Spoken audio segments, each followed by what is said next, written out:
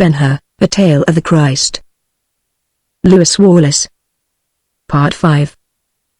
Only the actions of the just smell sweet and blossom in the dust. Shirley. And, through the heat of conflict, keeps the law in calmness made, and sees what he foresaw. Wordsworth. Chapter 1. The morning after the bacchanalia in the saloon of the palace, the divan was covered with young patricians. Maxentius might come, and the city thronged to receive him. The legion might descend from Mount Sulpius in glory of arms and armor. From Nymphaeum to Omphalos there might be ceremonial splendors to shame the most notable ever before seen or heard of in the gorgeous East. Yet would the many continue to sleep ignominiously on the divan where they had fallen or been carelessly tumbled by the indifferent slaves, that they would be able to take part in the reception that day was about as possible as for the lay figures in the studio of a modern artist to rise and go bonneted and plumed through the 1, 2, 3 of the waltz. Not all, however, who participated in the orgy were in the shameful condition. When dawn began to peer through the skylights of the saloon, Messala arose, and took the chaplet from his head, in sign that the revel was at end. Then he gathered his robe about him, gave a last look at the scene, and, without a word, departed for his quarters.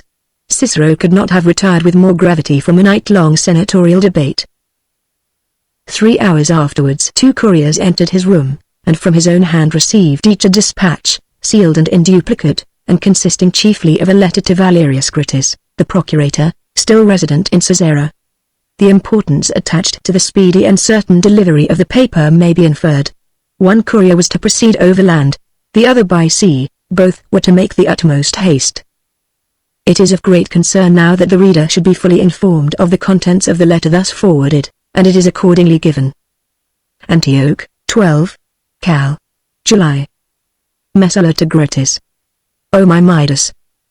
I pray thou take no offence at the address, seeing it is one of love and gratitude, and an admission that thou art most fortunate among men, seeing, also, that thy ears are as they were derived from thy mother, only proportionate to thy matured condition. O my Midas! I have to relate to thee an astonishing event, which, though as yet somewhat in the field of conjecture, will, I doubt not, justify thy instant consideration. Allow me first to revive thy recollection. Remember, a good many years ago, a family of a prince of Jerusalem, incredibly ancient and vastly rich by name Ben-Hur. If thy memory have a limp or ailment of any kind, there is, if I mistake not, a wound on thy head which may help thee to a revival of the circumstance.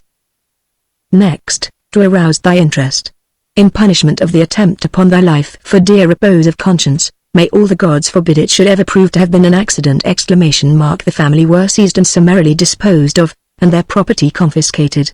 And inasmuch, O my Midas, as the action had the approval of our Caesar, who was as just as he was wise, be the flowers upon his altars forever! There should be no shame in referring to the sums which were realized to us respectively from that source, for which it is not possible I can ever cease to be grateful to thee, certainly not while I continue, as at present, in the uninterrupted enjoyment of the part which fell to me. In vindication of thy wisdom, a quality for which, as I am now advised, the son of Gordius, to whom I have boldly likened thee, was never distinguished among men or gods. I recall further that thou didst make disposition of the family of her, both of us at the time supposing the plan hit upon to be the most effective possible for the purposes in view, which were silence and delivery over to inevitable but natural death. Thou wilt remember what thou didst with the mother and sister of the malefactor, yet, if now I yield to a desire to learn whether they be living or dead, I know, from knowing the amiability of thy nature, O my Gratus, that thou wilt pardon me as one scarcely less amiable than thyself. As more immediately essential to the present business, however, I take the liberty of inviting to thy remembrance that the actual criminal was sent to the galleys a slave for life, so the precept ran, and it may serve to make the event which I am about to relate the more astonishing by saying here that I saw and read the receipt for his body delivered in course to the tribune commanding a galley. Thou mayst begin now to give me more especial heed, O my most excellent Phrygian. Referring to the limit of life at the oar, the outlaw thus justly disposed of should be dead, or, better speaking, some one of the 3,000 Oceanites should have taken him to husband at least 5 years ago. And if thou wilt excuse a momentary weakness, O most virtuous and tender of men, inasmuch as I loved him in childhood, and also because he was very handsome, I used in much admiration to call him my Ganymede. He ought in right to have fallen into the arms of the most beautiful daughter of the family. of opinion, however, that he was certainly dead. I have lived quite 5 years in calm and innocent enjoyment of the fortune for which I am in a degree indebted to him. I make the admission of indebtedness without intending it to diminish my obligation to thee. Now I am at the very point of interest. Last night, while acting as master of the feast for a party just from Rome, their extreme youth and inexperience appealed to my compassion. I heard a singular story. Maxentius, the consul, as you know, comes today to conduct a campaign against the Parthians. Of the ambitious who are to accompany him there is one, a son of the late Dame of Quintus Arrius. I had occasion to inquire about him particularly. When Arrius set out in pursuit of the pirates, whose defeat gained him his final honors, he had no family. When he returned from the expedition, he brought back with him an heir. Now be thou composed as becomes the owner of so many talents in ready sestertii. The son and heir of whom I speak is he whom thou didst send to the galleys. The very Ben-Hur who should have died at his or 5 years ago returned now with fortune and rank, and possibly as a Roman citizen, to well. Thou art too firmly seated to be alarmed, but I, O my Midas, I am in danger. No need to tell thee of what. Who should know, if thou dost not? Sayst thou to all this, tut tut? When Arrius, the father, by adoption, of this apparition from the arms of the most beautiful of the Oceanides, see above my opinion of what she should be, joined battle with the pirates. His vessel was sunk, and but 2 of all her crew escaped drowning, Arrius himself and this one, his heir. The officers who took them from the plank on which they were floating say the associate of the fortunate tribune was a young man who, when lifted to the deck, was in the dress of a galley slave. This should be convincing, to say least, but lest thou say tut tut again, I tell thee, O my Midas, that yesterday, by good chance I have avowed a fortune. In consequence I met the mysterious son of Arrius face to face, and I declare now that, though I did not then recognize him, he is the very Ben-Hur who was for years my playmate, the very Ben-Hur who, if he be a man, though of the commonest grade, must this very moment of my writing be thinking of vengeance, for so would I were I he. Vengeance not to be satisfied short of life, vengeance for country, mother, sister, self, and I say it last, though thou mayst think it would be first for fortune lost.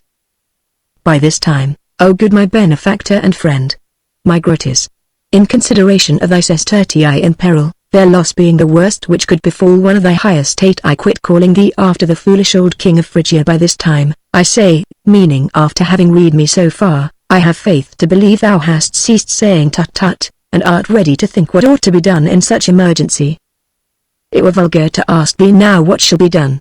Rather let me say I am thy client, or, better yet, thou art my Ulysses whose part it is to give me sound direction. And I please myself thinking I see thee when this letter is put into thy hand. I see thee read it once, thy countenance all gravity, and then again with a smile, then, hesitation ended, and thy judgment formed, it is this, or it is that, wisdom like Mercury's, promptitude like Caesar's. The sun is now fairly risen. An hour hence 2 messengers will depart from my door, each with a sealed copy hereof. One of them will go by land, the other by sea. So important do I regard it that thou shouldst be early and particularly informed of the appearance of our enemy in this part of our Roman world. I will await thy answer here. Ben-Hur's going and coming will of course be regulated by his master, the consul, who, though he exert himself without rest day and night, cannot get away under a month. Thou knowest what work it is to assemble and provide for an army destined to operate in a desolate, townless country. I saw the Jew yesterday in the grove of Daphne, and if he be not there now, he is certainly in the neighborhood, making it easy for me to keep him in eye. Indeed, wert thou to ask me where he is now, I should say, with the most positive assurance, he is to be found at the old orchard of palms, under the tent of the traitor Sheikh Ilderim, who cannot long escape our strong hand. Be not surprised if Maxentius, as his first measure, places the Arab on ship for forwarding to Rome. I am so particular about the whereabouts of the Jew because it will be important to thee, O illustrious, when thou comest to consider what is to be done, for already I know, and by the knowledge I flatter myself I am growing in wisdom, that in every scheme involving human action there are 3 elements always to be taken into account: time, place, and agency. If thou sayest this is the place, have thou then no hesitancy in trusting the business to thy most loving friend, who would be thy aptest scholar as well. Messala. Chapter 2. About the time the couriers departed from Messala's door with the dispatches, it being yet the early morning hour, Ben-Hur entered Iwandirum's tent. He had taken a plunge into the lake, and breakfasted, and appeared now in an undertunic, sleeveless, and with skirts scarcely reaching to the knee. The sheikh saluted him from the divan. "I give thee peace, son of Arius," he said, with admiration, for, in truth, he had never seen a more perfect illustration of glowing, powerful, confident manhood. "I give thee peace and goodwill. The horses are ready, I am ready. And thou? The peace thou givest me, good sheikh, I give thee in return. I thank thee for so much goodwill. I am ready." Ilderim clapped his hands. "I will have the horses brought. Be seated." "Are they yoked?" "No." "Then suffer me to serve myself," said Ben-Hur. "It is needful that I make the acquaintance of thy Arabs.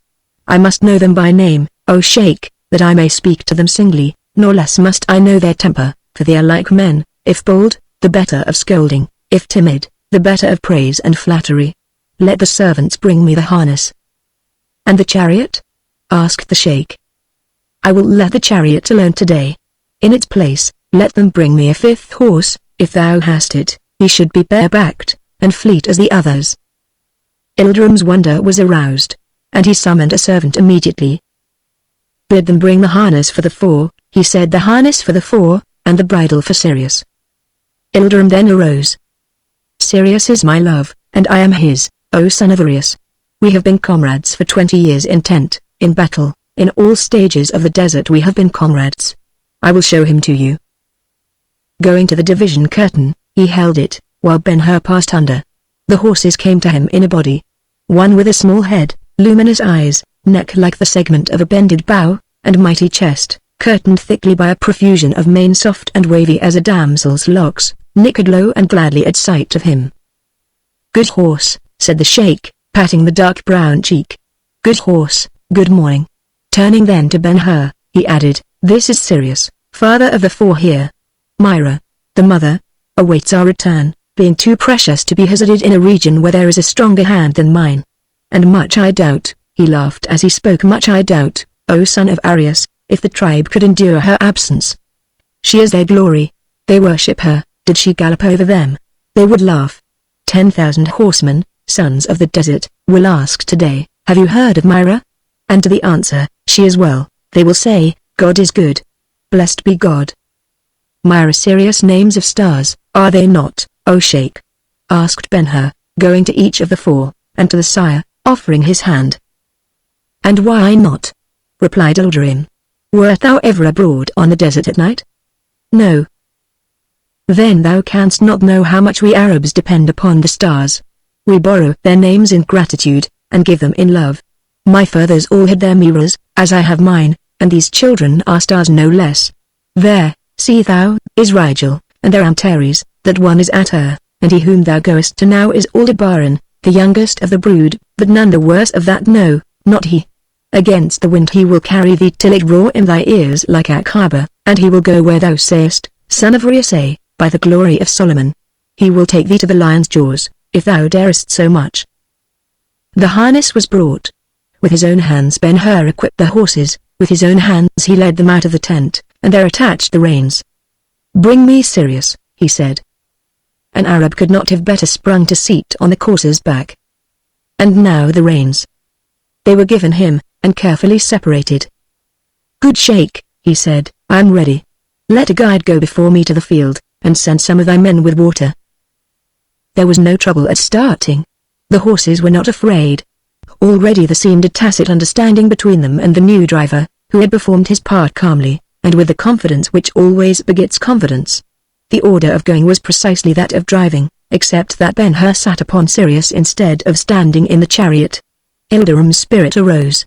He combed his beard, and smiled with satisfaction as he muttered, "He is not a Roman, no, by the splendor of God." He followed on foot, the entire tenantry of the Dawar men, women, and children pouring after him, participants all in his solicitude, if not in his confidence. The field, when reached, proved ample and well fitted for the training, which Ben-Hur began immediately by driving the four at first slowly, and in perpendicular lines, and then in wide circles. Advancing a step in the course, he put them next into a trot, again progressing. He pushed into a gallop, at length he contracted the circles, and yet later drove eccentrically here and there, right, left, forward, and without a break. An hour was thus occupied. slowing the gait to a walk. He drove up to Ilderim. "The work is done, nothing now but practice," he said. "I give you joy, Sheikh Ilderim, that you have such servants as these. See," he continued, dismounting and going to the horses, "see. The gloss of their red coats is without spot, they breathe lightly as when I began. I give thee great joy, and it will go hard if," he turned his flashing eyes upon the old man's face, "if we have not the victory and thou." He stopped, colored, bowed. At the Sheikh's side he observed, for the first time, Balthazar leaning upon his staff, and two women closely veiled. At one of the latter he looked a second time, saying to himself, with a flutter about his heart, "'Tis she, 'tis the Egyptian." Ilderim picked up his broken sentence. "The victory, and our revenge." Then he said aloud, "I am not afraid, I am glad. Son of Arius, thou art the man. Be the end like the beginning, and thou shalt see of what stuff is the lining of the hand of an Arab who is able to give." "I thank thee, good Sheikh," Ben-Hur returned, modestly. "Let the servants bring drink for the horses." With his own hands he gave the water. Remounting Sirius, he renewed the training, going as before from walk to trot, from trot to gallop. Finally, he pushed the steady racers into the run, gradually quickening it to full speed. The performance then became exciting, and there were applause for the dainty handling of the reins, and admiration for the four, which were the same, whether they flew forward or wheeled in varying curvature. In their action there were unity, power, grace, pleasure, all without effort or sign of labor. The admiration was unmixed with pity or reproach, which would have been as well bestowed upon swallows in their evening flight. In the midst of the exercises, and the attention they received from all the bystanders, Malouch came upon the ground, seeking the Sheikh. "I have a message for you, O Sheikh," he said, availing himself of a moment he supposed favorable for the speech. "A message from Simonides, the merchant." "Simonides!" ejaculated the Arab. "Ah! 'Tis well. May Abaddon take all his enemies." "He bade me give thee first the holy peace of God," Malouch continued, "and then this dispatch, with prayer that thou read it the instant of receipt." Ilderim, standing in his place, broke the sealing of the package delivered to him, and from a wrapping of fine linen took two letters, which he proceeded to read. Number 1, Simonides to Sheikh Ilderim. "O friend, assure thyself first of a place in my inner heart.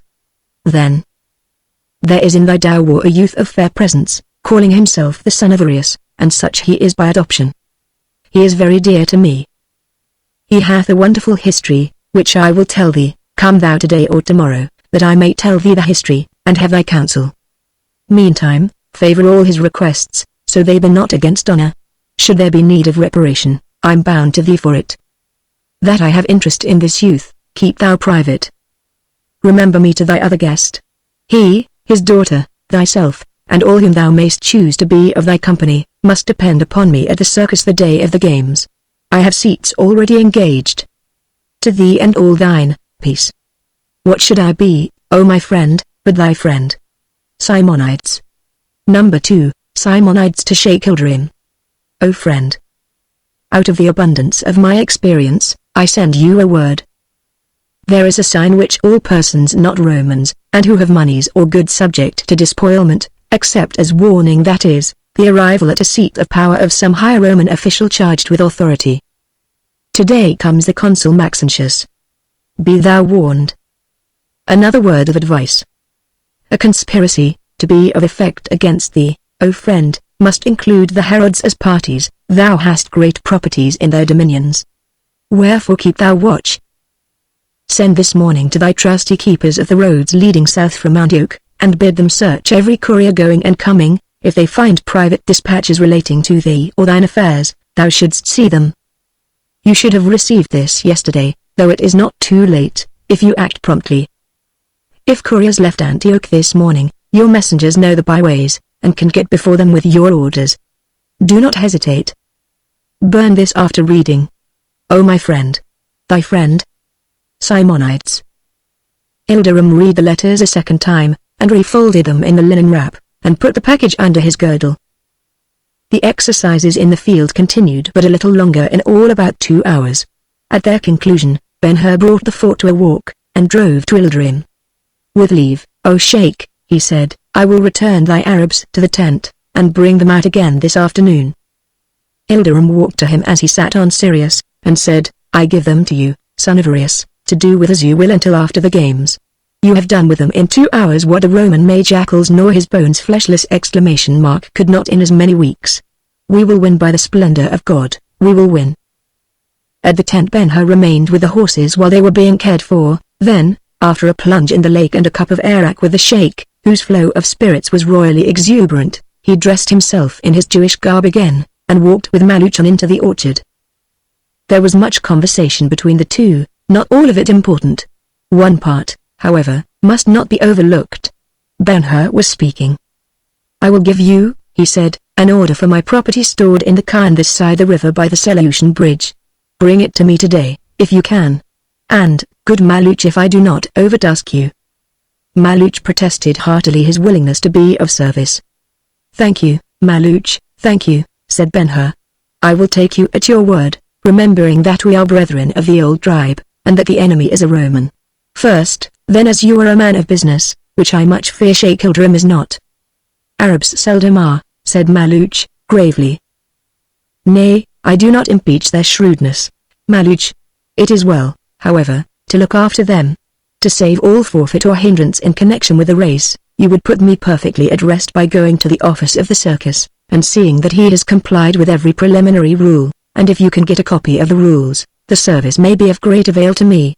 I would like to know the colors I am to wear, and particularly the number of the crypt I am to occupy at the starting. If it be next Messalas on the right or left, it is well, if not, and you can have it changed so as to bring me next the Roman, do so. Have you good memory, Maluch? It has failed me. But never, son of Arius, where the heart helped it as now. I will venture, then, to charge you with one further service. I saw yesterday that Messala was proud of his chariot, as he might be, for the best of Caesars scarcely surpass it. Can you not make its display an excuse which will enable you to find if it be light or heavy? I would like to have its exact weight and measurements and, Maluch, though you fail in all else, bring me exactly the height his axle stands above the ground. You understand, Maluch? I do not wish him to have any actual advantage of me. I do not care for his splendor. If I beat him, it will make his fall the harder, and my triumph the more complete. If there are advantages really important, I want them. I see, said Maluch. A line dropped from the center of the axle is what you want. Thou hast it, and be glad, Maluch. It is the last of my commissions. Let us return to the Dawah. At the door of the tent they found a servant replenishing the smoke-stained bottles of Lebanon freshly made, and stopped to refresh themselves. Shortly afterwards Maluch returned to the city. During their absence, a messenger well-mounted had been dispatched with orders as suggested by Simonides. He was an Arab, and carried nothing written. Chapter 3. Iris, the daughter of Balthazar, sends me with salutation and a message, said a servant to Ben-Hur, who was taking his ease in the tent. Give me the message. Would it please you to accompany her upon the lake? I will carry the answer myself. Tell her so. His shoes were brought him, and in a few minutes Ben-Hur sallied out to find the fair Egyptian. The shadow of the mountains was creeping over the orchard of palms in advance of night. Afar through the trees came the tinkling of sheep bells, the lowing of cattle, and the voices of the herdsmen bringing their charges home. Life at the orchard, it should be remembered, was in all respects as pastoral as life on the scantier meadows of the desert. Sheikh Ildrim had witnessed the exercises of the afternoon, being a repetition of those of the morning, after which he had gone to the city in answer to the invitation of Simonides. He might return in the night, but, considering the immensity of the field to be talked over with his friend, it was hardly possible. Ben-Hur, thus left alone, had seen his horses cared for, cooled and purified himself in the lake, exchanged the field garb for his customary vestments, all white, as became a Sadducean of the pure blood, supped early, and, thanks to the strength of youth, was well recovered from the violent exertion he had undergone. It is neither wise nor honest to detract from beauty as a quality. There cannot be a refined soul insensible to its influence. The story of Pygmalion and his statue is as natural as it is poetical. Beauty is of itself a power, and it was now drawing Ben-Hur. The Egyptian was to him a wonderfully beautiful woman, beautiful of face, beautiful of form. In his thought she always appeared to him as he saw her at the fountain, and he felt the influence of her voice, sweeter because in tearful expression of gratitude to him, and of her eyes the large, soft, black, almond-shaped eyes declarative of her race, eyes which looked more than lies in the supremest wealth of words to utter, and recurrences of the thought of her were returns just so frequent of a figure tall, slender, graceful, refined, wrapped in rich and floating drapery, wanting nothing but a fitting mind to make her, like the Shulamite, and in the same sense, terrible as an army with banners. In other words, as she returned to his fancy, the whole passionate song of Solomon came with her, inspired by her presence. With this sentiment and that feeling, he was going to see if she actually justified them. It was not love that was taking him, but admiration and curiosity, which might be the heralds of love. The landing was a simple affair, consisting of a short stairway, and a platform garnished by some lamp posts, yet at the top of the steps he paused, arrested by what he beheld. There was a shallop resting upon the clear water lightly as an eggshell.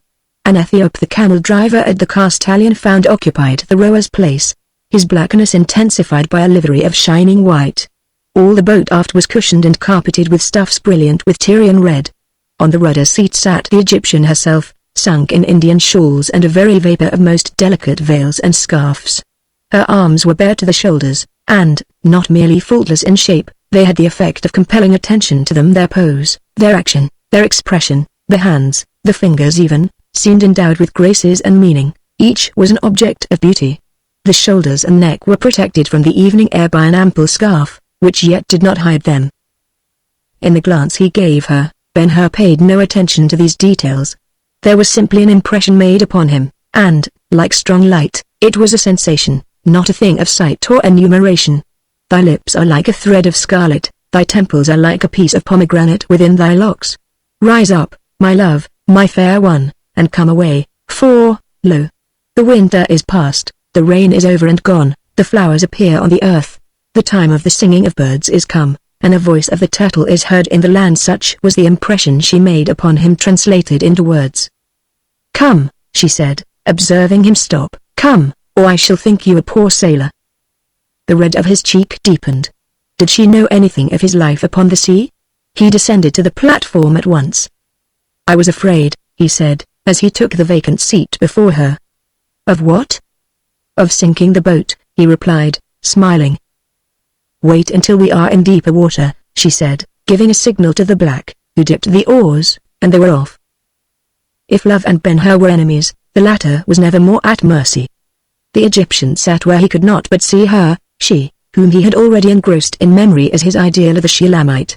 With her eyes giving light to his, the stars might come out, and he not see them, and so they did. The night might fall with unrelieved darkness everywhere else, her look would make illumination for him. And then, as everybody knows, given youth and such companionship, there is no situation in which the fancy takes such complete control as upon tranquil waters under a calm night sky, warm with summer.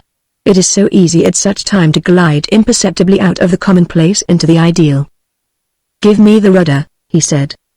No, she replied, that were to reverse the relation. Did I not ask you to ride with me? I am indebted to you, and would begin payment. You may talk and I will listen, or I will talk and you will listen, the choice is yours, but it shall be mine to choose where we go, and the way thither. And where may that be? You are alarmed again. O fair Egyptian, I but asked you the first question of every captive. Call me Egypt. I would rather call you Iris. You may think of me by that name, but call me Egypt. Egypt is a country, and means many people. Yes, yes. And such a country. I see, it is to Egypt we are going. Would we were. I would be so glad. She sighed as she spoke. You have no care for me, then, he said. Ah, by that I know you were never there. I never was. Oh, it is the land where there are no unhappy people, the desired of all the rest of the earth, the mother of all the gods, and therefore supremely blessed. There, O son of Reus, there the happy find increase of happiness, and the wretched, going, drink once of the sweet water of the sacred river, and laugh and sing, rejoicing like children. And not the very poor with you there as elsewhere? The very poor in Egypt are the very simple in wants and ways, she replied. They have no wish beyond enough, and how little that is, a Greek or a Roman cannot know. But I am neither Greek nor Roman. She laughed. I have a garden of roses, and in the midst of it is a tree, and its bloom is the richest of all. Whence came it, think you? From Persia, the home of the rose. No. From India, then. No. Ah. one of the isles of Greece. I will tell you, she said, a traveler found it perishing by the roadside on the plain of Rephaim. Oh, in Judea. I put it in the earth left bare by the receding Nile, and the soft south wind blew over the desert and nursed it, and the sun kissed it in pity, after which it could not else than grow and flourish. I stand in its shade now, and it thanks me with much perfume. As with the roses, so with the men of Israel. Where shall they reach perfection but in Egypt? Moses was but one of millions. Nay, there was a reader of dreams. Will you forget him? The friendly pharaohs are dead. Yes. The river by which they dwelt sings to them in their tombs, yet the same sun tempers the same air to the same people. Alexandria is but a Roman town. She has but exchanged scepters. Caesar took from her that of the sword, and in its place left that of learning. Go with me to the Brucheium, and I will show you the College of Nations, to the Serapeion, and see the perfection of architecture, to the library, and read the Immortals, to the theatre, and hear the heroics of the Greeks and Hindus, to the quay, and count the triumphs of commerce. Descend with me into the streets, O son of Arius, and, when the philosophers have dispersed, and taken with them the masters of all the arts, and all the gods have home their votaries, and nothing remains of the day but its pleasures, you shall hear the stories that have amused men from the beginning, and the songs which will never, never die. As he listened, Ben-Hur was carried back to the night when, in the summer house in Jerusalem, his mother, in much the same poetry of patriotism, declaimed the departed glories of Israel. I see now why you wish to be called Egypt. Will you sing me a song if I call you by that name? I heard you last night.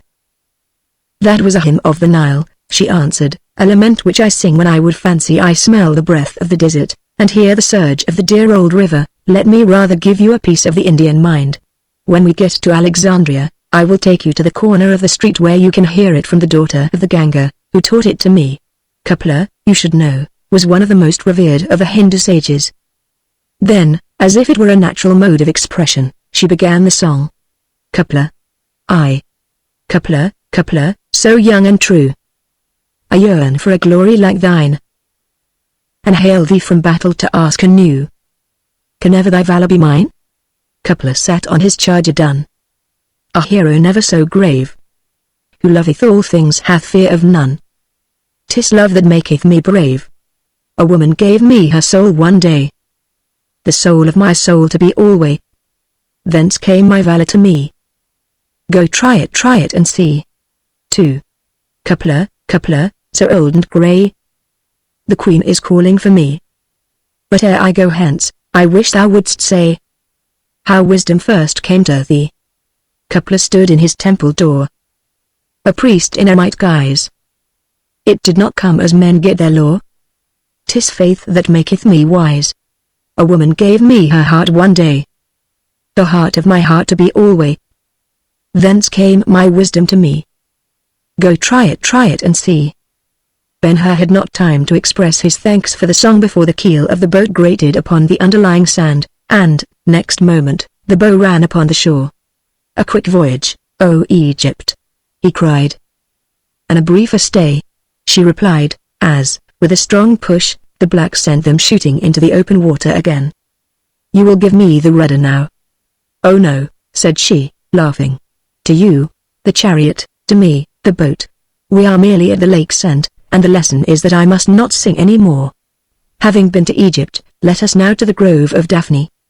Without a song on the way? He said, in deprecation. Tell me something of the Roman from whom you saved us today, she asked. The request struck Ben-Hur unpleasantly.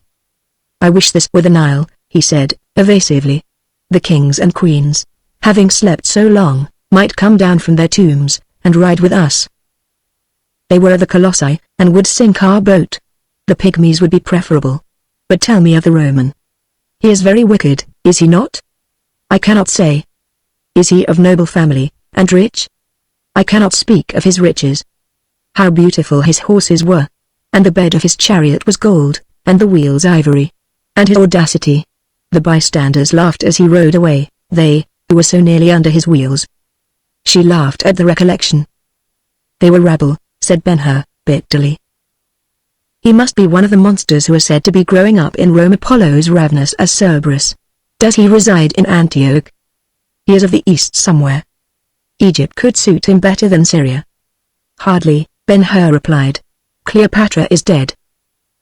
That instant the lamps burning before the door of the tent came into view. The dower! She cried. Ah, then, we have not been to Egypt. I have not seen Karnak or Abydos. This is not the Nile. I have but heard a song of India, and been boating in a dream. Fili Karnak. Mourn rather that you have not seen the Ramesses at Abu Simbel, looking at which makes it so easy to think of God, the maker of the heavens and earth. Or why should you mourn at all? Let us go on to the river, and if I cannot sing, she laughed because I have said I would not, yet I can tell you stories of Egypt. Go on. Till morning comes, and the evening, and the next morning. He said, vehemently. Of what shall my stories be? Of the mathematicians? Oh no. Of the philosophers? No, no. Of the magicians and genii? If you will. Of war? Yes. Of love? Yes. I will tell you a cure for love. It is the story of a queen. Listen reverently. The papyrus from which it was taken by the priests of Phili was wrested from the hand of the heroine herself. It is correct in form, and must be true. Nini Horfra. There is no parallelism in human lives. No life runs a straight line. The most perfect life develops as a circle, and terminates in its beginning, making it impossible to say, this is the commencement, the end. Perfect lives are the treasures of God, of great days he wears them on the ring finger of his heart hand. 2. Nini Horfra dwelt in a house close by Aswan, yet closer to the first cataract, so close, indeed, that the sound of the eternal battle waged there between river and rocks was of the place apart. She grew in beauty day by day, so that it was said of her, as of the poppies in her father's garden, what will she not be in the time of blooming? Each year of her life was the beginning of a new song more delightful than any of those which went before. Child was she of a marriage between the north, bounded by the sea, and the south, bounded by the desert beyond the lunar mountains, and one gave her its passion, the other its genius, so when they beheld her, both laughed, saying, not meanly, she is mine, but generously, ha, ha. She is ours. All excellences in nature contributed to her perfection and rejoiced in her presence. Did she come or go, the birds ruffled their wings in greeting, the unruly winds sank to cooling zephyrs, the white lotus rose from the water's depth to look at her, the solemn river loitered on its way. The palm trees, nodding, shook all their plumes, and they seemed to say, this one, I gave her of my grace, that, I gave her of my brightness, the other, I gave her of my purity, and so each as it had a virtue to give. At 12, Nini Horfra was the delight of Aswan. At 16, the fame of her beauty was universal. At 20, there was never a day which did not bring to her door princes of the desert on swift camels, and lords of Egypt in gilded barges, and, going away disconsolate, they reported everywhere, I have seen her, and she is not a woman, but Atha herself. 3. Now of the 330 successors of good King Mens, 18 were Ethiopians, of whom Araet was 110 years old. He had reigned 76 years. Under him the people thrived, and the land groaned with fatness of plenty. He practiced wisdom because, having seen so much, he knew what it was. He dwelt in Memphis, having there his principal palace, his arsenals, and his treasure house. Frequently he went down to Ptos to talk with Latona. The wife of the good king died. Too old was she for perfect embalmment, yet he loved her, and mourned as the inconsolable, seeing which, a Colchite presumed one day to speak to him. O Araet, I am astonished that one so wise and great should not know how to cure a sorrow like this. Tell me a cure, said the king. 3 times the Colchite kissed the floor, and then he replied, knowing the dead could not hear him, at Aswan lives Nini Horfra, beautiful as Atha the beautiful. Send for her. She has refused all the lords and princes, and I know not how many kings, but who can say no to Araet? 4. Nini Horfra descended the Nile in a barge richer than any ever before seen, attended by an army in barges each but a little less fine. All Nubia and Egypt, and a myriad from Libya, and a host of troglodytes, and not a few Maccabi from beyond the mountains of the moon, lined the tented shores to see the cortege pass, wafted by perfumed winds and golden oars. Through a dromos of sphinxes and couchant double-winged lions she was borne, and set down before Araet sitting on a throne specially erected at the sculptured pylon of the palace. He raised her up, gave her place by his side, clasped the Eurus upon her arm, kissed her, and Nenihorfra was queen of all queens. That was not enough for the wise Oreitz. He wanted love, and a queen happy in his love. So he dealt with her tenderly, showing her his possessions, cities, palaces, people, his armies, his ships, and with his own hand he led her through his treasure house, saying, "Oh, Nenihorfra, but kiss me in love, and they are all thine." And, thinking she could be happy, if she was not then, she kissed him once, twice, thrice kissed him thrice, his 110 years notwithstanding. The first year she was happy, and it was very short, the third year she was wretched, and it was very long, then she was enlightened, that which she thought love of Oreitz was only days of his power. Well for her had the days endured. Her spirits deserted her, she had long spells of tears, and her women could not remember when they heard her laugh. Of the roses on her cheeks only ashes remained, she languished and faded gradually, but certainly. Some said she was haunted by the Erinyes for cruelty to a lover, others, that she was stricken by some god envious of Oreitz. Whatever the cause of her decline, the charms of the magicians availed not to restore her, and the prescript of the doctor was equally without virtue. Nenihorfra was given over to die. Oreitz chose a crypt for her up in the tombs of the queens, and, calling the master sculptors and painters to Memphis, he set them to work upon designs more elaborate than any even in the great galleries of the dead kings. "O thou beautiful Zatha herself, my queen," said the king, whose 113 years did not lessen his ardor as a lover, "tell me, I pray, the ailment of which, alas, thou art so certainly perishing before my eyes." "You will not love me any more if I tell you," she said, in doubt and fear. "Not love you. I will love you the more. I swear it, by the genii of Amenti. By the eye of Osiris, I swear it. Speak," he cried, passionate as a lover, authoritative as a king. "Here, then," she said. "There is an anchorite, the oldest and holiest of his class, in a cave near Aswan. His name is Menefer. He was my teacher and guardian.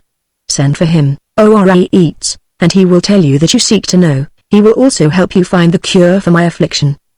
Oreitz arose rejoicing. He went away in spirit 100 years younger than when he came. "Speak," said Oreitz to Menefer, in the palace at Memphis. And Menefer replied, "Most mighty king, if you were young, I should not answer, because I am yet pleased with life. As it is, I will say the queen, like any other mortal, is paying the penalty of a crime." "A crime?" exclaimed Oreitz, angrily. Menefer bowed very low. "Yes," to herself. "I am not in mood for riddles," said the king. "What I say is not a riddle, as you shall hear. Nenihorfra grew up under my eyes, and confided every incident of her life to me, among others, that she loved the son of her father's gardener, Barbek by name." Oreitz's frown, strangely enough, began to dissipate. "With that love in her heart, O king, she came to you, of that love she is dying." "Where is the gardener's son now?" asked Oreitz. "In Aswan." The king went out and gave 2 orders. To one Oeris he said, "Go to Aswan and bring hither a youth named Barbek. You will find him in the garden of the queen's father." To another, "Assemble workmen and cattle and tools, and construct for me in Lake Chemes an island, which, though laden with a temple, a palace, and a garden, and all manner of trees bearing fruit, and all manner of vines, shall nevertheless float about as the winds may blow it. Make the island, and let it be fully furnished by the time the moon begins to wane." Then to the queen he said, "Be of cheer. I know all, and have sent for Barbek." Nenihorfra kissed his hands. "You shall have him to yourself, and he you to himself, nor shall any disturb your loves for a year." She kissed his feet, he raised her, and kissed her in return, and the rose came back to her cheek, the scarlet to her lips, and the laughter to her heart. For 1 year Nenihorfra and Barbek the gardener floated as the winds blew on the island of Chemes, which became one of the wonders of the world, never a home of love more beautiful. 1 year, seeing no one and existing for no one but themselves. Then she returned in state to the palace in Memphis. "Now whom lovest thou best?" asked the king. She kissed his cheek and said, "Take me back, O good king, for I am cured." Oreitz laughed, none the worse, that moment, of his 114 years. "Then it is true, as Menefer said, ha, ha, ha. It is true, the cure of love is love. Even so, she replied. Suddenly his manner changed, and his look became terrible. I did not find it so, he said. She shrank affrighted. Thou guilty. He continued. Thy offense to Ori eats the man he forgives, but thy offense to Ori eats the king remains to be punished. She cast herself at his feet. Hush! He cried. Thou art dead. He clapped his hands, and a terrible procession came in, a procession of parachists, or embalmers, each with some implement or material of his loathsome art. The king pointed to Nini Hofra. She is dead. Do thy work well. 7. Nini Hofra the Beautiful, after 72 days, was carried to the crypt chosen for her the year before, and laid with her queenly predecessors, yet there was no funeral procession in her honor across the sacred lake. At the conclusion of the story, Ben-Hur was sitting at the Egyptian's feet, and her hand upon the tiller was covered by his hand. Mennefer was wrong, he said. How? Love lives by loving. Then there is no cure for it? Yes. Ori-Eats found the cure. What was it? Death. You are a good listener, O son of Arius. And so with conversation and stories, they whiled the hours away. As they stepped ashore, she said. Tomorrow we go to the city. But you will be at the games? He asked. Oh yes. I will send you my colors. With that they separated. Chapter 4. Ilderim returned to the Dawar next day about the 3rd hour. As he dismounted, a man whom he recognized as of his own tribe came to him and said, O Sheikh, I was bidden give thee this package, with request that thou read it at once. If there be answer, I was to wait thy pleasure. Ilderim gave the package immediate attention. The seal was already broken. The address ran, to Valerius Gritus at Caesarea. Abaddon take him, growled the sheikh, at discovering a letter in Latin. Had the missive been in Greek or Arabic, he could have read it. As it was, the utmost he could make out was the signature in bold Roman letters Messala, whereat his eyes twinkled. Where is the young Jew? He asked. In the field with the horses, a servant replied. The sheikh replaced the papyrus in its envelopes, and, tucking the package under his girdle, remounted the horse. That moment a stranger made his appearance, coming, apparently, from the city. I am looking for Sheikh Ilderim, surnamed the Generous, the stranger said. His language and attire bespoke him a Roman. What he could not read, he yet could speak, so the old Arab answered, with dignity, I am Sheikh Ilderim. The man's eyes fell, he raised them again, and said, with forced composure, I heard you had need of a driver for the games. Ilderim's lip under the white moustache curled contemptuously. Go thy way, he said. I have a driver. He turned to ride away, but the man, lingering, spoke again. Sheikh, I am a lover of horses, and they say you have the most beautiful in the world. The old man was touched, he drew rein, as if on the point of yielding to the flattery, but finally replied, Not today, some other time I will show them to you. I am too busy just now. He rode to the field, while the stranger betook himself to town again with a smiling countenance. He had accomplished his mission. And every day thereafter, down to the great day of the games, a man, sometimes 2 or 3 men, came to the sheikh at the orchard, pretending to seek an engagement as driver. In such manner Messala kept watch over Ben-Hur. Chapter 5. The sheikh waited, well satisfied, until Ben-Hur drew his horses off the field for the forenoon, well satisfied, for he had seen them, after being put through all the other paces, run full speed in such manner that it did not seem there were one the slowest and another the fastest run, in other words, as if the 4 were one.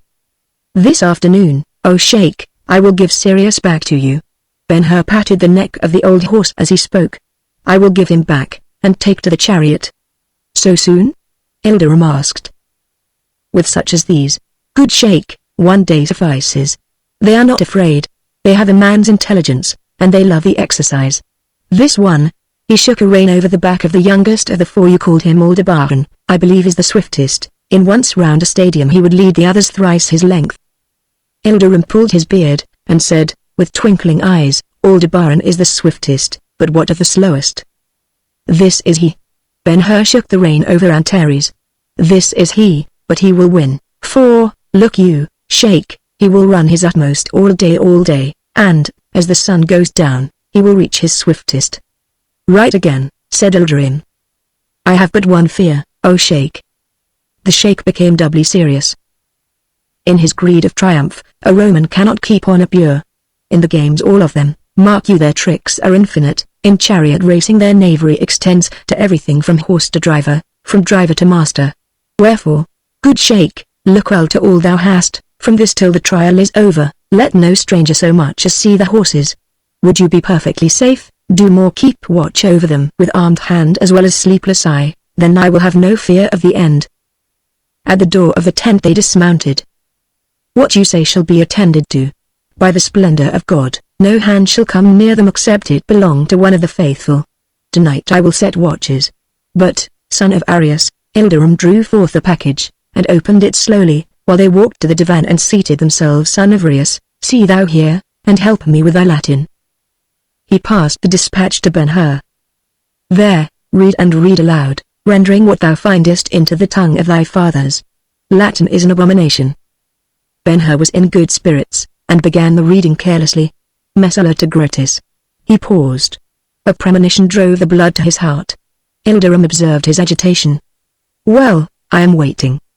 Ben-Hur prayed pardon, and recommenced the paper, which, it is sufficient to say, was one of the duplicates of the letter dispatched so carefully to Gratis by Messala the morning after the revel in the palace.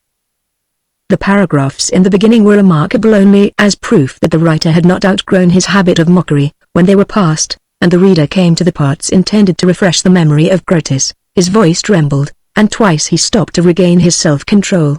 By a strong effort he continued. I recall further, he read, that thou didst make disposition of the family of her. There the reader again paused and drew a long breath, both of us at the time supposing the plan hit upon to be the most effective possible for the purposes in view, which were silence and delivery over to inevitable but natural death. Here Ben-Hur broke down utterly. The paper fell from his hands, and he covered his face. They are dead, dead. I alone am left. The Sheikh had been a silent, but not unsympathetic, witness of the young man's suffering. Now he arose and said, Son of Arius, it is for me to beg thy pardon. Read the paper by thyself. When thou art strong enough to give the rest of it to me, send word, and I will return. He went out of the tent, and nothing in all his life became him better. Ben-Hur flung himself on the divan and gave way to his feelings. When somewhat recovered, he recollected that a portion of the letter remained unread, and, taking it up, he resumed the reading. Thou wilt remember, the missive ran, what thou didst with the mother and sister of the malefactor. Yet, if now I yield to a desire to learn if they be living or dead. Ben-Hur started, and read again, and then again, and at last broke into exclamation. He does not know they are dead, he does not know it. Blessed be the name of the Lord. There is yet hope. He finished the sentence, and was strengthened by it, and went on bravely to the end of the letter. They are not dead, he said, after reflection, they are not dead, or he would have heard of it. A second reading, more careful than the first, confirmed him in the opinion. Then he sent for the Sheikh. In coming to your hospitable tent, O Sheikh, he said, calmly, when the Arab was seated and they were alone, it was not in my mind to speak of myself further than to assure you I had sufficient training to be entrusted with your horses. I decline to tell you my history. But the chances which have sent this paper to my hand and given it to me to be read are so strange that I feel bidden to trust you with everything. And I am the more inclined to do so by knowledge here conveyed that we are both of us threatened by the same enemy, against whom it is needful that we make common cause. I will read the letter and give you explanation, after which you will not wonder I was so moved. If you thought me weak or childish, you will then excuse me. The Sheikh held his peace, listening closely, until Ben-Hur came to the paragraph in which he was particularly mentioned. I saw the Jew yesterday in the grove of Daphne, so ran the part, and if he be not there now, he is certainly in the neighborhood, making it easy for me to keep him in eye. Indeed, wert thou to ask me where he is now, I should say, with the most positive assurance, he is to be found at the old orchard of palms. Ah!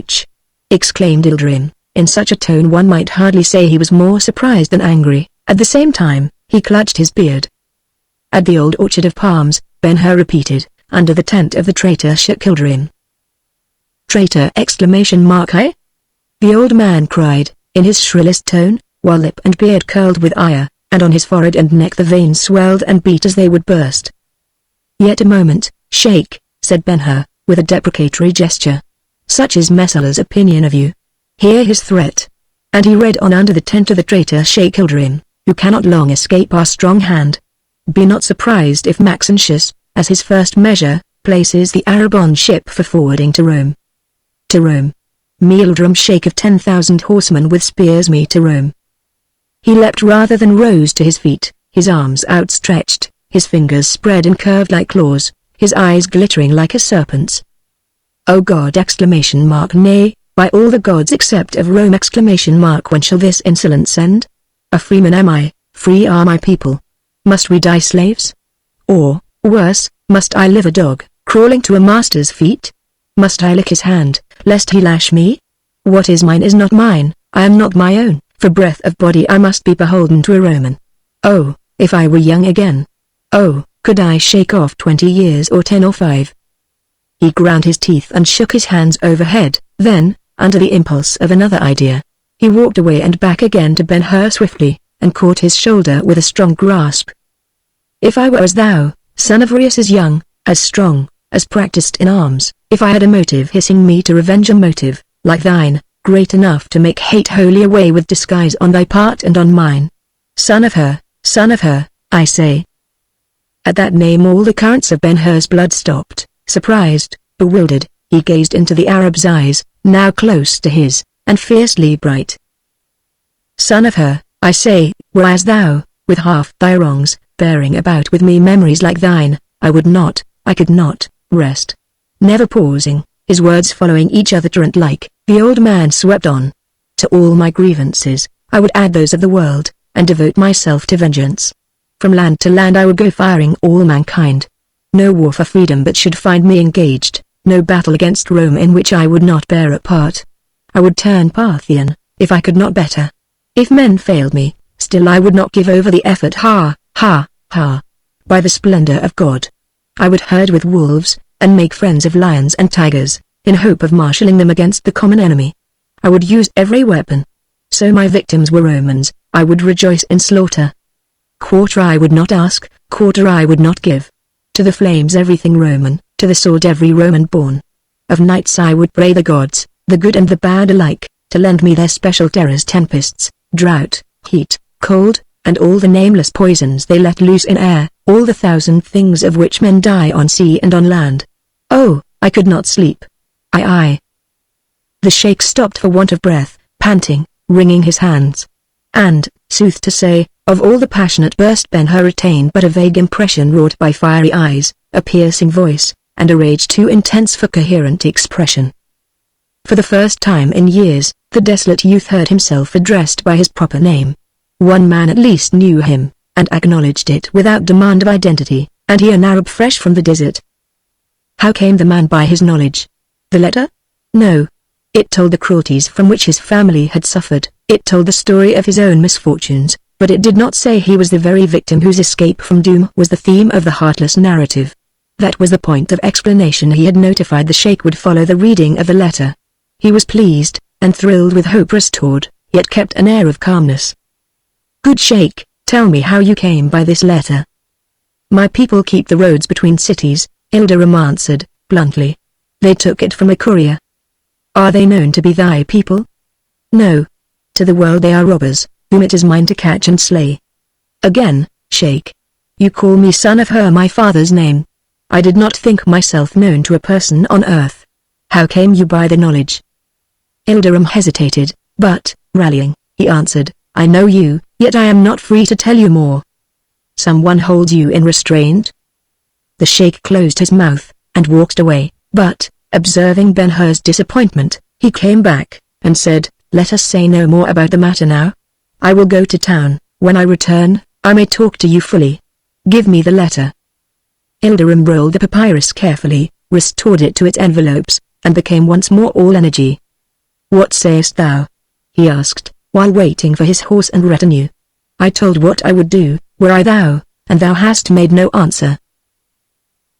"I intended to answer, sheikh, and I will." Ben-Hur's countenance and voice changed with the feeling invoked. "All thou hast said, I will do, all at least in the power of a man. I devoted myself to vengeance long ago. Every hour of the 5 years past, I have lived with no other thought. I have taken no respite. I have had no pleasures of youth. The blandishments of Rome were not for me. I wanted her to educate me for revenge. I resorted to her most famous masters and professors, not those of rhetoric or philosophy. Alas, I had no time for them. The arts essential to a fighting man were my desire. I associated with gladiators, and with winners of prizes in the circus, and they were my teachers. The drill masters in the great camp accepted me as a scholar, and were proud of my attainments in their line. O Sheikh, I am a soldier, but the things of which I dream require me to be a captain. With that thought, I have taken part in the campaign against the Parthians. When it is over, then, if the Lord spare my life and strength, then, he raised his clenched hands, and spoke vehemently, then I will be an enemy Roman taught in all things, then Rome shall account to me in Roman lives for their ills. You have my answer, Sheikh. Ilderim put an arm over his shoulder, and kissed him, saying, passionately, if thy God favor thee not, son of her, it is because he is dead. Take thou this from me sworn to, if so thy preference run, thou shalt have my hands, and their fullness men, horses, camels, and the desert for preparation. I swear it. For the present, enough. Thou shalt see or hear from me before night. Turning abruptly off, the Sheikh was speedily on the road to the city. Chapter 6. The intercepted letter was conclusive upon a number of points of great interest to Ben-Hur. It had all the effect of a confession that the writer was a party to the putting away of the family with murderous intent, that he had sanctioned the plan adopted for the purpose, that he had received a portion of the proceeds of the confiscation, and was yet in enjoyment of his part, that he dreaded the unexpected appearance of what he was pleased to call the chief malefactor, and accepted it as a menace, that he contemplated such further action as would secure him in the future, and was ready to do whatever his accomplice in Caesarea might advise. And, now that the letter had reached the hand of him really its subject, it was notice of danger to come, as well as a confession of guilt. So when Ilderim left the tent, Ben-Hur had much to think about, requiring immediate action. His enemies were as adroit and powerful as any in the East. If they were afraid of him, he had greater reason to be afraid of them. He strove earnestly to reflect upon the situation, but could not. His feelings constantly overwhelmed him. There was a certain qualified pleasure in the assurance that his mother and sister were alive, and it mattered little that the foundation of the assurance was a mere inference.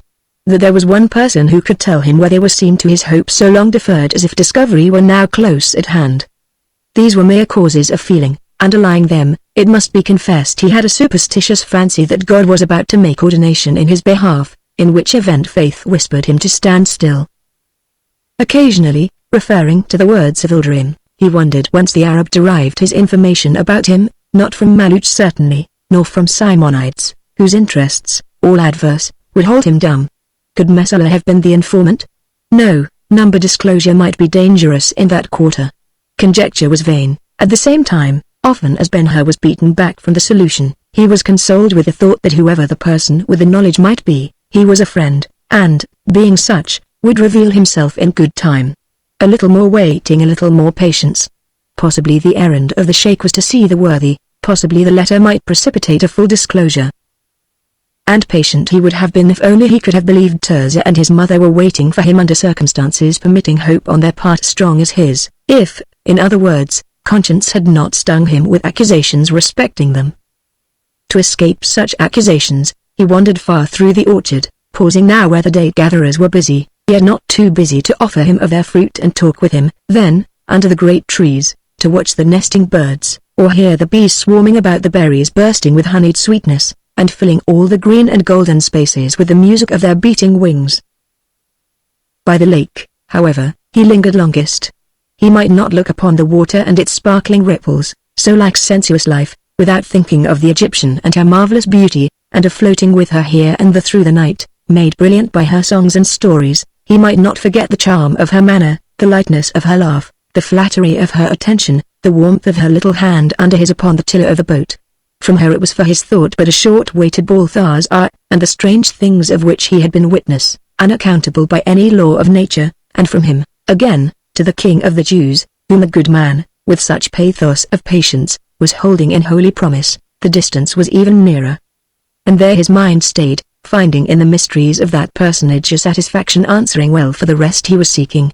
Because, it may have been, nothing is so easy as denial of an idea not agreeable to our wishes. He rejected the definition given by Balthazar of the kingdom the king was coming to establish.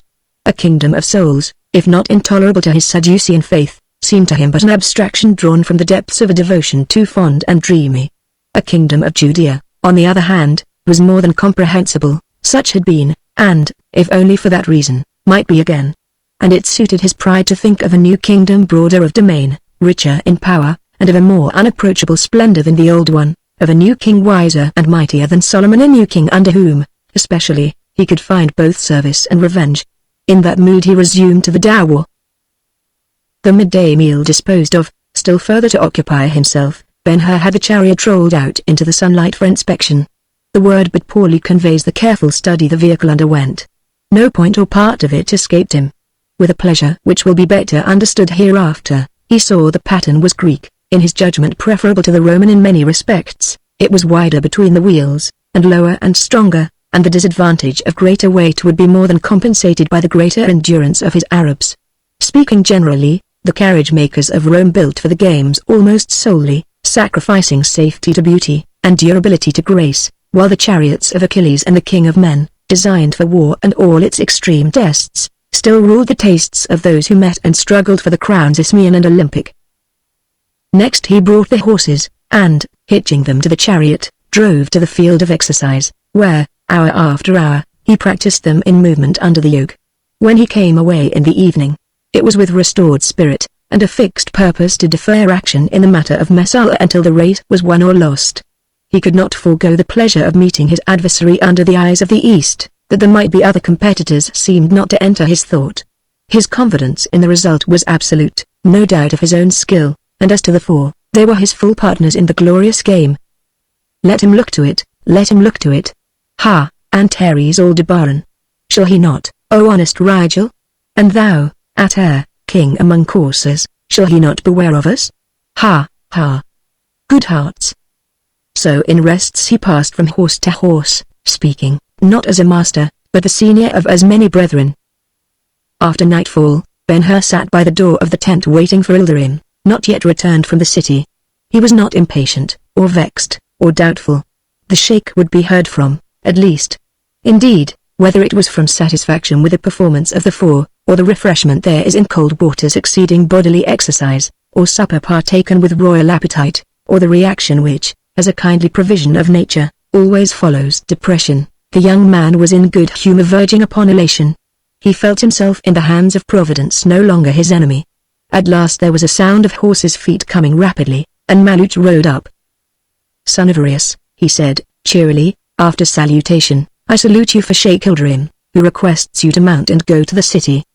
He is waiting for you. Ben-Hur asked no questions, but went in where the horses were feeding.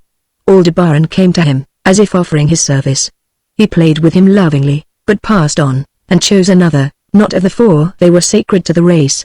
Very shortly the two were on the road, going swiftly and in silence. Some distance below the Seleucian bridge, they crossed the river by a ferry, and, riding far round on the right bank, and recrossing by another ferry, entered the city from the west. The detour was long, but Ben-Hur accepted it as a precaution for which there was good reason. Down to Simonides landing they rode, and in front of the great warehouse, under the bridge, Maluch drew rein. We are come, he said. Dismount. Ben-Hur recognized the place. Where is the sheikh? He asked. Come with me. I will show you. A watchman took the horses, and almost before he realized it Ben-Hur stood once more at the door of the house upon the greater one, listening to the response from within in God's name, enter. Chapter 7. Maluch stopped at the door. Ben-Hur entered alone. The room was the same in which he had formerly interviewed Simonides, and it had been in no wise changed, except now, close by the armchair, a polished brazen rod, set on a broad wooden pedestal, arose higher than a tall man, holding lamps of silver on sliding arms, half a dozen or more in number, and all burning. The light was clear, bringing into view the paneling on the walls, the cornice with its row of gilded balls, and the dome dully tinted with violet mica. Within a few steps, Ben-Hur stopped. 3 persons were present, looking at him: Simonides, Ilderim, and Esther. He glanced hurriedly from one to another, as if to find answer to the question half formed in his mind, what business can these have with me? He became calm, with every sense on the alert, for the question was succeeded by another, are they friends or enemies? At length, his eyes rested upon Esther. The men returned his look kindly. In her face there was something more than kindness, something too spiritual for definition, which yet went to his inner consciousness without definition. Shall it be said, good reader? Back of his gaze there was a comparison in which the Egyptian arose and set herself over against the gentle Jewess, but it lived an instant, and, as is the habit of such comparisons, passed away without a conclusion. Son of her. The guest turned to the speaker. Son of her, said Simonides, repeating the address slowly, and with distinct emphasis, as if to impress all its meaning upon him most interested in understanding it. Take thou the peace of the Lord God of our fathers, take it from me. He paused, then added, from me and mine. The speaker sat in his chair. There were the royal head, the bloodless face, the masterful air, under the influence of which visitors forgot the broken limbs and distorted body of the man. The full black eyes gazed out under the white brows steadily, but not sternly. A moment thus, then he crossed his hands upon his breast. The action, taken with the salutation, could not be misunderstood, and was not. Simonides, Ben-Hur answered, much moved, the holy peace you tender is accepted. As son to father, I return it to you. Only let there be perfect understanding between us. Thus delicately he sought to put aside the submission of the merchant, and, in place of the relation of master and servant, substitute one higher and holier. Simonides let fall his hands, and, turning to Esther, said, a seat for the master, daughter. She hastened, and brought a stool, and stood, with suffused face, looking from one to the other, from Ben-Hur to Simonides, from Simonides to Ben-Hur, and they waited, each declining the superiority direction would imply. When at length the pause began to be embarrassing, Ben-Hur advanced, and gently took the stool from her, and, going to the chair, placed it at the merchant's feet. I will sit here, he said. His eyes met hers an instant only, but both were better of the look. He recognized her gratitude, she his generosity and forbearance. Simonides bowed his acknowledgment. Esther, child, bring me the paper, he said, with a breath of relief. She went to a panel in the wall, opened it, took out a roll of papyri, and brought and gave it to him. Thou saidst well, son of her, Simonides began, while unrolling the sheets. Let us understand each other. In anticipation of the demand which I would have made hadst thou waived it, I have here a statement covering everything necessary to the understanding required. I could see but 2 points involved: the property first, and then our relation. The statement is explicit as to both. Will it please thee to read it now? Ben-Hur received the papers, but glanced at Eldarim. Nay, said Simonides, the sheikh shall not deter thee from reading. The account such thou wilt find it is of a nature requiring a witness. In the attesting place at the end thou wilt find, when thou comest to it, the name Eldarim, sheikh. He knows all. He is thy friend. All he has been to me, that will he be to thee also. Simonides looked at the Arab, nodding pleasantly, and the latter gravely returned the nod, saying, Thou hast said. Ben-Hur replied, I know already the excellence of his friendship, and have yet to prove myself worthy of it. Immediately he continued, Later, O Simonides, I will read the papers carefully. For the present, do thou take them, and if thou be not too weary, give me their substance. Simonides took back the roll. Here, Esther, stand by me and receive the sheets, lest they fall into confusion. She took place by his chair, letting her right arm fall lightly across his shoulder, so, when he spoke, the account seemed to have rendition from both of them jointly. This, said Simonides, drawing out the first leaf, shows the money I had of thy fathers, being the amount saved from the Romans. There was no property saved, only money, and that the robbers would have secured but for our Jewish custom of bills of exchange.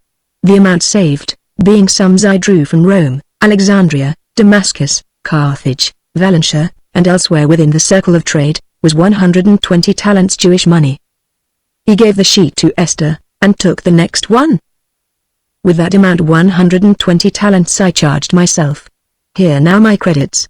I use the word, as thou wilt see, with reference rather to the proceeds gained from the use of the money.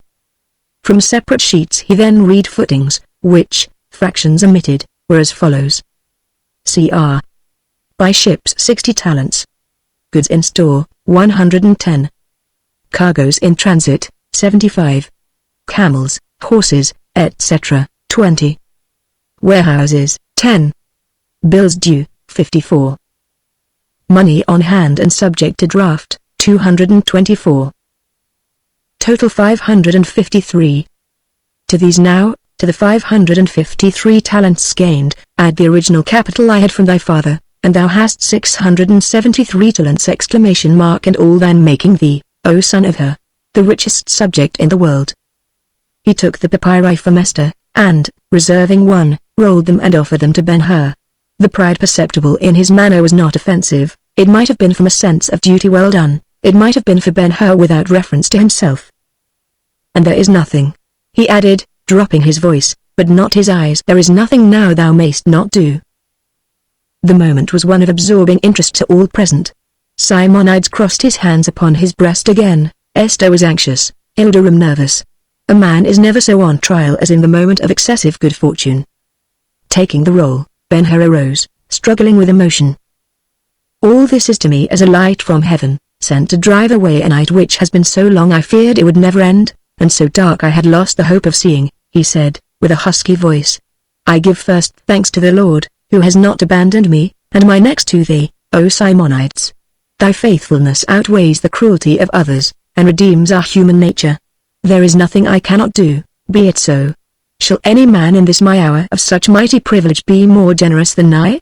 Serve me as a witness now, Sheikh Ilderim. Hear thou my words as I shall speak them here, and remember. And thou, Esther, good angel of this good man, hear thou also. He stretched his hand with the roll to Simonides. The things these papers take into account, all of them, ships, houses, goods, camels, horses, money, the least as well as the greatest give I back to thee, O Simonides, making them all thine, and sealing them to thee and thine forever. Esther smiled through her tears. Ilderim pulled his beard with rapid motion, his eyes glistening like beads of jet. Simonides alone was calm. Sealing them to thee and thine forever, Ben-Hur continued, with better control of himself, with one exception, and upon one condition. The breath of the listeners waited upon his words. The 120 talents which were my father's thou shalt return to me. Ilderim's countenance brightened. And thou shalt join me in search of my mother and sister, holding all thine subject to the expense of discovery, even as I will hold mine. Simonides was much affected.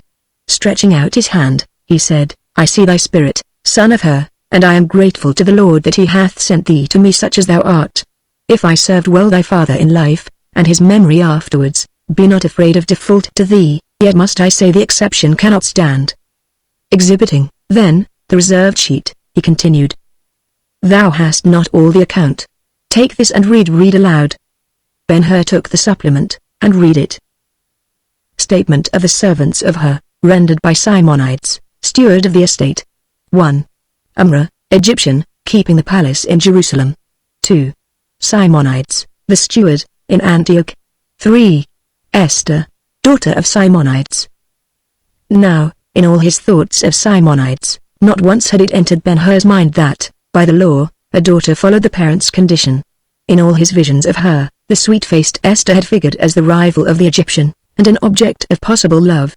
He shrank from the revelation so suddenly brought him, and looked at her blushing, and, blushing, she dropped her eyes before him. Then he said, while the papyrus rolled itself together, a man with 600 talents is indeed rich, and may do what he pleases, but, rarer than the money, more priceless than the property, is the mind which amassed the wealth, and the heart it could not corrupt when amassed. O Simonides, and thou, fair Esther, fear not. Sheikh Ilderim here shall be witness that in the same moment ye were declared my servants, that moment I declared ye free, and what I declare, that will I put in writing. Is it not enough? Can I do more? Son of Her, said Simonides, verily thou dost make servitude lightsome. I was wrong, there are some things thou canst not do, thou canst not make us free in law. I am thy servant forever, because I went to the door with thy father one day, and in my ear the all marks yet abide. Did my father that? Judge him not, cried Simonides, quickly. He accepted me as servant of that class because I prayed him to do so. I never repented the step. It was the price I paid for Rachel, the mother of my child here, for Rachel, who would not be my wife unless I became what she was. Was she a servant forever? Even so. Ben-Hur walked the floor in pain of impotent wish. I was rich before, he said, stopping suddenly. I was rich with the gifts of the generous Arius, now comes this greater fortune, and the mind which achieved it. Is there not a purpose of God in it all? Counsel me, O Simonides. Help me to see the right and do it. Help me to be worthy my name, and what thou art in law to me, that will I be to thee in fact and deed. I will be thy servant forever. Simonides' face actually glowed. O son of my dead master! I will do better than help, I will serve thee with all my might of mind and heart. Body, I have not, it perished in thy cause, but with mind and heart I will serve thee. I swear it, by the altar of our God, and the gifts upon the altar. Only make me formally what I have assumed to be. Name it, said Ben-Hur, eagerly. As steward the care of the property will be mine. Count thyself steward now, or wilt thou have it in writing? Thy word simply is enough, it was so with the Father, and I will not more from the Son. And now, if the understanding be perfect, Simonides paused. It is with me, said Ben-Hur. And thou, daughter of Rachel, speak, said Simonides, lifting her arm from his shoulder. Esther, left thus alone, stood a moment abashed, her color coming and going, then she went to Ben-Hur, and said, with a woman in a singularly sweet, I am not better than my mother was, and, as she is gone, I pray you, O my master, let me care for my father. Ben-Hur took her hand, and led her back to the chair, saying, Thou art a good child. Have thy will. Simonides replaced her arm upon his neck, and there was silence for a time in the room. Chapter 8. Simonides looked up, none the less a master. Esther, he said, quietly, the night is going fast, and, lest we become too weary for that which is before us, let the refreshments be brought. She rang a bell. A servant answered with wine and bread, which she bore round.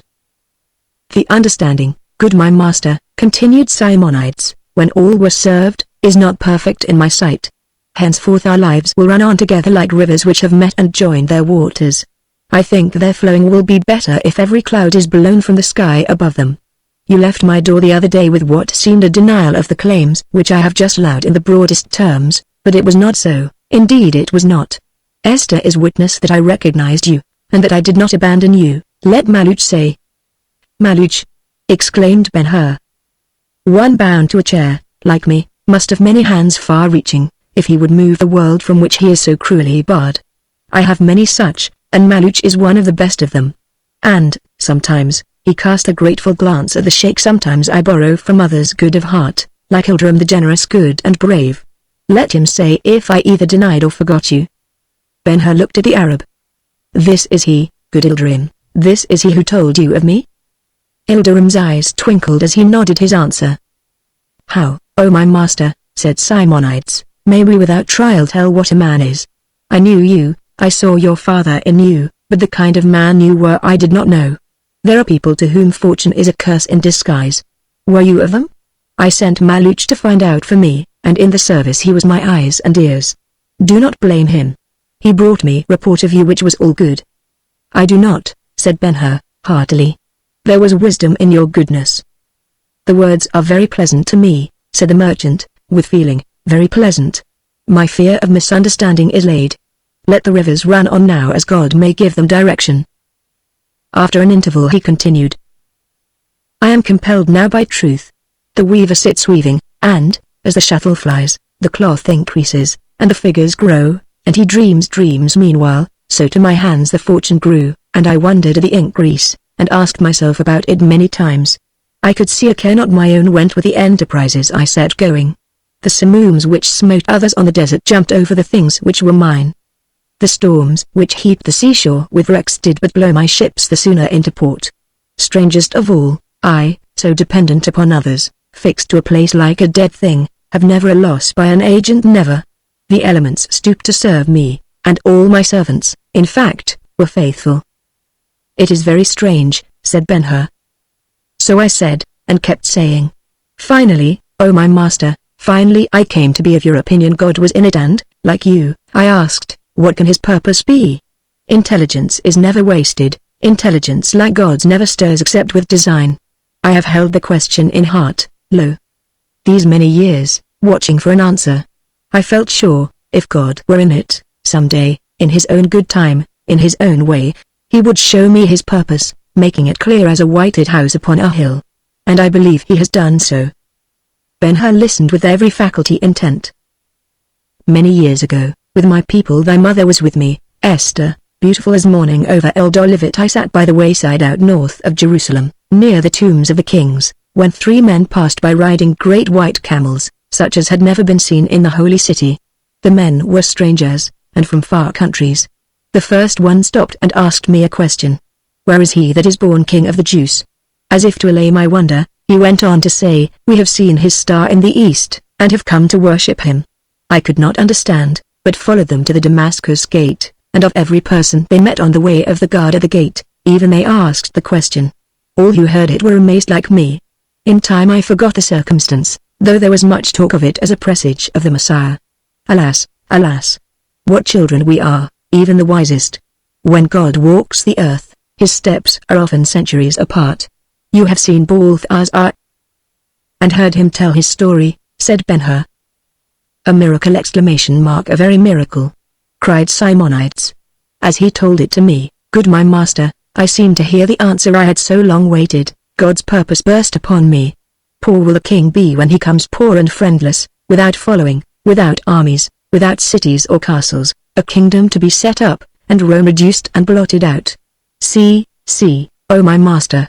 Thou flushed with strength, thou trained to arms, thou burdened with riches, behold the opportunity the Lord hath sent thee. Shall not his purpose be thine? Could a man be born to a more perfect glory?" Simonides put his whole force in the appeal. "But the kingdom, Ben-Hur answered, eagerly. "Balthazar says it is to be of souls."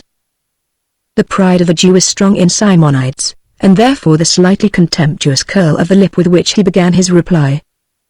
"Balthazar has been a witness of wonderful things, of miracles, O my master, and when he speaks of them, I bow with belief, for they are of sight and sound personal to him. But he is a son of Mizraim, and not even a proselyte.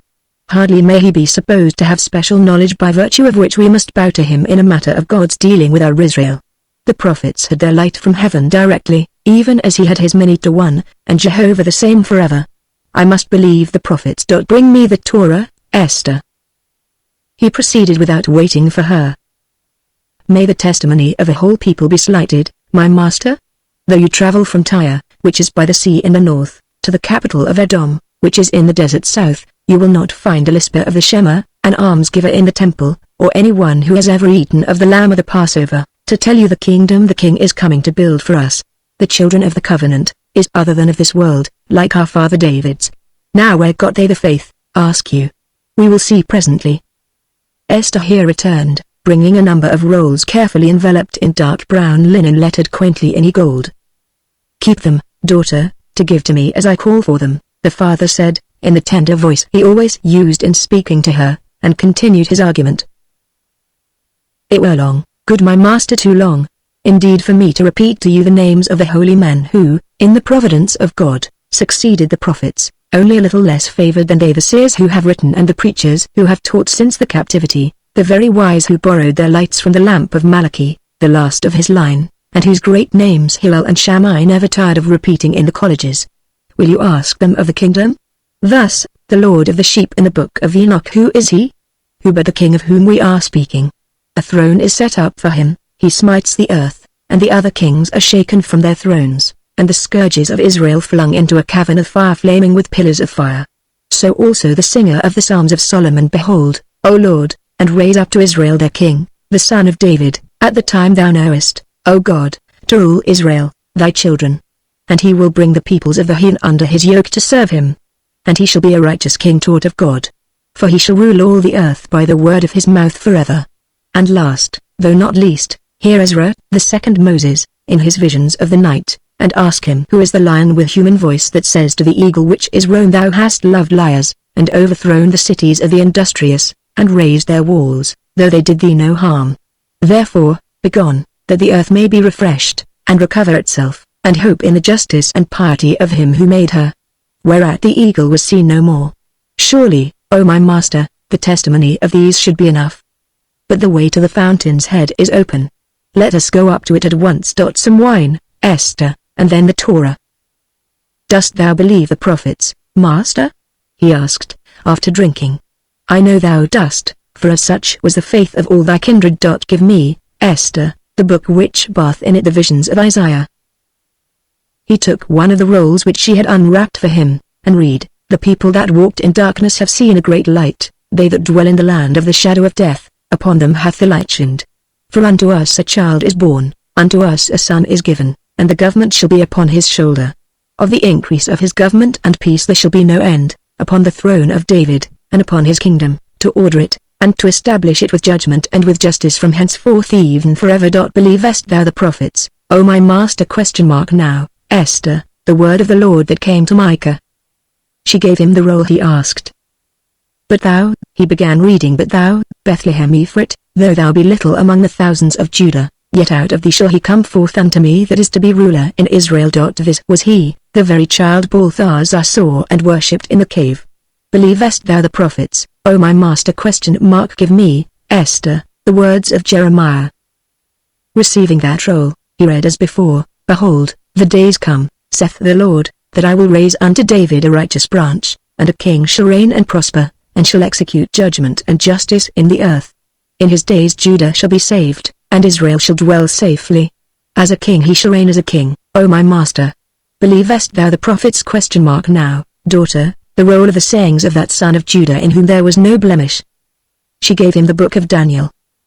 Here, my master, he said, I saw in the night visions, and behold, one like the Son of Man came with the clouds of heaven. And there was given him dominion, and glory, and a kingdom, that all people, nations, and languages should serve him. His dominion is an everlasting dominion, which shall not pass away, and his kingdom that which shall not be destroyed. Believest thou the prophets, O my master? It is enough. I believe, cried Ben-Hur. What then? Asked Simonides. If the king come poor, will not my master, of his abundance, give him help? Help him? To the last shekel and the last breath. But why speak of his coming poor? Give me, Esther, the word of the Lord as it came to Zechariah, said Simonides. She gave him one of the rolls. Hear how the king will enter Jerusalem. Then he read, Rejoice greatly, O daughter of Zion. Behold, thy king cometh unto thee with justice and salvation, lowly, and riding upon an ass, and upon a colt, the foal of an ass. Ben-Hur looked away. What see you, O my master? Rome. He answered, gloomily, Rome, and her legions. I have dwelt with them in their camps. I know them. Ah, said Simonides. Thou shalt be a master of legions for the king, with millions to choose from. Millions, cried Ben-Hur. Simonides sat a moment thinking. The question of power should not trouble you, he next said. Ben-Hur looked at him inquiringly. You are seeing the lowly king in the act of coming to his own, Simonides answered, seeing him on the right hand, as it were, and on the left the brassy legions of Caesar, and you were asking, what can he do? It was my very thought. O my master, Simonides continued, you do not know how strong our Israel is. You think of him as a sorrowful old man weeping by the rivers of Babylon. But go up to Jerusalem next Passover, and stand on the Xista Saw in the street of Barta, and see him as he is. The promise of the Lord to further Jacob coming out of Padan Aram was a law under which our people have not ceased multiplying, not even in captivity. They grew underfoot of the Egyptian. The clench of the Roman has been but wholesome nurture to them. Now they are indeed a nation and a company of nations. Nor that only, my master, in fact, to measure the strength of Israel, which is, in fact, measuring what the king can do, shall not bide solely by the rule of natural increase, but add thereto the other, I mean the spread of the faith, which will carry you to the far and near of the whole known earth. Further, the habit is, I know, to think and speak of Jerusalem as Israel, which may be likened to our finding an embroidered shred, and holding it up as a magisterial robe of Caesar's. Jerusalem is but a stone of the temple, or the heart in the body. Turn from beholding the legions, strong though they be, and count the hosts of the faithful waiting the old alarm, to your tents, O Israel! Count the many in Persia, children of those who chose not to return with the returning. Count the brethren who swarmed the marts of Egypt and further Africa. Count the Hebrew colonists seeking profit in the west in Lodinum and the trade courts of Spain. Count the pure of blood and the proselytes in Greece and in the isles of the sea, and over in Pontus, and here in Antioch, and, for that matter, those of that city lying accursed in the shadow of the unclean walls of Rome herself. Count the worshippers of the Lord dwelling in tents along the deserts next us, as well as in the deserts beyond the Nile, and in the regions across the Caspian, and up in the old lands of Gog and Magog even, separate those who annually send gifts to the holy temple in acknowledgement of God. Separate them, that they may be counted also. And when you have done counting, lo, my master, a census of the sword hands that await you, lo, a kingdom ready fashioned for him who is to do judgment and justice in the whole earth, in Rome not less than in Zion. Have then the answer, what Israel can do, that can the king. The picture was fervently given. Upon Ilderim it operated like the blowing of a trumpet. Oh that I had back my youth! He cried, starting to his feet. Ben-Hur sat still. The speech, he saw, was an invitation to devote his life and fortune to the mysterious being who was palpably as much the center of a great hope with Simonides as with a devout Egyptian. The idea, as we have seen, was not a new one, but had come to him repeatedly, once while listening to Maluch in the Grove of Daphne, afterwards more distinctly while Balthazar was giving his conception of what the kingdom was to be. Still later, in the walk through the old orchard, it had risen almost, if not quite, into a resolve. At such times it had come and gone only an idea, attended with feelings more or less acute. Not so now. A master had it in charge, a master was working it up, already he had exalted it into a cause brilliant with possibilities and infinitely holy. The effect was as if a door theretofore unseen had suddenly opened, flooding Ben-Hur with light, and admitting him to a service which had been his one perfect dream, a service reaching far into the future, and rich with the rewards of duty done, and prizes to sweeten and soothe his ambition. One touch more was needed. Let us concede all you say, O Simonides, said Ben-Hur, that the king will come, and his kingdom be as Solomon's. Say also I am ready to give myself and all I have to him and his cause, yet more. Say that I should do as was God's purpose in the ordering of my life and in your quick amassment of astonishing fortune. Then what? Shall we proceed like blind men building? Shall we wait till the king comes? Or until he sends for me? You have age and experience on your side. Answer. Simonides answered at once. We have no choice, none. This letter, he produced Messala's dispatch as he spoke. This letter is the signal for action. The alliance proposed between Messala and Gretus we are not strong enough to resist. We have not the influence at Rome nor the force here. They will kill you if we wait. How merciful they are, look at me and judge. He shuddered at the terrible recollection. Oh good my master, he continued, recovering himself, how strong are you in purpose, I mean? Ben-Hur did not understand him. I remember how pleasant the world was to me in my youth, Simonides proceeded. Yet, said Ben-Hur, you were capable of a great sacrifice. Yes, for love. Has not life other motives as strong? Simonides shook his head. There is ambition. Ambition is forbidden a son of Israel. What, then, of revenge? The spark dropped upon the inflammable passion, the man's eyes gleamed, his hands shook, he answered, quickly, revenge is a Jew's of right, it is the law. A camel, even a dog, will remember a wrong, cried Ilderim. Directly Simonides picked up the broken thread of his thought. There is a work for the king, which should be done in advance of his coming. We may not doubt that Israel is to be his right hand, but, alas, it is a hand of peace, without cunning in war. Of the millions, there is not one trained band, not a captain. The mercenaries of the Herods I do not count, for they are kept to crush us. The condition is as the Roman would have it. His policy has fruited well for his tyranny, but the time of change is at hand, when the shepherd shall put on armor, and take to spear and sword, and the feeding flocks be turned to fighting lions. Someone, my son, must have place next the king at his right hand. Who shall it be if not he who does this work well? Ben-Hur's face flushed at the prospect, though he said, I see, but speak plainly. A deed to be done is one thing, how to do it is another. Simonides sipped the wine Esther brought him, and replied, The sheikh, and thou, my master, shall be principals, each with a part.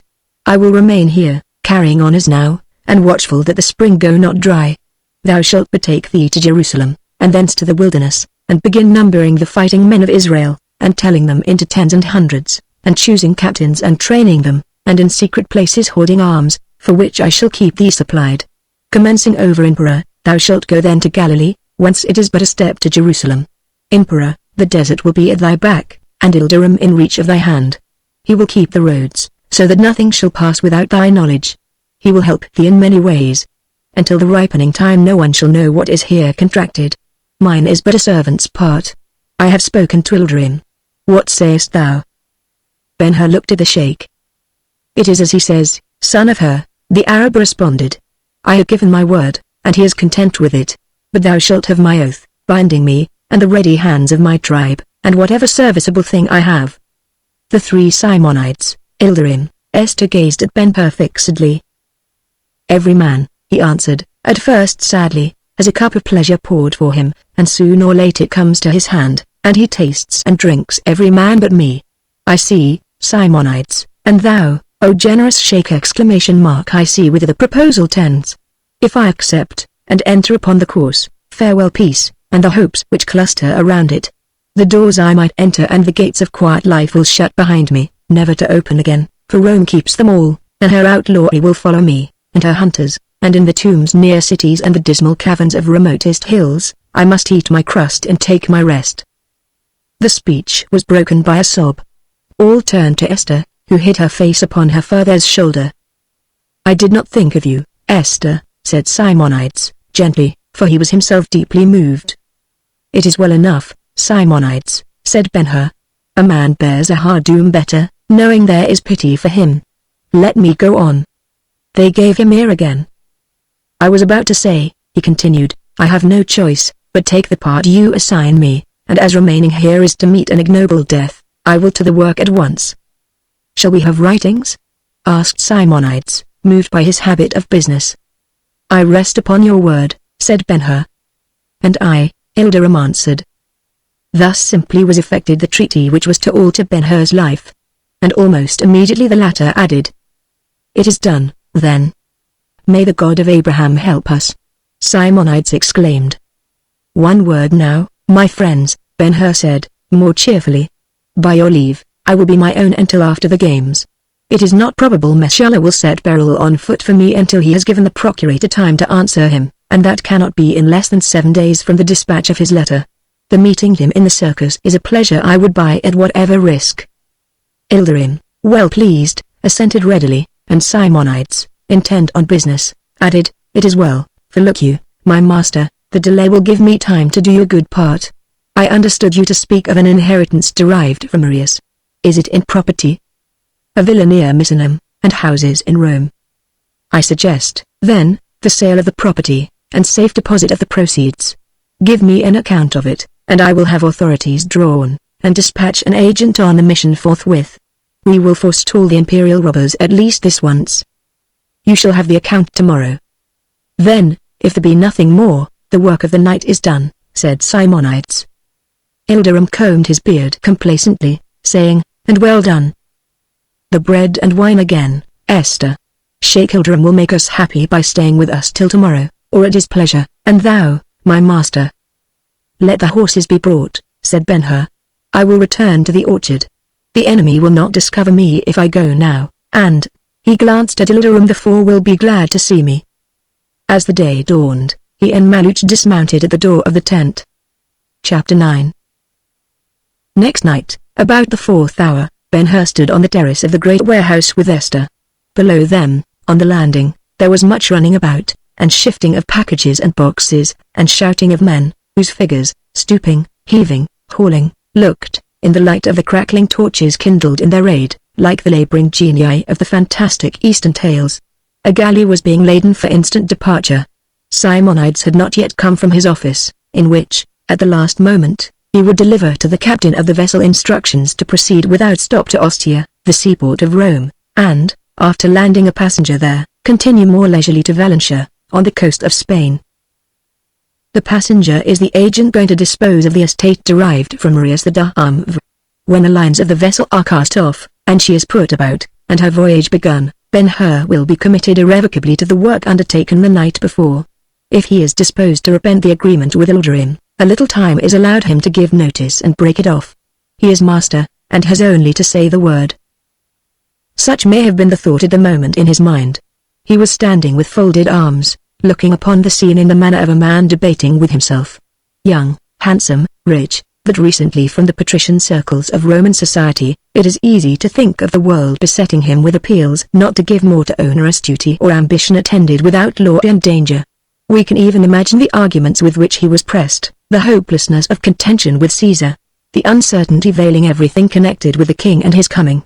The ease, honors, state, purchasable like goods in market, and, strongest of all, the sense newly acquired of home, with friends to make it delightful. Only those who have been wanderers long desolate can know the power there was in the latter appeal. Let us add now, the world always cunning enough of itself, always whispering to the weak, stay, take thine ease, always presenting the sunny side of life. The world was in this instance helped by Ben-Hur's companion. "Were you ever at Rome?" he asked. "No," Esther replied. "Would you like to go?" "I think not." "Why?" "I am afraid of Rome," she answered, with a perceptible tremor of the voice. He looked at her then, or rather down upon her, for at his side she appeared little more than a child. In the dim light he could not see her face distinctly, even the form was shadowy. But again he was reminded of Tirzah, and a sudden tenderness fell upon him. Just so the lost sister stood with him on the house-top the calamitous morning of the accident to Gratis. Poor Tirzah! Where was she now? Esther had the benefit of the feeling evoked. If not his sister, he could never look upon her as his servant, and that she was his servant in fact would make him always the more considerate and gentle towards her. "I cannot think of Rome," she continued, recovering her voice, and speaking in her quiet womanly way. "I cannot think of Rome as a city of palaces and temples, and crowded with people. She is to me a monster which has possession of one of the beautiful lands, and lies there luring men to ruin and death, a monster which it is not possible to resist, a ravenous beast gorging with blood." "Why?" She faltered, looked down, stopped. "Go on," said Ben-Hur, reassuringly. She drew closer to him, looked up again, and said, "Why must you make her your enemy? Why not rather make peace with her, and be at rest? You have had many ills, and borne them. You have survived the snares laid for you by foes. Sorrow has consumed your youth. Is it well to give it the remainder of your days?" The girlish face under his eyes seemed to come nearer and get whiter as the pleading went on. He stooped towards it, and asked, softly, "What would you have me do, Esther?" She hesitated a moment, then asked, in return, "Is the property near Roma residence?" "Yes." "And pretty?" "It is beautiful, a palace in the midst of gardens and shell-strewn walks, fountains without and within, statuary in the shady nooks, hills around covered with vines, and so high that Neapolis and Vesuvius are in sight, and the sea an expanse of purpling blue dotted with restless sails. Caesar has a country seat nearby, but in Rome they say the old Arian villa is the prettiest." "And the life there, is it quiet?" "There was never a summer day, never a moonlit night, more quiet, save when visitors come. Now that the old owner is gone, and I am here, there is nothing to break its silence, nothing, unless it be the whispering of servants, or the whistling of happy birds, or the noise of fountains at play. It is changeless, except as day by day old flowers fade and fall, and new ones bud and bloom, and the sunlight gives place to the shadow of a passing cloud. The life, Esther, was all too quiet for me. It made me restless by keeping always present a feeling that I, who have so much to do, was dropping into idle habits, and tying myself with silken chains, and after a while and not a long while either would end with nothing done." She looked off over the river. "Why did you ask?" he said. "Good my master." "No, no, Est, not that. Call me friend, brother, if you will. I am not your master, and will not be. Call me brother." He could not see the flush of pleasure which reddened her face, and the glow of the eyes that went out lost in the void above the river. "I cannot understand," she said, "the nature which prefers the life you are going to a life of violence, and it may be of blood," he said, completing the sentence. "Yes," she added, "the nature which could prefer that life to such as might be in the beautiful villa." "Esther, you mistake. There is no preference. Alas! The Roman is not so kind. I am going of necessity. To stay here is to die, and if I go there, the end will be the same, a poisoned cup, a bravo's blow, or a judge's sentence obtained by perjury. Messala and the procurator Gratis are rich with plunder of my father's estate, and it is more important to them to keep their gains now than was their getting in the first instance. A peaceable settlement is out of reach, because of the confession it would imply. And then Esther, if I could buy them, I do not know that I would. I do not believe peace possible to me, no, not even in the sleepy shade and sweet air of the marble porches of the old villa, no matter who might be there to help me bear the burden of the days, nor by what patience of love she made the effort. Peace is not possible to me while my people are lost, for I must be watchful to find them. If I find them, and they have suffered wrong, shall not the guilty suffer for it? If they are dead by violence, shall the murderers escape? Oh, I could not sleep for dreams. Nor could the holiest love, by any stratagem, lull me to a rest which conscience would not strangle. Is it so bad then? She asked, her voice tremulous with feeling. Can nothing, be done? Ben-Hur took her hand. Do you care so much for me? Yes, she answered, simply. The hand was warm, and in the palm of his it was lost. He felt it tremble. Then the Egyptian came, so the opposite of this little one, so tall, so audacious, with a flattery so cunning, a wit so ready, a beauty so wonderful, a manner so bewitching. He carried the hand to his lips, and gave it back. You shall be another Tirzah to me, Esther. Who is Tirzah? The little sister the Roman stole from me, and whom I must find before I can rest or be happy.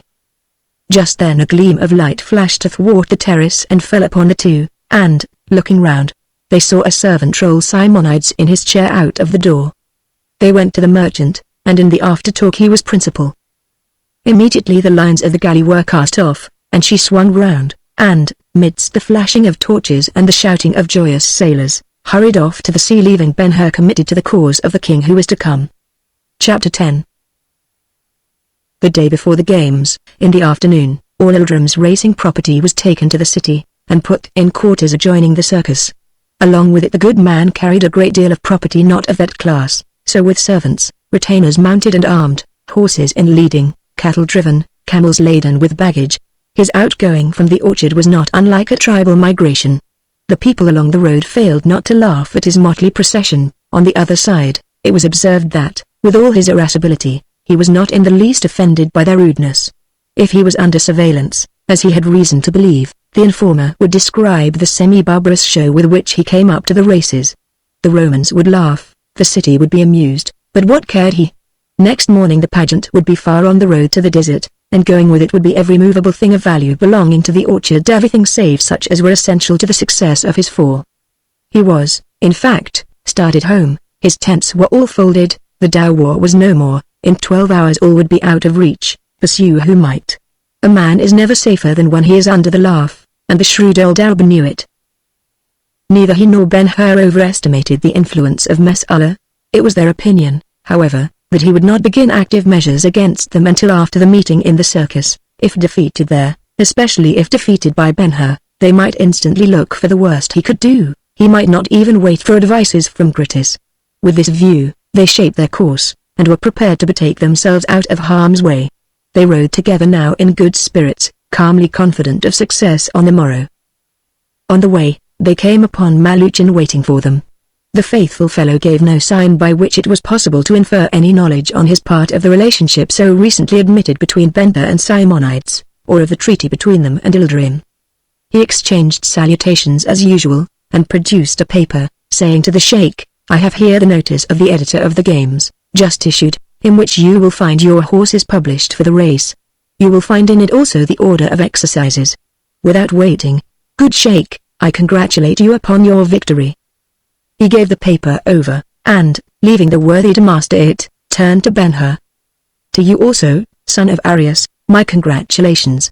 There is nothing now to prevent your meeting Mes'aleh. Every condition preliminary to the race is complied with. I have the assurance from the editor himself. I thank you, Maluch, said Ben-Hur. Maluch proceeded. Your color is white, and Mes'aleh's mixed scarlet and gold. The good effects of the choice are visible already. Boys are now hawking white ribbons along the streets. Tomorrow every Arab and Jew in the city will wear them. In the circus you will see the white fairly divide the galleries with the red. The galleries but not the tribunal over the Porta Pompey. No, the scarlet and gold will rule there. But if we win, Maluch chuckled with the pleasure of the thought, if we win, how the dignitaries will tremble. They will bet, of course, according to their scorn of everything not Roman 2, 3, 5 to 1 on Mes'aleh, because he is Roman. Dropping his voice yet lower, he added, it ill becomes a Jew of good standing in the temple to put his money at such a hazard, yet, in confidence, I will have a friend next behind the consul's seat to accept offers of 3 to 1, or 5, or 10. The madness may go to such height. I have put to his order 6,000 shekels for the purpose. Nay, Maluch, said Ben-Hur, a Roman will wager only in his Roman coin. Suppose you find your friend tonight, and place to his order sestertii in such amount as you choose. And look you, Maluch, let him be instructed to seek wagers with Messala and his supporters, Ildirim's 4 against Messala's. Maluch reflected a moment. The effect will be to center interest upon your contest. The very thing I seek, Maluch. I see. Maluch, would you serve me perfectly, help me to fix the public eye upon our race, Messala's and mine? Maluch spoke quickly. It can be done. Then let it be done, said Ben-Hur. Enormous wagers offered will answer. If the offers are accepted, all the better. Maluch turned his eyes watchfully upon Ben-Hur. Shall I not have back the equivalent of his robbery? Said Ben-Hur, partly to himself. Another opportunity may not come. And if I could break him in fortune as well as in pride, our father Jacob could take no offense. A look of determined will knit his handsome face, giving emphasis to his further speech. Yes, it shall be. Hark, Maluch. Stop not in thy offer of sestertii. Advance them to talents, if any there be who dare so high. 5, 10, 20 talents, 50, so the wager be with Messala himself. It is a mighty sum, said Maluch. I must have security. So thou shalt. Go to Simonides, and tell him I wish the matter arranged. Tell him my heart is set on the ruin of my enemy, and that the opportunity hath such excellent promise that I choose such hazards. On our side be the God of our fathers. Go, good Maluch. Let this not slip. And Maluch, greatly delighted, gave him parting salutation, and started to ride away, but returned presently. Your pardon, he said to Ben-Hur. There was another matter. I could not get near Messala's chariot myself, but I had another measure it, and, from his report, its hub stands quite a palm higher from the ground than yours. A palm? So much? Cried Ben-Hur, joyfully. Then he leaned over to Maluch.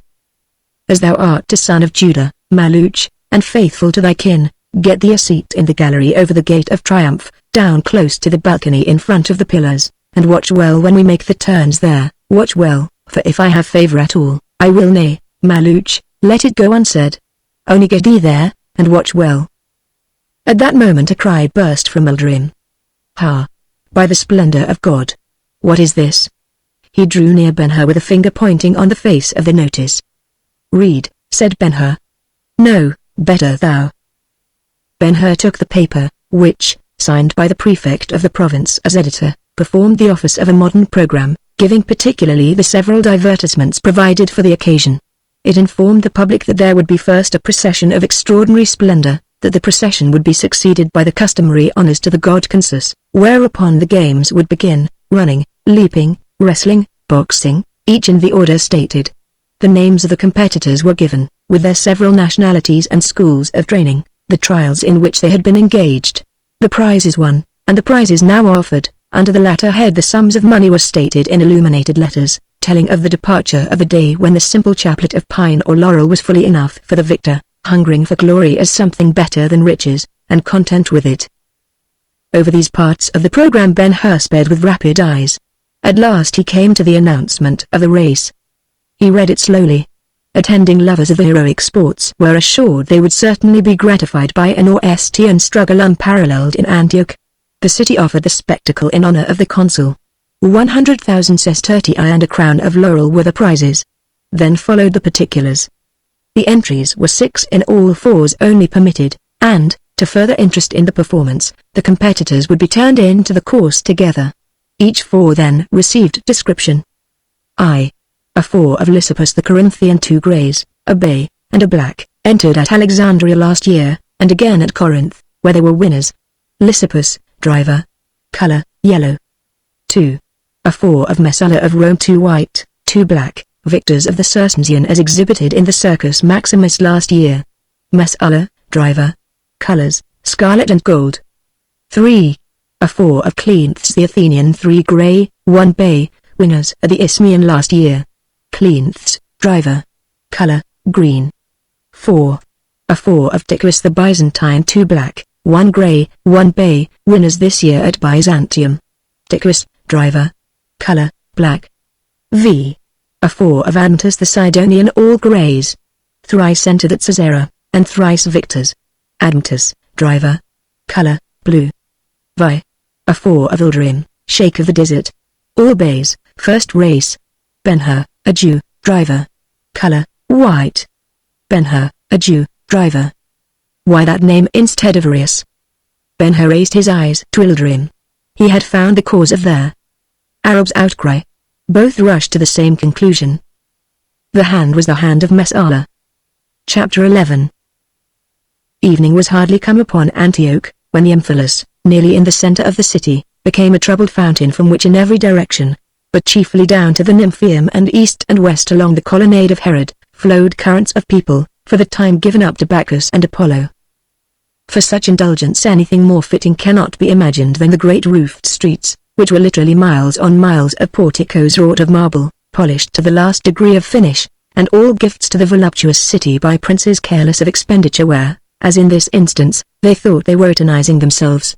Darkness was not permitted anywhere, and the singing, the laughter, the shouting, were incessant, and in compound like the roar of waters dashing through hollow grots, confused by a multitude of echoes. The many nationalities represented, though they might have amazed a stranger, were not peculiar to Antioch. Of the various missions of the great empire, one seems to have been the fusion of men and the introduction of strangers to each other. Accordingly, whole peoples rose up and went at pleasure, taking with them their costumes, customs, speech, and gods, and where they chose, they stopped, engaged in business, built houses, erected altars, and were what they had been at home. There was a peculiarity, however, which could not have failed the notice of the looker on this night in Antioch. Nearly everybody wore the colors of one or other of the charioteers announced for the morrow's race. Sometimes it was in form of a scarf, sometimes a badge, often a ribbon or a feather. Whatever the form, it signified merely the wearer's partiality. Thus, green published a friend of Cleanthe as the Athenian, and black an adherent of the Byzantine. This was according to a custom, old probably as the day of the race of Orestes, a custom, by the way, worthy of study as a marvel of history, illustrative of the absurd yet appalling extremities to which men frequently suffer their follies to drag them. The observer abroad on this occasion, once attracted to the wearing of colors, would have very shortly decided that there were three in predominance: green, white, and the mixed scarlet and gold. But let us from the streets to the palace on the island. The 5 great chandeliers in the saloon are freshly lighted. The assemblage is much the same as that already noticed in connection with the place. The divan has its core of sleepers and burden of garments, and the tables yet resound with the rattle and clash of dice. Yet the greater part of the company are not doing anything. They walk about, or yawn tremendously, or pause as they pass each other to exchange idle nothings. Will the weather be fair tomorrow? Are the preparations for the games complete? Do the laws of the circus in Antioch differ from the laws of the circus in Rome? Truth is, the young fellows are suffering from ennui.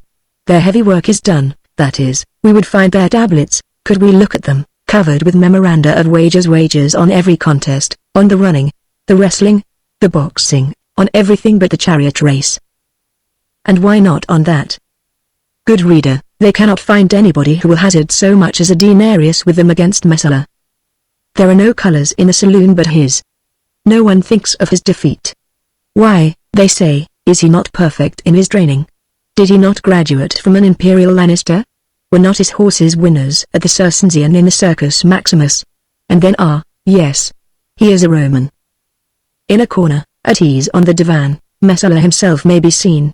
Around him, sitting or standing, are his courtierly admirers, plying him with questions. There is, of course, but one topic. Enter Drusus and Caecilius. "Ah!" cries the young prince, throwing himself on the divan at Messala's feet. By Bacchus, I am tired." "Whither away?" asks Messala. "Up the street, up to the Omphalos, and beyond who shall say how far? Rivers of people, never so many in the city before. They say we will see the whole world at the circus tomorrow." Messala laughed scornfully. "The idiots! Purple! They never beheld a Circensian with Caesar for editor. But, my Drusus, what found you?" "Nothing." "Oh you forget," said Caecilius. "What?" asked Drusus. "The procession of whites." "Mirabile!" cried Drusus, half rising. "We met a faction of whites, and they had a banner. But ha! He fell back indolently. "Cruel Drusus not to go on," said Messala. "Scum of the desert were they, my Messala, and garbage eaters from the Jacob's temple in Jerusalem. What had I to do with them? Nay, said Cecilius, Drusus is afraid of a laugh, but I am not, my Messala. Speak thou, then.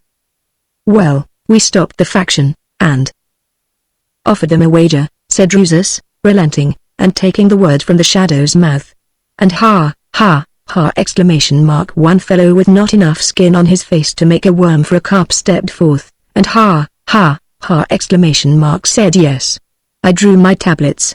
Who is your man? I asked. Ben-Hur, the Jew, said he. Then what shall it be? How much? He answered, excuse me, Messala. By Jove's thunder, I cannot go on for laughter. Ha, ha, ha. The listeners leaned forward. Messala looked to Cecilius. A shekel, said the latter. A shekel. A shekel.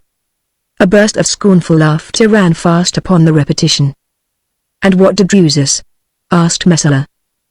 An outcry over about the door just then occasioned a rush to that quarter, and, as the noise continued, and grew louder, even Cecilius betook himself off, pausing only to say, the noble Drusus, my Messala, put up his tablets and lost the shekel. A white. A white. Let him come. This way, this way. These and like exclamations filled the saloon, to the stoppage of other speech. The dice players quit their games, the sleepers awoke, rubbed their eyes, drew their tablets, and hurried to the common center. I offer you. And I. The person so warmly received was the respectable Jew, Ben-Hur's fellow voyager from Cyprus. He entered grave, quiet, observant. His robe was spotlessly white, so was the cloth of his turban. Bowing and smiling at the welcome, he moved slowly towards the central table. Arrived there, he drew his robe about him in a stately manner, took seat, and waved his hand. The gleam of a jewel on a finger helped him not a little to the silence which ensued.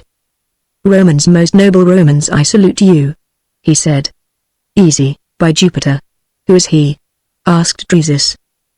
A dog of Israel, Sanballat by name, purveyor for the army, residence, Rome, vastly rich, grown so as a contractor of furnishments which he never furnishes. He spins mischiefs, nevertheless, finer than spiders spin their webs. Come by the girdle of Venus. Let us catch him. Messala arose as he spoke, and, with Drusus, joined the mass crowded about the purveyor. It came to me on the street, said that person, producing his tablets, and opening them on the table with an impressive air of business, that there was great discomfort in the palace because offers on Messala were going without takers. The gods, you know, must have sacrifices, and here am I. You see my color, let us to the matter. Odds first, amounts next.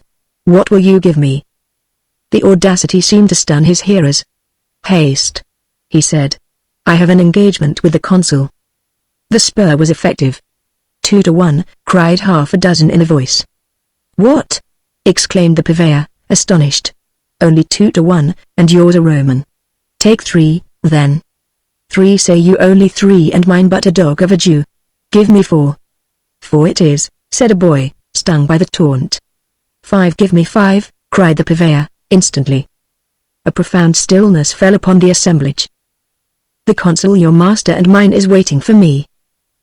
The inaction became awkward to the many. Give me 5 for the honor of Rome. 5. 5 let it be, said one in answer. There was a sharp cheer and commotion, and the Messala himself appeared. 5 let it be, he said. And Sanballat smiled, and made ready to write. If Caesar die tomorrow, he said, Rome will not be all bereft. There is at least one other with spirit to take his place. Give me 6. 6 be it, answered Messala. There was another shout louder than the first. 6 be it, repeated Messala. 6 to 1 the difference between a Roman and a Jew. And, having found it, now, O Redemptor of the flesh of swine, let us on. The amount and quickly. The consul may send for thee, and I will then be bereft. Sanballat took the laugh against him coolly, and wrote, and offered the writing to Messala. Read, read. Everybody demanded. And Messala read. Chariot race. Messala of Rome, in wager with Sanballat, also of Rome, says he will beat Ben-Hur, the Jew. Amount of wager, 20 talents. Odds to Sanballat, 6 to 1. Witnesses, Sanballat. There was no noise, no motion. Each person seemed held in the pose the reading found him. Messala stared at the memorandum, while the eyes which had him in view opened wide, and stared at him. He felt the gaze, and thought rapidly. So lately he stood in the same place, and in the same way hectored the countrymen around him. They would remember it. If he refused to sign, his heroship was lost. And sign he could not, he was not worth 100 talents, nor the fifth part of the sum. Suddenly his mind became a blank, he stood speechless, the color fled his face. An idea at last came to his relief. "Thou Jew," he said, "where hast thou 20 talents? Show me." Sanballat's provoking smile deepened. "There," he replied, offering Messala a paper. "Read, read." Arose all around. Again Messala read. "At Antioch, Tammuz 16th day. The bearer, Sanballat of Rome, hath now to his order with me 50 talents, coin of Caesar. Simonides." 50 talents, 50 talents, echoed the throng, in amazement. Then Drusus came to the rescue. "By Hercules," he shouted, "the paper lies, and the Jew is a liar. Who but Caesar hath 50 talents at order? Down with the insolent wight." The cry was angry, and it was angrily repeated, yet Sanballat kept his seat, and his smile grew more exasperating the longer he waited. At length Messala spoke. "Hush. 1 to 1, my countrymen, 1 to 1, for love of our ancient Roman name." The timely action recovered him his ascendancy. "O thou circumcised dog," he continued, to Sanballat, "I gave thee 6 to 1, did I not?" "Yes," said the Jew, quietly. "Well, give me now the fixing of the amount." "With reserve, if the amount be trifling, have thy will," answered Sanballat. "Right, then, 5 in place of 20. Hast thou so much?" "By the mother of the gods, I will show you receipts." "Nay, the word of so brave a Roman must pass. Only make the sum even 6, make it, and I will write." "Write it so." And forthwith they exchanged writings. Sanballat immediately arose and looked around him, a sneer in place of his smile. No man better than he knew those with whom he was dealing. "Romans," he said, "another wager, if you dare. 5 talents against 5 talents that the white will win. I challenge you collectively." They were again surprised.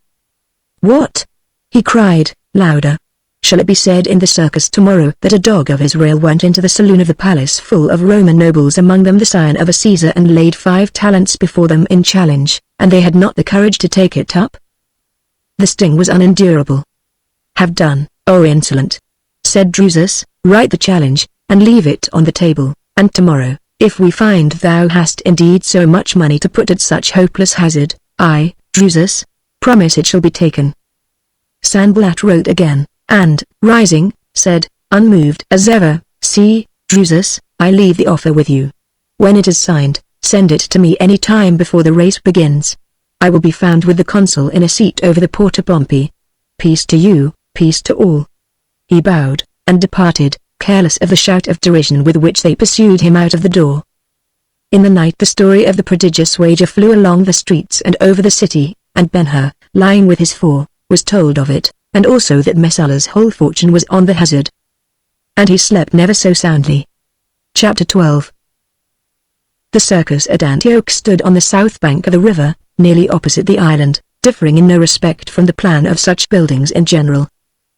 In the purest sense, the games were a gift to the public, consequently, everybody was free to attend, and, vast as the holding capacity of the structure was, so fearful were the people, on this occasion, lest there should not be room for them, that, early the day before the opening of the exhibition, they took up all the vacant spaces in the vicinity, where their temporary shelter suggested an army in waiting. At midnight the entrances were thrown wide, and the rabble, surging in, occupied the quarters assigned to them, from which nothing less than an earthquake or an army with spears could have dislodged them.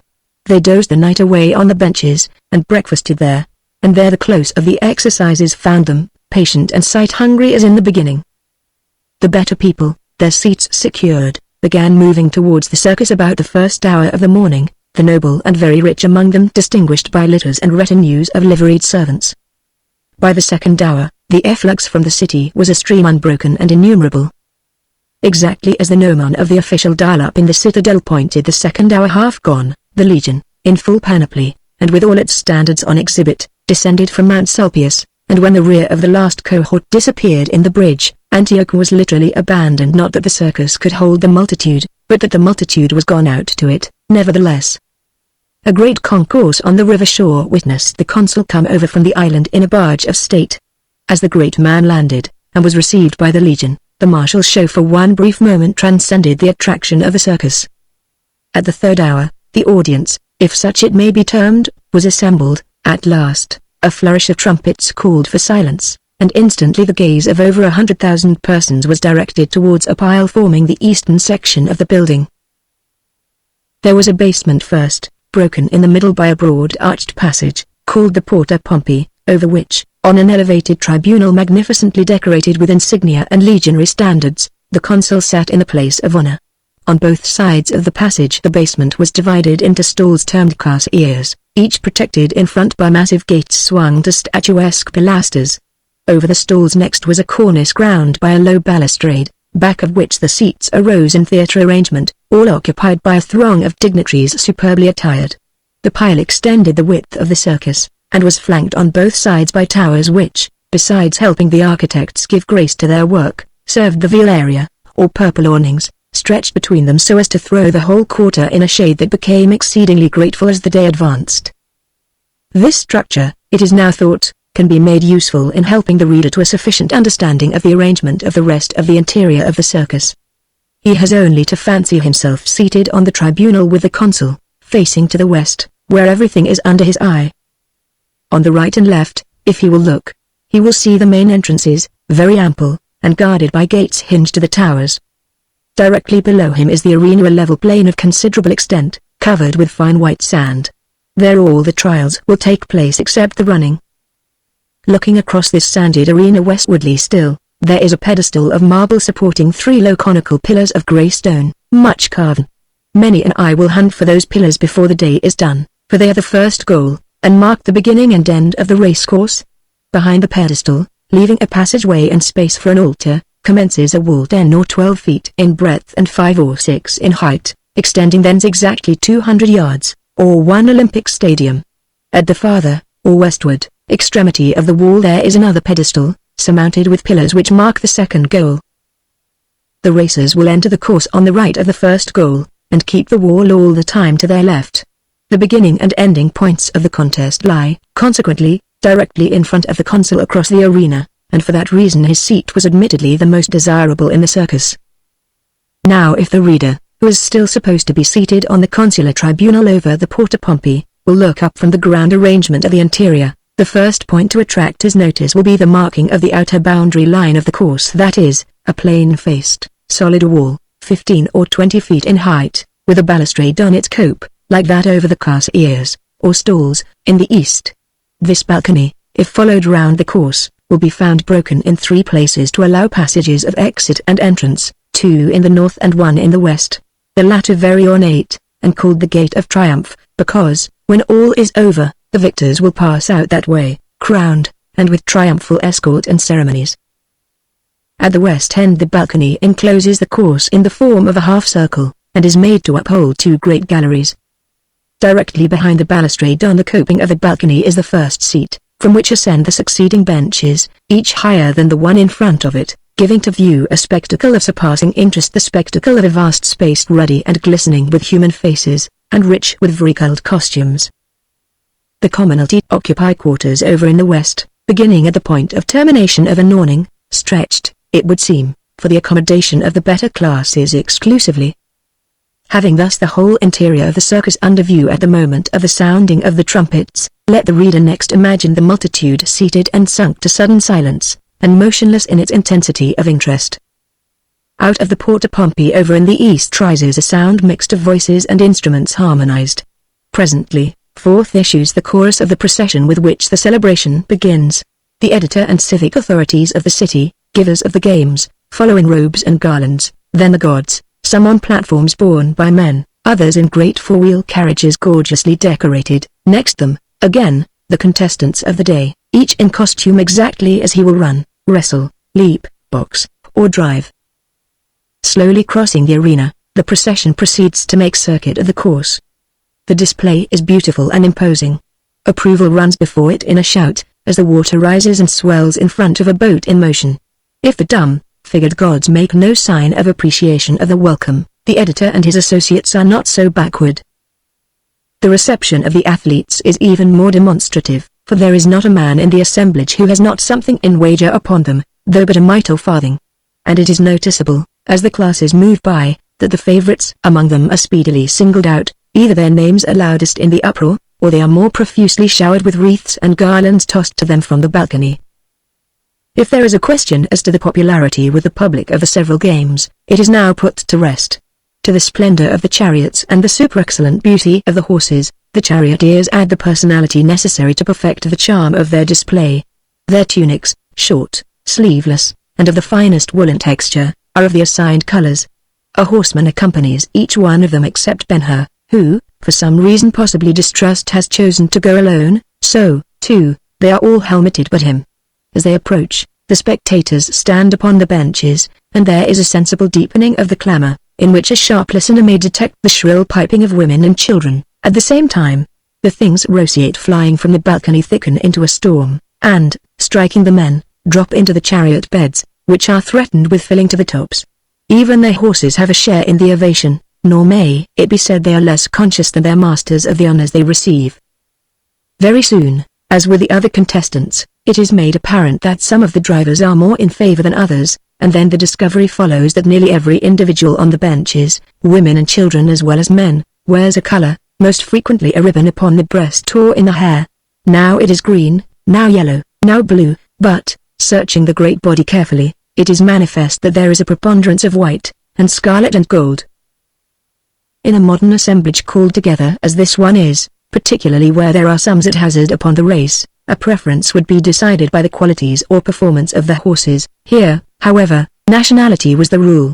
If the Byzantine and Sidonian found small support, it was because their cities were scarcely represented on the benches.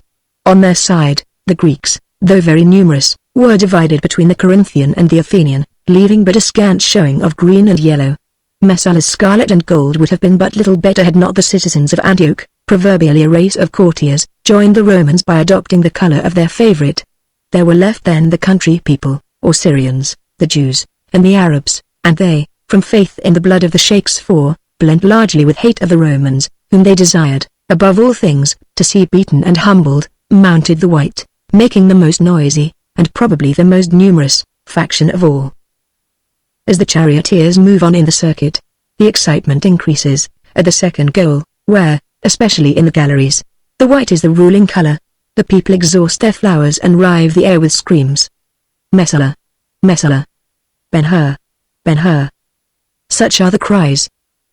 Upon the passage of the procession, the factionists take their seats and resume conversation. "Ah, by Bacchus! Was he not handsome?"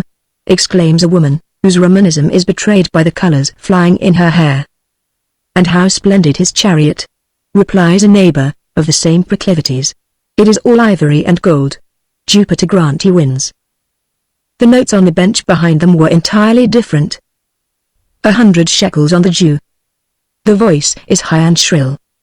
"Nay, be thou not rash," whispers a moderating friend to the speaker. "The children of Jacob are not much given to Gentile sports, which are too often accursed in the sight of the Lord." "True, but saw you ever one more cool and assured? And what an arm he has! And what horses!" says a third. And for that, a fourth one adds, "They say he has all the tricks of the Romans." A woman completes the eulogium. "Yes, and he is even handsomer than the Roman." Thus encouraged, the enthusiast shrieks again, 100 shekels on the Jew. "Thou fool!" answers an Antiochian, from a bench well forward on the balcony. "Knowest thou not there are 50 talents laid against him, 6 to 1, on Messala? Put up thy shekels, lest Abraham rise and smite thee." "Ha, ha! Thou ass of Antioch! Cease thy bray! Knowest thou not it was Messala betting on himself?" Such the reply. And so ran the controversy, not always good-natured. When at length the march was ended and the Porta Pompey received back the procession, Ben-Hur knew he had his prayer. The eyes of the East were upon his contest with Messala. Chapter 13. About 3 o'clock, speaking in modern style, the program was concluded except the chariot race. The editor, wisely considerate of the comfort of the people, chose the time for a recess. At once the vomitoria were thrown open, and all who could hastened to the portico outside where the restaurateurs had their quarters. Those who remained yawned, talked, gossiped, consulted their tablets, and, all distinctions else forgotten, merged into but two classes: the winners, who were happy, and the losers, who were grum and captious. Now, however, a third class of spectators, composed of citizens who desired only to witness the chariot race, availed themselves of the recess to come in and take their reserved seats. By so doing they thought to attract the least attention and give the least offense. Among these were Simonides and his party, whose places were in the vicinity of the main entrance on the north side, opposite the consul. As the four stout servants carried the merchant in his chair up the aisle, curiosity was much excited. Presently someone called his name. Those about caught it and passed it on along the benches to the west, and there was hurried climbing on seats to get sight of the man about whom common report had coined and put in circulation a romance so mixed of good fortune and bad that the like had never been known or heard of before. Ildrum was also recognized and warmly greeted, but nobody knew Balthazar or the two women who followed him closely veiled. The people made way for the party respectfully, and the ushers seated them in easy speaking distance of each other down by the balustrade overlooking the arena. In providence of comfort, they sat upon cushions and had stools for footrests. The women were Iris and Esther. Upon being seated, the latter cast a frightened look over the circus, and drew the veil closer about her face, while the Egyptian, letting her veil fall upon her shoulders, gave herself to view, and gazed at the scene with the seeming unconsciousness of being stared at, which, in a woman, is usually the result of long social habitude. The newcomers generally were yet making their first examination of the great spectacle, beginning with the consul and his attendants, when some workmen ran in and commenced to stretch a chalked rope across the arena from balcony to balcony in front of the pillars of the first goal. About the same time, also, 6 men came in through the porta Pompey and took post, one in front of each occupied stall, whereat there was a prolonged hum of voices in every quarter.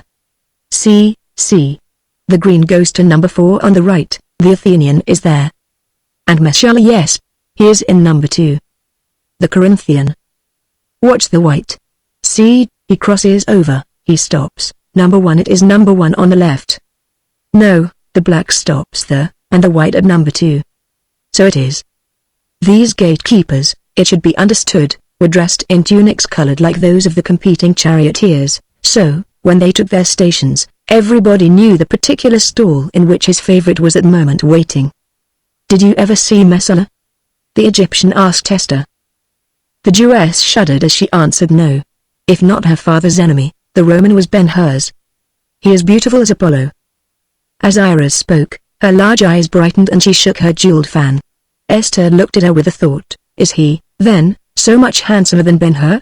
Next moment she heard Ildrum say to her father, yes, his stall is number 2 on the left of the porta Pompey, and, thinking it was of Ben-Hur he spoke, her eyes turned that way. Taking but the briefest glance at the wattled face of the gate, she drew the veil close and muttered a little prayer. Presently Sanballat came to the party. I am just from the stalls, O Sheikh, he said, bowing gravely to Edrim, who began combing his beard, while his eyes glittered with eager inquiry. The horses are in perfect condition. Ilderim replied simply, if they are beaten, I pray it be by some other than Meshala. Turning then to Simonides, Sanballat drew out a tablet, saying, I bring you also something of interest. I reported, you will remember, the wager concluded with Meshala last night, and stated that I left another which, if taken, was to be delivered to me in writing today before the race began. Here it is. Simonides took the tablet and read the memorandum carefully. Yes, he said, their emissary came to ask me if you had so much money with me. Keep the tablet close. If you lose, you know where to come, if you win. His face knit hard. If you win, friend, see to it. See the signers escape not, hold them to the last shekel. That is what they would with us. Trust me, replied the purveyor. Will you not sit with us? Asked Simonides. You are very good, the other returned, but if I leave the consul, young Rome yonder will boil over. Peace to you, peace to all. At length the recess came to an end. The trumpeters blew a call at which the absentees rushed back to their places. At the same time, some attendants appeared in the arena, and, climbing upon the division wall, went to an entablature near the second goal at the west end, and placed upon it 7 wooden balls, then returning to the first goal, Upon an entablature they set up 7 other pieces of wood hewn to represent dolphins. "What shall they do with the balls and fishes, O Sheikh?" asked Balthazar. "Hast thou never attended a race?" "Never before, and hardly know I why I am here." "Well, they are to keep the count. At the end of each round run thou shalt see 1 ball and 1 fish taken down." The preparations were now complete, and presently a trumpeter in gaudy uniform arose by the editor, ready to blow the signal of commencement promptly at his order. Straightway the stir of the people and the hum of their conversation died away. Every face nearby, and every face in a lessening perspective, turned to the east, as all eyes settled upon the gates of the 6 stalls which shut in the competitors. The unusual flush upon his face gave proof that even Simonides had caught the universal excitement. Ilderim pulled his beard fast and furious. "Look now for the Roman," said the fair Egyptian to Esther, who did not hear her, for, with close-drawn veil and beating heart, she sat watching for Ben-Hur. The structure containing the stalls, it should be observed, was in form of the segment of a circle, retired on the right so that its central point was projected forward, and midway the course, on the starting side of the first goal. Every stall, consequently, was equally distant from the starting line or chalked rope above mentioned. The trumpet sounded short and sharp, whereupon the starters, 1 for each chariot, leapt down from behind the pillars of the goal, ready to give assistance if any of the fours proved unmanageable. Again the trumpet blew, and simultaneously the gatekeepers threw the stalls open. First appeared the mounted attendants of the charioteers, 5 in all, Ben-Hur having rejected the service. The chalk line was lowered to let them pass, then raised again. They were beautifully mounted, yet scarcely observed as they rode forward, for all the time the trampling of eager horses, and the voices of drivers scarcely less eager, were heard behind in the stalls, so that one might not look away an instant from the gaping doors. The chalked line up again, the gatekeepers called their men, instantly the ushers on the balcony waved their hands, and shouted with all their strength, "Down! Down!" As well have whistled to stay a storm. Forth from each stall, like missiles in a volley from so many great guns, rushed the 6 fours, and up the vast assemblage arose, electrified and irrepressible, and, leaping upon the benches, filled the circus and the air above it with yells and screams. This was the time for which they had so patiently waited! This the moment of supreme interest treasured up in talk and dreams since the proclamation of the games. "He has come, the look!" cried Iris, pointing to Messala. "I see him," answered Esther, looking at Ben-Hur. The veil was withdrawn. For an instant the little Jewess was brave.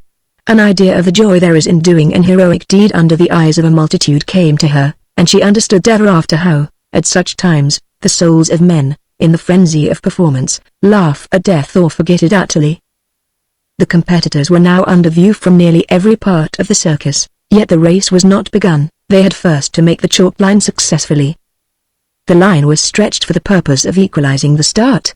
If it were dashed upon, discomfiture of man and horses might be apprehended. On the other hand, to approach it timidly was to incur the hazard of being thrown behind in the beginning of the race, and that was certain forfeit of the great advantage always striven for the position next the division wall on the inner line of the course.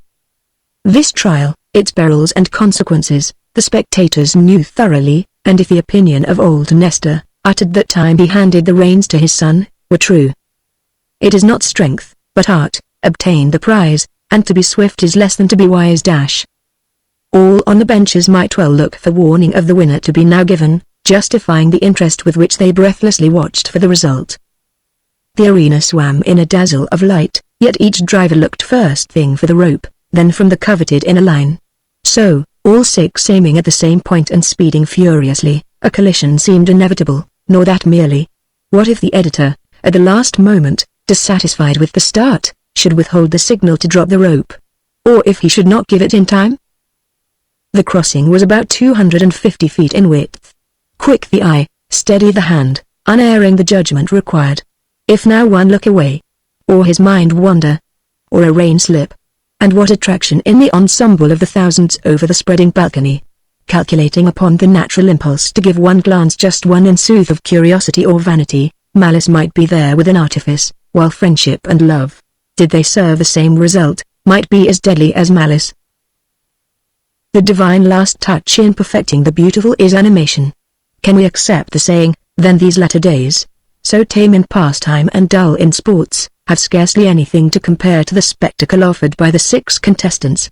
Let the reader try to fancy it. Let him first look down upon the arena, and see it glistening in its frame of dull grey granite walls. Let him then, in this perfect field, see the chariots, light of wheel, very graceful, and ornate as paint and burnishing can make them, messellers rich with ivory and gold. Let him see the drivers, erect and statuesque, undisturbed by the motion of the cars, their limbs naked, and fresh and ruddy with the healthful polish of the baths in their right hands, goads, suggestive of torture dreadful to the thought, in their left hands, held in careful separation, and high, that they may not interfere with view of the steeds, the reins passing taut from the 4 ends of the carriage poles. Let him see the 4s, chosen for beauty as well as speed. Let him see them in magnificent action, their masters not more conscious of the situation and all that is asked and hoped from them, their heads tossing, nostrils in play, now distant, now contracted, limbs too dainty for the sand which they touch, but to spurn, limbs slender, yet with impact crushing as hammers, every muscle of the rounded bodies instinct with glorious life, swelling, diminishing, justifying the world in taking from them its ultimate measure of force. Finally, along with chariots, drivers, horses, let the reader see the accompanying shadows fly, and, with such distinctness as the picture comes, he may share the satisfaction and deeper pleasure of those to whom it was a thrilling fact, not a feeble fancy. Every age has its plenty of sorrows, heaven help where there are no pleasures. The competitors having started each on the shortest line for the position next the wall, yielding would be like giving up the race, and who dared yield? It is not in common nature to change a purpose in mid-career, and the cries of encouragement from the balcony were indistinguishable and indescribable, a roar which had the same effect upon all the drivers. The 4s neared the rope together. Then the trumpeter by the editor's side blew a signal vigorously. 20 feet away it was not heard. Seeing the action, however, the judges dropped the rope, and not an instant too soon, for the hoof of one of Messaller's horses struck it as it fell. Nothing daunted, the Roman shook out his long lash, loosed the reins, leaned forward, and, with a triumphant shout, took the wall. "Jove with us! Jove with us!" yelled all the Roman faction, in a frenzy of delight. As Messalla turned in, the bronze lion's head at the end of his axle caught the foreleg of the Athenian's right-hand trace mate, flinging the brute over against its yoke fellow. Both staggered, struggled, and lost their headway. The ushers had their will, at least in part. The thousands held their breath with horror. Only up where the consul sat was there shouting. "Jove with us!" screamed Drusus, frantically. "He wins! Jove with us!" answered his associates, seeing Messalla speed on. Tablet in hand, Sanballat turned to them. A crash from the course below stopped his speech, and he could not but look that way. Messalla having passed, the Corinthian was the only contestant on the Athenian's right, and to that side the latter tried to turn his broken fore, and then, as ill fortune would have it, the wheel of the Byzantine, who was next on the left, struck the tailpiece of his chariot, knocking his feet from under him. There was a crash, a scream of rage and fear, and the unfortunate Cleanthes fell under the hoofs of his own steeds, a terrible sight, against which Esther covered her eyes. On swept the Corinthian, on the Byzantine, on the Sidonian. Sanballat looked for Ben-Hur, and turned again to Drusus and his coterie. 100 sestertii on the Jew!" he cried. "Taken," answered Drusus. "Another 100 on the Jew!" shouted Sanballat. Nobody appeared to hear him. He called again. The situation below was too absorbing, and they were too busy shouting, "Messalla! Messalla! Jove with us!" When the Jewess ventured to look again, a party of workmen were removing the horses and broken car, another party were taking off the man himself, and every bench upon which there was a Greek was vocal with execrations and prayers for vengeance. Suddenly she dropped her hands. Ben-Hur, unhurt, was to the front, coursing freely forward along with the Roman. Behind them, in a group, followed the Sidonian, the Corinthian, and the Byzantine. The race was on, the souls of the racers were in it, over them bent the myriads. Chapter 14. When the dash for position began, Ben-Hur, as we have seen, was on the extreme left of the 6. For a moment, like the others, he was half blinded by the light in the arena, yet he managed to catch sight of his antagonists and divine their purpose. At Messalla, who was more than an antagonist to him, he gave one searching look. The air of passionless hauteur characteristic of the fine patrician face was there as of old, and so was the Italian beauty, which the helmet rather increased, but more it may have been a jealous fancy, or the effect of the brassy shadow in which the features were at the moment cast. Still the Israelite thought he saw the soul of the man as through a glass, darkly, cruel, cunning, desperate, not so excited as determined a soul in a tension of watchfulness and fierce resolve. In a time not longer than was required to turn to his foe again, Ben-Hur felt his own resolution harden to a like temper. At whatever cost, at all hazards, he would humble this enemy. Prize, friends, wages, honor, everything that can be thought of as a possible interest in the race was lost in the one deliberate purpose. Regard for life even should not hold him back. Yet there was no passion, on his part, no blinding rush of heated blood from heart to brain, and back again, no impulse to fling himself upon fortune. He did not believe in fortune, far otherwise. He had his plan, and, confiding in himself, he settled to the task never more observant, never more capable. The air about him seemed aglow with a renewed and perfect transparency.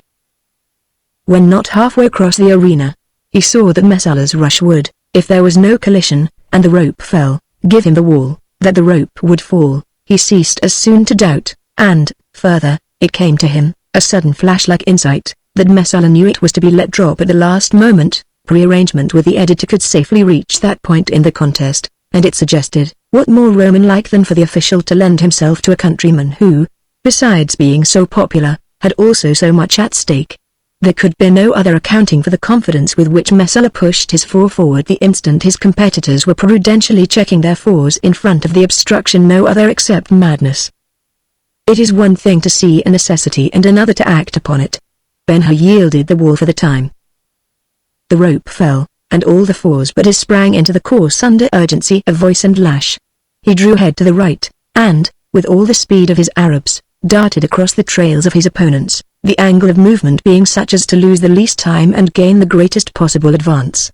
So, while the spectators were shivering at the Athenians' mishap, and the Sidonian, Byzantine, and Corinthian were striving, with such skill as they possessed, to avoid involvement in the ruin, Ben-Hur swept around and took the course neck and neck with Messala, though on the outside. The marvelous skill shown in making the change thus from the extreme left across to the right without appreciable loss did not fail the sharp eyes upon the benches. The circus seemed to rock and rock again with prolonged applause. There Nestor clasped her hands in glad surprise, then Sanballat, smiling, offered his 100 sestertii a second time without a taker, and then the Romans began to doubt, thinking Messala might have found an equal, if not a master, and that in an Israelite. And now, racing together side by side, a narrow interval between them, the two neared the second goal. The pedestal of the three pillars there, viewed from the west, was a stone wall in the form of a half-circle, around which the course and opposite balcony were bent in exact parallelism.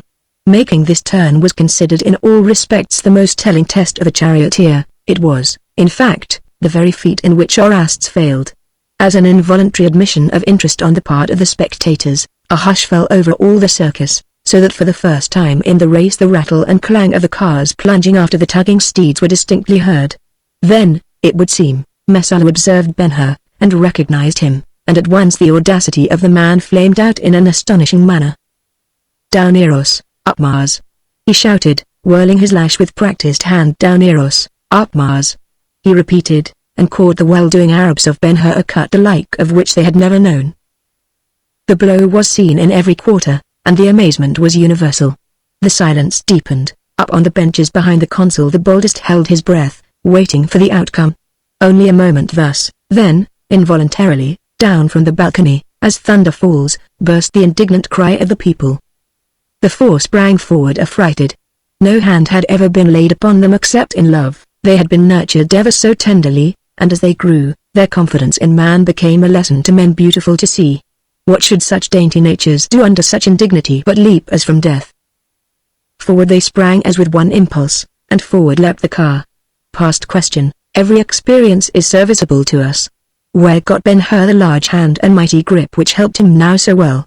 Where but from the oar with which so long he fought the sea?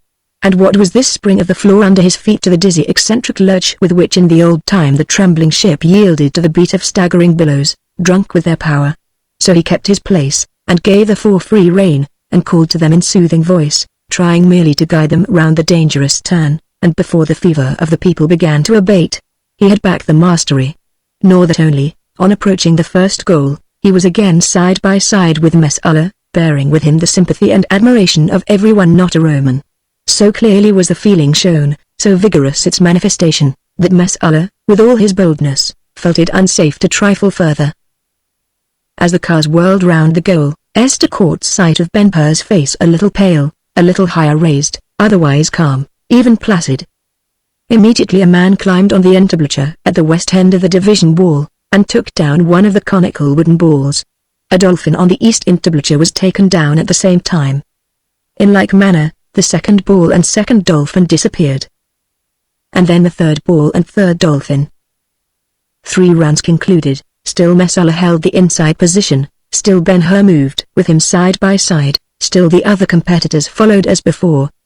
The contest began to have the appearance of one of the double races which became so popular in Rome during the later Caesarean period. Mesala and Ben-Hur in the first, the Corinthian, Sidonian, and Byzantine in the second.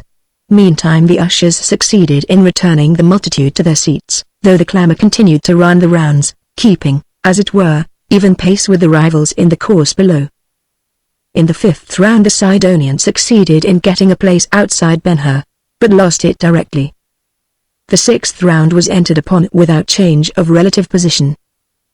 Gradually the speed had been quickened, gradually the blood of the competitors warmed with the work. Men and beasts seemed to know alike that the final crisis was near, bringing the time for the winner to assert himself. The interest which from the beginning had centered chiefly in the struggle between the Roman and the Jew, with an intense and general sympathy for the latter, was fast changing to anxiety on his account. On all the benches the spectators bent forward motionless, except as their faces turned following the contestants. Ilderim quitted combing his beard, and Esther forgot her fears. 100 sestertii on the Jew, cried Sanballat to the Romans under the consul's awning. There was no reply. A talent or 5 talents, or 10, choose ye. He shook his tablets at them defiantly. I will take thy sestertii, answered a Roman youth, preparing to write. Do not so, interposed a friend. Why? Mesala hath reached his utmost speed. See him lean over his chariot rim, the reins loose as flying ribbons. Look then at the Jew. The first one looked. By Hercules, he replied, his countenance falling. The dog throws all his weight on the bits. I see, I see. If the gods help not our friend, he will be run away with by the Israelite. No, not yet. Look. Jove with us, Jove with us. The cry, swelled by every Latin tongue, shook the veil area over the consul's head. If it were true that Mesala had attained his utmost speed, the effort was with effect. Slowly but certainly he was beginning to forge ahead. His horses were running with their heads low down. From the balcony their bodies appeared actually to skim the earth, their nostrils showed blood red in expansion, their eyes seemed straining in their sockets. Certainly the good steeds were doing their best. How long could they keep the pace? It was but the commencement of the 6th round. On they dashed. As they neared the second goal, Ben-Hur turned in behind the Romans' car. The joy of the Mesala faction reached its bound. They screamed and howled, and tossed their colors, and Sanballat filled his tablets with wagers of their tendering. Maluch, in the lower gallery over the Gate of Triumph, found it hard to keep his cheer. He had cherished the vague hint dropped to him by Ben-Hur of something to happen in the turning of the western pillars. It was the 5th round, yet the something had not come, and he had said to himself, the 6th will bring it, but, lo! Ben-Hur was hardly holding a place at the tail of his enemy's car. Over in the east end, Simonides' party held their peace. The merchant's head was bent low. Ilderim tugged at his beard, and dropped his brows till there was nothing of his eyes but an occasional sparkle of light. Esther scarcely breathed. Iris alone appeared glad. Along the home stretch 6th round Mesala leading, next him Ben-Hur, and so close it was the old story. First flew Eumelus on Frisian steeds. With those of Troy's bold Diomed succeeds. Close on Eumelus' back they puff the wind, and seen just mounting on his car behind. Full on his neck he feels the sultry breeze, and, hovering o'er, their stretching shadow sees. Thus to the first goal, and round it. Mesala, fearful of losing his place, hugged the stony wall with perilous clasp, a foot to the left, and he had been dashed to pieces. Yet, when the turn was finished, no man, looking at the wheel tracks of the 2 cars, could have said, here went Mesala, there the Jew. They left but one trace behind them. As they whirled by, Esther saw Ben-Hur's face again, and it was whiter than before. Simonides, shrewder than Esther, said to Ilderim, the moment the rivals turned into the course, I am no judge. Good shake, if Ben-Hur be not about to execute some design. His face hath a look. To which Ilderim answered, saw you how clean they were and fresh?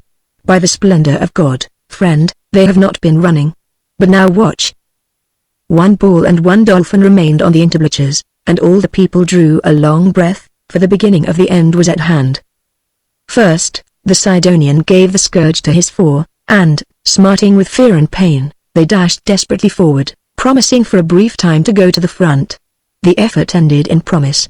Next, the Byzantine and the Corinthian each made the trial with a like result, after which they were practically out of the race.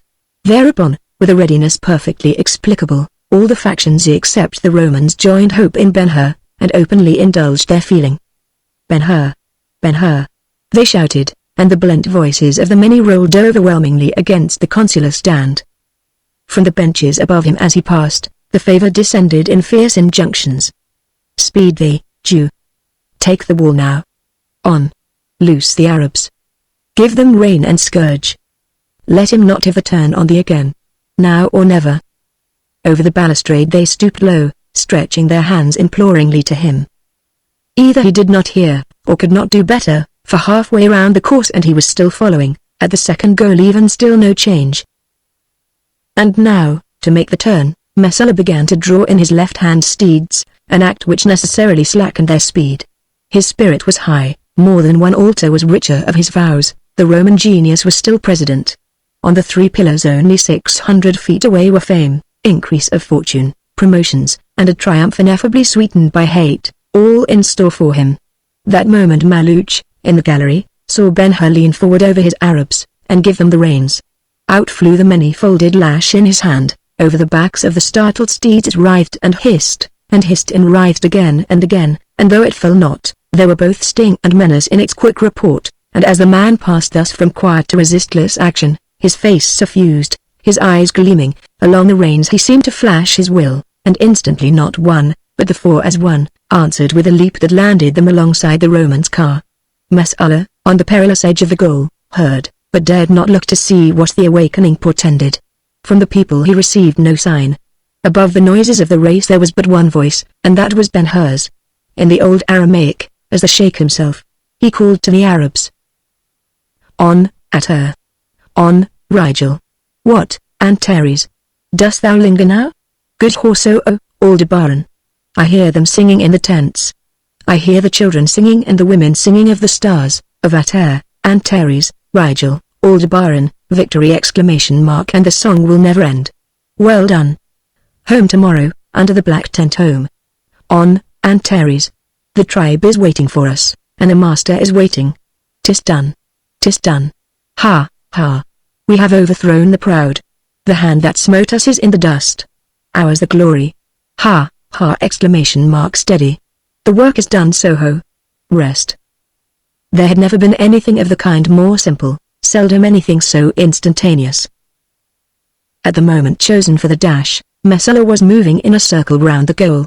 To pass him, Ben-Hur had to cross the track, and good strategy required the movement to be in a forward direction, that is, on a like circle limited to the least possible increase.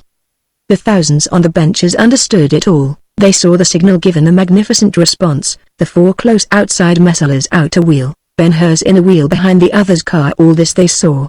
Then they heard a crash loud enough to send a thrill through the circus, and, quicker than thought, out over the course a spray of shining white and yellow flinders flew.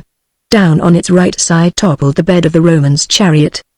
There was a rebound as of the axle hitting the hard earth, another and another, then the car went to pieces, and Messala, entangled in the reins, pitched forward headlong. To increase the horror of the sight by making death certain, the Sidonian, who had the wall next behind, could not stop or turn out. Into the wreck full speed he drove, then over the Roman, and into the latter's four, all mad with fear. Presently, out of the turmoil, the fighting of horses, the resound of blows, the murky cloud of dust and sand, he crawled, in time to see the Corinthian and Byzantine go on down the course after Ben-Hur, who had not been an instant delayed. The people arose, and leapt upon the benches, and shouted and screamed. Those who looked that way caught glimpses of Messala, now under the trampling of the fours, now under the abandoned cars. He was still, they thought him dead, but far the greater number followed Ben-Hur in his career. They had not seen the cunning touch of the reins by which, turning a little to the left, he caught Mesala's wheel with the iron-shod point of his axle, and crushed it, but they had seen the transformation of the man, and themselves felt the heat and glow of his spirit, the heroic resolution, the maddening energy of action with which, by look, word, and gesture, he so suddenly inspired his Arabs. And such running.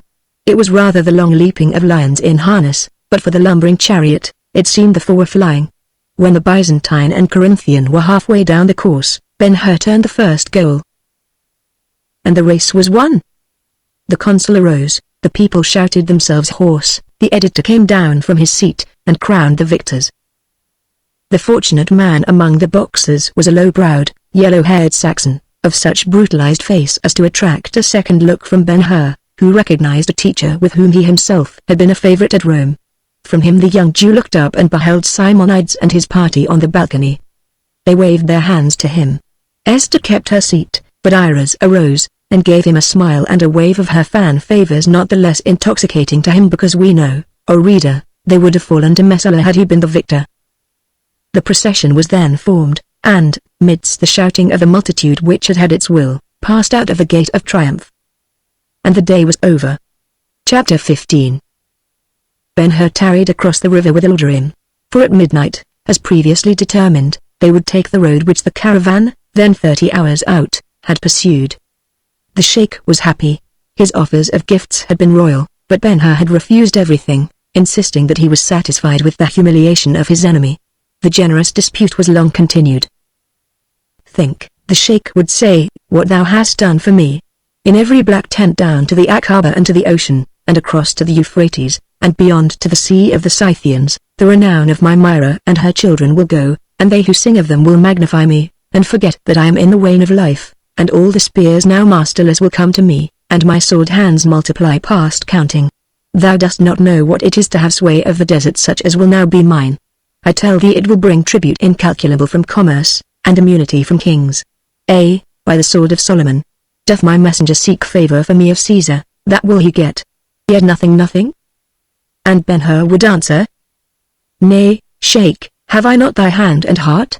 Let thy increase of power and influence inure to the king who comes. Who shall say it was not allowed thee for him? In the work I am going to, I may have great need. Saying though now will leave me to ask of thee with better grace hereafter. In the midst of a controversy of the kind, two messengers arrived, Maluch and one unknown. The former was admitted first. The good fellow did not attempt to hide his joy over the event of the day. But, coming to that with which I am charged, he said, the master Simonides sends me to say that, upon the adjournment of the games, some of the Roman faction made haste to protest against payment of the money prize. Ilderim started up, crying, in his shrillest tones, by the splendor of God, the East shall decide whether the race was fairly won. Nay, good sheikh, said Maluch, the editor has paid the money. 'Tis well. When they said Ben-Hur struck Mesala's wheel, the editor laughed, and reminded them of the blow the Arabs had at the turn of the goal. And what of the Athenian? He is dead. Dead, cried Ben-Hur. Dead, echoed Ilderim. What fortune these Roman monsters have. Messala escaped. Escaped, yes, O sheikh, with life, but it shall be a burden to him. The physicians say he will live, but never walk again. Ben-Hur looked silently up to heaven. He had a vision of Messala, chair-bound like Simonides, and, like him, going abroad on the shoulders of servants. The good man had abode well, but what would this one with his pride and ambition? Simonides bade me say, further, Maluch continued, Sanballat is having trouble. Drusus, and those who signed with him, referred the question of paying the 5 talents they lost to the consul Maxentius, and he has referred it to Caesar. Messala also refused his losses, and Sanballat, in imitation of Drusus, went to the consul, where the matter is still in advisement. The better Romans say the Protestants shall not be excused, and all the adverse factions join with them. The city rings with a scandal. What says Simonides? Asked Ben-Hur. The master laughs, and is well pleased. If the Roman pays, he is ruined. If he refuses to pay, he is dishonored. The imperial policy will decide the matter. To offend the East would be a bad beginning with the Parthians. To offend Sheikh Ilderim would be to antagonize the desert, over which lie all Maxentius's lines of operation. Wherefore Simonides bade me tell you to have no disquiet, Messala will pay. Ilderim was at once restored to his good humor. Let us be off now, he said, rubbing his hands. The business will do well with Simonides. The glory is ours. I will order the horses. Stay, said Maluch. I left a messenger outside. Will you see him? By the splendor of God. I forgot him. Maluch retired, and was succeeded by a lad of gentle manners and delicate appearance, who knelt upon one knee, and said, winningly, Iris, the daughter of Balthazar, well known to good Sheikh Ilderim, hath entrusted me with a message to the Sheikh, who, she saith, will do her great favor so he receive her congratulations on account of the victory of his foe. The daughter of my friend is kind, said Ilderim, with sparkling eyes. Do thou give her this jewel, in sign of the pleasure I have from her message. He took a ring from his finger as he spoke. I will as thou sayest, O Sheikh, the lad replied, and continued, the daughter of the Egyptian charged me further. She prays the good Sheikh Ilderim to send word to the youth Ben-Hur that her father hath taken residence for a time in the palace of Id-Erni, where she will receive the youth after the 4th hour tomorrow. And if, with her congratulations, Sheikh Ilderim will accept her gratitude for this other favor done, she will be ever so pleased. The Sheikh looked at Ben-Hur, whose face was suffused with pleasure. What will you? He asked. By your leave, O Sheikh, I will see the fair Egyptian. Ilderim laughed, and said, shall not a man enjoy his youth? Then Ben-Hur answered the messenger. Say to her who sent you that I, Ben-Hur, will see her at the palace of Id-Erni, wherever that may be, tomorrow at noon. The lad arose, and, with silent salute, departed. At midnight Ilderim took the road, having arranged to leave a horse and a guide for Ben-Hur, who was to follow him. Chapter 16. Going next day to fill his appointment with Iris, Ben-Hur turned from the Omphalos, which was in the heart of the city, into the colonnade of Herod, and came shortly to the palace of Id-Erni. From the street he passed first into a vestibule, on the sides of which were stairways under cover, leading up to a portico. Winged lions sat by the stairs, in the middle there was a gigantic ibis spouting water over the floor. The lions, ibis, walls, and floor were reminders of the Egyptians. Everything, even the balustrading of the stairs, was of massive grey stone.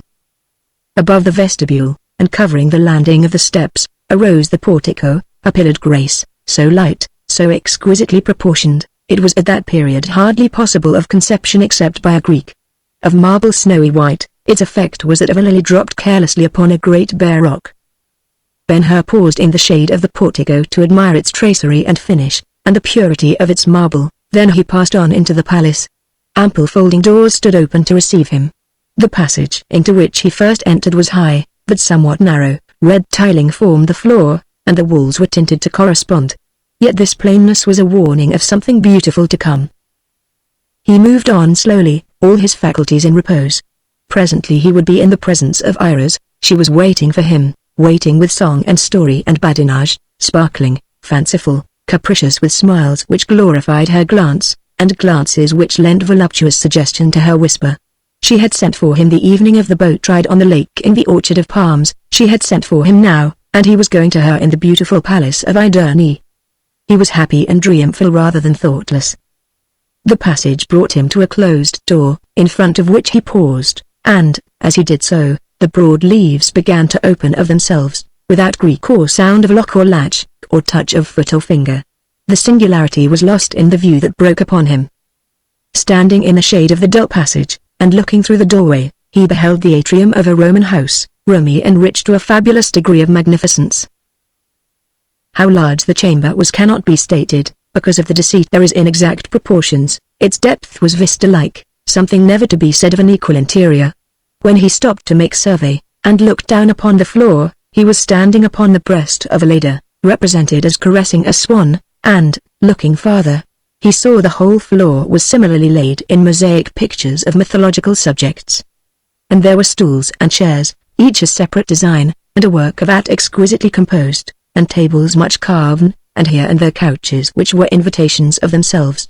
The articles of furniture, which stood out from the walls, were duplicated on the floor distinctly as if they floated on rippled water. Even the paneling of the walls, the figures upon them in painting and bas-relief, and the fresco of the ceiling were reflected on the floor. The ceiling curved up towards the center, where there was an opening through which the sunlight poured without hindrance, and the sky, ever so blue, seemed in hand-reach. The impluvium under the opening was guarded by bronzed rails. The gilded pillars supporting the roof at the edges of the opening shone like flame where the sun struck them, and their reflections beneath seemed to stretch to infinite depth. And there were candelabra quaint and curious, and statuary and vases, the whole making an interior that would have befitted well the house on the Palatine Hill which Cicero bought of Crassus, or that other, yet more famous for extravagance, the Tusculan villa of Scaurus. Still in his dreamful mood, Ben-Hur sauntered about, charmed by all he beheld, and waiting. He did not mind a little delay. When Iris was ready, she would come or send a servant. In every well-regulated Roman house the atrium was the reception chamber for visitors. Twice, thrice, he made the round. As often he stood under the opening in the roof, and pondered the sky and its azure depth. Then, leaning against a pillar, he studied the distribution of light and shade, and its effects. Here a veil diminishing objects, there a brilliance exaggerating others, yet nobody came. Time, or rather the passage of time, began at length to impress itself upon him, and he wondered why Iris stayed so long. Again he traced out the figures upon the floor, but not with the satisfaction the first inspection gave him. He paused often to listen. Directly impatience blew a little fevered breath upon his spirit. Next time it blew stronger and hotter, and at last he woke to a consciousness of the silence which held the house in thrall, and the thought of it made him uneasy and distrustful. Still he put the feeling off with a smile and a promise.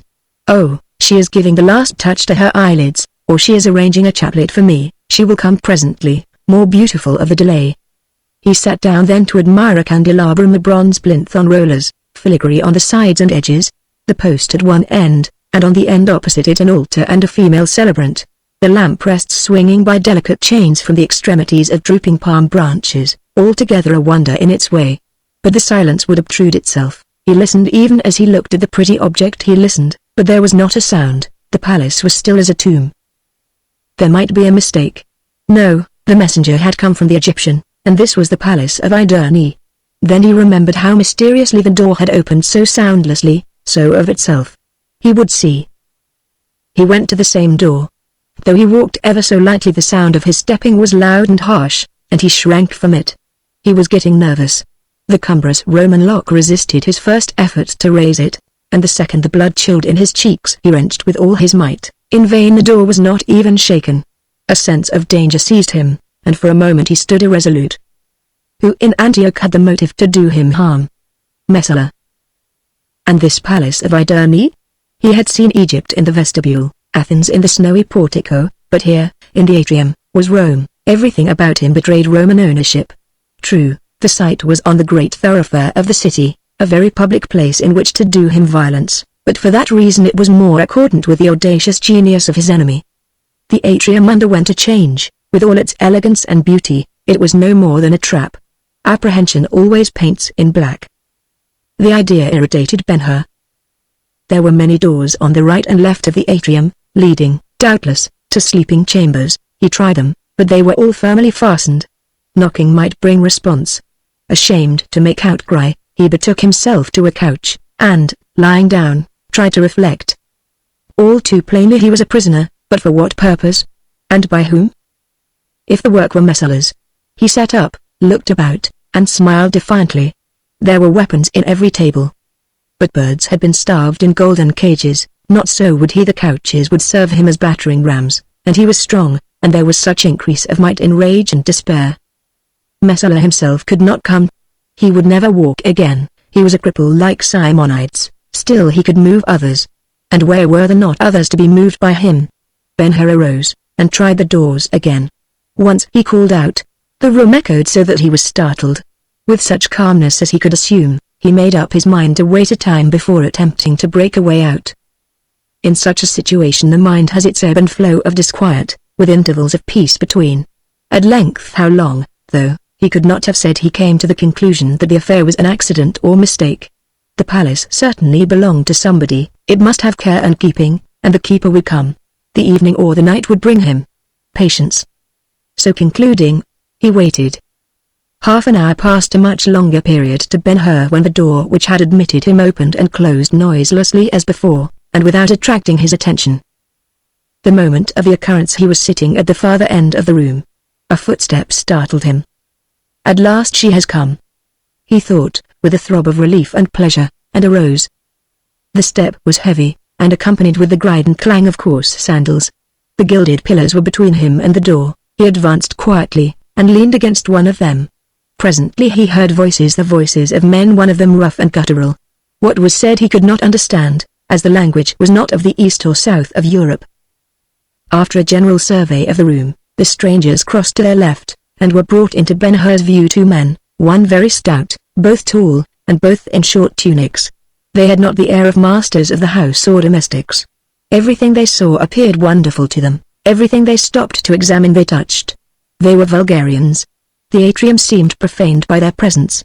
At the same time, their leisurely manner and the assurance with which they proceeded pointed to some right or business. If business, with whom?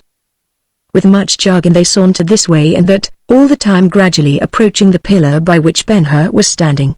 Off a little way, where a slanted gleam of the sun fell with a glare upon the mosaic of the floor, there was a statue which attracted their notice. In examining it, they stopped in the light. The mystery surrounding his own presence in the palace tended, as we have seen, to make Ben-Hur nervous, so now, when in the tall stout stranger he recognized the Northman whom he had known in Rome, and seen crowned only the day before in the circus as the winning pugilist, when he saw the man's face, scarred with the wounds of many battles, and embruted by ferocious passions, when he surveyed the fellow's naked limbs, very marvels of exercise and training, and his shoulders of Herculean breadth, a thought of personal danger started a chill along every vein. A sure instinct warned him that the opportunity for murder was too perfect to have come by chance, and here now were the Myrmidons, and their business was with him. He turned an anxious eye upon the Northman's comrade, young, black-eyed, black-haired, and altogether Jewish in appearance. He observed, also, that both the men were in costume exactly such as professionals of their class were in the habit of wearing in the arena. Putting the several circumstances together, Ben-Hur could not be longer in doubt. He had been lured into the palace with design. Out of reach of aid, in this splendid privacy, he was to die. At a loss what to do, he gazed from man to man, while there was enacted within him that miracle of mind by which life is passed before us in awful detail, to be looked at by ourselves as if it were another's, and from the evolvement, from a hidden depth, cast up, as it were, by a hidden hand, he was given to see that he had entered upon a new life, different from the old one in this, whereas, in that, he had been the victim of violences done to him. Henceforth he was to be the aggressor. Only yesterday he had found his first victim. To the purely Christian nature the presentation would have brought the weakness of remorse. Not so with Ben-Hur. His spirit had its emotions from the teachings of the first law-giver, not the last and greatest one. He had dealt punishment, not wrong, to Messala. By permission of the Lord, he had triumphed, and he derived faith from the circumstance, faith the source of all rational strength, especially strength in peril. Nor did the influence stop there. The new life was made appear to him a mission just begun, and holy as the king to come was holy, and certain as the coming of the king was certain, a mission in which force was lawful if only because it was unavoidable. Should he, on the very threshold of such an errand, be afraid? He undid the sash around his waist, and, baring his head and casting off his white Jewish gown, stood forth in an under-tunic not unlike those of the enemy, and was ready, body and mind. Folding his arms, he placed his back against the pillar, and calmly waited. The examination of the statue was brief. Directly the Northman turned, and said something in the unknown tongue, then both looked at Ben-Hur. A few more words, and they advanced towards him. "Who are you?" he asked, in Latin. The Northman fetched a smile which did not relieve his face of its brutalism, and answered, "Barbarians. This is the palace of Iderne. Whom seek you? Stand and answer." The words were spoken with earnestness. The strangers stopped, and in his turn the Northman asked, "Who are you?" "A Roman." The giant laid his head back upon his shoulders. "Ha, ha, ha. I have heard how a god once came from a cow licking a salted stone, but not even a god can make a Roman of a Jew." The laugh over, he spoke to his companion again, and they moved nearer. "Hold," said Ben-Hur, quitting the pillar. "One word." They stopped again. "A word," replied the Saxon, folding his immense arms across his breast, and relaxing the menace beginning to blacken his face. "A word. Speak." "You are Thor the Northman." The giant opened his blue eyes. "You were Lannister in Rome." Thor nodded. "I was your scholar." "No," said Thor, shaking his head. By the beard of Ermine, I had never a Jew to make a fighting man of. But I will prove my saying. How? You came here to kill me. That is true. Then let this man fight me singly, and I will make the proof on his body. A gleam of humor shone in the Northman's face. He spoke to his companion, who made answer, then he replied with the naivete of a diverted child. Wait till I say begin. By repeated touches of his foot, he pushed a couch out on the floor, and proceeded leisurely to stretch his burly form upon it. When perfectly at ease, he said, simply, now begin. Without ado, Ben-Hur walked to his antagonist. Defend thyself, he said. The man, nothing loath, put up his hands. As the two thus confronted each other in a proved position, there was no discernible inequality between them. On the contrary, they were as like as brothers. To the stranger's confident smile, Ben-Hur opposed an earnestness which, had his skill been known, would have been accepted fair warning of danger. Both knew the combat was to be mortal. Ben-Hur feinted with his right hand. The stranger warded, slightly advancing his left arm. Ere he could return to guard, Ben-Hur caught him by the wrist in a grip which years at the oar had made terrible as a vice. The surprise was complete, and no time given. To throw himself forward, to push the arm across the man's throat and over his right shoulder, and turn him left side front, to strike surely with a ready left hand, to strike the bare neck under the ear were but petty divisions of the same act. No need of a second blow. The Myrmidon fell heavily, and without a cry, and lay still.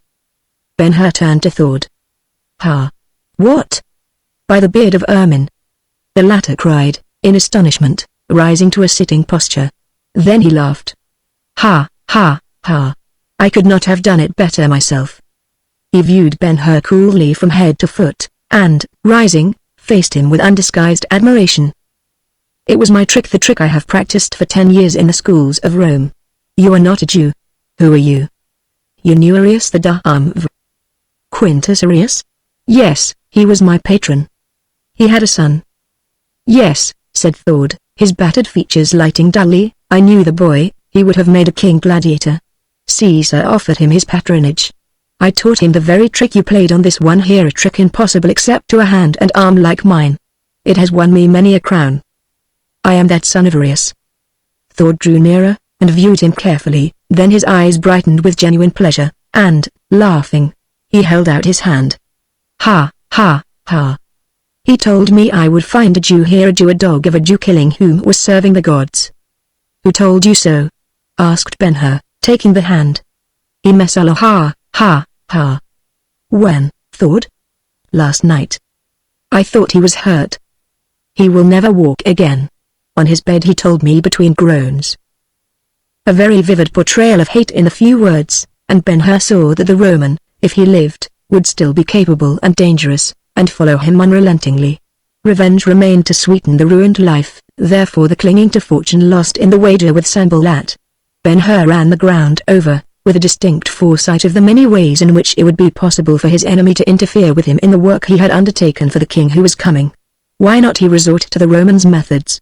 The man hired to kill him could be hired to strike back. It was in his power to offer higher wages. The temptation was strong, and, half yielding, he chanced to look down at his late antagonist lying still, with white upturned face, so like himself. A light came to him, and he asked, Thord, what was Messala to give you for killing me? 1,000 sestertii. You shall have them yet, and so you do now what I tell you, I will add 3,000 more to the sum. The giant reflected aloud. I won 5,000 yesterday, from the Roman 1,6. Give me 4, good Arius, 4 more, and I will stand firm for you, though old Thor, my namesake, strike me with his hammer. Make it 4, and I will kill the lying patrician, if you say so. I have only to cover his mouth with my hand thus. He illustrated the process by clapping his hand over his own mouth. I see, said Ben-Hur, 10,000 sestertii is a fortune. It will enable you to return to Rome, and open a wine shop near the great circus, and live as becomes the first of the Lanistae. The very scars on the giant's face glowed afresh with the pleasure the picture gave him. I will make it 4,000, Ben-Hur continued, and in what you shall do for the money there will be no blood on your hands, Thord. Hear me now. Did not your friend here look like me? I would have said he was an apple from the same tree. Well, if I put on his tunic, and dress him in these clothes of mine, and you and I go away together, leaving him here. Can you not get your sestertii from Messala all the same? You have only to make him believe it me that is dead." Thord laughed till the tears ran into his mouth. "Ha, ha, ha. 10,000 sestertii were never won so easily. And a wine shop by the great circus! All for a lie without blood in it. Ha, ha, ha. Give me thy hand, O son of Arius. Get on now, and ha, ha, ha! If ever you come to Rome, fail not to ask for the wine shop of Thord the Northman. By the beard of Ermine, I will give you the best, though I borrow it from Caesar." They shook hands again, after which the exchange of clothes was effected. It was arranged then that a messenger should go at night to Thord's lodging place with the 4,000 sestertii. When they were done, the giant knocked at the front door, it opened to him, and, passing out of the atrium, he led Ben-Hur into a room adjoining, where the latter completed his attire from the coarse garments of the dead pugilist. They separated directly in the Amphilas. "Fail not, O son of Arius, fail not the wine shop near the great circus. Ha, ha, ha. By the beard of Ermine, there was never fortune gained so cheap. The gods keep you." Upon leaving the atrium, Ben-Hur gave a last look at the Myrmidon as he lay in the Jewish vestments, and was satisfied. The likeness was striking. If Thord kept faith, the cheat was a secret to endure forever. At night, in the house of Simonides, Ben-Hur told the good man all that had taken place in the palace of Ide-Erni, and it was agreed that, after a few days, public inquiry should be set afloat for the discovery of the whereabouts of the son of Arius. Eventually the matter was to be carried boldly to Maxentius. Then, if the mystery came not out, it was concluded that Messala and Gretus would be at rest and happy, and Ben-Hur free to betake himself to Jerusalem, to make search for his lost people. At the leave-taking, Simonides sat in his chair out on the terrace overlooking the river, and gave his farewell and the peace of the Lord with the empressment of a father. Esther went with the young man to the head of the steps. "If I find my mother, Esther, thou shalt go to her at Jerusalem, and be a sister to Tirzah." And with the words he kissed her. Was it only a kiss of peace? He crossed the river next to the late quarters of Ildrim, where he found the Arab who was to serve him as guide. The horses were brought out. "This one is thine," said the Arab. Ben-Hur looked, and, lo! It was Aldebaran, the swiftest and brightest of the sons of Myra, and, next to Sirius, the beloved of the Sheikh, and he knew the old man's heart came to him along with the gift. The corpse in the atrium was taken up and buried by night, and, as part of Messala's plan, a courier was sent off to Gretus to make him at rest by the announcement of Ben-Hur's death, this time past question. Ere long a wine shop was opened near the Circus Maximus, with inscription over the door. Thord the Northman. Part 6. Is that a death? And other two? Is death that woman's mate? Her skin was as white as leprosy. The nightmare life in death was she. Who thicks man's blood with cold? Coleridge. Chapter 1. Our story moves forward now 30 days from the night Ben-Hur left Antioch to go out with Sheikh Alderim into the desert. A great change has befallen, great at least as respects the fortunes of our hero. Valerius Gretus has been succeeded by Pontius Pilate. The removal, it may be remarked, cost Simonides exactly 5 talents Roman money in hand paid to Sejanus, who was then in height of power as imperial favorite, the object being to help Ben-Hur, by lessening his exposure while in and about Jerusalem attempting discovery of his people. To such pious use the faithful servant put the winnings from Drusus and his associates, all of whom, having paid their wages, became at once and naturally the enemies of Messala, whose repudiation was yet an unsettled question in Rome. Brief as the time was, already the Jews knew the change of rulers was not for the better. The cohorts sent to relieve the garrison of Antonia made their entry into the city by night. Next morning the first sight that greeted the people resident in the neighborhood was the walls of the old tower decorated with military ensigns, which unfortunately consisted of busts of the emperor mixed with eagles and globes. A multitude, in passion, marched to Caesarea, where Pilate was lingering, and implored him to remove the detested images. 5 days and nights they beset his palace gates. At last he appointed a meeting with them in the circus. When they were assembled, he encircled them with soldiers. Instead of resisting, they offered him their lives, and conquered. He recalled the images and ensigns to Caesarea, where Gretus, with more consideration, had kept such abominations housed during the 11 years of his reign. The worst of men do once in a while vary their wickednesses by good acts, so with Pilate. He ordered an inspection of all the prisons in Judea, and a return of the names of the persons in custody, with a statement of the crimes for which they had been committed. Doubtless, the motive was the one so common with officials just installed: dread of entailed responsibility. The people, however, in thought of the good which might come of the measure, gave him credit, and, for a period, were comforted. The revelations were astonishing. Hundreds of persons were released against whom there were no accusations, many others came to light who had long been accounted dead. Yet more amazing, there was opening of dungeons not merely unknown at the time by the people, but actually forgotten by the prison authorities. With one instance of the latter kind we have now to deal, and, strange to say, it occurred in Jerusalem. The Tower of Antonia, which will be remembered as occupying 2/3 of the sacred area on Mount Moriah, was originally a castle built by the Macedonians. Afterwards, John Hyrcanus erected the castle into a fortress for the defense of the temple, and in his day it was considered impregnable to assault, but when Herod came with his bolder genius, he strengthened its walls and extended them, leaving a vast pile which included every appurtenance necessary for the stronghold he intended it to be forever, such as offices, barracks, armories, magazines, cisterns, and last, though not least, prisons of all grades.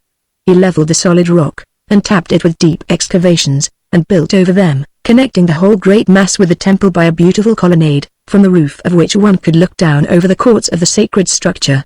In such condition the tower fell at last out of his hands into those of the Romans, who were quick to see its strength and advantages, and convert it to uses becoming such masters.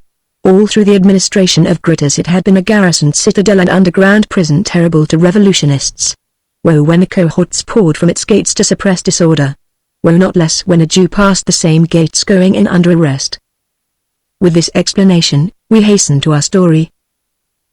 The order of the new procurator requiring a report of the persons in custody was received at the Tower of Antonia, and promptly executed, and 2 days have gone since the last unfortunate was brought up for examination.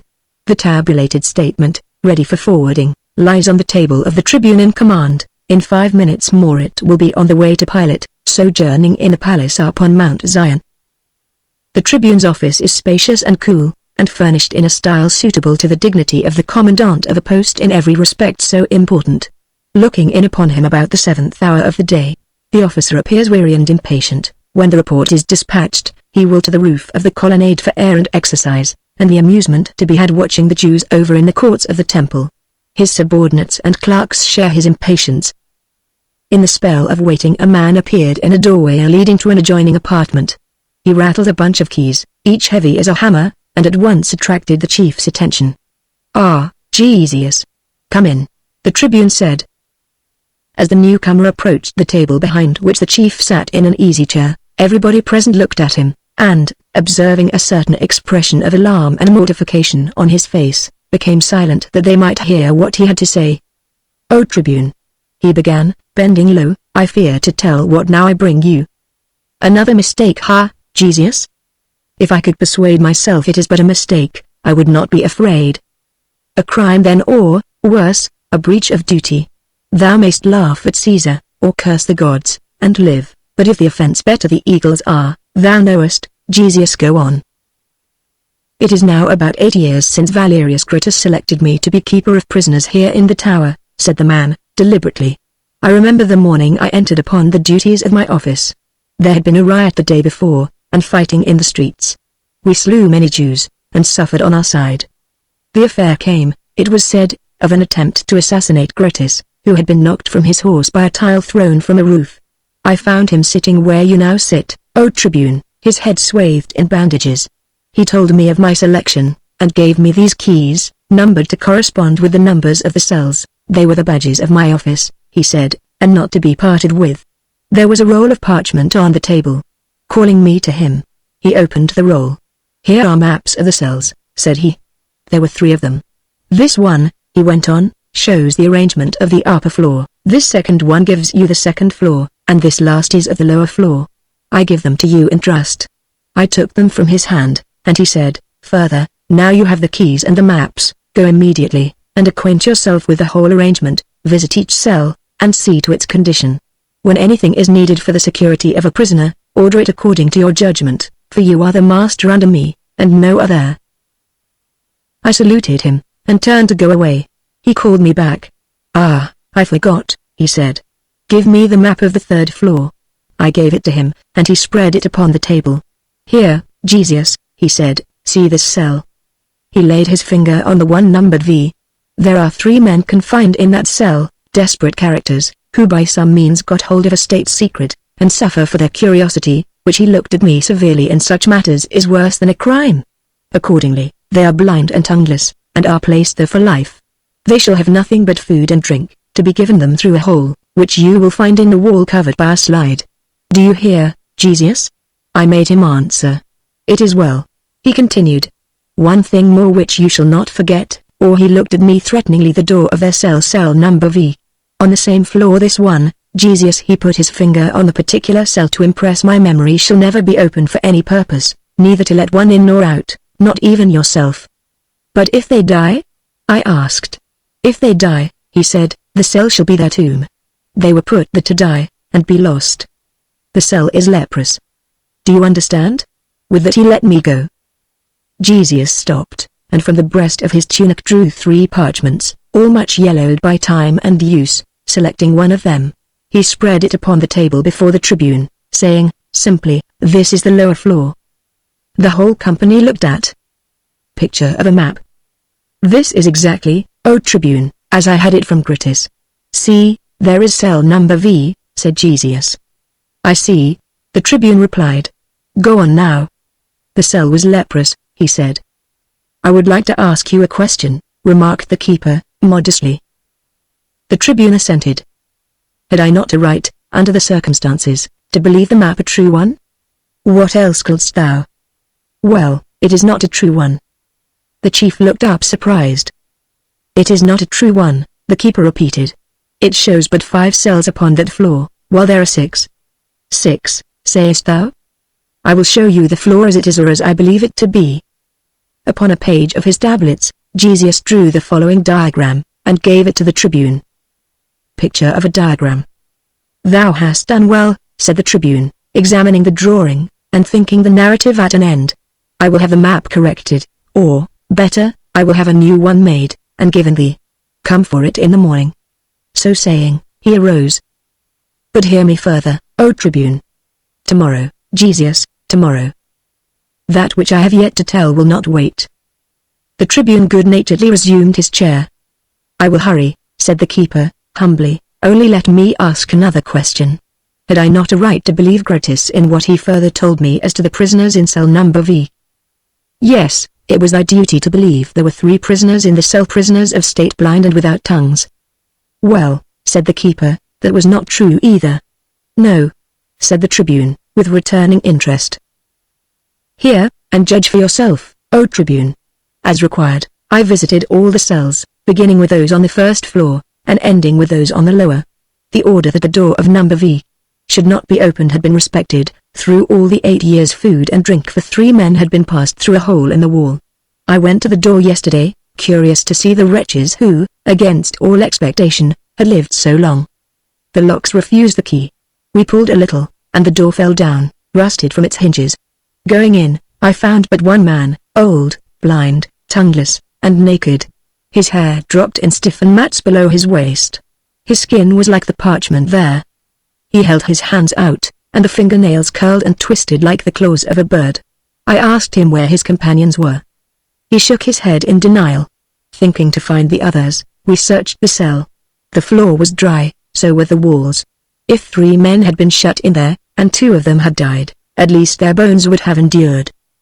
Wherefore thou thinkest? I think, O tribune, there has been but 1 prisoner there in the 8 years. The chief regarded the keeper sharply, and said, Have a care, thou art more than saying Valerius lied. Jesus bowed, but said, he might have been mistaken. No, he was right, said the tribune, warmly. By thine own statement he was right. Didst thou not say but now that for 8 years food and drink had been furnished 3 men? The bystanders approved the shrewdness of their chief, yet Jesus did not seem discomfited. You have but half the story, O tribune. When you have it all, you will agree with me. You know what I did with the man, that I sent him to the bath, and had him shorn and clothed, and then took him to the gate of the tower, and bade him go free. I washed my hands of him. Today he came back, and was brought to me. By signs and tears he at last made me understand he wished to return to his cell, and I so ordered. As they were leading him off, he broke away and kissed my feet, and, by piteous dumb imploration, insisted I should go with him, and I went. The mystery of the three men stayed in my mind. I was not satisfied about it. Now I am glad I yielded to his entreaty. The whole company at this point became very still. When we were in the cell again, and the prisoner knew it, he caught my hand eagerly, and led me to a hole like that through which we were accustomed to pass him his food. Though large enough to push your helmet through, it escaped me yesterday. Still holding my hand, he put his face to the hole and gave a beast-like cry. A sound came faintly back. I was astonished, and drew him away, and called out, "Ha, here." At first there was no answer. I called again, and received back these words, "Be thou praised, O Lord." Yet more astonishing, O Tribune, the voice was a woman's. And I asked, "Who are you?" And he'd reply, "A woman of Israel, entombed here with her daughter. Help us quickly, or we die." I told them to be of cheer, and hurried here to know your will. The Tribune arose hastily. "Thou wert right, Jesus," he said, "and I see now. The map was a lie, and so was the tale of the three men. There have been better Romans than Valerius Brutus." "Yes," said the keeper. "I gleaned from the prisoner that he had regularly given the women of the food and drink he had received." "It is accounted for," replied the Tribune, and observing the countenances of his friends, and reflecting how well it would be to have witnesses, he added, "Let us rescue the women. Come all." Jesus was pleased. "We will have to pierce the wall," he said. I found where a door had been, but it was filled solidly with stones and mortar. The Tribune stayed to say to a clerk, "Send workmen after me with tools. Make haste, but hold the report, for I see it will have to be corrected." In a short time they were gone. Chapter 2.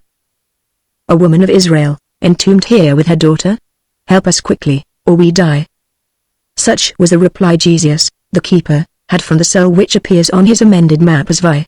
The reader, when he observed the answer, knew who the unfortunates were, and, doubtless, said to himself, "At last the mother of Ben-Hur, and Tirzah, his sister." And so it was. The morning of their seizure, 8 years before, they had been carried to the tower, where Brutus proposed to put them out of the way. He had chosen the tower for the purpose as more immediately in his own keeping, and so Vi. Because, first, it could be better lost than any other, and, secondly, it was infected with leprosy, for these prisoners were not merely to be put in a safe place, but in a place to die.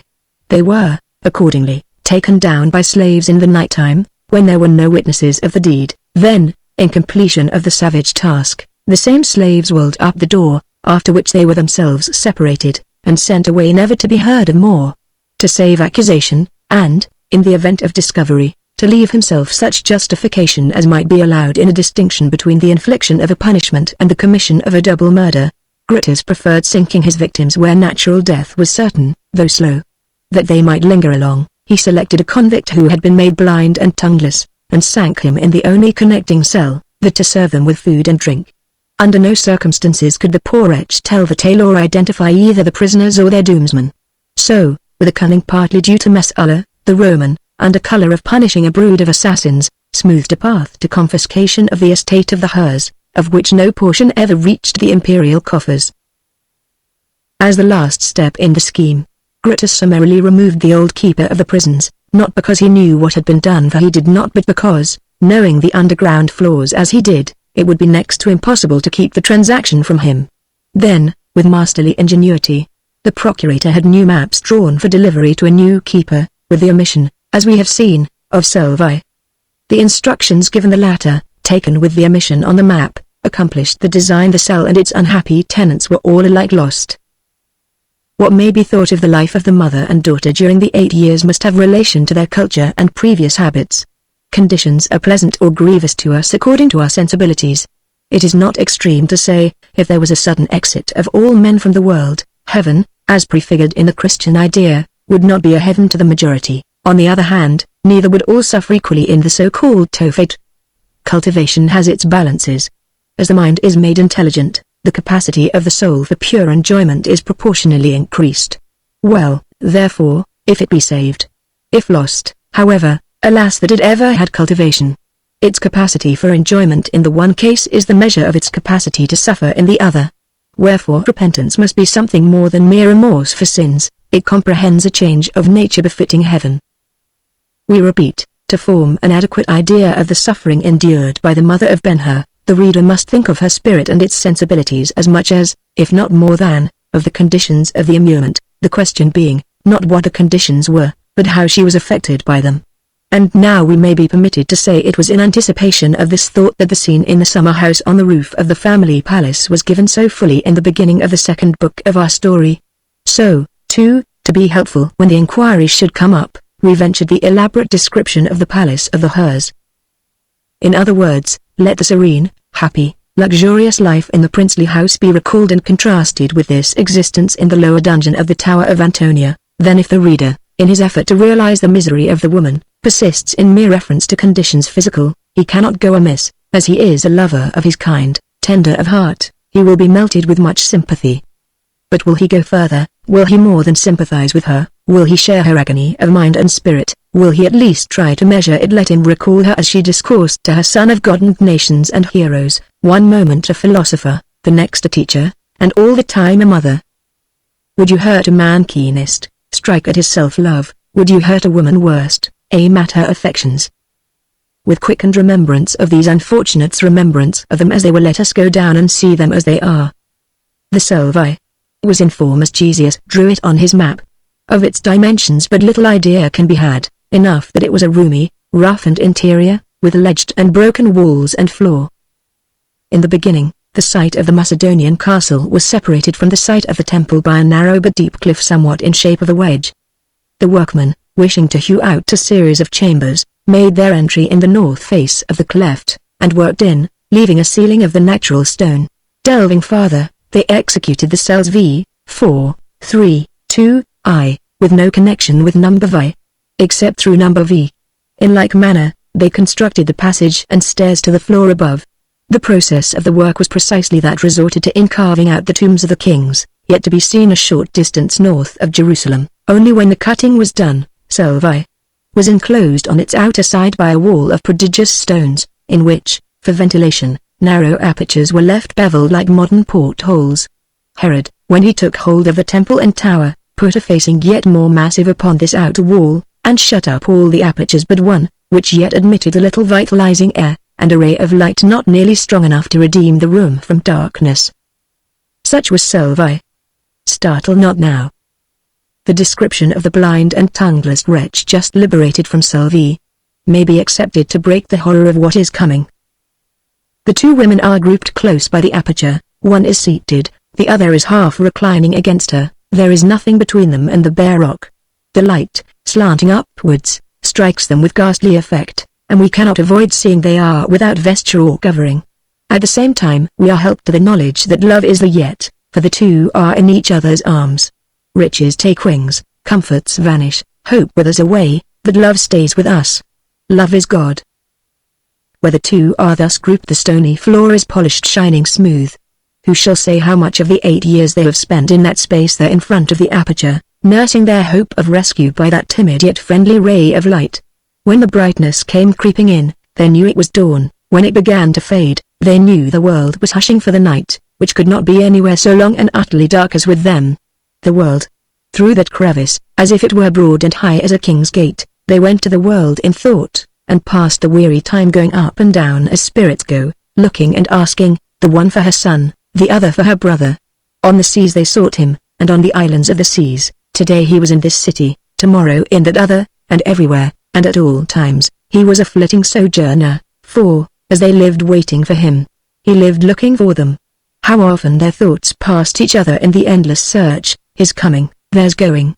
It was such sweet flattery for them to say to each other, while he lives, we shall not be forgotten, as long as he remembers us, there is hope. The strength one can eke from little, who knows till he has been subjected to the trial.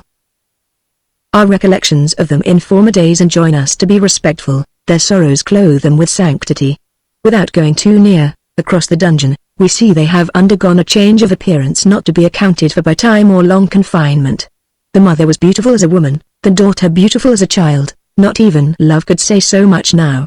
Their hair is long, unkempt, and strangely white. They make us shrink and shudder with an indefinable repulsion, though the effect may be from an illusory glozing of the light glimmering dismally through the unhealthy murk, or they may be enduring the tortures of hunger and thirst, not having had to eat or drink since their servant, the convict, was taken away, that is, since yesterday. Tirzah, reclining against her mother in half-embrace, moans piteously. "Be quiet, Tirzah. They will come. God is good. We have been mindful of him, and forgotten not to pray at every sounding of the trumpets over in the temple.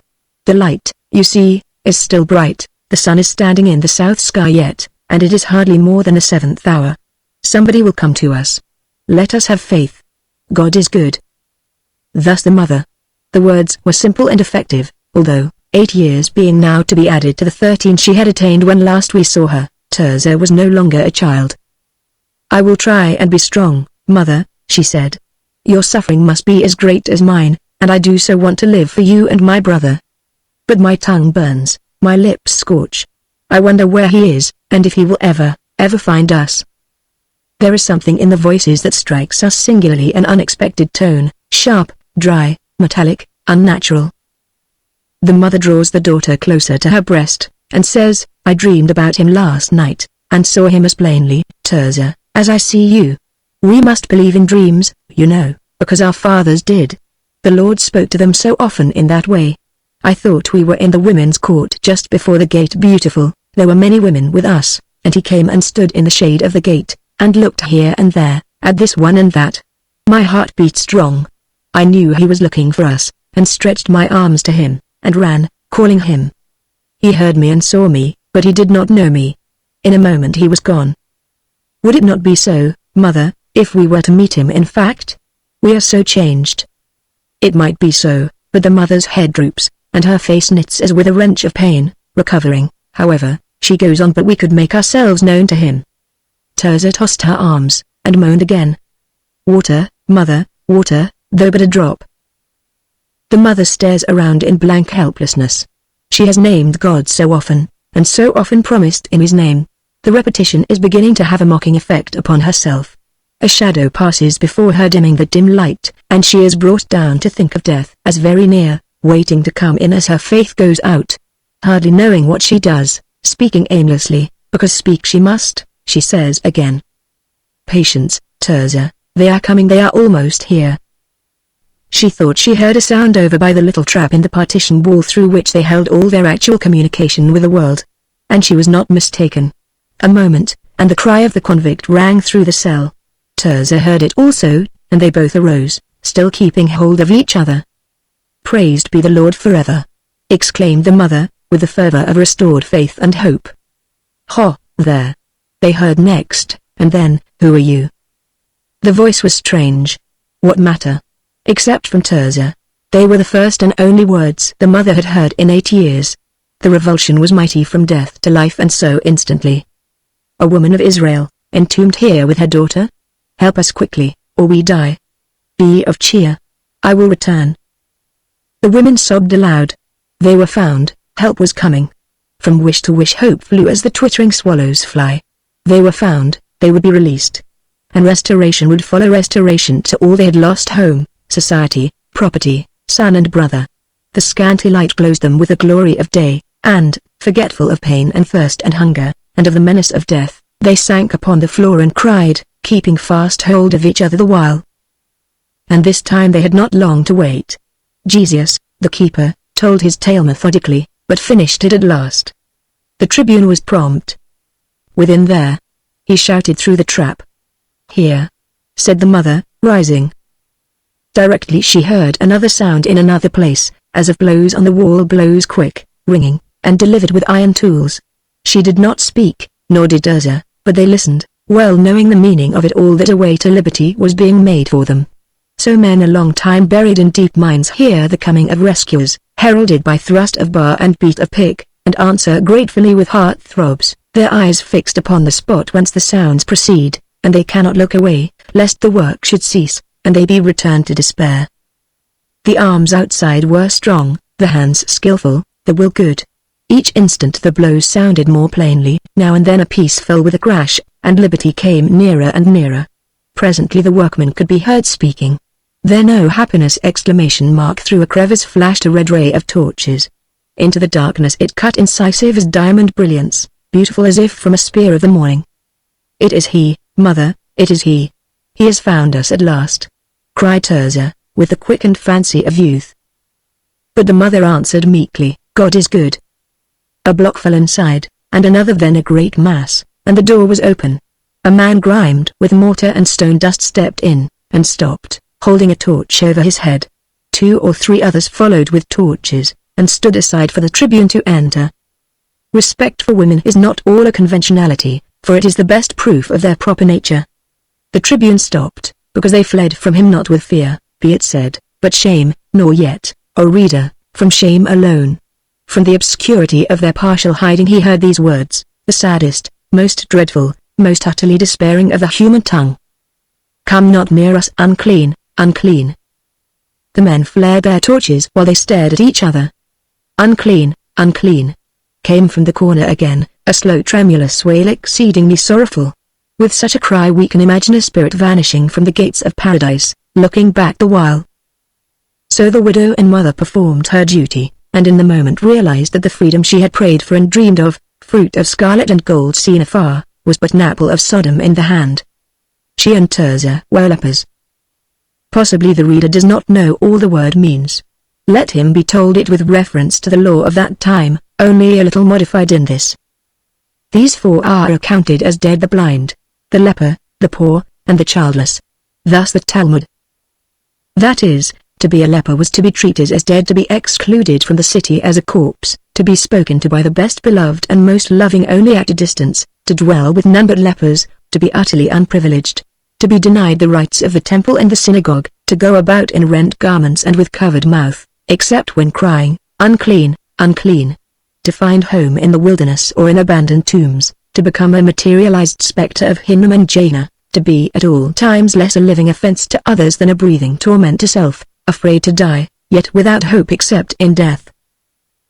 Once she might not tell the day or the year, for down in the haunted hell even time was lost. Once the mother felt a dry scurf in the palm of her right hand, a trifle which she tried to wash away. It clung to the member pertinaciously, yet she thought but little of the sign till Tirzah complained that she, too, was attacked in the same way. The supply of water was scant, and they denied themselves drink that they might use it as a curative. At length the whole hand was attacked. The skin cracked open. The fingernails loosened from the flesh. There was not much pain withal, chiefly a steadily increasing discomfort. Later their lips began to parch and seam. One day the mother, who was cleanly to godliness, and struggled against the impurities of the dungeon with all ingenuity, thinking the enemy was taking hold on Tirzah's face, led her to the light, and, looking with the inspiration of a terrible dread, lo! The young girl's eyebrows were white as snow. Oh, the anguish of that assurance! The mother sat a while speechless, motionless, paralyzed of soul, and capable of but one thought: leprosy, leprosy. When she began to think, mother-like, it was not of herself, but her child, and, mother-like, her natural tenderness turned to courage, and she made ready for the last sacrifice of perfect heroism. She buried her knowledge in her heart, hopeless herself, she redoubled her devotion to Tirzah, and with wonderful ingenuity, wonderful chiefly in its very inexhaustibility, continued to keep the daughter ignorant of what they were beset with, and even hopeful that it was nothing. She repeated her little games, and retold her stories, and invented new ones, and listened with ever so much pleasure to the songs she would have from Tirzah, while on her own wasting lips the psalms of the singing king and their race served to bring soothing of forgetfulness, and keep alive in them both the recollection of the God who would seem to have abandoned them the world not more lightly or utterly. Slowly, steadily, with horrible certainty, the disease spread, after a while bleaching their heads white, eating holes in their lips and eyelids, and covering their bodies with scales. Then it fell to their throats, shrilling their voices, and to their joints, hardening the tissues and cartilages slowly, and, as the mother well knew, past remedy, it was affecting their lungs and arteries and bones, at each advance making the sufferers more and more loathsome, and so it would continue till death, which might be years before them. Another day of dread at length came, the day the mother, under impulsion of duty, at last told Tirzah the name of their ailment, and the two, in agony of despair, prayed that the end might come quickly. Still, as is the force of habit, these so afflicted grew in time not merely to speak composedly of their disease, They beheld the hideous transformation of their persons as of course, and in despite clung to existence. One tie to earth remained to them, unmindful of their own loneliness. They kept up a certain spirit by talking and dreaming of Ben-Hur. The mother promised reunion with him to the sister, and she to the mother, not doubting, either of them, that he was equally faithful to them, and would be equally happy of the meeting. And with the spinning and respinning of this slender thread they found pleasure, and excused their not dying.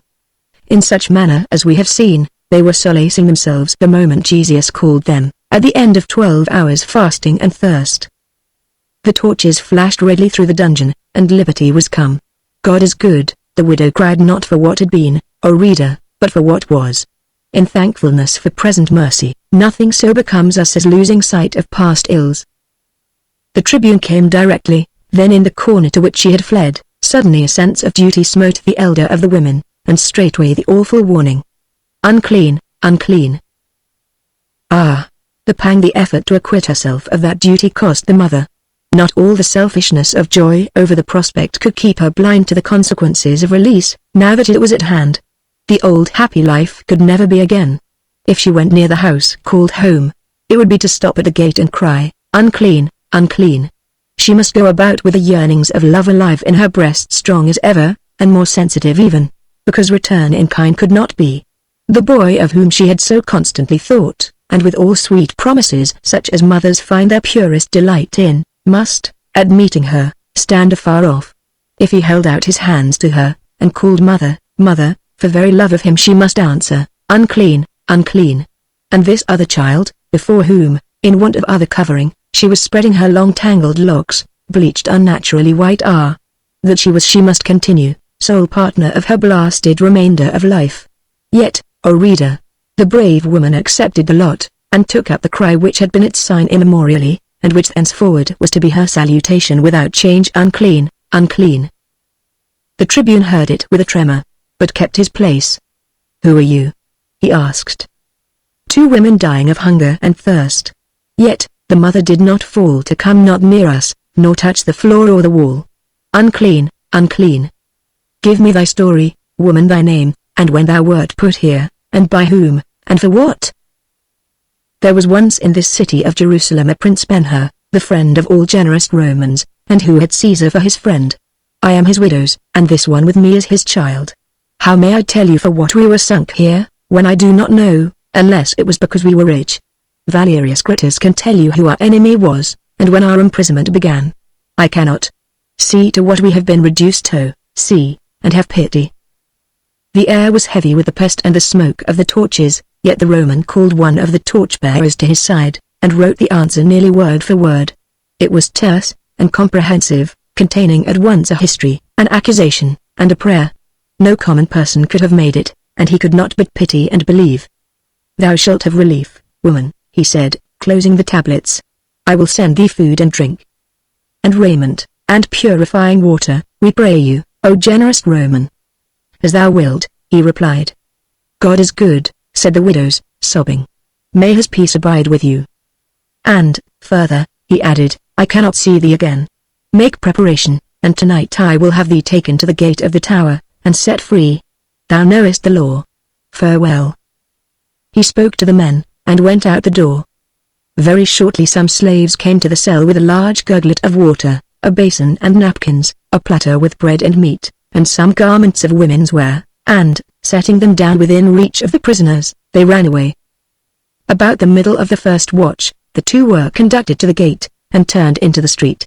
So the Roman quit himself of them, and in the city of their fathers they were once more free.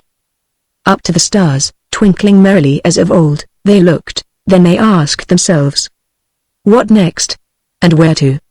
Chapter 3. About the hour Jesus, the keeper, made his appearance before the tribune in the tower of Antonia. A footman was climbing the eastern face of Mount Olivet. The road was rough and dusty, and vegetation on that side burned brown, for it was the dry season in Judea. Well for the traveller that he had youth and strength, not to speak of the cool, flowing garments with which he was clothed.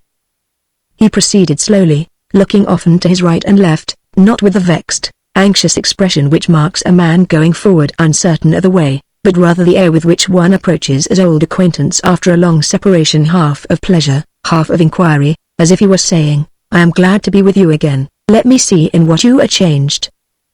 As he arose higher, he sometimes paused to look behind him over the gradually widening view terminating in the mountains of Moab, but when at length he drew near the summit, he quickened his step, unmindful of fatigue, and hurried on without pause or turning of the face.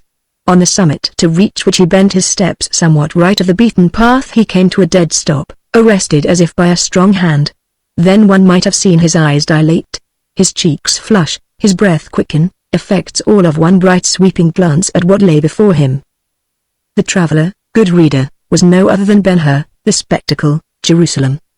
Not the holy city of today, but the holy city as left by Herod, the holy city of the Christ. Beautiful yet, as seen from old Olivet, what must it have been then? Ben-Hur betook him to a stone and sat down, and, stripping his head of the close white handkerchief which served it for covering, made the survey at leisure. The same has been done often since by a great variety of persons, under circumstances surpassingly singular, by the son of Vespasian, by the Islamite, by the Crusader, conquerors all of them, by many a pilgrim from the great New World, which waited discovery nearly 1500 years after the time of our story, but of the multitude probably not one has taken that view with sensations more keenly poignant, more sadly sweet, more proudly bitter, than Ben-Hur. He was stirred by recollections of his countrymen, their triumphs and vicissitudes, their history, the history of God. The city was of their building, at once a lasting testimony of their crimes and devotion, their weakness and genius, their religion and their irreligion. Though he had seen Rome to familiarity, he was gratified. The sight filled a measure of pride which would have made him drunk with vainglory, but for the thought, princely as the property was, it did not any longer belong to his countrymen. The worship in the temple was by permission of strangers. The hill where David dwelt was a marble cheat, an office in which the chosen of the Lord were wrung for taxes, and scourged for very deathlessness of faith. These, however, were pleasures and griefs of patriotism common to every Jew of the period. In addition, Ben-Hur brought with him a personal history which would not out of mind for other consideration whatever, which the spectacle served only to freshen and vivify. A country of hills changes but little. Where the hills are of rock, it changes not at all. The scene Ben-Hur beheld is the same now, except as respects the city. The failure is in the handiwork of man alone. The sun dealt more kindly by the west side of Olivet than by the east, and men were certainly more loving towards it. The vines with which it was partially clad, and the sprinkling of trees, chiefly figs and old wild olives, were comparatively green. Down to the dry bed of the Cedron the verdure extended, a refreshment to the vision. There Olivet ceased and Moriah began, a wall of bluff boldness, white as snow, founded by Solomon, completed by Herod. Up the wall the eye climbed course by course of the ponderous rocks composing it up to Solomon's porch, which was as the pedestal of the monument, the hill being the plinth. Lingering there a moment, the eye resumed its climbing, going next to the Gentiles' court, then to the Israelites' court, then to the women's court, then to the court of the priests, each a pillared tier of white marble, one above the other in terraced retrocession, over them all a crown of crowns infinitely sacred, infinitely beautiful, majestic in proportions, effulgent with beaten gold low. The tent, the tabernacle, the Holy of Holies. The ark was not there, but Jehovah was in the faith of every child of Israel. He was there, a personal presence. As a temple, as a monument, there was nowhere anything of man's building to approach that superlative apparition. Now, not a stone of it remains above another. Who shall rebuild that building? When shall the rebuilding be begun? So asks every pilgrim who has stood where Ben-Hur was. He asks, knowing the answer is in the bosom of God, whose secrets are not least marvelous in their well-keeping. And then the third question, what of him who foretold the ruin which has so certainly befallen? God? Or man of God? Or enough that the question is for us to answer.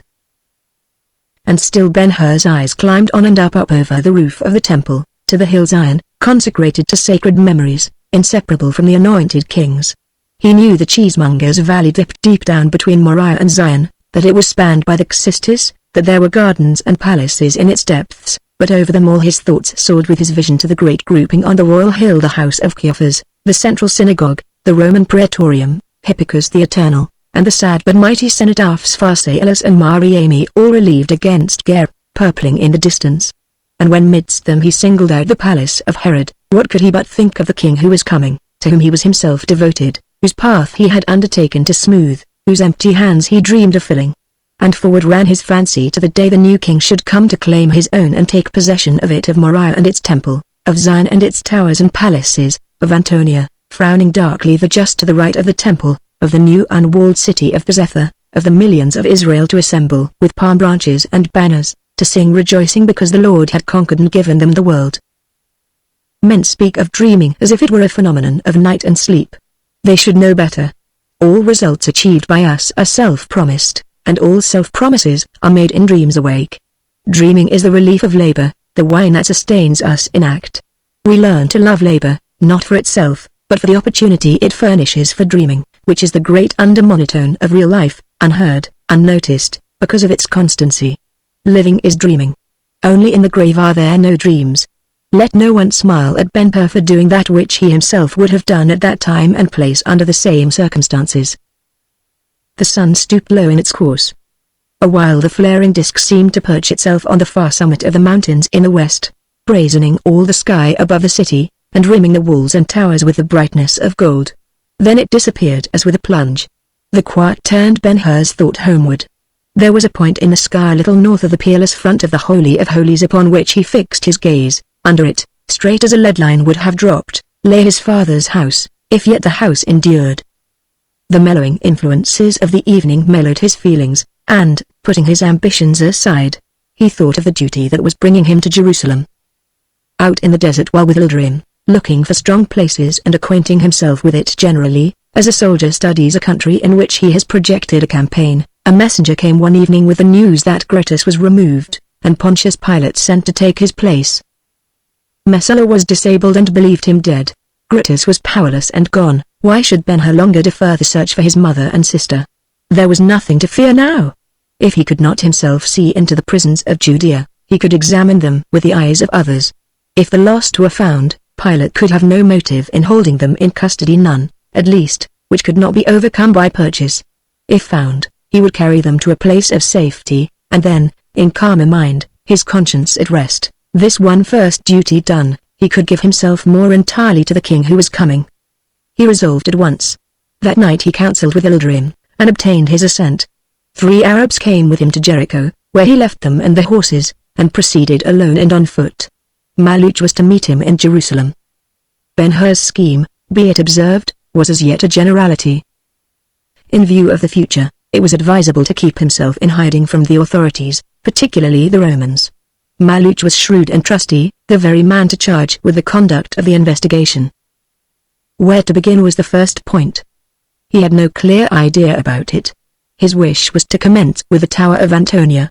Tradition not of long standing planted the gloomy pile over a labyrinth of prison cells, which, more even than a strong garrison, kept it a terror to the Jewish fancy. A burial, such as his people had been subjected to, might be possible there. Besides, in such a strait, the natural inclination is to start search at the place where the loss occurred, and he could not forget that his last sight of the loved ones was as the guard pushed them along the street in the direction to the tower.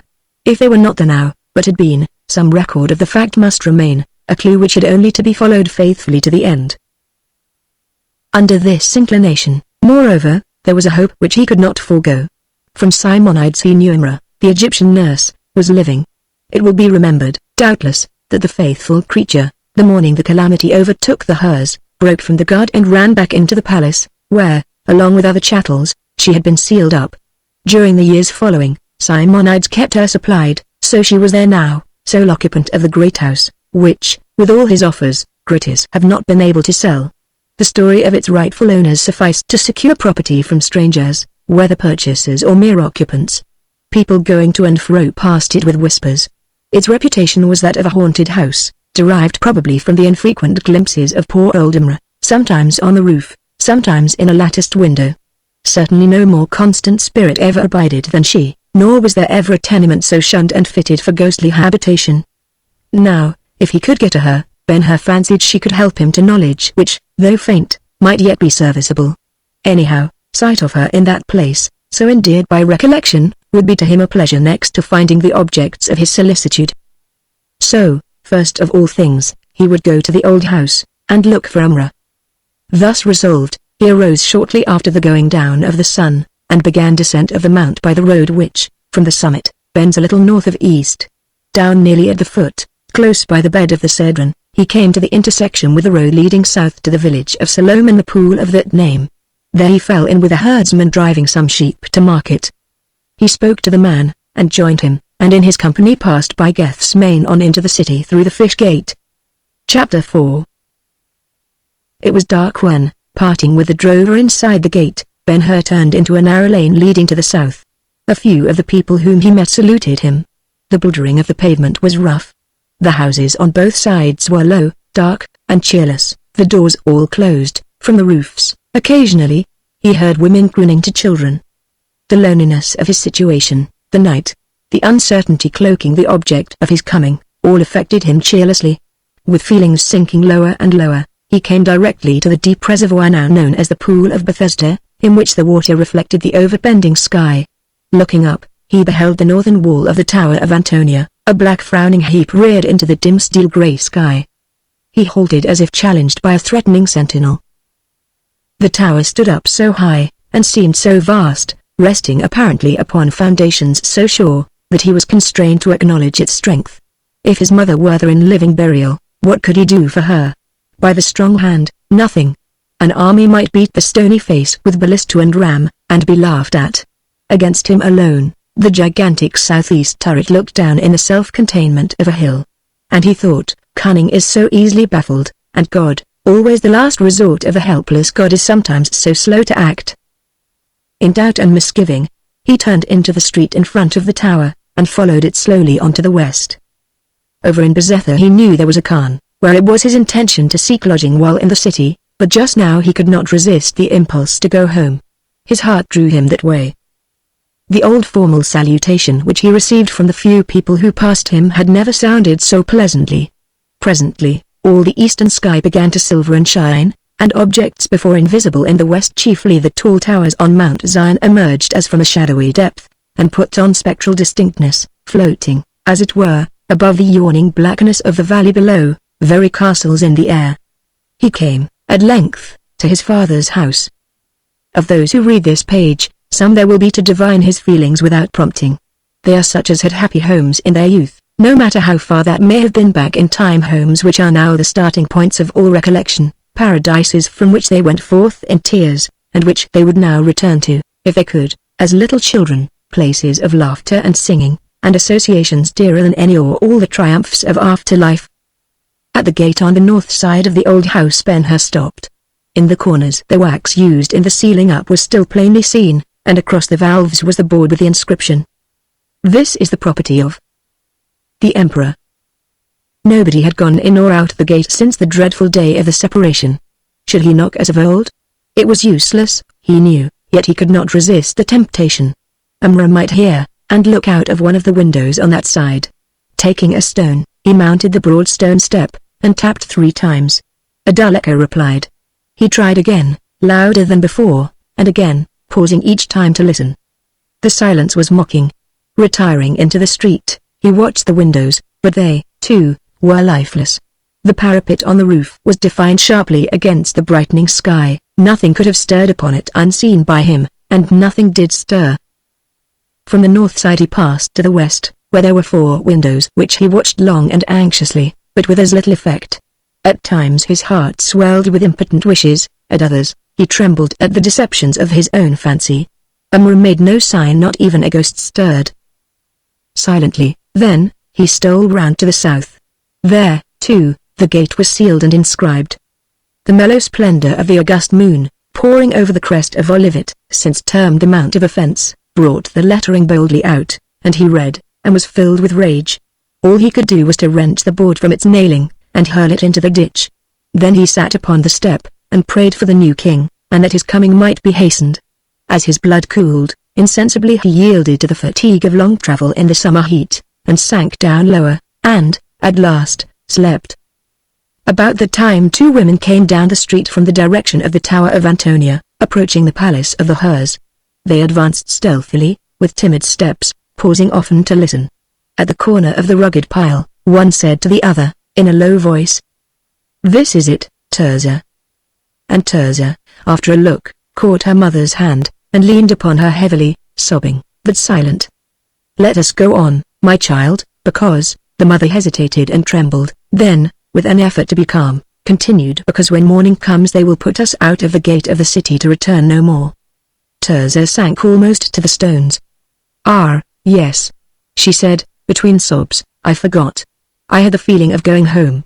But we are lepers, and have no homes, we belong to the dead. The mother stooped and raised her tenderly, saying, we have nothing to fear. Let us go on. Indeed, lifting their empty hands, they could have run upon a legion and put it to flight.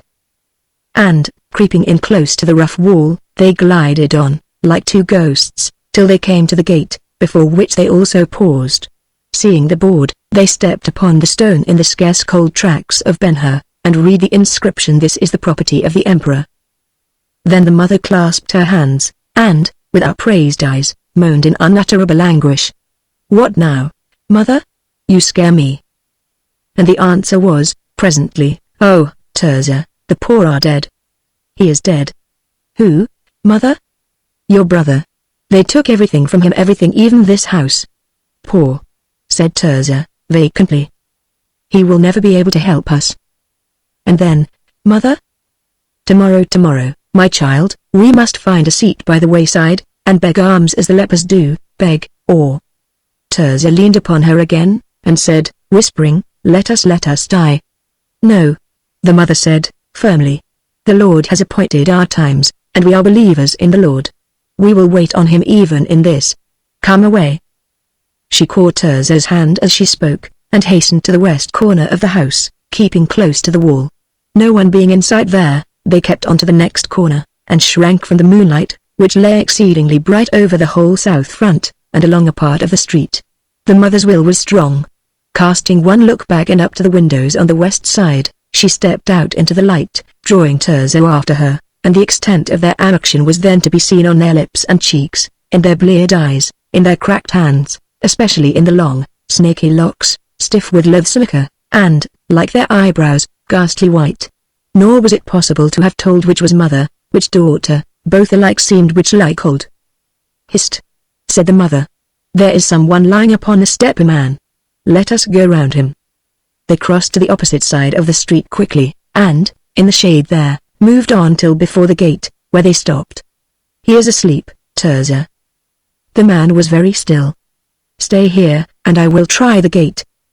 So saying, the mother stole noiselessly across, and ventured to touch the wicket. She never knew if it yielded, for that moment the man sighed, and, turning restlessly, shifted the handkerchief on his head in such manner that the face was left upturned and fair in the broad moonlight.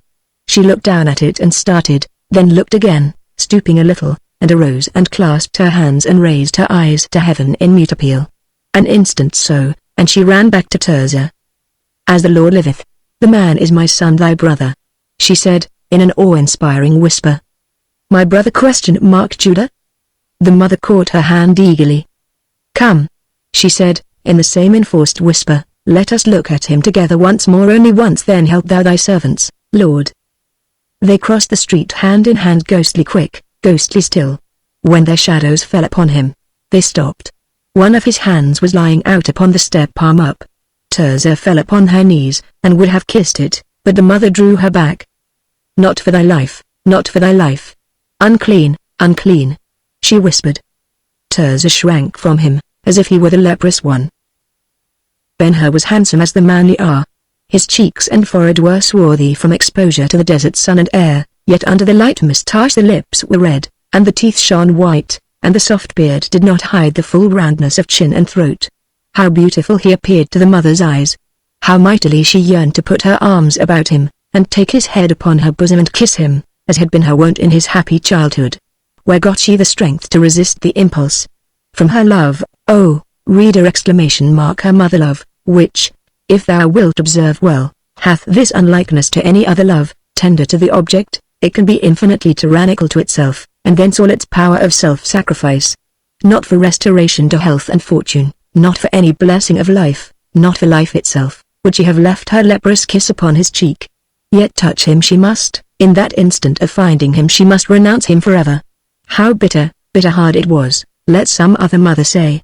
She knelt down, and, crawling to his feet, touched the sole of one of his sandals with her lips, yellow though it was with the dust of the street, and touched it again, and her very soul was in the kisses. He stirred, and tossed his hand. They moved back, but heard him mutter in his dream, "Mother. Where is?" He fell off into the deep sleep. Tirzah stared wistfully. The mother put her face in the dust, struggling to suppress a sob so deep and strong it seemed her heart was bursting. Almost she wished he might waken. He had asked for her, she was not forgotten. In his sleep he was thinking of her. Was it not enough? Presently mother beckoned to Tirzah, and they arose, and taking one more look, as if to print his image past fading, hand in hand they recrossed the street. Back in the shade of the wall there, they retired and knelt, looking at him, waiting for him to wake, waiting some revelation, they knew not what. Nobody has yet given us a measure for the patience of a love like theirs. By and by, the sleep being yet upon him, another woman appeared at the corner of the palace. The two in the shade saw her plainly in the light, a small figure, much bent, dark-skinned, grey-haired, dressed neatly in servant's garb, and carrying a basket full of vegetables. At sight of the man upon the step the newcomer stopped, then, as if decided, she walked on very lightly as she drew near the sleeper. Passing round him, she went to the gate, slid the wicket latch easily to one side, and put her hand in the opening. One of the broad boards in the left valve swung ajar without noise. She put the basket through, and was about to follow, when, yielding to curiosity, she lingered to have one look at the stranger whose face was below her in open view. The spectators across the street heard a low exclamation, and saw the woman rub her eyes as if to renew their power, bend closer down, clasp her hands, gaze wildly around, look at the sleeper, stoop and raise the outlying hand, and kiss it fondly, that which they wished so mightily to do, but dared not. Awakened by the action, Ben-Hur instinctively withdrew the hand. As he did so, his eyes met the woman's. "Oh Umrah, is it thou?" he said. The good heart made no answer in words, but fell upon his neck, crying for joy. Gently he put her arms away, and lifting the dark face wet with tears, kissed it, his joy only a little less than hers. Then those across the way heard him say, "Mother Tirzah, O Umrah, tell me of them. Speak, speak, I pray thee." Umrah only cried afresh, "Thou hast seen them, Umrah. Thou knowest where they are, tell me they are at home." Tirzah moved, but her mother, divining her purpose, caught her and whispered, "Do not go, not for life. Unclean, unclean." Her love was in tyrannical mood. Though both their hearts broke, he should not become what they were, and she conquered. Meantime, Umrah, so entreated, only wept the more. "Wert thou going in?" he asked, presently, seeing the board swung back. "Come, then. I will go with thee." He arose as he spoke. "The Romans be the curse of the Lord upon them!" The Romans lied. "The house is mine. Rise, Umrah, and let us go in." A moment and they were gone, leaving the two in the shade to behold the gate staring blankly at them, the gate which they might not ever enter more. They nestled together in the dust. They had done their duty. Their love was proven. Next morning they were found, and driven out the city with stones. "Begone! Ye are of the dead, go to the dead." With the doom ringing in their ears, they went forth. Chapter 5. Nowadays travelers in the Holy Land looking for the famous place with the beautiful name, the King's Garden, descend the bed of the Cedron or the curve of Gihon and Hinnom as far as the old well in Rogel, take a drink of the sweet living water, and stop, having reached the limit of the interesting in that direction. They look at the great stones with which the well is curbed, ask its depth, smile at the primitive mode of drawing the purling treasure, and waste some pity on the ragged wretch who presides over it. Then, facing about, they are enraptured with the Mounts Moriah and Zion, both of which slope towards them from the north, one terminating in Ophel, the other in what used to be the site of the city of David. In the background, up far in the sky, the garniture of the sacred places is visible, here the harem, with its graceful dome, yonder the stalwart remains of Hipparchus, defiant even in ruins. When that view has been enjoyed, and is sufficiently impressed upon the memory, the travelers glance at the Mount of Offense standing in rugged stateliness at their right hand, and then at the Hill of Evil Counsel over on the left, in which, if they be well up in scriptural history and in the traditions rabbinical and monkish, they will find a certain interest not to be overcome by superstitious horror. It were long to tell all the points of interest grouped around that hill, for the present purpose, enough that its feet are planted in the veritable orthodox hell of the moderns, the hell of brimstone and fire in the old nomenclature Gehenna, and that now, as in the days of Christ, Its bluff face opposite the city on the south and southeast is seamed and pitted with tombs which have been immemorially the dwelling places of lepers, not singly, but collectively.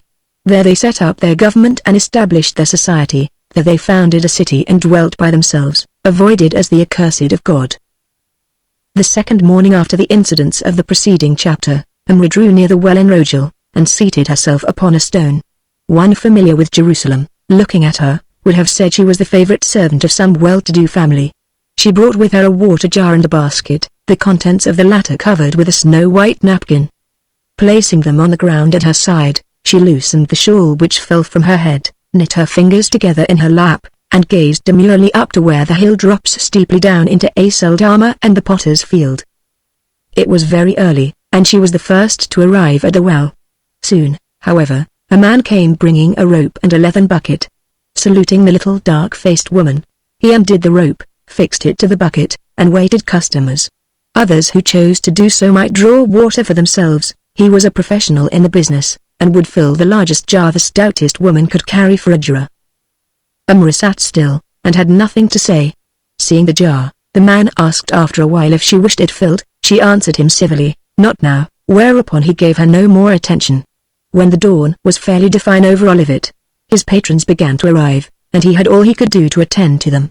All the time she kept her seat, looking intently up at the hill. The sun made its appearance, yet she sat watching and waiting, and while she thus waits, let us see what her purpose is.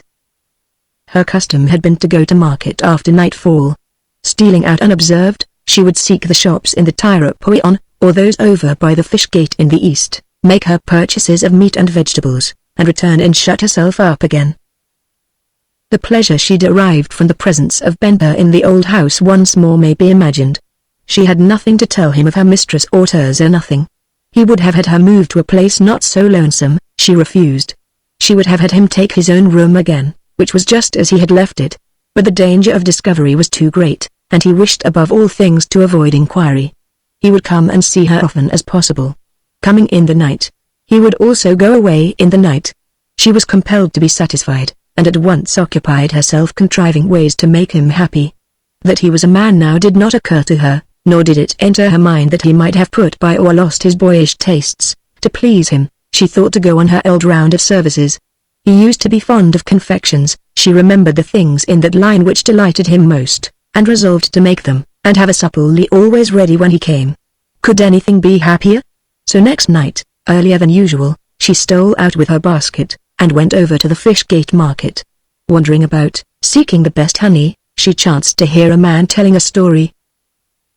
What the story was the reader can arrive at with sufficient certainty when told that the narrator was one of the men who had held torches for the commandant of the Tower of Antonia when, down in Selvi, the hers were found. The particulars of the finding were all told, and she heard them, with the names of the prisoners, and the widow's account of herself. The feelings with which Amra listened to the recital were such as became the devoted creature she was. She made her purchases, and returned home in a dream. What a happiness she had in store for her boy! She had found his mother. She put the basket away, now laughing, now crying. Suddenly she stopped and thought. It would kill him to be told that his mother and Tirzah were lepers. He would go through the awful city over on the hill of evil counsel. Into each infected tomb he would go without rest, asking for them, and the disease would catch him, and their fate would be his. She wrung her hands. What should she do? Like many a one before her, and many a one since, she derived inspiration, if not wisdom, from her affection, and came to a singular conclusion. The lepers, she knew, were accustomed of mornings to come down from their sepulchral abodes in the hill, and take a supply of water for the day from the well en Rogel. Bringing their jars, they would set them on the ground and wait, standing afar until they were filled. To that the mistress and Tirzah must come, for the law was inexorable, and admitted no distinction. A rich leper was no better than a poor one. So Amra decided not to speak to Ben-Hur of the story she had heard, but go alone to the well and wait. Hunger and thirst would drive the unfortunates thither, and she believed she could recognize them at sight. If not, they might recognize her. Meantime Ben-Hur came, and they talked much. Tomorrow Maluch would arrive, then the search should be immediately begun. He was impatient to be about it. To amuse himself he would visit the sacred places in the vicinity. The secret, we may be sure, weighed heavily on the woman, but she held her peace. When he was gone she busied herself in the preparation of things good to eat, applying her utmost skill to the work. At the approach of day, as signaled by the stars, she filled the basket, selected a jar, and took the road to Enrogel, going out by the fish gate which was earliest open, and arriving as we have seen. Shortly after sunrise, when business at the well was most pressing, and the draw of water most hurried, when, in fact, half a dozen buckets were in use at the same time, everybody making haste to get away before the cool of the morning melted into the heat of the day, the tenantry of the hill began to appear and move about the doors of their tombs. Somewhat later they were discernible in groups, of which not a few were children so young that they suggested the holiest relation. Numbers came momentarily around the turn of the bluff women with jars upon their shoulders, old and very feeble men hobbling along on staffs and crutches. Some leaned upon the shoulders of others, a few the utterly helpless lay, like heaps of rags, upon litters. Even that community of superlative sorrow had its love light to make life endurable and attractive. Distance softened without entirely veiling the misery of the outcasts. From her seat by the well Amra kept watch upon the spectral groups. She scarcely moved. More than once she imagined she saw those she sought. That they were there upon the hill she had no doubt, that they must come down and near she knew, when the people at the well were all served they would come. Now, quite at the base of the bluff there was a tomb which had more than once attracted Amra by its wide gaping. A stone of large dimensions stood near its mouth. The sun looked into it through the hottest hours of the day, and altogether it seemed uninhabitable by anything living, unless, perchance, by some wild dogs returning from scavenger duty down in Jaina. Thence, however, and greatly to her surprise, the patient Egyptian beheld two women come, one half supporting, half leading, the other. They were both white-haired, both looked old, but their garments were not rent, and they gazed about them as if the locality were new. The witness below thought she even saw them shrink terrified at the spectacle offered by the hideous assemblage of which they found themselves part. Slight reasons, certainly, to make her heart beat faster, and draw her attention to them exclusively, but so they did. The two remained by the stone a while, then they moved slowly, painfully, and with much fear towards the well, whereat several voices were raised to stop them, yet they kept on. The drawer of water picked up some pebbles, and made ready to drive them back. The company cursed them. The greater company on the hill shouted shrilly, "Unclean, unclean!" Surely, thought Amra of the two, as they kept coming, surely, they are strangers to the usage of lepers. She arose, and went to meet them, taking the basket and jar. The alarm at the well immediately subsided. "What a fool," said one, laughing, "what a fool to give good bread to the dead in that way." "And to think of her coming so far," said another. "I would at least make them meet me at the gate." Amra, with better impulse, proceeded. If she should be mistaken. Her heart arose into her throat. And the further she went the more doubtful and confused she became. 4 or 5 yards from where they stood waiting for her she stopped. That the mistress she loved, whose hand she had so often kissed in gratitude, whose image of matronly loveliness she had treasured in memory so faithfully, and that the Tirzah she had nursed through babyhood, whose pains she had soothed, whose sports she had shared, that the smiling, sweet-faced, songful Tirzah, the light of the great house, the promised blessing of her old age, her mistress, her darling, the soul of the woman sickened at the sight. "These are old women," she said to herself. "I never saw them before. I will go back." She turned away. "Amra," said one of the lepers. The Egyptian dropped the jar, and looked back, trembling. "Who called me?" she asked. "Amra." The servant's wondering eyes settled upon the speaker's face. "Who are you?" she cried. "We are they you are seeking." Amra fell upon her knees. "O my mistress, as I have made your God my God, be he praised that he has led me to you." And upon her knees the poor overwhelmed creature began moving forward. "Stay, Amra. Come not nearer. Unclean, unclean." The words sufficed. Amra fell upon her face, sobbing so loud the people at the well heard her. Suddenly she arose upon her knees again. "O my mistress, where is Tirzah?" "Here I am, Amra, here. Will you not bring me a little water?" The habit of the servant renewed itself. Putting back the coarse hair fallen over her face, Amra arose and went to the basket and uncovered it. "See," she said, "here are bread and meat." She would have spread the napkin upon the ground, but the mistress spoke again. "Do not so, Amra. Those yonder may stone you, and refuse us drink. Leave the basket with me. Take up the jar and fill it, and bring it here. We will carry them to the tomb with us. For this day you will then have rendered all the service that is lawful. Haste, Amra." The people under whose eyes all this had passed made way for the servant, and even helped her fill the jar, so piteous was the grief her countenance showed. "Who are they?" a woman asked. Amra meekly answered, "They used to be good to me." Raising the jar upon her shoulder, she hurried back. In forgetfulness, she would have gone to them, but the cry "Unclean, unclean! Beware!" arrested her. Placing the water by the basket, she stepped back, and stood off a little way. "Thank you, Amra," said the mistress, taking the articles into possession. "This is very good of you." "Is there nothing more I can do?" asked Amra. The mother's hand was upon the jar, and she was fevered with thirst, yet she paused, and rising, said firmly, "Yes, I know that Judah has come home. I saw him at the gate night before last asleep on the step. I saw you wake him." Amra clasped her hands. "Oh my mistress! You saw it, and did not come?" "That would have been to kill him.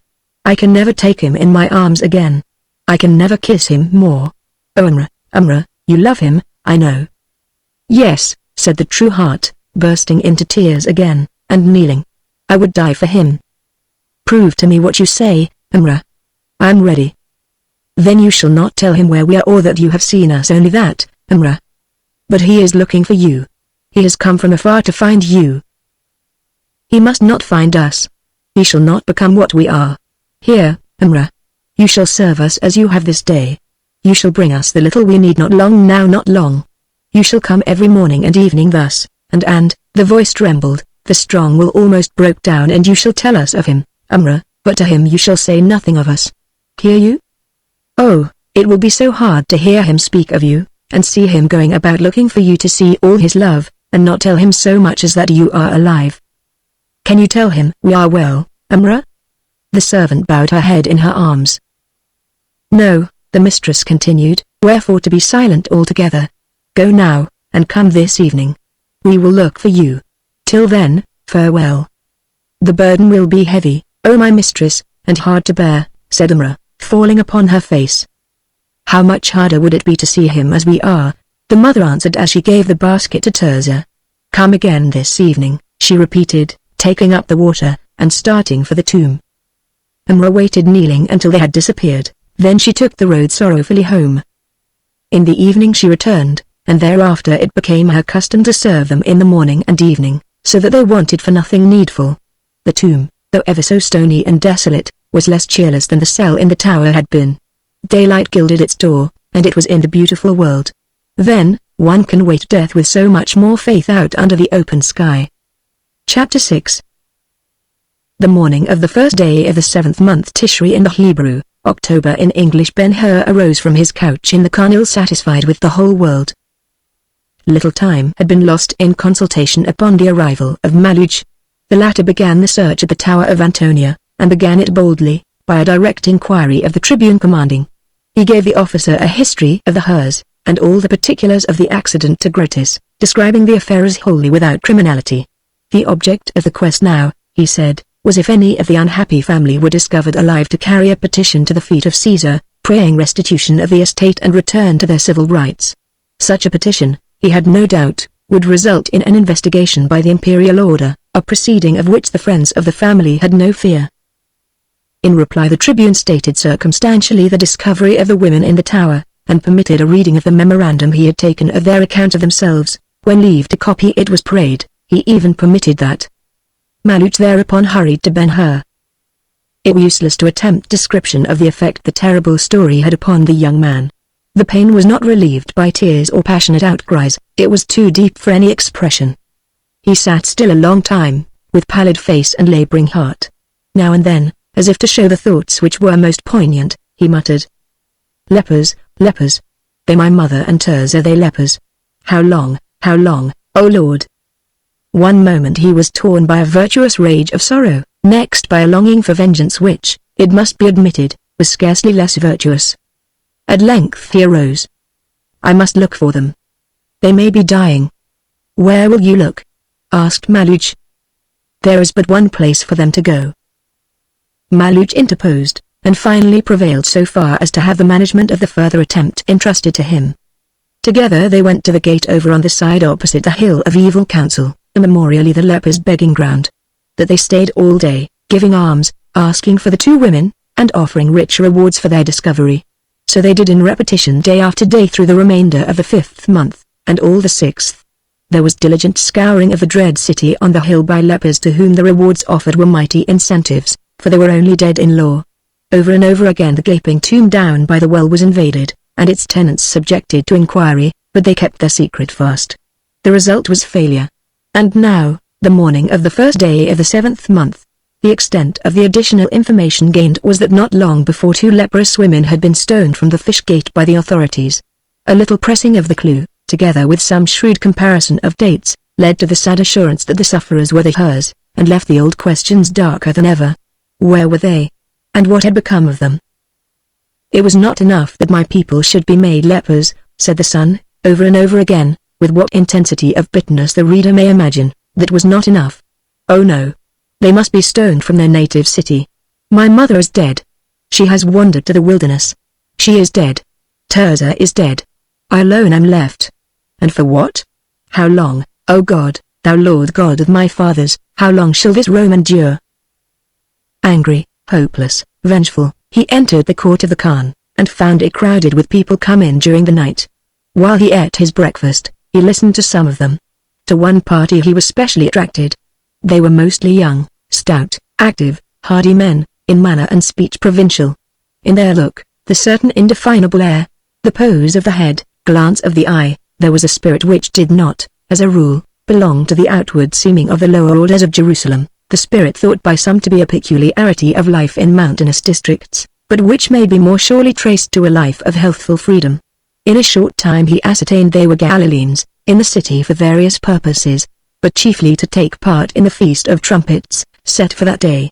They became to him at once objects of interest, as hailing from the region in which he hoped to find readiest support in the work he was shortly to set about. While observing them, his mind running ahead in thought of achievements possible to a legion of such spirits disciplined after the severe Roman style, a man came into the court, his face much flushed, his eyes bright with excitement. "Why are you here?"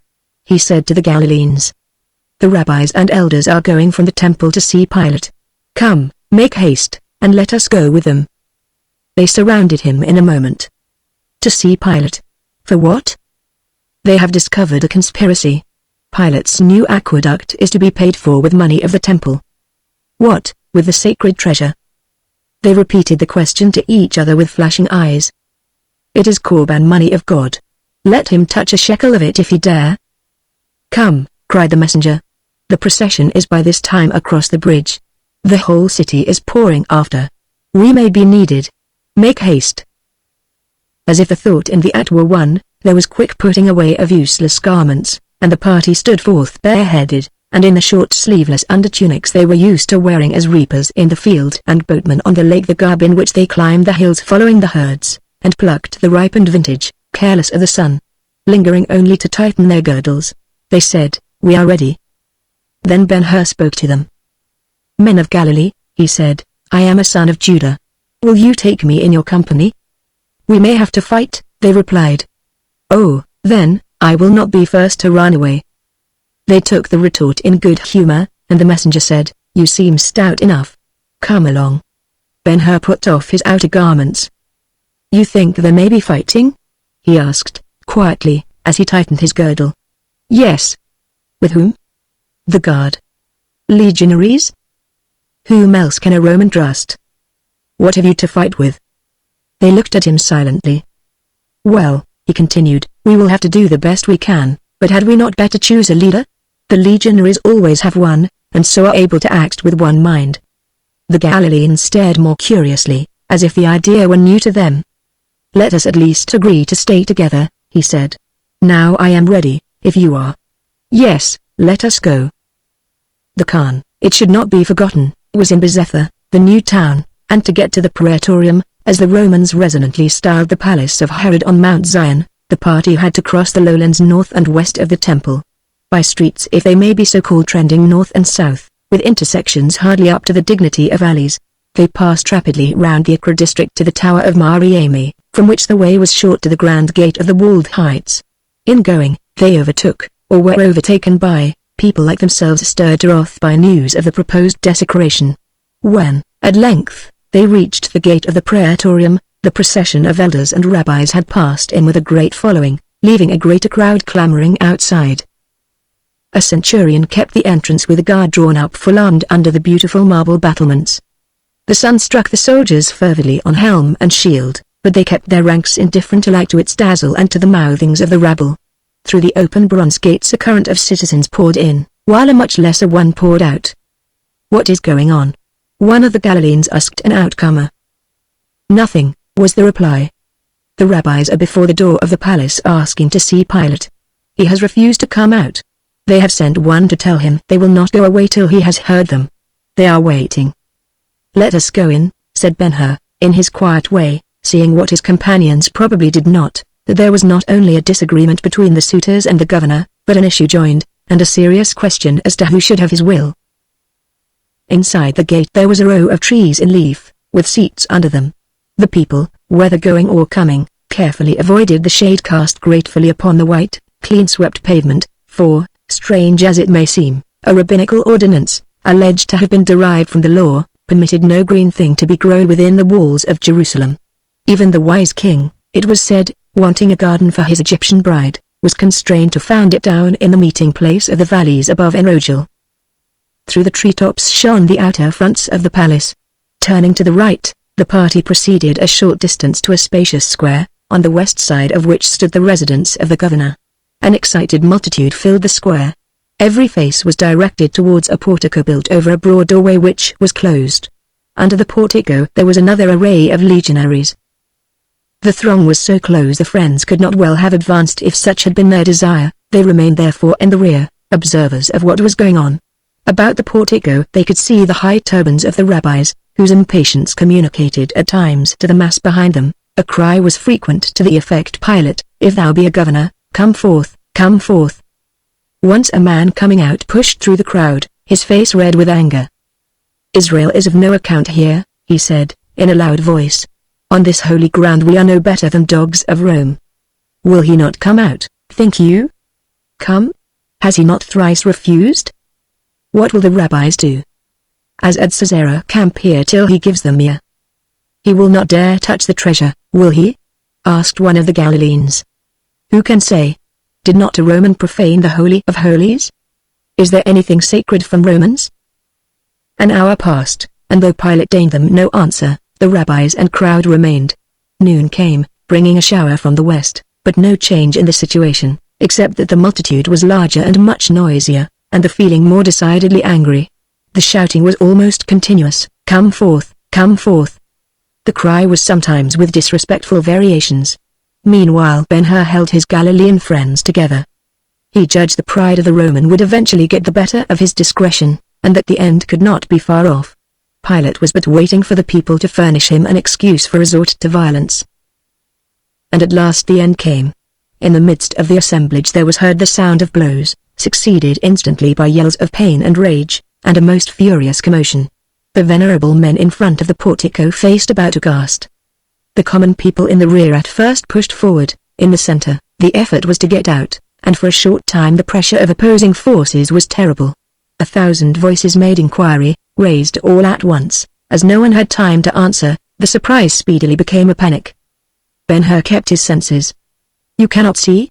he said to one of the Galileans. "No. I will raise you up."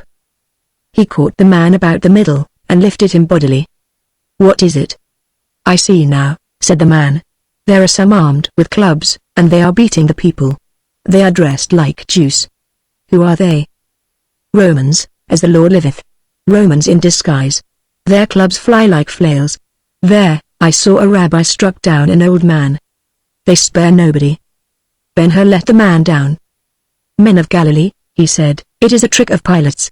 Now, will you do what I say? We will get even with the club men." The Galilean spirit arose. "Yes, yes," they answered. "Let us go back to the trees by the gate, and we may find the planting of Herod, though unlawful, has some good in it after all. Come." They ran back, all of them fast as they could, and, by throwing their united weight upon the limbs, tore them from the trunks. In a brief time they, too, were armed. Returning, at the corner of the square they met the crowd rushing madly for the gate. Behind, the clamor continued, a medley of shrieks, groans, and execrations. "To the wall!" Ben-Hur shouted. "To the wall!" and let the herd go by. So, clinging to the masonry at their right hand, they escaped the might of the rush, and little by little made headway until, at last, the square was reached. "Keep together now, and follow me." By this time Ben-Hur's leadership was perfect, and as he pushed into the seething mob his party closed after him in a body. And when the Romans, clubbing the people and making merry as they struck them down, came hand to hand with the Galileans, lithe of limb, eager for the fray, and equally armed, they were in turn surprised. Then the shouting was close and fierce, the crash of sticks rapid and deadly, the advance furious as hate could make it. No one performed his part as well as Ben-Hur, whose training served him admirably, for, not merely he knew to strike and guard. His long arm, perfect action, and incomparable strength helped him, also, to success in every encounter. He was at the same time fighting man and leader. The club he wielded was of goodly length and weighty, so he had need to strike a man but once. He seemed, moreover, to have eyes for each combat of his friends, and the faculty of being at the right moment exactly where he was most needed. In his fighting cry there were inspiration for his party and alarm for his enemies. Thus surprised and equally matched, the Romans at first retired, but finally turned their backs and fled to the portico. The impetuous Galileans would have pursued them to the steps, but Ben-Hur wisely restrained them. "Stay, my men," he said. "The centurion yonder is coming with the guard. They have swords and shields, we cannot fight them. We have done well, let us get back and out of the gate while we may." They obeyed him, though slowly, for they had frequently to step over their countrymen lying where they had been felled, some writhing and groaning, some praying help, others mute as the dead. But the fallen were not all juice. In that there was consolation.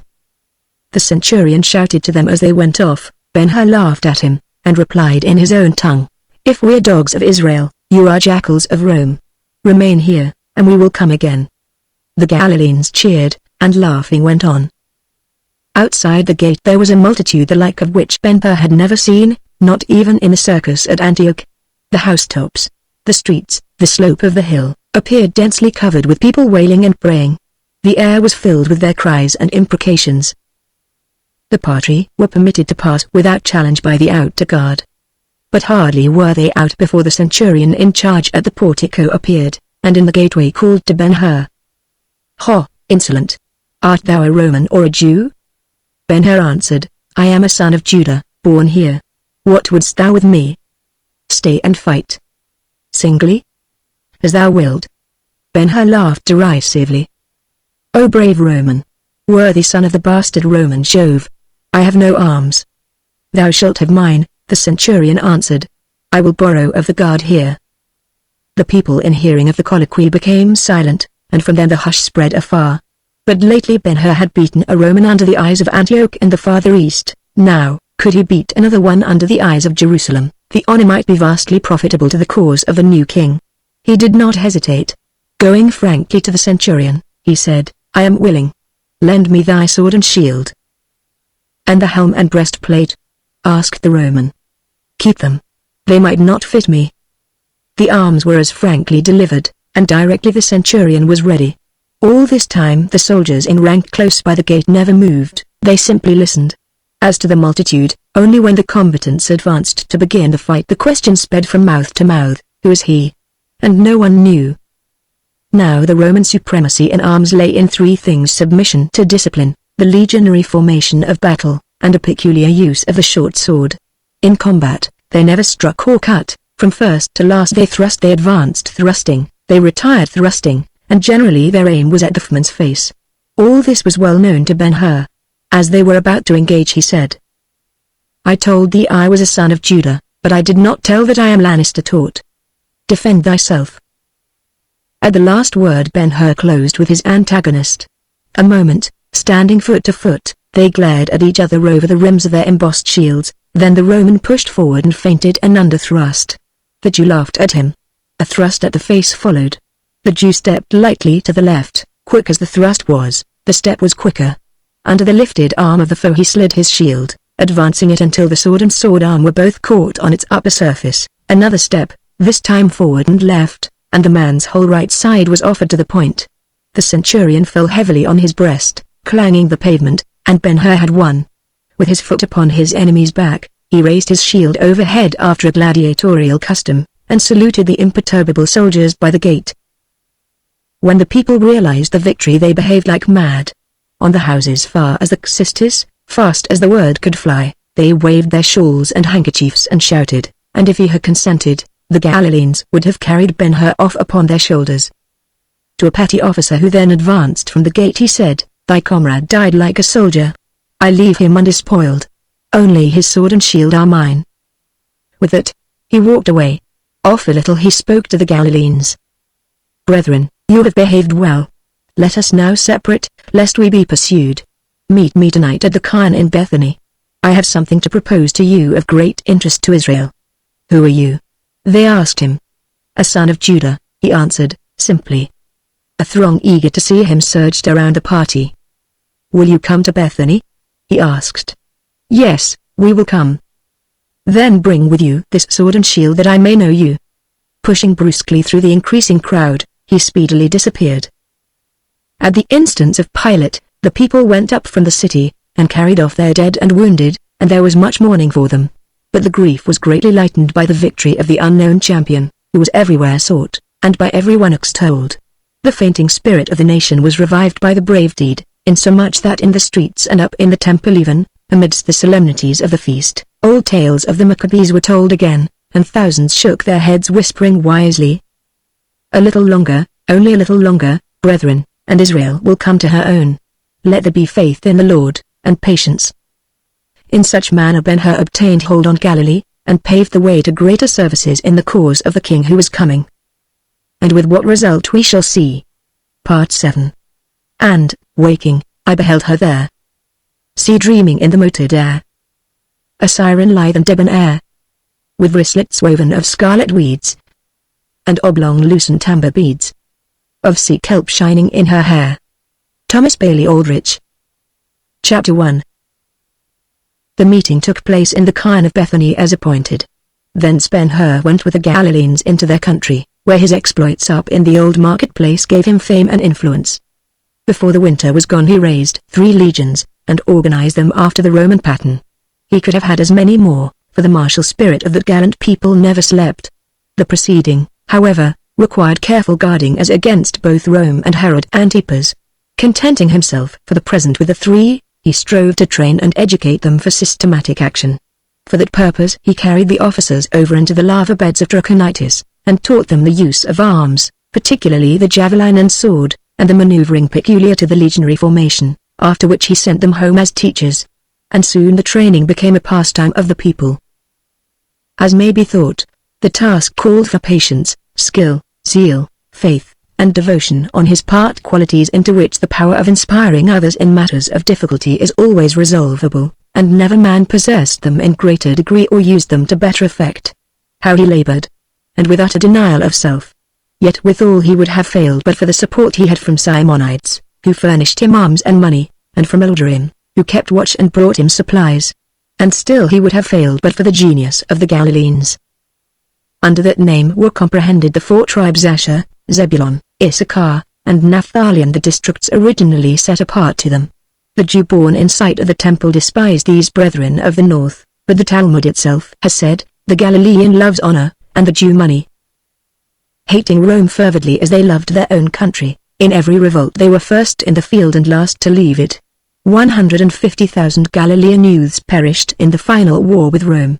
For the great festal days, they went up to Jerusalem marching and camping like armies, yet they were liberal in sentiment, and even tolerant to heathenism. In Herod's beautiful cities, which were Roman in all things, in Sepphoris and Tiberias especially, they took pride, and in the building them gave loyal support. They had for fellow citizens men from the outside world everywhere, and lived in peace with them. To the glory of the Hebrew name they contributed poets like the singer of the Song of Songs and prophets like Hosea. Upon such a people, so quick, so proud, so brave, so devoted, so imaginative, a tale like that of the coming of the king was all-powerful. that he was coming to put Rome down would have been sufficient to enlist them in a scheme proposed by Ben-Hur, but when, besides, they were assured he was to rule the world, more mighty than Caesar, more magnificent than Solomon, and that the rule was to last forever, the appeal was irresistible, and they vowed themselves to the cause body and soul. They asked Ben-Hur his authority for the sayings, and he quoted the prophets, and told them of Balthazar in waiting over in Antioch, and they were satisfied, for it was the old much-loved legend of the Messiah, familiar to them almost as the name of the Lord, the long-cherished dream with a time fixed for its realization. The king was not merely coming now, he was at hand. So with Ben-Hur the winter months rolled by, and spring came, with gladdening showers blown over from the summering sea in the west, and by that time so earnestly and successfully had he toiled that he could say to himself and his followers, "Let the good king come. He has only to tell us where he will have his throne set up. We have the sword hands to keep it for him." And in all his dealings with the many men they knew him only as a son of Judah, and by that name. One evening, over in Trachonitis, Ben-Hur was sitting with some of his Galileans at the mouth of the cave in which he quartered, when an Arab courier rode to him, and delivered a letter. Breaking the package, he read, "Jerusalem, Nisan 4. A prophet has appeared who meant say is Elias. He has been in the wilderness for years, and to our eyes he is a prophet, and such also is his speech, the burden of which is of one much greater than himself, who, he says, is to come presently, and for whom he is now waiting on the eastern shore of the river Jordan. I have been to see and hear him, and the one he is waiting for is certainly the king you are awaiting. Come and judge for yourself." All Jerusalem is going out to the prophet, and with many people else the shore on which he abides is like Mount Olivet in the last days of the Passover. Maluch. Ben-Hur's face flushed with joy.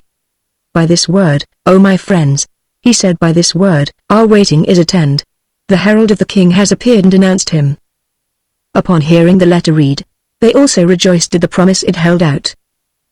"Get ready now," he added, "and in the morning set your faces homeward. When arrived there, send word to those under you, and bid them be ready to assemble as I may direct.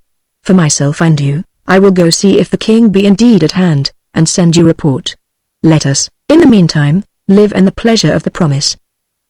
Going into the cave, he addressed a letter to Ildrim, and another to Simonides, giving notice of the news received, and of his purpose to go up immediately to Jerusalem. The letters he dispatched by swift messengers. When night fell, and the stars of direction came out, he mounted, and with an Arab guide set out for the Jordan, intending to strike the track of the caravans between Rabbath Hammon and Damascus. The guide was sure, and Aldebaran swift, so by midnight the two were out of the lava fastness speeding southward. Chapter 2. It was Ben-Hur's purpose to turn aside at the break of day, and find a safe place in which to rest, but the dawn overtook him while out in the desert, and he kept on, the guide promising to bring him afterwhile to a vale shut in by great rocks, where there were a spring, some mulberry trees, and herbage in plenty for the horses. As he rode thinking of the wondrous events so soon to happen, and of the changes they were to bring about in the affairs of men and nations, the guide, ever on the alert, called attention to an appearance of strangers behind them. Everywhere around the desert stretched away in waves of sand, slowly yellowing in the growing light, and without any green thing visible.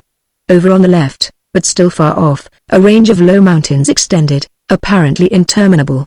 In the vacancy of such a waste an object in motion could not long continue a mystery. "It is a camel with riders," the guide said, directly.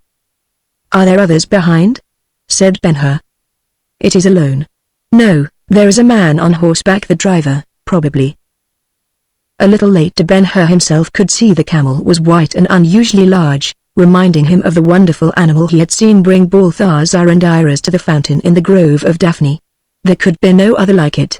Thinking then of the fair Egyptian, insensibly his gait became slower, and at length fell into the merest loiter, until finally he could discern a curtained howdah, and two persons seated within it. If they were Balthazar and Iris, should he make himself known to them? But it could not be. This was the desert and they were alone.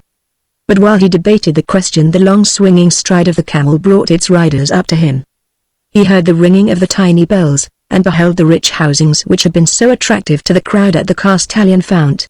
He beheld also the Ethiopian, always attendant upon the Egyptians. The tall brute stopped close by his horse, and Ben-Hur, looking up, lo! Iris herself under the raised curtain looking down at him, her great swimming eyes bright with astonishment and inquiry. "The blessing of the true God upon you," said Balthazar, in his tremulous voice. "And to thee and thine be the peace of the Lord," Ben-Hur replied. "My eyes are weak with years," said Balthazar, "but they approve you that son of her whom lately I knew an honored guest in the tent of Ilderim the Generous. And thou art that Balthazar, the wise Egyptian, whose speech concerning certain holy things in expectation is having so much to do with the finding me in this waste place. What dost thou here?" "He is never alone who is where God is, and God is everywhere," Balthazar answered, gravely, "but in the sense of your asking, there is a caravan short way behind us going to Alexandria, and as it is to pass through Jerusalem, I thought best to avail myself of its company as far as the holy city, whither I am journeying. This morning, however, in discontent with its slow movement, slower because of a Roman cohort in attendance upon it, we rose early, and ventured thus far in advance. As to robbers along the way, we are not afraid, for I have here a signet of Sheikh Ilderim, against beasts of prey, God is our sufficient trust." Ben-Hur bowed and said, "The good Sheikh's signet is a safeguard wherever the wilderness extends, and the lion shall be swift that overtakes this king of his kind." He patted the neck of the camel as he spoke. "Yet," said Iris, with a smile which was not lost upon the youth, whose eyes, it must be admitted, had several times turned to her during the interchange of speeches with the elder, "yet even he would be better if his fast were broken. Kings have hunger and headaches. If you be, indeed, the Ben-Hur of whom my father has spoken, and whom it was my pleasure to have known as well, you will be happy, I am sure, to show us some near path to living water, that with its sparkle we may grace a morning's meal in the desert." Ben-Hur, nothing loath, hastened to answer. "Fair Egyptian, I give you sympathy. Can you bear suffering a little longer? We will find the spring you ask for, and I promise that its draught shall be as sweet and cooling as that of the more famous Castalia. With leave, we will make haste." "I give you the blessing of the thirsty," she replied, "and offer you in return a bit of bread from the city ovens, dipped in fresh butter from the dewy meadows of Damascus. A most rare favor. Let us go on."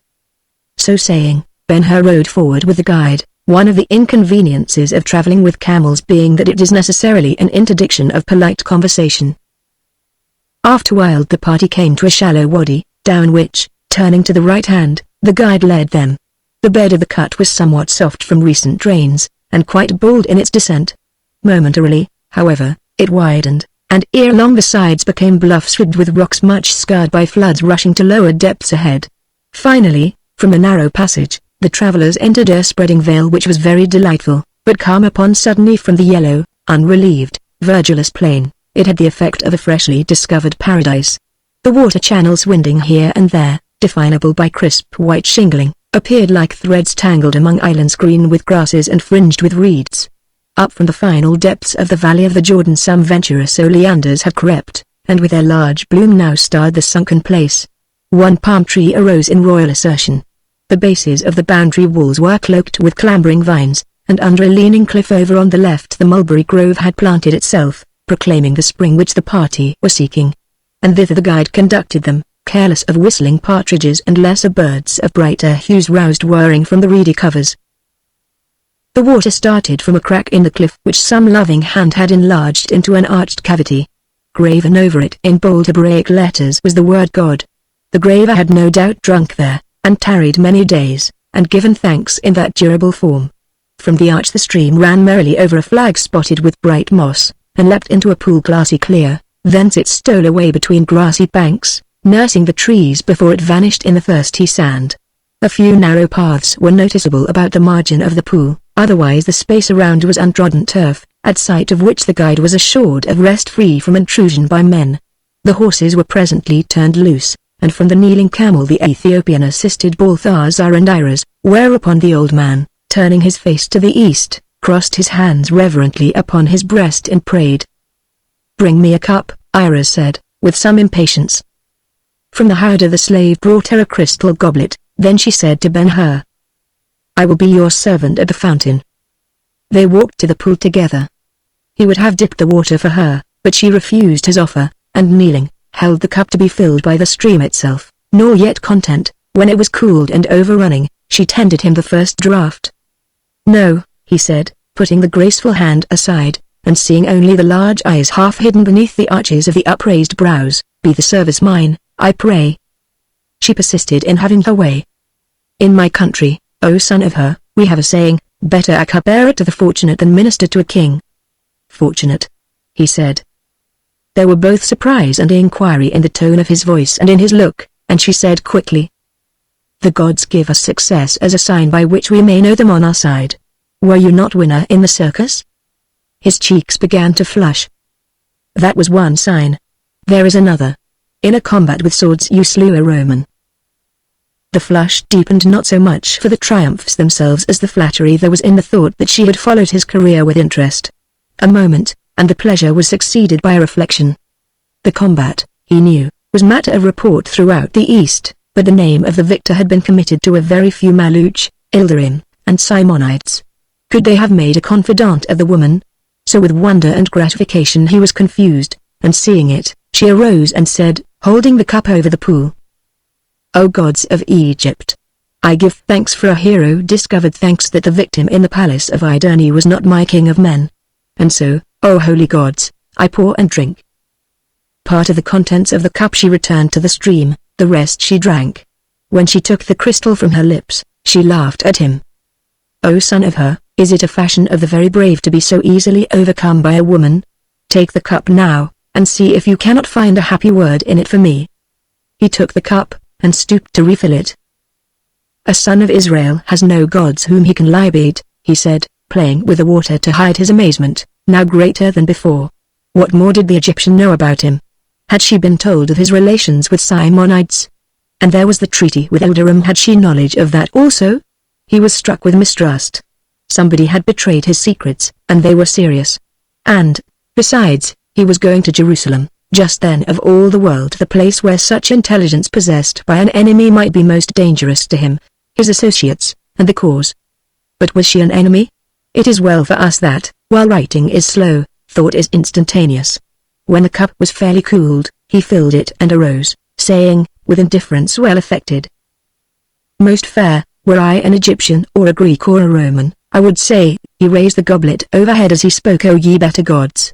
I give thanks that there are yet left to the world, despite its wrongs and sufferings, the charm of beauty and the solace of love, and I drink to her who best represents them, to Iris, loveliest of the daughters of the Nile. She laid her hand softly upon his shoulder. You have offended against the law. The gods you have drunk to are false gods. Why shall I not tell the rabbis on you? Oh, he replied, laughing, that is very little to tell for one who knows so much else that is really important.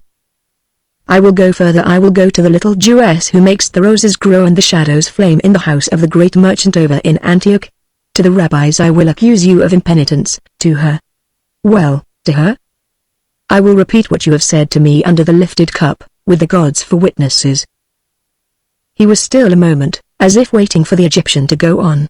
With quickened fancy he saw Esther at her father's side listening to the dispatches he had forwarded, sometimes reading them. In her presence he had told Simonides the story of the affair in the palace of Iderne. She and Iris were acquainted. This one was shrewd and worldly, the other was simple and affectionate, and therefore easily won. Simonides could not have broken faith nor Ilderim, for if not held by honor, there was no one, unless it might be himself, to whom the consequences of exposure were more serious and certain. Could Esther have been the Egyptian's informant?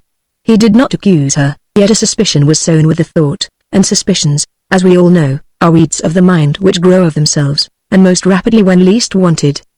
Before he could answer the allusion to the little Jewess, Balthazar came to the pool. We are greatly indebted to you, son of her, he said, in his grave manner. This vale is very beautiful, the grass, the trees, the shade, invite us to stay and rest, and the spring here has the sparkle of diamonds in motion, and sings to me of a loving God. It is not enough to thank you for the enjoyment we find. Come sit with us, and taste our bread. Suffer me first to serve you.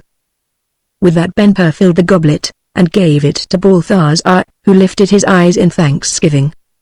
Immediately the slave brought napkins, and after laving their hands and drying them, the three seated themselves in Eastern style under the tent which years before had served the wise men at the meeting in the desert. And they ate heartily of the good things taken from the camel's pack. Chapter 3. The tent was cosily pitched beneath a tree where the gurgle of the stream was constantly in ear. Overhead the broad leaves hung motionless on their stems, The delicate reed stalks off in the pearly haze stood up arrowy straight, occasionally a home-returning bee shot humming athwart the shade, and a partridge creeping from the sedge drank, whistled to his mate, and ran away. The restfulness of the vale, the freshness of the air, the garden beauty, the Sabbath stillness, seemed to have affected the spirits of the elder Egyptian. His voice, gestures, and whole manner were unusually gentle, and often as he bent his eyes upon Ben-Hur conversing with Iris, they softened with pity.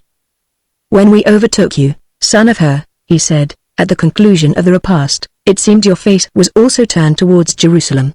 May I ask, without offense, if you are going so far?" "I am going to the holy city. For the great need I have to spare myself prolonged toil, I will further ask you, is there a shorter road than that by Rabbath Ammon?" "A rougher route, but shorter, lies by Gerasa and Rabbath Gilead. It is the one I design taking." "I am impatient," said Balthazar. "Latterly my sleep has been visited by dreams, or rather by the same dream in repetition. A voice, it is nothing more, comes and tells me, 'Haste, arise. He whom thou hast so long awaited is at hand.'" "You mean he that is to be king of the Jews?" Ben-Hur asked, gazing at the Egyptian in wonder. "Even so. Then you have heard nothing of him?" "Nothing, except the words of the voice in the dream." "Here, then, are tidings to make you glad as they made me." From his gown Ben-Hur drew the letter received from Maluch. The hand the Egyptian held out trembled violently. He read aloud, and as he read his feelings increased. The limp veins in his neck swelled and throbbed. At the conclusion he raised his suffused eyes in thanksgiving and prayer. He asked no questions, yet had no doubts. "Thou hast been very good to me, O God," he said. "Give me, I pray thee, to see the Saviour again, and worship him, and thy servant will be ready to go in peace." The words, the manner, the singular personality of the simple prayer, touched Ben-Hur with a sensation new and abiding. God never seemed so actual and so nearby. It was as if he were there bending over them, or sitting at their side, a friend whose favors were to be had by the most unceremonious asking, a Father to whom all his children were alike in love, Father, not more of the Jew than of the Gentile, the universal Father, who needed no intermediates, no rabbis, no priests, no teachers. The idea that such a God might send mankind a savior instead of a king appeared to Ben-Hur in a light not merely new, but so plain that he could almost discern both the greater want of such a gift and its greater consistency with the nature of such a deity. So he could not resist asking, "Now that he has come, O Balthazar, you still think he is to be a savior, and not a king?" Balthazar gave him a look thoughtful as it was tender. "How shall I understand you?" he asked, in return. "The Spirit, which was the star that was my guide of old, has not appeared to me since I met you in the tent of the good sheikh, that is to say, I have not seen or heard it as formerly. I believe the voice that spoke to me in my dreams was it, but other than that I have no revelation." "I will recall the difference between us," said Ben-Hur, with deference. "You were of opinion that he would be a king, but not as Caesar is. You thought his sovereignty would be spiritual, not of the world." "Oh yes," the Egyptian answered, "and I am of the same opinion now. I see the divergence in our faith. You are going to meet a king of men, I a savior of souls." He paused with the look often seen when people are struggling, with introverted effort, to disentangle a thought which is either too high for quick discernment or too subtle for simple expression.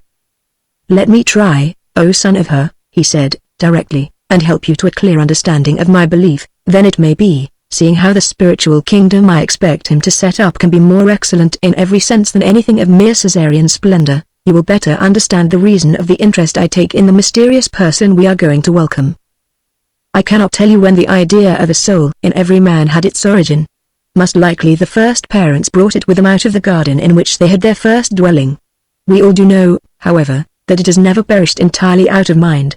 By some peoples it was lost, but not by all. In some ages it dulled and faded, in others it was overwhelmed with doubts, but, in great goodness, God kept sending us at intervals mighty intellects to argue it back to faith and hope. Why should there be a soul in every man? Look, O son of Hur, for one moment look at the necessity of such a device. To lie down and die, and be no more forever. Time never was when man wished for such an end, nor has the man ever been who did not in his heart promise himself something better. The monuments of the nations are all protests against nothingness after death, so are statues and inscriptions, so is history. The greatest of our Egyptian kings had his effigy cut out of a hill of solid rock. Day after day he went with a host in chariots to see the work. At last it was finished, Never effigy so grand, so enduring, it looked like him, the features were his, faithful even in expression. Now may we not think of him saying in that moment of pride, "Let death come, there is an afterlife for me." He had his wish. The statue is the yet. But what is the afterlife he thus secured? Only a recollection by men, a glory unsubstantial as moonshine on the brow of the great bust, a story in stone, nothing more. Meantime, what has become of the king? There is an embalmed body up in the royal tombs, which once was his, an effigy not so fair to look at as the other out in the desert. But where, O son of her, where is the king himself? Is he fallen into nothingness? 2,000 years have gone since he was a man alive as you and I are. Was his last breath the end of him? To say yes would be to accuse God. Let us rather accept his better plan of attaining life after death. For us, actual life, I mean the something more than a place in mortal memory, life with going and coming, with sensation, with knowledge, with power and all appreciation, life eternal in term though it may be with changes of condition. Ask you what God's plan is? The gift of a soul to each of us at birth. With this simple law there shall be no immortality except through the soul. In that law see the necessity of which I spoke. Let us turn from the necessity now. A word as to the pleasure there is in the thought of a soul in each of us. In the first place, it robs death of its terrors by making dying a change for the better, and burial but the planting of a seed from which there will spring a new life. In the next place, behold me as I am weak, weary, old, shrunken in body, and graceless. Look at my wrinkled face, think of my failing senses, listen to my shrilled voice. Ah! What happiness to me in the promise that when the tomb opens, as soon it will, to receive the worn-out husk I call myself, the now viewless doors of the universe, which is but the palace of God, will swing wide ajar to receive me, a liberated immortal soul. I would I could tell the ecstasy there must be in that life to come. Do not say I know nothing about it. This much I know, and it is enough for me. The being a soul implies conditions of divine superiority. In such a being there is no dust, nor any gross thing. It must be finer than air, more impalpable than light, purer than essence. It is life in absolute purity. What now, O son of her? Knowing so much, shall I dispute with myself or you about the unnecessaries about the form of my soul? Or where it is to abide? Or whether it eats and drinks? Or is winged, or wears this or that? No. It is more becoming to trust in God. The beautiful in this world is all from his hand, declaring the perfection of taste. He is the author of all form. He clothes the lily, he colors the rose, he distills the dewdrop, he makes the music of nature. In a word, he organized us for this life, and imposed its conditions, and they are such guarantee to me that, trustful as a little child, I leave to him the organization of my soul, and every arrangement for the life after death. I know he loves me. The good man stopped and drank, and the hand carrying the cup to his lips trembled, and both Iris and Ben-Hur shared his emotion and remained silent. Upon the latter a light was breaking. He was beginning to see, as never before, that there might be a spiritual kingdom of more import to men than any earthly empire, and that after all a Saviour would indeed be a more godly gift than the greatest king. I might ask you now, said Balthazar, continuing, whether this human life, so troubled and brief, is preferable to the perfect and everlasting life designed for the soul?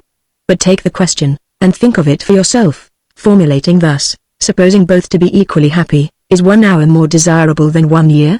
From that then advance to the final inquiry, what are 70 years on earth to all eternity with God?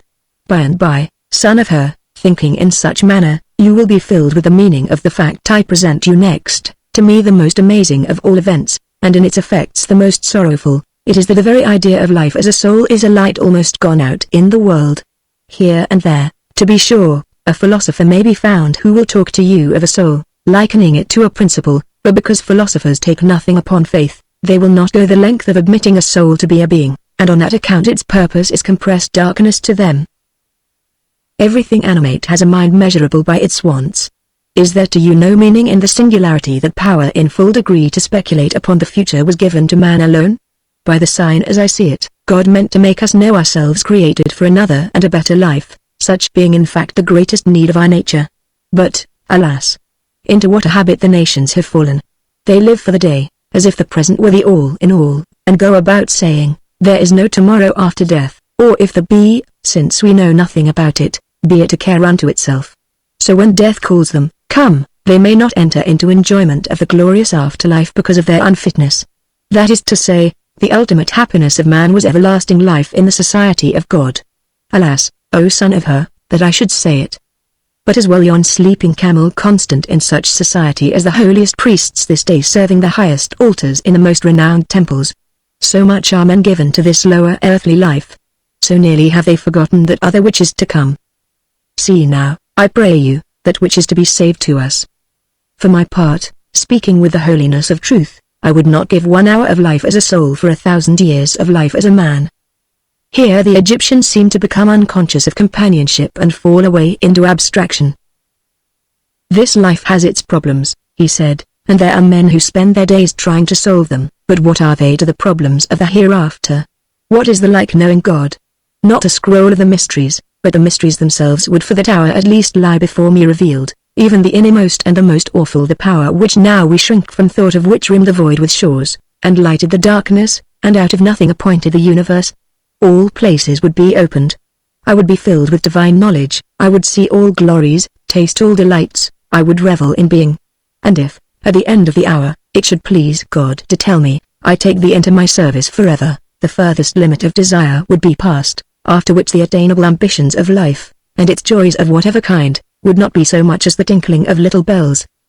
Balthazar paused as if to recover from very ecstasy of feeling, and to Ben-Hur it seemed the speech had been the delivery of a soul speaking for itself. I pray pardon, son of Hur, the good man continued, with a bow the gravity of which was relieved by the tender look that followed it. I meant to leave the life of a soul, its conditions, pleasures, superiority, to your own reflection and finding out. The joy of the thought has betrayed me into much speech. I set out to show, though ever so faintly, the reason of my faith. It grieves me that words are so weak. But help yourself to truth. Consider first the excellence of the existence which was reserved for us after death, and give heed to the feelings and impulses the thought is sure to awaken in you. Heed them, I say, because they are your own soul astir, doing what it can to urge you in the right way. Consider next that the afterlife has become so obscured as to justify calling it a lost light. If you find it, rejoice, O son of Hur, rejoice as I do, though in beggary of words. For then, besides the great gift which is to be saved to us, you will have found the need of a Saviour so infinitely greater than the need of a king, and he we are going to meet will not longer hold place in your hope, a warrior with a sword or a monarch with a crown. A practical question presents itself: how shall we know him at sight? If you continue in your belief as to his character that he is to be a king as Herod was, of course you will keep on until you meet a man clothed in purple and with a scepter. On the other hand, he I look for will be one poor, humble, undistinguished man in appearance as other men, and the sign by which I will know him will be never so simple. He will offer to show me and all mankind the way to the eternal life, the beautiful pure life of the soul. The company sat a moment in silence, which was broken by Balthazar. Let us arise now, he said. Let us arise and set forward again. What I have said has caused a return of impatience to see him who is ever in my thought, and if I seem to hurry you, O son of Hur, and you, my daughter, be that my excuse. At his signal the slave brought them wine in a skin bottle, and they poured and drank, and shaking the lapcloths out arose. While the slave restored the tent and wares to the box under the howdah, and the Arab brought up the horses, the three principals laved themselves in the pool. In a little while they were retracing their steps back through the wadi, intending to overtake the caravan if it had passed them by. Chapter 4. The caravan, stretched out upon the desert, was very picturesque. In motion, however, it was like a lazy serpent. By and by its stubborn dragging became intolerably irksome to Balthazar, patient as he was, so, at his suggestion, the party determined to go on by themselves. If the reader be young, or if he has yet a sympathetic recollection of the romanticisms of his youth, he will relish the pleasure with which Ben-Hur, riding near the camel of the Egyptians, gave a last look at the head of the straggling column almost out of sight on the shimmering plain. To be definite as may be, and perfectly confidential, Ben-Hur found a certain charm in Iris's presence. If she looked down upon him from her high place, he made haste to get near her. If she spoke to him, his heart beat out of its usual time. The desire to be agreeable to her was a constant impulse.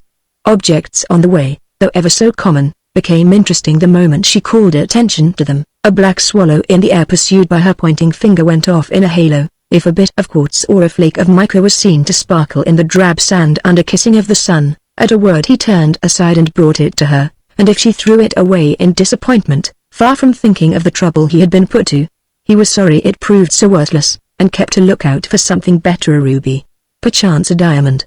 So the purple of the far mountains became intensely deep and rich if she distinguished it with an exclamation of praise, and when, now and then, the curtain of the howdah fell down, it seemed a sudden dullness had dropped from the sky, bedraggling all the landscape. Thus disposed, yielding to the sweet influence, what shall save him from the dangers there are in days of the close companionship with the fair Egyptian incident to the solitary journey they were entered upon?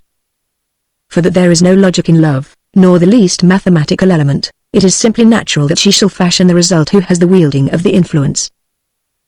To quicken the conclusion, there were signs, too, that she well knew the influence she was exercising over him.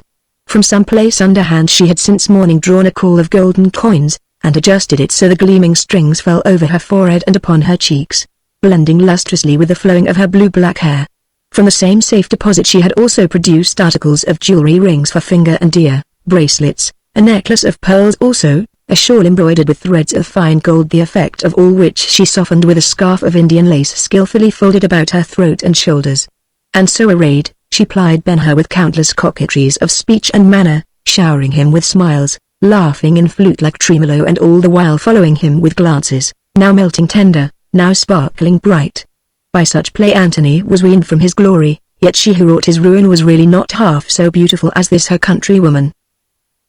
And so to them the nooning came, and the evening.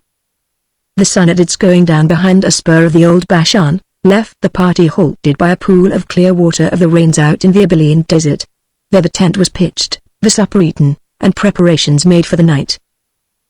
The second watch was Ben-Hur's, and he was standing, spear in hand, within arm reach of the dozing camel, looking a while at the stars, then over the veiled land.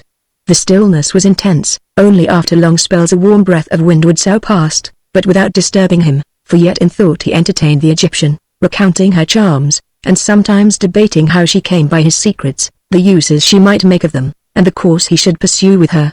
And through all the debate love stood off but a little way, a strong temptation, the stronger of a gleam of policy behind. At the very moment he was most inclined to yield to the allurement, a hand very fair even in the moonless gloaming was laid softly upon his shoulder. The touch thrilled him. He started, turned, and she was there. "I thought you were asleep," he said, presently. "Sleep is for old people and little children, and I came out to look at my friends, the stars in the south, those now holding the curtains of midnight over the Nile. But confess yourself surprised." He took the hand which had fallen from his shoulder, and said, "Well, was it by an enemy?" "Oh no. To be an enemy is to hate, and hating is a sickness which Isis will not suffer to come near me. She kissed me, you should know, on the heart when I was a child. Your speech does not sound in the least like your father's. Are you not of his faith?" "I might have been," and she laughed low. "I might have been had I seen what he has. I may be when I get old like him. There should be no religion for youth, only poetry and philosophy, and no poetry except such as is the inspiration of wine and mirth and love, and no philosophy that does not nod excuse for follies which cannot outlive a season. My father's God is too awful for me. I failed to find him in the grove of Daphne. He was never heard of as present in the Atria of Rome. But, son of her, I have a wish." "A wish? Where is he who could say it no?" "I will try you." "Tell it then." "It is very simple. I wish to help you." She drew closer as she spoke. He laughed, and replied, lightly, "O Egypt!" I came near saying dear Egypt! Does not the Sphinx abide in your country? Well? You are one of its riddles. Be merciful, and give me a little clue to help me understand you. In what do I need help? And how can you help me?" She took her hand from him, and, turning to the camel, spoke to it endearingly, and patted its monstrous head as it were a thing of beauty. "O thou last and swiftest and stateliest of the herds of Job! Sometimes thou, too, goest stumbling, because the way is rough and stony and the burden grievous. How is it thou knowest the kind intent by a word, and always makest answer gratefully, though the help offered is from a woman? I will kiss thee, thou royal brute." She stooped and touched its broad forehead with her lips, saying immediately, "Because in thy intelligence there is no suspicion." And Ben-Hur, restraining himself, said calmly, "The reproach has not failed its mark, O Egypt. I seem to say thee no. May it not be because I am under seal of honor, and by my silence cover the lives and fortunes of others? Maybe, she said, quickly. It is so. He shrank a step, and asked, his voice sharp with amazement, what all knowest thou? She answered, after a laugh. Why do men deny that the senses of women are sharper than theirs? Your face has been under my eyes all day. I had but to look at it to see you bore some weight in mind, and to find the weight, what had I to do more than recall your debates with my father? Son of her, she lowered her voice with singular dexterity, and, going nearer, spoke so her breath was warm upon his cheek. Son of her, he thou art going to find is to be king of the Jews, is he not? His heart beat fast and hard.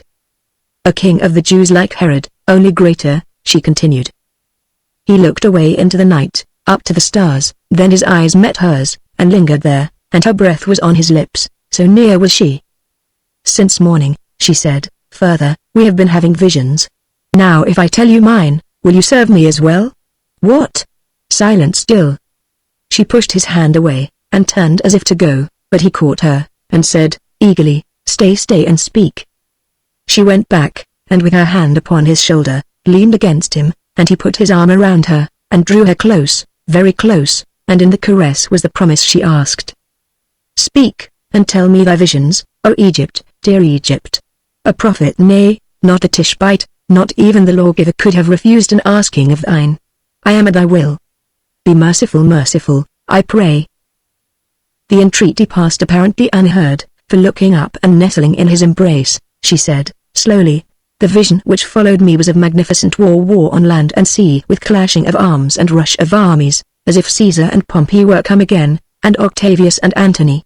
A cloud of dust and ashes arose and covered the world, and Rome was not any more, all dominion returned to the east, out of the cloud issued another race of heroes, and there were vaster satrapies and brighter crowns for giving away than were ever known.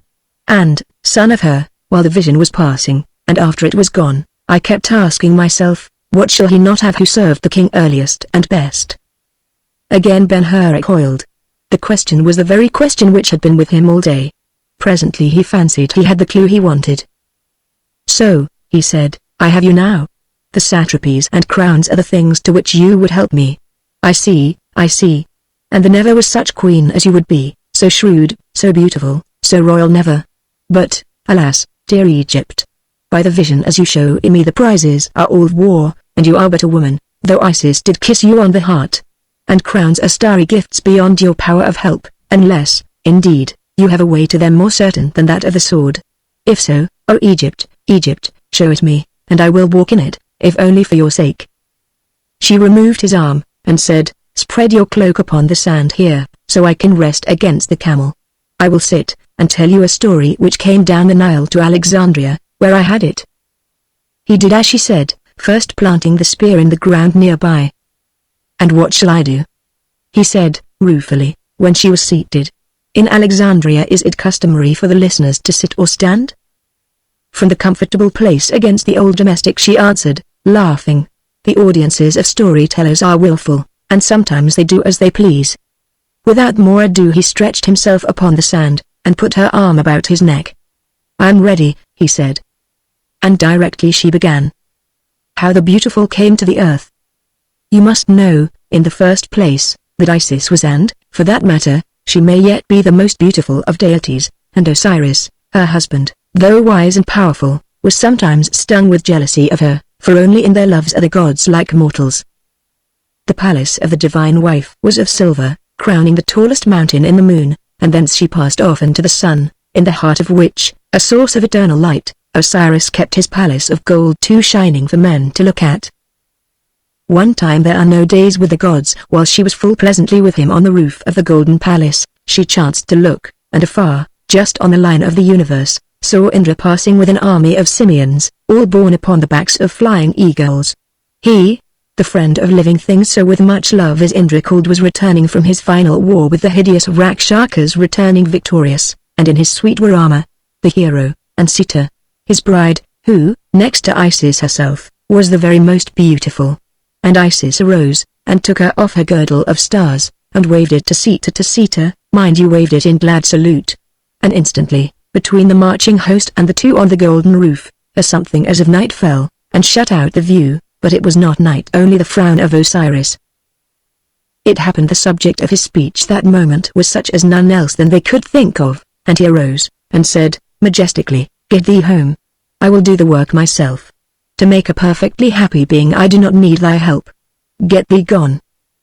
Now Isis had eyes large as those of the white cow which in the temple eats sweet grasses from the hands of the faithful even while they say their prayers, and her eyes were the color of the cow's, and quite as tender.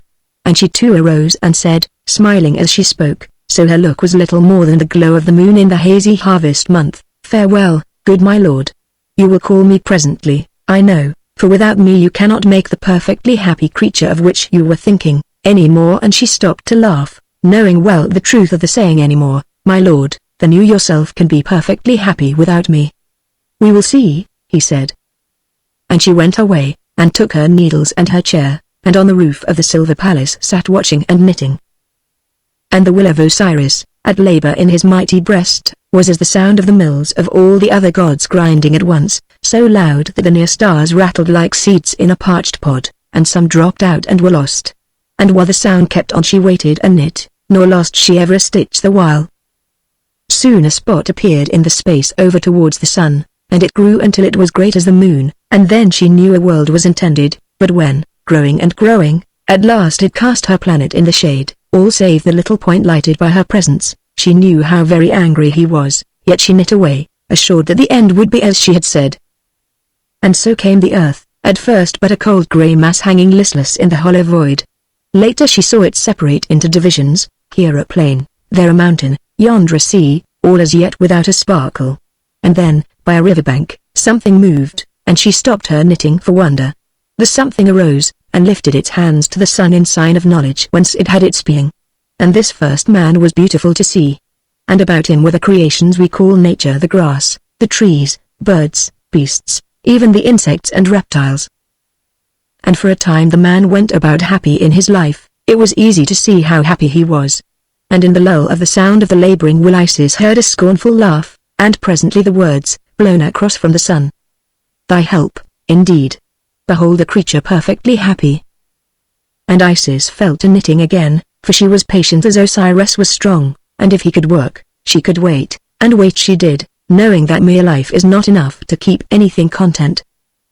And sure enough, not long until the divine wife could see a change in the man. He grew listless, and kept to one place prone by the river, and looked up but seldom, and then always with a moody face. Interest was dying in him.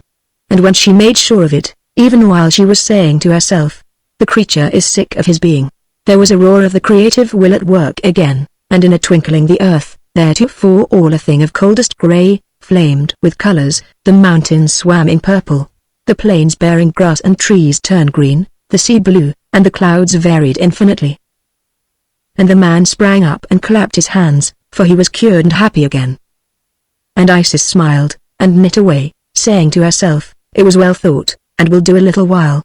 But mere beauty in a world is not enough for such a being. My lord must try again." With the last word, the thunder of the will at work shook the moon, and, looking, Isis dropped her knitting and clapped her hands, for theretofore everything on the earth but the man had been fixed to a given place. Now all living, and much that was not living, received the gift of motion. The birds took to wing joyously, beasts great and small went about, each in its way. The trees shook their verdurous branches, nodding to the enamored winds. The rivers ran to the seas, and the seas tossed in their beds and rolled in crested waves, and with surging and ebbing painted the shores with glistening foam, and over all the clouds floated like sailed ships unanchored. And the man rose up happy as a child, whereat Osiris was pleased, so that he shouted, "Ha, ha! See how well I am doing without thee." The good wife took up her work, and answered ever so quietly, "It was well thought, my lord, ever so well thought, and will serve a while." And as before, so again. The sight of things in motion became to the man as of course. The birds in flight, the rivers running, the seas in tumult of action, ceased to amuse him, and he pined again even worse. And Isis waited, saying to herself, "Poor creature! He is more wretched than ever." And, as if he heard the thought, Osiris stirred, and the noise of his will shook the universe. The sun in its central seat alone stood firm. And Isis looked, but saw no change. Then while she was smiling, assured that her lord's last invention was sped, suddenly the creature arose, and seemed to listen, and his face brightened, And he clapped his hands for joy, for sounds were heard the first time on earth, sounds dissonant, sounds harmonious. The winds murmured in the trees, the birds sang, each kind a song of its own, or chattered in speech. The rivulets running to the rivers became so many harpers with harps of silver strings all tinkling together, and the rivers running to the seas surged on in solemn accord, while the seas beat the land to a tune of thunder. There was music, music everywhere, and all the time, so the man could not but be happy. Then Isis mused, thinking how well, how wondrous well, her lord was doing, but presently she shook her head, color, motion, sound, and she repeated them slowly. There was no element else of beauty except form and light, and to them the earth had been born. Now, indeed, Osiris was done, and if the creature should again fall off into wretchedness, her help must be asked, and her fingers flew 2, 3, 5, even 10 stitches she took at once. And the man was happy a long time longer than ever before, it seemed, indeed. He would never tire again. But Isis knew better, and she waited and waited, nor minded the many laughs flung at her from the sun. She waited, and at last saw signs of the end. Sounds became familiar to him, and in their range, from the chirruping of the cricket under the roses to the roar of the seas and the bellow of the clouds in storm, there was not anything unusual. And he pined and sickened, and sought his place of moping by the river, and at last fell down motionless. Then Isis in pity spoke. "My lord," she said, "the creature is dying." But Osiris, though seeing it all, held his peace. He could do no more. "Shall I help him?" she asked. Osiris was too proud to speak. Then Isis took the last stitch in her knitting, and gathering her work in a roll of brilliants flung it so it fell close to the man. And he, hearing the sound of the fall so nearby, looked up, and lo! A woman, the first woman, was stooping to help him. She reached a hand to him. He caught it and arose, and nevermore was miserable, but heaven more happy. Such, O son of her, is the genesis of the beautiful, as they tell it on the Nile. She paused. "A pretty invention, and cunning," he said, directly, "but it is imperfect." What did Osiris afterwards? "Oh yes," she replied. He called the divine wife back to the sun, and they went on all pleasantly together, each helping the other. "And shall I not do as the first man?" He carried the hand resting upon his neck to his lips. In love," he said. His head dropped softly into her lap. "You will find the king," she said, placing her other hand caressingly upon his head. "You will go on and find the king and serve him. With your sword you will earn his richest gifts, and his best soldier will be my hero." He turned his face, and saw hers close above. In all the sky there was that moment nothing so bright to him as her eyes, enshadowed though they were. Presently he sat up, and put his arms about her, and kissed her passionately, saying, "O Egypt, Egypt! If the king has crowns in gift, one shall be mine, and I will bring it and put it here over the place my lips have marked. You shall be a queen, my queen, no one more beautiful. And we will be ever, ever so happy. And you will tell me everything, and let me help you in all?" she said, kissing him in return. The question chilled his fervor. "Is it not enough that I love you?" he asked. "Perfect love means perfect faith," she replied. "But never mind, you will know me better." She took her hand from him and arose. "You are cruel," he said. Moving away, she stopped by the camel, and touched its front face with her lips. "O thou noblest of thy kind!" that, because there is no suspicion in thy love. An instant, and she was gone. Chapter 5. The third day of the journey the party nooned by the river Jabbok, where there were 100 or more men, mostly of Pur-Ear, resting themselves and their beasts. Hardly had they dismounted, before a man came to them with a pitcher of water and a bowl, and offered them drink. As they received the attention with much courtesy, he said, looking at the camel, "I am returning from the Jordan, where just now there are many people from distant parts, traveling as you are, illustrious friend, but they had none of them the equal of your servant here. A very noble animal. May I ask of what breed he is sprung?" Balthazar answered, and sought his rest, but Ben-Hur, more curious, took up the remark. "At what place on the river are the people?" he asked. "At Bethabara." "It used to be a lonesome ford," said Ben-Hur. "I cannot understand how it can have become of such interest." "I see," the stranger replied, "you, too, are from abroad, and have not heard the good tidings." "What tidings?" "Well, a man has appeared out of the wilderness, a very holy man with his mouth full of strange words, which take hold of all who hear them. He calls himself John the Nazarite, son of Zacharias, and says he is the messenger sent before the Messiah. Even Iris listened closely while the man continued. They say of this John that he has spent his life from childhood in a cave down by Engedi, praying and living more strictly than the Asans. Crowds go to hear him preach. I went to hear him with the rest. Have all these, your friends, been there? Most of them are going, a few are coming away. What does he preach? A new doctrine one never before taught in Israel, as all say. He calls it repentance and baptism. The rabbis do not know what to make of him, nor do we. Some have asked him if he is the Christ, others if he is Elias, but to them all he has the answer, I am the voice of one crying in the wilderness, make straight the way of the Lord. At this point the man was called away by his friends. As he was going, Balthazar spoke. Good stranger, he said, tremulously, tell us if we shall find the preacher at the place you left him. Yes, at Bethabara. Who should this Nazarite be? Said Ben-Hur to Iris, if not the herald of our king? In so short a time he had come to regard the daughter as more interested in the mysterious personage he was looking for than the aged father. Nevertheless, the latter with a positive glow in his sunken eyes half arose, and said, Let us make haste. I am not tired. They turned away to help the slave. There was little conversation between the three at the stopping place for the night west of Ramoth Gilead. Let us arise early, son of Hur, said the old man. The Saviour may come, and we not there. The king cannot be far behind his herald, Iris whispered, as she prepared to take her place on the camel. Tomorrow we will see, Ben-Hur replied, kissing her hand. Next day about the third hour, out of the pass through which, skirting the base of Mount Gilead, they had journeyed since leaving Ramoth, the party came upon the barren steppe east of the sacred river. Opposite them they saw the upper limit of the old palm lands of Jericho, stretching off to the hill country of Judea. Ben-Hur's blood ran quickly, for he knew the ford was close at hand. Content you, good Balthazar, he said, we are almost there. The driver quickened the camel's pace. Soon they caught sight of booths and tents and tethered animals, and then of the river, and a multitude collected down close by the bank, and yet another multitude on the western shore. Knowing that the preacher was preaching, they made greater haste, yet, as they were drawing near, suddenly there was a commotion in the mass, and it began to break up and disperse. They were too late. Let us stay here, said Ben-Hur to Balthazar, who was wringing his hands. The Nazarite may come this way. The people were too intent upon what they had heard, and too busy in discussion, to notice the newcomers. When some hundreds were gone by, and it seemed the opportunity to so much as see the Nazarite was lost to the latter, up the river not far away they beheld a person coming towards them of such singular appearance they forgot all else. Outwardly the man was rude and uncouth, even savage. Over a thin, gaunt visage of a hue of brown parchment, over his shoulders and down his back below the middle, in which like locks, fell a covering of sun-scorched hair. His eyes were burning bright.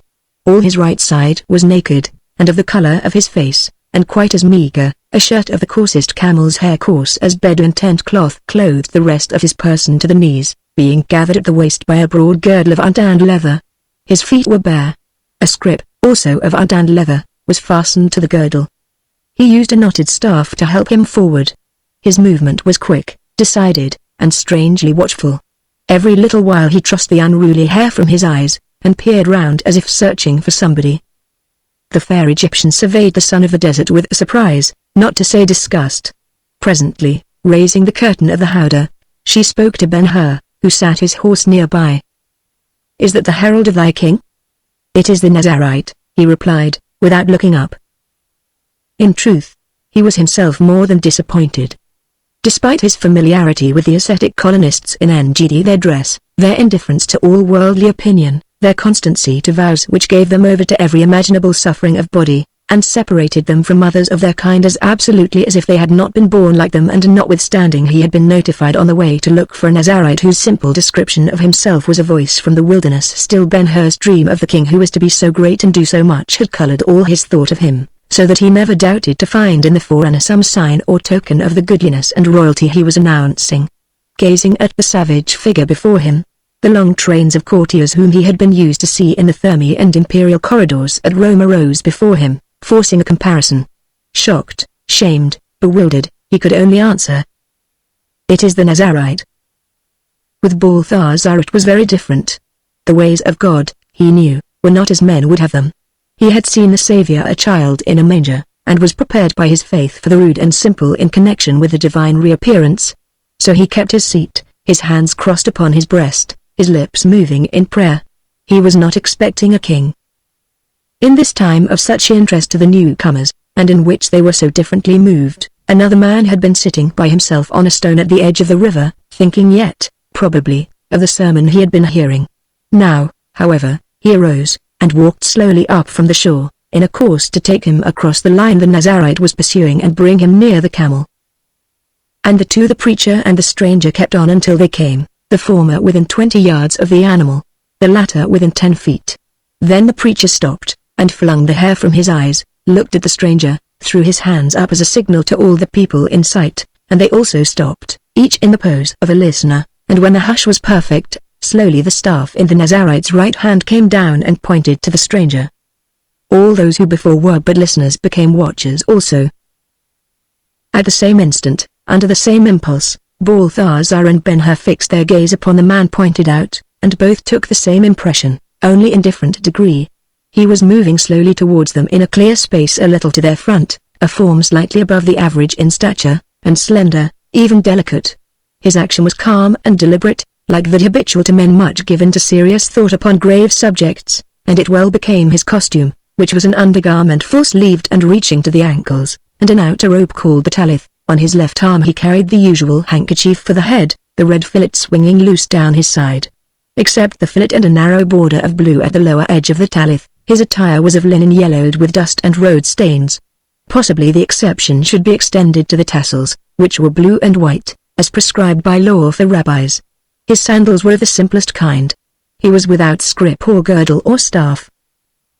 These points of appearance, however, the three beholders observed briefly, and rather as accessories to the head and face of the man, which especially the latter were the real sources of the spell they caught in common with all who stood looking at him. The head was open to the cloudless light, except as it was draped with hair long and slightly waved, and parted in the middle, and auburn in tint, with a tendency to reddish-golden where most strongly touched by the sun. Under a broad, low forehead, under black well-arched brows, beamed eyes dark blue and large, and softened to exceeding tenderness by lashes of a great length sometimes seen on children, but seldom, if ever, on men. As to the other features, it would have been difficult to decide whether they were Greek or Jewish. The delicacy of the nostrils and mouth was unusual to the latter type, and when it was taken into account with the gentleness of the eyes, the pallor of the complexion, the fine texture of the hair, and the softness of the beard, which fell in waves over his throat to his breast, never a soldier but would have laughed at him in encounter, never a woman who would not have confided in him at sight, never a child that would not, with quick instinct, have given him its hand and whole artless trust, nor might anyone have said he was not beautiful. The features, it should be further said, were ruled by a certain expression which, as the viewer chose, might with equal correctness have been called the effect of intelligence, love, pity, or sorrow, though, in better speech, it was a blending of them all, a look easy to fancy as the mark of a sinless soul doomed to the sight and understanding of the utter sinfulness of those among whom it was passing, yet withal that no one could have observed the face with a thought of weakness in the man, so, at least, would not they who knows that the qualities mentioned love, sorrow, pity are the results of a consciousness of strength to bear suffering oftener than strength to do. Such has been the might of martyrs and devotees and the myriads written down in saintly calendars. And such, indeed, was the air of this one. Slowly he drew nearer the three. Now Ben-Hur, mounted and spear in hand, was an object to claim the glance of a king, yet the eyes of the man approaching were all the time raised above him and not to Ira's, whose loveliness has been so often remarked, but to Balthazar, the old and unserviceable. The hush was profound. Presently the Nazarite, still pointing with his staff, cried, in a loud voice, "Behold the Lamb of God, which taketh away the sin of the world." The many standing still, arrested by the action of the speaker, and listening for what might follow, were struck with awe by words so strange and past their understanding. Upon Balthazar they were overpowering. He was there to see once more the Redeemer of men. The faith which had brought him the singular privileges of the time long gone abode yet in his heart, and if now it gave him a power of vision above that of his fellows, a power to see and know him for whom he was looking, better than calling the power a miracle, let it be thought of as the faculty of a soul not yet entirely released from the divine relations to which it had been formally admitted, or as the fitting reward of a life in that age so without examples of holiness a life itself a miracle. The ideal of his faith was before him, perfect in face, form, dress, action, age, and he was in its view, and the view was recognition. Now if something should happen to identify the stranger beyond all doubt. And that was what did happen. Exactly at the fitting moment, as if to assure the trembling Egyptian, the Nazarite repeated the outcry, "Behold the Lamb of God, which taketh away the sin of the world." Balthazar fell upon his knees. For him there was no need of explanation, and as if the Nazarite knew it, he turned to those more immediately about him staring in wonder, and continued, "This is he of whom I said, After me cometh a man which is preferred before me, for he was before me.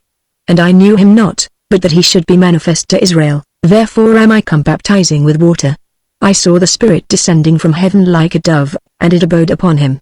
And I knew him not, but he that sent me to baptize with water, the same said unto me, Upon whom thou shalt see the Spirit descending and remaining on him, the same is he which baptizeth with the Holy Ghost. And I saw and bear record, that this." He paused, his staff still pointing at the stranger in the white garments, as if to give a more absolute certainty to both his words and the conclusions intended. "I bear record, that this is the Son of God." "It is he, it is he!" Balthazar cried, with upraised tearful eyes. Next moment he sank down insensible. In this time, it should be remembered, Ben-Hur was studying the face of the stranger, though with an interest entirely different. He was not insensible to its purity of feature, and its thoughtfulness, tenderness, humility, and holiness. But just then there was room in his mind for but one thought: who is this man? And what? Messiah or king? Never was apparition more unroyal. Nay, looking at that calm, benignant countenance, the very idea of war and conquest, and lust of dominion, smote him like a profanation. He said, as if speaking to his own heart, Balthazar must be right and Simonides wrong. This man has not come to rebuild the throne of Solomon, he has neither the nature nor the genius of Herod. King he may be, but not of another and greater than Rome. It should be understood now that this was not a conclusion with Ben-Hur, but an impression merely, and while it was forming, while yet he gazed at the wonderful countenance, his memory began to throw and struggle. Surely, he said to himself, I have seen the man, but where and when? That the look, so calm, so pitiful, so loving, had somewhere in a past time beamed upon him as that moment it was beaming upon Balthazar became an assurance. Faintly at first, at last a clear light, a burst of sunshine, the scene by the well at Nazareth what time the Roman guard was dragging him to the galleys returned, and all his being thrilled. Those hands had helped him when he was perishing. The face was one of the pictures he had carried in mind ever since. In the effusion of feeling excited, the explanation of the preacher was lost by him, all but the last words so marvelous that the world yet rings with them. This is the Son of God. Ben-Hur leapt from his horse to render homage to his benefactor, but Iris cried to him, Help, son of Hur, help, or my father will die. He stopped, looked back, then hurried to her assistance. She gave him a cup, and leaving the slave to bring the camel to its knees, he ran to the river for water. The stranger was gone when he came back. At last Balthazar was restored to consciousness. Stretching forth his hands, he asked, feebly, Where is he? Who? Asked Iris. An intense instant interest shone upon the good man's face, as if a last wish had been gratified, and he answered, He the Redeemer, the Son of God, whom I have seen again. Believest thou so? Iris asked in a low voice of Ben-Hur. The time is full of wonders, let us wait, was all he said. And next day while the three were listening to him, the Nazarite broke off in mid-speech, saying reverently, Behold the Lamb of God. Looking to where he pointed, they beheld the stranger again. As Ben-Hur surveyed the slender figure, and wholly beautiful countenance compassionate to sadness, a new idea broke upon him. Balthazar is right, so is Simonides. May not the Redeemer be a king also? And he asked one at his side, Who is the man walking yonder? The other laughed mockingly, and replied, He is the son of a carpenter over in Nazareth. Part 8. Who could resist? Who in this universe? She did so breathe ambrosia, so immerse my fine existence in a golden clime. She took me like a child of suckling time, and cradled me in roses. Thus condemned, the current of my former life was stemmed. And to this arbitrary queen of sense, I bowed a tranced vassal. Keats, Endymion. I am the resurrection and the life. Chapter 1. Esther, speak to the servant below that he may bring me a cup of water. Would you not rather have wine, father? Let him bring both. This was in the summer house upon the roof of the old palace of the Hers in Jerusalem. From the parapet overlooking the courtyard Esther called to a man in waiting there. At the same moment another manservant came up the steps and saluted respectfully. A package for the master, he said, giving her a letter enclosed in linen cloth, tied and sealed. For the satisfaction of the reader, we stop to say that it is the 21st day of March, nearly 3 years after the Annunciation of the Christ at Bethabara. In the meanwhile, Malouch, acting for Ben-Hur, who could not longer endure the emptiness and decay of his father's house, had bought it from Pontius Pilate, and, in process of repair, gates, courts, lewens, stairways, terraces, rooms, and roof had been cleansed and thoroughly restored. Not only was there no reminder left of the tragic circumstances so ruinous to the family, but the refurnishment was in a style richer than before. At every point, indeed, a visitor was met by evidences of the higher tastes acquired by the young proprietor during his years of residence in the villa by Misenum and in the Roman capital. Now it should not be inferred from this explanation that Ben-Hur had publicly assumed ownership of the property. In his opinion, the hour for that was not yet come. Neither had he yet taken his proper name. Passing the time in the labors of preparation in Galilee, he waited patiently the action of the Nazarene, who became daily more and more a mystery to him, and by prodigies done, often before his eyes, kept him in a state of anxious doubt both as to his character and mission. Occasionally he came up to the holy city, stopping at the paternal house, always, however, as a stranger and a guest. These visits of Ben-Hur, it should also be observed, were for more than mere rest from labor. Balthazar and Iris made their home in the palace, and the charm of the daughter was still upon him with all its original freshness, while the father, though feebler in body, held him an unflagging listener to speeches of astonishing power, urging the divinity of the wandering miracle worker of whom they were all so expectant. As to Simonides and Esther, they had arrived from Antioch only a few days before this their reappearance, a weary journey to the merchant, borne, as he had been, in a palanquin swung between 2 camels, which, in their careening, did not always keep the same step. But now that he was come, the good man, it seemed, could not see enough of his native land. He delighted in the perch upon the roof, and spent most of his day hours seated in an armchair, the duplicate of that one kept for him in the cabinet over the storehouse by the Ounce. In the shade of the summer house he could drink fully of the inspiring air lying lightly upon the familiar hills, he could better watch the sun rise, run its course, and set as it used to in the far gone, not a habit lost, and with Esther by him it was so much easier up the close to the sky, to bring back the other Esther, his love in youth, his wife, dearer growing with the passage of years. And yet he was not unmindful of business.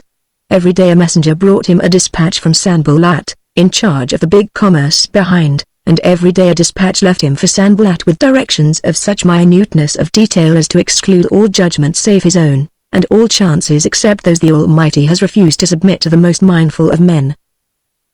As Esther started in return to the summer house, the sunlight fell softly upon the dustless roof, showing her a woman now small, graceful in form, of regular features, rosy with youth and health, bright with intelligence, beautiful with the outshining of a devoted nature, a woman to be loved because loving was a habit of life irrepressible with her. She looked at the package as she turned, paused, looked at it a second time more closely than at first, and the blood rose reddening her cheeks. The seal was Ben-Hur's. With quickened steps she hastened on. Simonides held the package a moment while he also inspected the seal. Breaking it open, he gave her the roll it contained. "Read," he said. His eyes were upon her as he spoke, and instantly a troubled expression fell upon his own face. "You know who it is from, I see, Esther." "Yes, from our master." Though the manner was halting, she met his gaze with modest sincerity. Slowly his chin sank into the roll of flesh puffed out under it like a cushion. "You love him, Esther," he said, quietly. "Yes," she answered. "Have you thought well of what you do?" "I have tried not to think of him, father, except as the master to whom I am dutifully bound. The effort has not helped me to strength." "A good girl, even as thy mother was," he said, dropping into reverie. from which she roused him by unrolling the paper. "The Lord forgive me, but thy love might not have been vainly given had I kept fast hold of all I had, as I might have done. Such power is there in money. It would have been worse for me had you done so, father, for then I had been unworthy a look from him, and without pride in you. Shall I not read now?" "In a moment," he said. "Let me, for your sake, my child, show you the worst. Seeing it with me may make it less terrible to you. His love, Esther, is all bestowed." "I know it," she said, calmly. "The Egyptian has him in her net," he continued. "She has the cunning of the race, with beauty to help her, much beauty, great cunning, but, like her race again, no heart. The daughter who despises her father will bring her husband to grief." "Does she that?" Simonides went on. "Balthazar is a wise man who has been wonderfully favored for a Gentile, and his faith becomes him, yet she makes a jest of it. I heard her say, speaking of him yesterday, the follies of youth are excusable, nothing is admirable in the aged except wisdom, and when that goes from them, they should die. A cruel speech, fit for a Roman. I applied it to myself, knowing a feebleness like her father's will come to me also, nay, it is not far off. But you, Esther, will never say of me no, never. It were better he were dead. No, your mother was a daughter of Judah." With half-formed tears, she kissed him, and said, "I am my mother's child." "Yes, and my daughter, who is to me all the temple was to Solomon." After a silence, he laid his hand upon her shoulder, and resumed, "When he has taken the Egyptian to wife, Esther, he will think of you with repentance and much calling of the Spirit, for at last he will awake to find himself but the minister of her bad ambition. Rome is the center of all her dreams. To her he is the son of Arius the Damv, not the son of her, Prince of Jerusalem." Esther made no attempt to conceal the effect of these words. "Save him, father. It is not too late," she said, entreatingly. He answered, with a dubious smile, "A man drowning may be saved, not so a man in love. But you have influence with him. He is alone in the world. Show him his danger. Tell him what a woman she is. That might save him from her. Would it give him to you, Esther?" "No," and his brows fell darkly over his eyes. "I am a servant, as my fathers were for generations, yet I could not say to him, 'Lo, master, my daughter? She is fairer than the Egyptian, and loves thee better.' I have caught too much from years of liberty and direction. The words would blister my tongue. The stones upon the old hills yonder would turn in their beds for shame when I go out to them. No, by the patriarchs, Esther, I would rather lay us both with your mother to sleep as she sleeps." A blush burned Esther's whole face. "I did not mean you to tell him so, father. I was concerned for him alone, for his happiness, not mine. Because I have dared love him, I shall keep myself worthy his respect, so only can I excuse my folly. Let me read his letter now." "Yes, read it." She began at once, in haste to conclude the distasteful subject. Nesn, 8th day. On the road from Galilee to Jerusalem. The Nazarene is on the way also. With him, though without his knowledge, I'm bringing a full legion of mine. A second legion follows. The Passover will excuse the multitude. He said upon setting out, "We will go up to Jerusalem, and all things that are written by the prophets concerning me shall be accomplished." Our waiting draws to an end. In haste. Peace to thee, Simonides. Ben-Hur. Esther returned the letter to her father, while a choking sensation gathered in her throat. There was not a word in the missive for her, not even in the salutation had she a share, and it would have been so easy to have written "And to thine, peace." For the first time in her life she felt the smart of a jealous sting. "The 8th day," said Simonides, "the 8th day, and this, Esther, this is there." "The 9th, she replied. "Ah, then, they may be in Bethany now. And possibly we may see him tonight," she added, pleased into momentary forgetfulness. "It may be, it may be. Tomorrow is the feast of unleavened bread, and he may wish to celebrate it, so may the Nazarene, and we may see him, we may see both of them, Esther." At this point the servant appeared with the wine and water. Esther helped her father, and in the midst of the service Iris came upon the roof. To the Jewess the Egyptian never appeared so very, very beautiful as at that moment. Her gauzy garments fluttered about her like a little cloud of mist, her forehead, neck, and arms glittered with the massive jewelry so affected by her people. Her countenance was suffused with pleasure. She moved with buoyant steps, and self-conscious, though without affectation. Esther at the sight shrank within herself, and nestled closer to her father. "Peace to you, Simonides, and to the pretty Esther." "Peace," said Iris, inclining her head to the latter. "You remind me, good master, if I may say it without offense, you remind me of the priests in Persia who climbed their temples at the decline of day to send prayers after the departing sun. Is there anything in the worship you do not know? Let me call my father. He is MagneonBread." "Fair Egyptian," the merchant replied, nodding with grave politeness, "your father is a good man who would not be offended if he knew I told you his Persian lore is the least part of his wisdom." Iris's lip curled slightly. "To speak like a philosopher, as you invite me," she said, "the least part always implies a greater. Let me ask what you esteem the greater part of the rare quality you are pleased to attribute to him." Simonides turned upon her somewhat sternly. "Pure wisdom always directs itself towards God. The purest wisdom is knowledge of God, and no man of my acquaintance has it in higher degree, or makes it more manifest in speech and act, than the good both ours are." To end the parley, he raised the cup and drank. The Egyptian turned to Esther a little testily. "A man who has millions in store, and fleets of ships at sea, cannot discern in what simple women like us find amusement. Let us leave him. By the wall yonder we can talk." They went to the parapet then, stopping at the place where, years before, Ben-Hur loosed the broken tile upon the head of Grotus. "You have not been to Rome?" Iris began, toying the while with one of her unclasped bracelets. "No," said Esther, demurely. "Have you not wished to go?" "No." "Ah, how little there has been of your life." The sigh that succeeded the exclamation could not have been more piteously expressive had the loss been the Egyptian's own.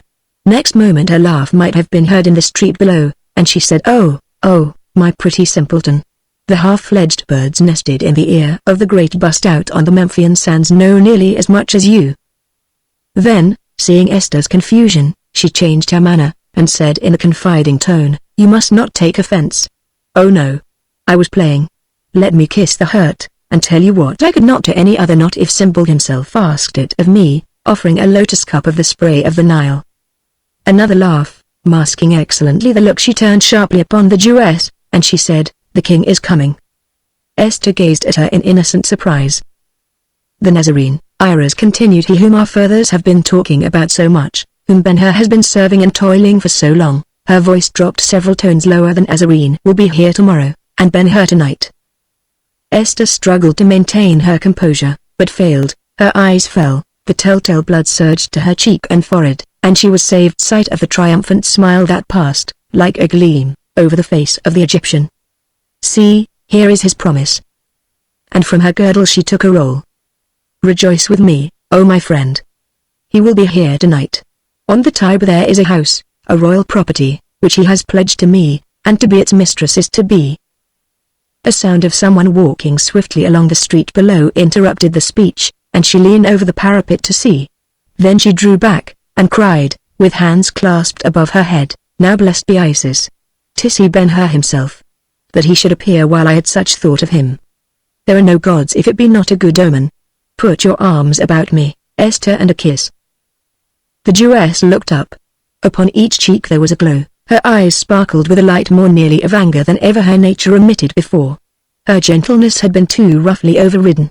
It was not enough for her to be forbidden more than fugitive dreams of the man she loved. A boastful rival must tell her in confidence of her better success, and of the brilliant promises which were its rewards. Of her, the servant of a servant, there had been no hint of remembrance. This other could show his letter, leaving her to imagine all it breathed.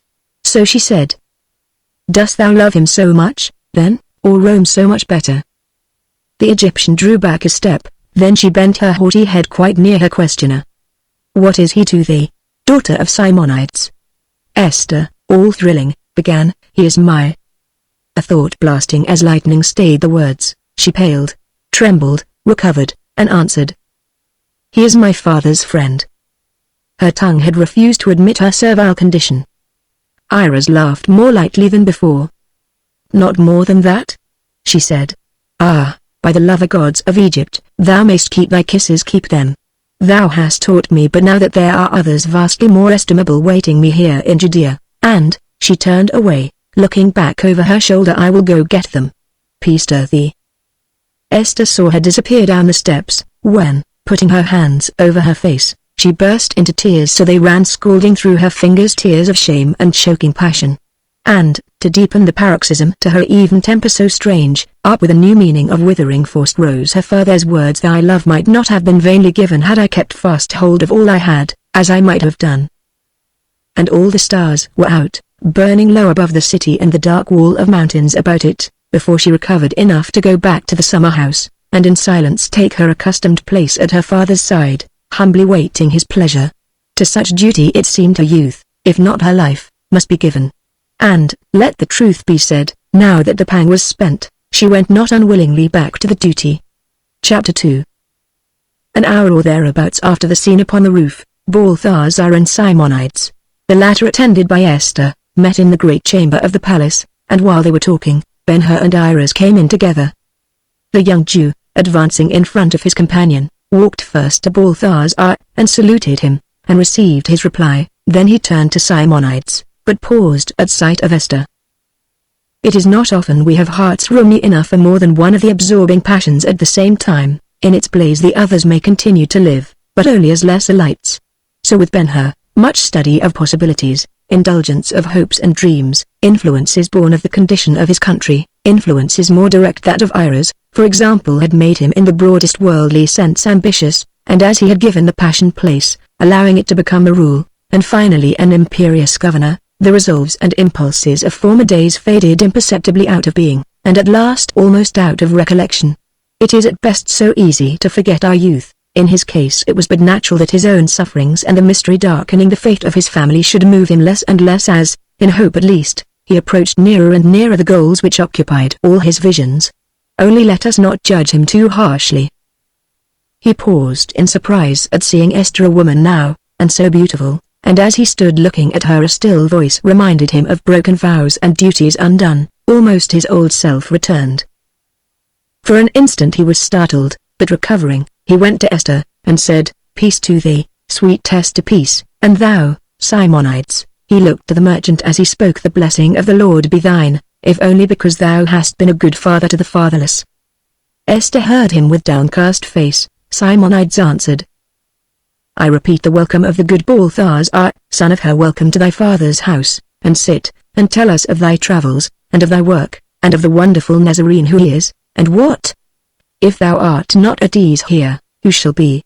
Sit, I pray there, between us, that we may all hear." Esther stepped out quickly and brought a covered stool, and set it for him.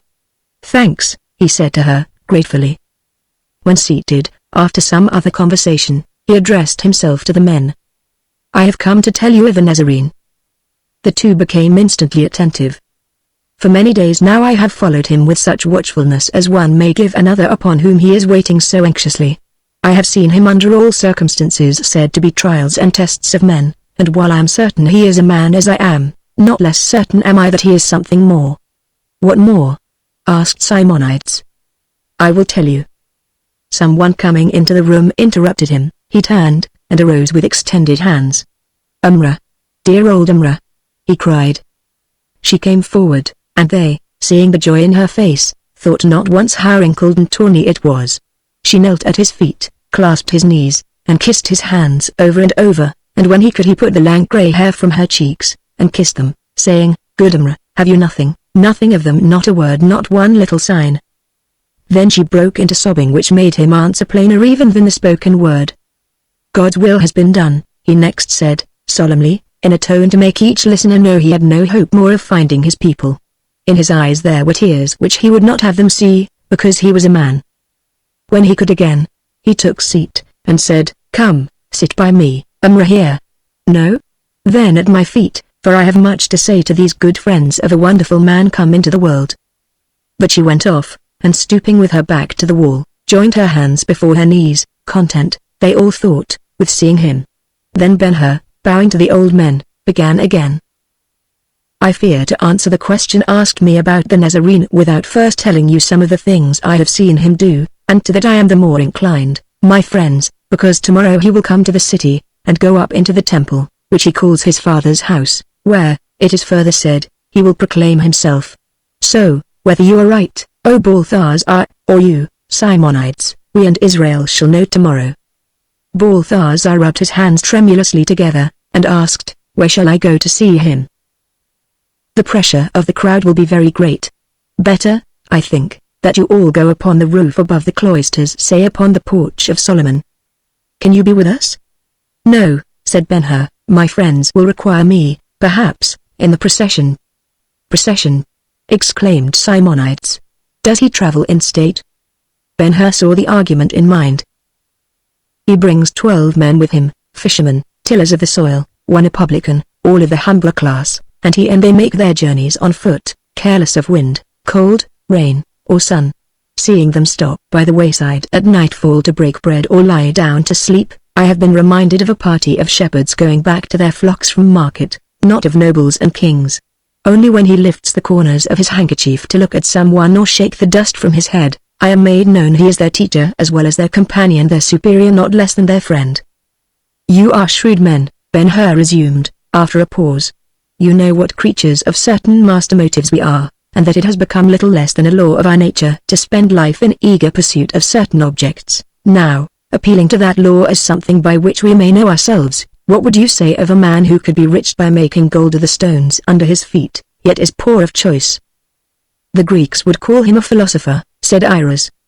"Nay, daughter," said Balthazar, "the philosophers had never the power to do such thing." "How know you this man has?" Ben-Hur answered quickly, "I saw him turn water into wine." very strange," said Simonides, "but it is not so strange to me as that he should prefer to live poor when he could be so rich. Is he so poor? He owns nothing, and envies nobody his owning. He pities the rich. But passing that, what would you say to see a man multiply 7 loaves and 2 fishes, all his store, into enough to feed 5,000 people, and have full baskets over? That I saw the Nazarene do." "You saw it?" exclaimed Simonides. "Ay, and ate of the bread and fish." "More marvelous still," Ben-Hur continued, "what would you say of a man in whom there is such healing virtue that the sick have but to touch the hem of his garment to be cured, or cry to him afar? That, too, I witnessed, not once, but many times. As we came out of Jericho 2 blind men by the wayside called to the Nazarene, and he touched their eyes, and they saw. So they brought a palsied man to him, and he said merely, 'Go unto thy house,' and the man went away well. What say you to these things?" The merchant had no answer. "Think you now, as I have heard others argue, that what I have told you are tricks of jugglery? Let me answer by recalling greater things which I have seen him do. Look first to that curse of God comfortless, as you all know, except by death leprosy."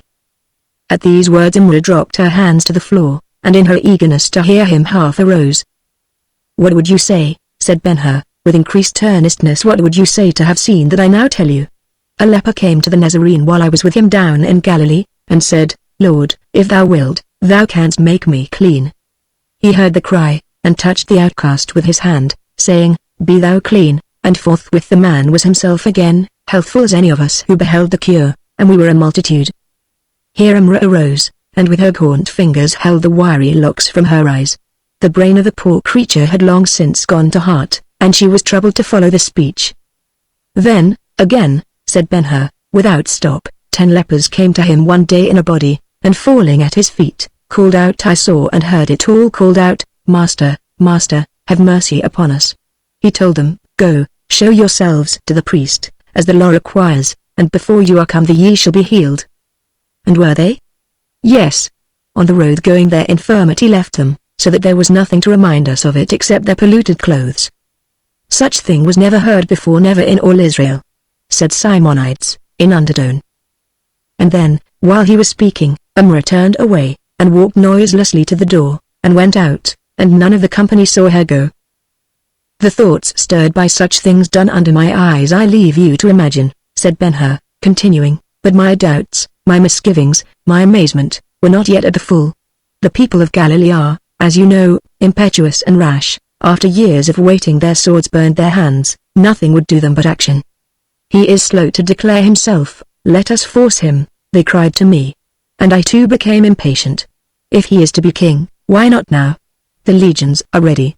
So as he was once teaching by the seaside we would have crowned him whether or not, but he disappeared, and was next seen on a ship departing from the shore. Good Simonides, the desires that make other men mad, riches, power, Even kingships offered out of great love by a great people move this one not at all. What say you?" The merchant's chin was low upon his breast. Raising his head, he replied, resolutely, "The Lord liveth, and so do the words of the prophets. Time is in the green yet, let tomorrow answer." "Be it so," said Balthazar, smiling. And Ben-Hur said, "Be it so." Then he went on, "But I have not yet done.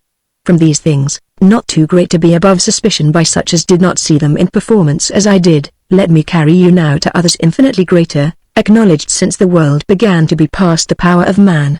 Tell me, has anyone to your knowledge ever reached out and taken from death what death has made his own? Who ever gave again the breath of a life lost? Who but God?" said Balthazar, reverently. Ben-Hur bowed. "O wise Egyptian! I may not refuse the name you lend me. What would you or you, Simonides, what would you either or both have said had you seen as I did, a man, with few words and no ceremony, without effort more than a mother's when she speaks to wake her child asleep, undo the work of death? It was down at Nain. We were about going into the gate, when a company came out bearing a dead man. The Nazarene stopped to let the train pass. There was a woman among them crying. I saw his face soften with pity. He spoke to her, then went and touched the bier, and said to him who lay upon it dressed for burial, Young man, I say unto thee, arise. And instantly the dead sat up and talked. God only is so great, said Balthazar to Simonides. Mark you, Ben-Hur proceeded, I do but tell you things of which I was a witness, together with a cloud of other men. On the way hither I saw another act still more mighty. In Bethany there was a man named Lazarus, who died and was buried, and after he had lain 4 days in a tomb, shut in by a great stone, the Nazarene was shown to the place. Upon rolling the stone away, we beheld the man lying inside bound and rotting. There were many people standing by, and we all heard what the Nazarene said, for he spoke in a loud voice, Lazarus, come forth. I cannot tell you my feelings when in answer, as it were, the man arose and came out to us with all his cerements about him. Loose him, said the Nazarene next, loose him, and let him go. And when the napkin was taken from the face of the resurrected, lo, my friends, the blood ran anew through the wasted body, and he was exactly as he had been in life before the sickness that took him off. He lives yet, and is hourly seen and spoken to. You may go see him tomorrow. And now, as nothing more is needed for the purpose, I ask you that which I came to ask, it being but a repetition of what you asked me, O Simonides, what more than a man is this Nazarene? The question was put solemnly, and long after midnight the company sat and debated it, Simonides being yet unwilling to give up his understanding of the sayings of the prophets, and Ben-Hur contending that the elder disputants were both right that the Nazarene was the Redeemer, as claimed by Balthazar, and also the destined king the merchant would have. Tomorrow we will see. Peace to you all. So saying, Ben-Hur took his leave, intending to return to Bethany. Chapter 3. The first person to go out of the city upon the opening of the sheep's gate next morning was Amrah, basket on arm. No questions were asked her by the keepers, since the morning itself had not been more regular in coming than she. They knew her somebody's faithful servant, and that was enough for them. Down the eastern valley she took her way. The side of Olivet, darkly green, was spotted with white tents recently put up by people attending the feasts. The hour, however, was too early for the strangers to be abroad. Still, had it not been so, no one would have troubled her. Past Gethsemane, past the tombs at the meeting of the Bethany roads, past the sepulchral village of Siloam she went. Occasionally the decrepit little body staggered. Once she sat down to get her breath. Rising shortly, she struggled on with renewed haste. The great rocks on either hand, if they had had ears, might have heard her mutter to herself. Could they have seen, it would have been to observe how frequently she looked up over the mount, reproving the dawn for its promptness. If it had been possible for them to gossip, not improbably they would have said to each other, our friend is in a hurry this morning. The mouths she goes to feed must be very hungry. When at last she reached the king's garden she slackened her gait. From then the grim city of the lepers was in view, extending far round the pitted south hill of Hinnom. As the reader must by this time have surmised, she was going to her mistress, whose tomb, it will be remembered, overlooked the Well en Rogel. Early as it was, the unhappy woman was up and sitting outside, leaving Tirzah asleep within. The course of the malady had been terribly swift in the 3 years. Conscious of her appearance, with the refined instincts of her nature, she kept her whole person habitually covered. Seldom as possible she permitted even Tirzah to see her. This morning she was taking the air with bared head, knowing there was no one to be shocked by the exposure. The light was not full, but enough to show the ravages to which she had been subject. Her hair was snow white and unmanageably coarse, falling over her back and shoulders like so much silver wire. The eyelids, the lips, the nostrils, the flesh of the cheeks, were either gone or reduced to fetid rawness.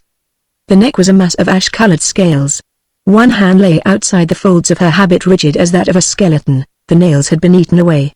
The joints of the fingers, if not bare to the bone, were swollen knots crusted with red secretion.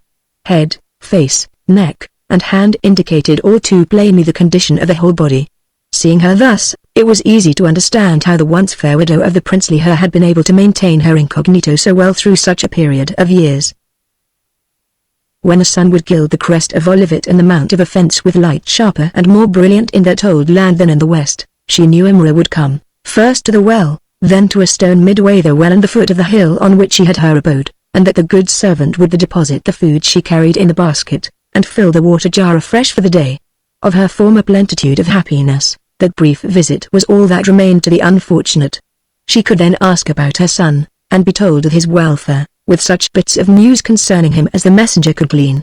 Usually the information was meagre enough, yet comforting. At times she heard he was at home, then she would issue from her dreary cell at break of day, and sit till noon, and from noon to set of sun, a motionless figure draped in white, looking, statue-like, invariably to one point over the temple to the spot under the rounded sky where the old house stood, dear in memory, and dearer because he was there.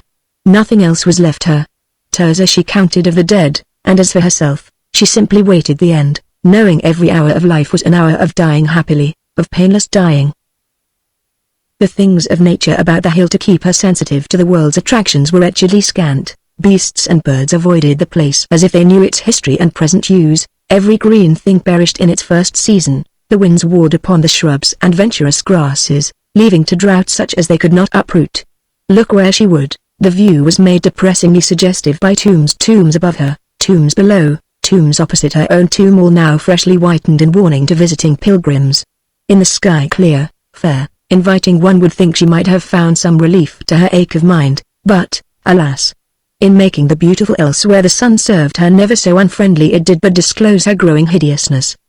But for the sun she would not have been the horror she was to herself, nor been waked so cruelly from dreams of Tirzah as she used to be. The gift of seeing can be sometimes a dreadful curse. Does one ask why she did not make an end to her sufferings? The law forbade her. A Gentile may smile at the answer, but so will not a son of Israel. While she sat there peopling the dusky solitude with thoughts even more cheerless, suddenly a woman came up the hill staggering and spent with exertion. The widow arose hastily, and covering her head, cried, in a voice unnaturally harsh, "Unclean, unclean!" In a moment, heedless of the notice, Imra was at her feet. All the long-pent love of the simple creature burst forth. With tears and passionate exclamations she kissed her mistress's garments, and for a while the latter strove to escape from her. Then, seeing she could not, she waited till the violence of the paroxysm was over. "What have you done, Imra?" she said. "Is it by such disobedience you prove your love for us? Wicked woman! You are lost, and he your master. You can never, never go back to him." Imra grovelled sobbing in the dust. "The ban of the law is upon you, too. You cannot return to Jerusalem. What will become of us? Who will bring us bread? Oh wicked, wicked Imra! We are all undone alike." "Mercy, mercy!" Imra answered from the ground. "You should have been merciful to yourself, and by so doing been most merciful to us. Now where can we fly? There is no one to help us. O false servant! The wrath of the Lord was already too heavy upon us." Here Tirzah, awakened by the noise, appeared at the door of the tomb. The pen shrinks from the picture she presented. In the half-clad apparition, patched with scales, lividly seamed, nearly blind, its limbs and extremities swollen to grotesque largeness, familiar eyes however sharpened by love could not have recognized the creature of childish grace and purity we first beheld her. "Is it Imra, mother?" The servant tried to crawl to her also. "Stay, Imra!" the widow cried, imperiously. "I forbid you touching her. Rise, and get you gone before any at the well see you here. Nay, I forgot it is too late. You must remain now and share our doom. Rise, I say." Imra rose to her knees, and said, brokenly and with clasped hands, "O good mistress, I am not false, I am not wicked. I bring you good tidings." "Of Judah?" And as she spoke, the widow half withdrew the cloth from her head. "There is a wonderful man," Umrah continued, "who has power to cure you. He speaks a word, and the sick are made well, and even the dead come to life. I have come to take you to him." "Poor Umrah," said Tirzah, compassionately. "No," cried Umrah, detecting the doubt underlying the expression "no, as the Lord lives, even the Lord of Israel, my God as well as yours, I speak the truth. Go with me, I pray, and lose no time. This morning he will pass by on his way to the city. See, the day is at hand. Take the food here, eat, and let us go." The mother listened eagerly. Not unlikely she had heard of the wonderful man, for by this time his fame had penetrated every nook in the land. "Who is he?" she asked. "A Nazarene." "Who told you about him?" "Judah." "Judah told you? Is he at home?" "He came last night." The widows, trying to still the beating of her heart, was silent a while. "Did Judah send you to tell us this?" she next asked. "No. He believes you dead." "There was a prophet once who cured a leper," the mother said thoughtfully to Tirzah, "but he had his power from God." Then addressing Umrah, she asked, "How does my son know this man so possessed?" "He was traveling with him, and heard the lepers call, and saw them go away well. First there was one man, then there were 10, and they were all made whole." The elder listener was silent again. The skeleton hand shook. We may believe she was struggling to give the story the sanction of faith, which is always an absolutist in demand, and that it was with her as with the men of the day, eyewitnesses of what was done by the Christ, as well as the myriads who have succeeded them. She did not question the performance, for her own son was the witness testifying through the servant, but she strove to comprehend the power by which work so astonishing could be done by a man. Well enough to make inquiry as to the fact, to comprehend the power, on the other hand, it is first necessary to comprehend God, and he who waits for that will die waiting. With her, however, the hesitation was brief. To Tirzah she said, "This must be the Messiah." She spoke not coldly, like one reasoning a doubt away, but as a woman of Israel familiar with the promises of God to her race, a woman of understanding, ready to be glad over the least sign of the realization of the promises. "There was a time when Jerusalem and all Judea were filled with the story that he was born. I remember it. By this time he should be a man. It must be it is he." "Yes," she said to Umrah, "we will go with you. Bring the water which you will find in the tomb in a jar, and set the food for us. We will eat and be gone." The breakfast, partaken under excitement, was soon dispatched, and the three women set out on their extraordinary journey. As Tirzah had caught the confident spirit of the others, there was but one fear that troubled the party. Bethany, Umrah said, was the town the man was coming from. Now from that to Jerusalem there were 3 roads, or rather paths, one over the first summit of Olivet, a second at its base, a third between the second summit and the Mount of Offense. The 3 were not far apart, far enough, however, to make it possible for the unfortunates to miss the Nazarene if they failed the one he chose to come by. A little questioning satisfied the mother that Umrah knew nothing of the country beyond the Cedron, and even less of the intentions of the man they were going to see, if they could. She discerned, also, that both Umrah and Tirzah, the one from confirmed habits of servitude, the other from natural dependency, looked to her for guidance, and she accepted the charge. "We will go first to Bethphage," she said to them. "There, if the Lord favor us, we may learn what else to do." They descended the hill to Tophet in the king's garden, and paused in the deep trail furrowed through them by centuries of wayfaring. "I am afraid of the road," the matron said. "Better that we keep to the country among the rocks and trees. This is feast day, and on the hillsides yonder I see signs of a great multitude in attendance. By going across the Mount of Offense here we may avoid them." Tirzah had been walking with great difficulty. Upon hearing this her heart began to fail her. "The mount is steep, mother, I cannot climb it." "Remember, we are going to find health and life. See, my child, how the day brightens around us. And yonder are women coming this way to the well. They will stone us if we stay here. Come, be strong this once." Thus the mother, not less tortured herself, sought to inspire the daughter, and Umrah came to her aid. To this time the latter had not touched the persons of the afflicted, nor they her. Now, in disregard of consequences as well as of command, the faithful creature went to Tirzah, and put her arm over her shoulder, and whispered, "Lean on me. I am strong, though I am old, and it is but a little way off. Then now we can go. The face of the hill they essayed to cross was somewhat broken with pits and ruins of old structures, but when at last they stood upon the top to rest, and looked at the spectacle presented them over in the northwest at the temple and its courtly terraces, at Zion, at the enduring towers white beetling into the sky beyond, the mother was strengthened with a love of life for life's sake. "Look, Tirzah," she said, "look at the plates of gold on the gate, beautiful. How they give back the flames of the sun, brightness for brightness. Do you remember we used to go up there? Will it not be pleasant to do so again? And think, home is but a little way off. I can almost see it over the roof of the Holy of Holies, and Judah will be there to receive us." From the side of the middle summit, garnished green with myrtle and olive trees, they saw, upon looking that way next, thin columns of smoke rising lightly and straight up into the pulseless morning, each a warning of restless pilgrims astir, and of the flight of the pitiless hours, and the need of haste.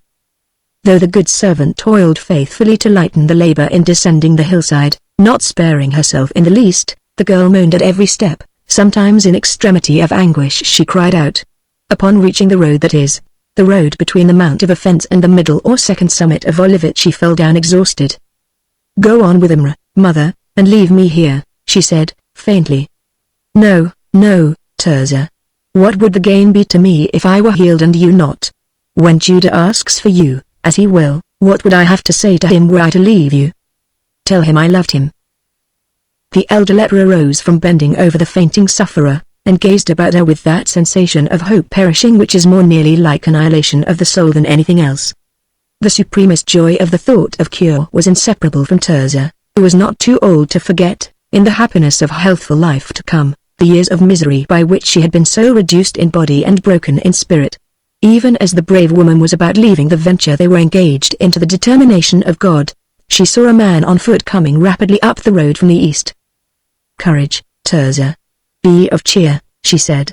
"Yonder I know is one to tell us of the Nazarene." Imra helped the girl to a sitting posture, and supported her while the man advanced. "In your goodness, mother, you forget what we are. The stranger will go around us, his best gift to us will be a curse, if not a stone. We will see." There was no other answer to be given, since the mother was too well and sadly acquainted with the treatment outcasts of the class to which she belonged were accustomed to at the hands of her countrymen. As has been said, the road at the edge of which the group was posted was little more than a worn path or trail, winding crookedly through tumuli of limestone. If the stranger kept it, he must meet them face to face, and he did so, until near enough to hear the cry she was bound to give. Then, uncovering her head, a further demand of the law, she shouted shrilly, "Unclean, unclean." To her surprise, the man came steadily on. "What would you have?" he asked, stopping opposite them not 4 yards off. "Thou sayest us. Have a care," the mother said, with dignity. "Woman, I am the courier of him who speaketh but once to such as thou, and they are healed. I am not afraid." "The Nazarene?" "The Messiah," he said. "Is it true that he cometh to the city today?" "He is now at Bethphage." "On what road, master?" "This one." She clasped her hands, and looked up thankfully. "For whom takest thou him?" the man asked, with pity. "The Son of God," she replied. "Stay thou here then, or, as there is a multitude with him, take thy stand by the rock yonder, the white one under the tree, and as he goeth by fail not to call to him, call, and fear not. If thy faith but equal thy knowledge, he will hear thee though all the heavens thunder. I go to tell Israel, assembled in and about the city, that he is at hand, and to make ready to receive him. Peace to thee and thine, woman." The stranger moved on. "Did you hear, Tirzah? Did you hear? The Nazarene is on the road, on this one, and he will hear us. Once more, my child, oh, only once. And let us to the rock. It is but a step." Thus encouraged, Tirzah took Imra's hand and arose, but as they were going, Imra said, "Stay, the man is returning." And they waited for him. "I pray your grace, woman," he said, upon overtaking them. "Remembering that the sun will be hot before the Nazarene arrives, and that the city is nearby to give me refreshment should I need it, I thought this water would do thee better than it will me. Take it and be of good cheer. Call to him as he passes."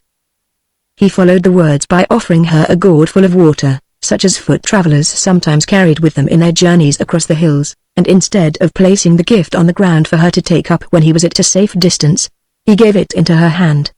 "Art thou a Jew?" she asked, surprised. "I am that, and better. I am a disciple of the Christ who teacheth daily by word and example this thing which I have done unto you. The world hath long known the word charity without understanding it. Again I say peace and good cheer to thee and thine." He went on, and they went slowly to the rock he had pointed out to them, high as their heads, and scarcely 30 yards from the road on the right. Standing in front of it, the mother satisfied herself they could be seen and heard plainly by passers-by whose notice they desired to attract. There they cast themselves under the tree in its shade, and drank of the gourd, and rested refreshed. Ere long Tirzah slept, and fearing to disturb her, the others held their peace. Chapter 4. During the third hour the road in front of the resting place of the lepers became gradually more and more frequented by people going in the direction of Bethphage and Bethany. Now, however, about the commencement of the fourth hour, a great crowd appeared over the crest of Olivet, and as it defiled down the road thousands in number, the two watchers noticed with wonder that everyone in it carried a palm branch freshly cut. As they sat absorbed by the novelty, the noise of another multitude approaching from the east drew their eyes that way. Then the mother awoke Tirzah. "What is the meaning of it all?" the latter asked. "He is coming," answered the mother. "These we see are from the city going to meet him, those we hear in the east are his friends bearing him company, and it will not be strange if the processions meet here before us. I fear, if they do, we cannot be heard." The same thought was in the elder's mind. "Umrah," she asked, when Judah spoke of the healing of the 10, in what words did he say they called to the Nazarene? Either they said, "Lord, have mercy upon us," or "Master, have mercy." Only that? No more that I heard. Yet it was enough. The mother added, to herself. "Yes," said Umrah, "Judah said he saw them go away well." Meantime the people in the east came up slowly. When at length the foremost of them were in sight, the gaze of the lepers fixed upon a man riding in the midst of what seemed a chosen company which sang and danced about him in extravagance of joy. The rider was bareheaded and clad all in white. When he was in distance to be more clearly observed, these, looking anxiously, saw an olive-hued face shaded by long chestnut hair slightly sunburned and parted in the middle. He looked neither to the right nor left. In the noisy abandon of his followers he appeared to have no part, nor did their favor disturb him in the least, or raise him out of the profound melancholy into which, as his countenance showed, he was plunged. The sun beat upon the back of his head, and lighting up the floating hair gave it a delicate likeness to a golden nimbus. Behind him the irregular procession, pouring forward with continuous singing and shouting, extended out of view. There was no need of anyone to tell the lepers that this was he, the wonderful Nazarene. "He is here, Tirzah," the mother said. "He is here. Come, my child." As she spoke she glided in front of the white rock and fell upon her knees. Directly the daughter and servant were by her side. Then at sight of the procession in the west, the thousands from the city halted, and began to wave their green branches, shouting, or rather chanting, for it was all in one voice, "Blessed is the King of Israel that cometh in the name of the Lord." And all the thousands who were of the riders' company, both those near and those afar, replied, so the air shook with the sound, which was as a great wind threshing the side of the hill. Amidst the din, the cries of the poor lepers were not more than the twittering of dazed sparrows. The moment of the meeting of the hosts was come, and with it the opportunity the sufferers were seeking. If not taken, it would be lost forever, and they would be lost as well. "Nearer, my child, let us get nearer. He cannot hear us," said the mother. She arose, and staggered forward. Her ghastly hands were up, and she screamed with horrible shrillness. The people saw her hideous face, and stopped awe-struck, an effect for which extreme human misery, visible as in this instance, is as potent as majesty in purple and gold. Tirzah, behind her a little way, fell down too faint and frightened to follow farther. The lepers! The lepers! Stone them! The accursed of God! Kill them! These, with other yells of like import, broke in upon the hosannas of the part of the multitude too far removed to see and understand the cause of the interruption. Some there were, however, nearby familiar with the nature of the man to whom the unfortunates were appealing, some who, by long intercourse with him, had caught somewhat of his divine compassion. They gazed at him, and were silent while, in fair view, he rode up and stopped in front of the woman.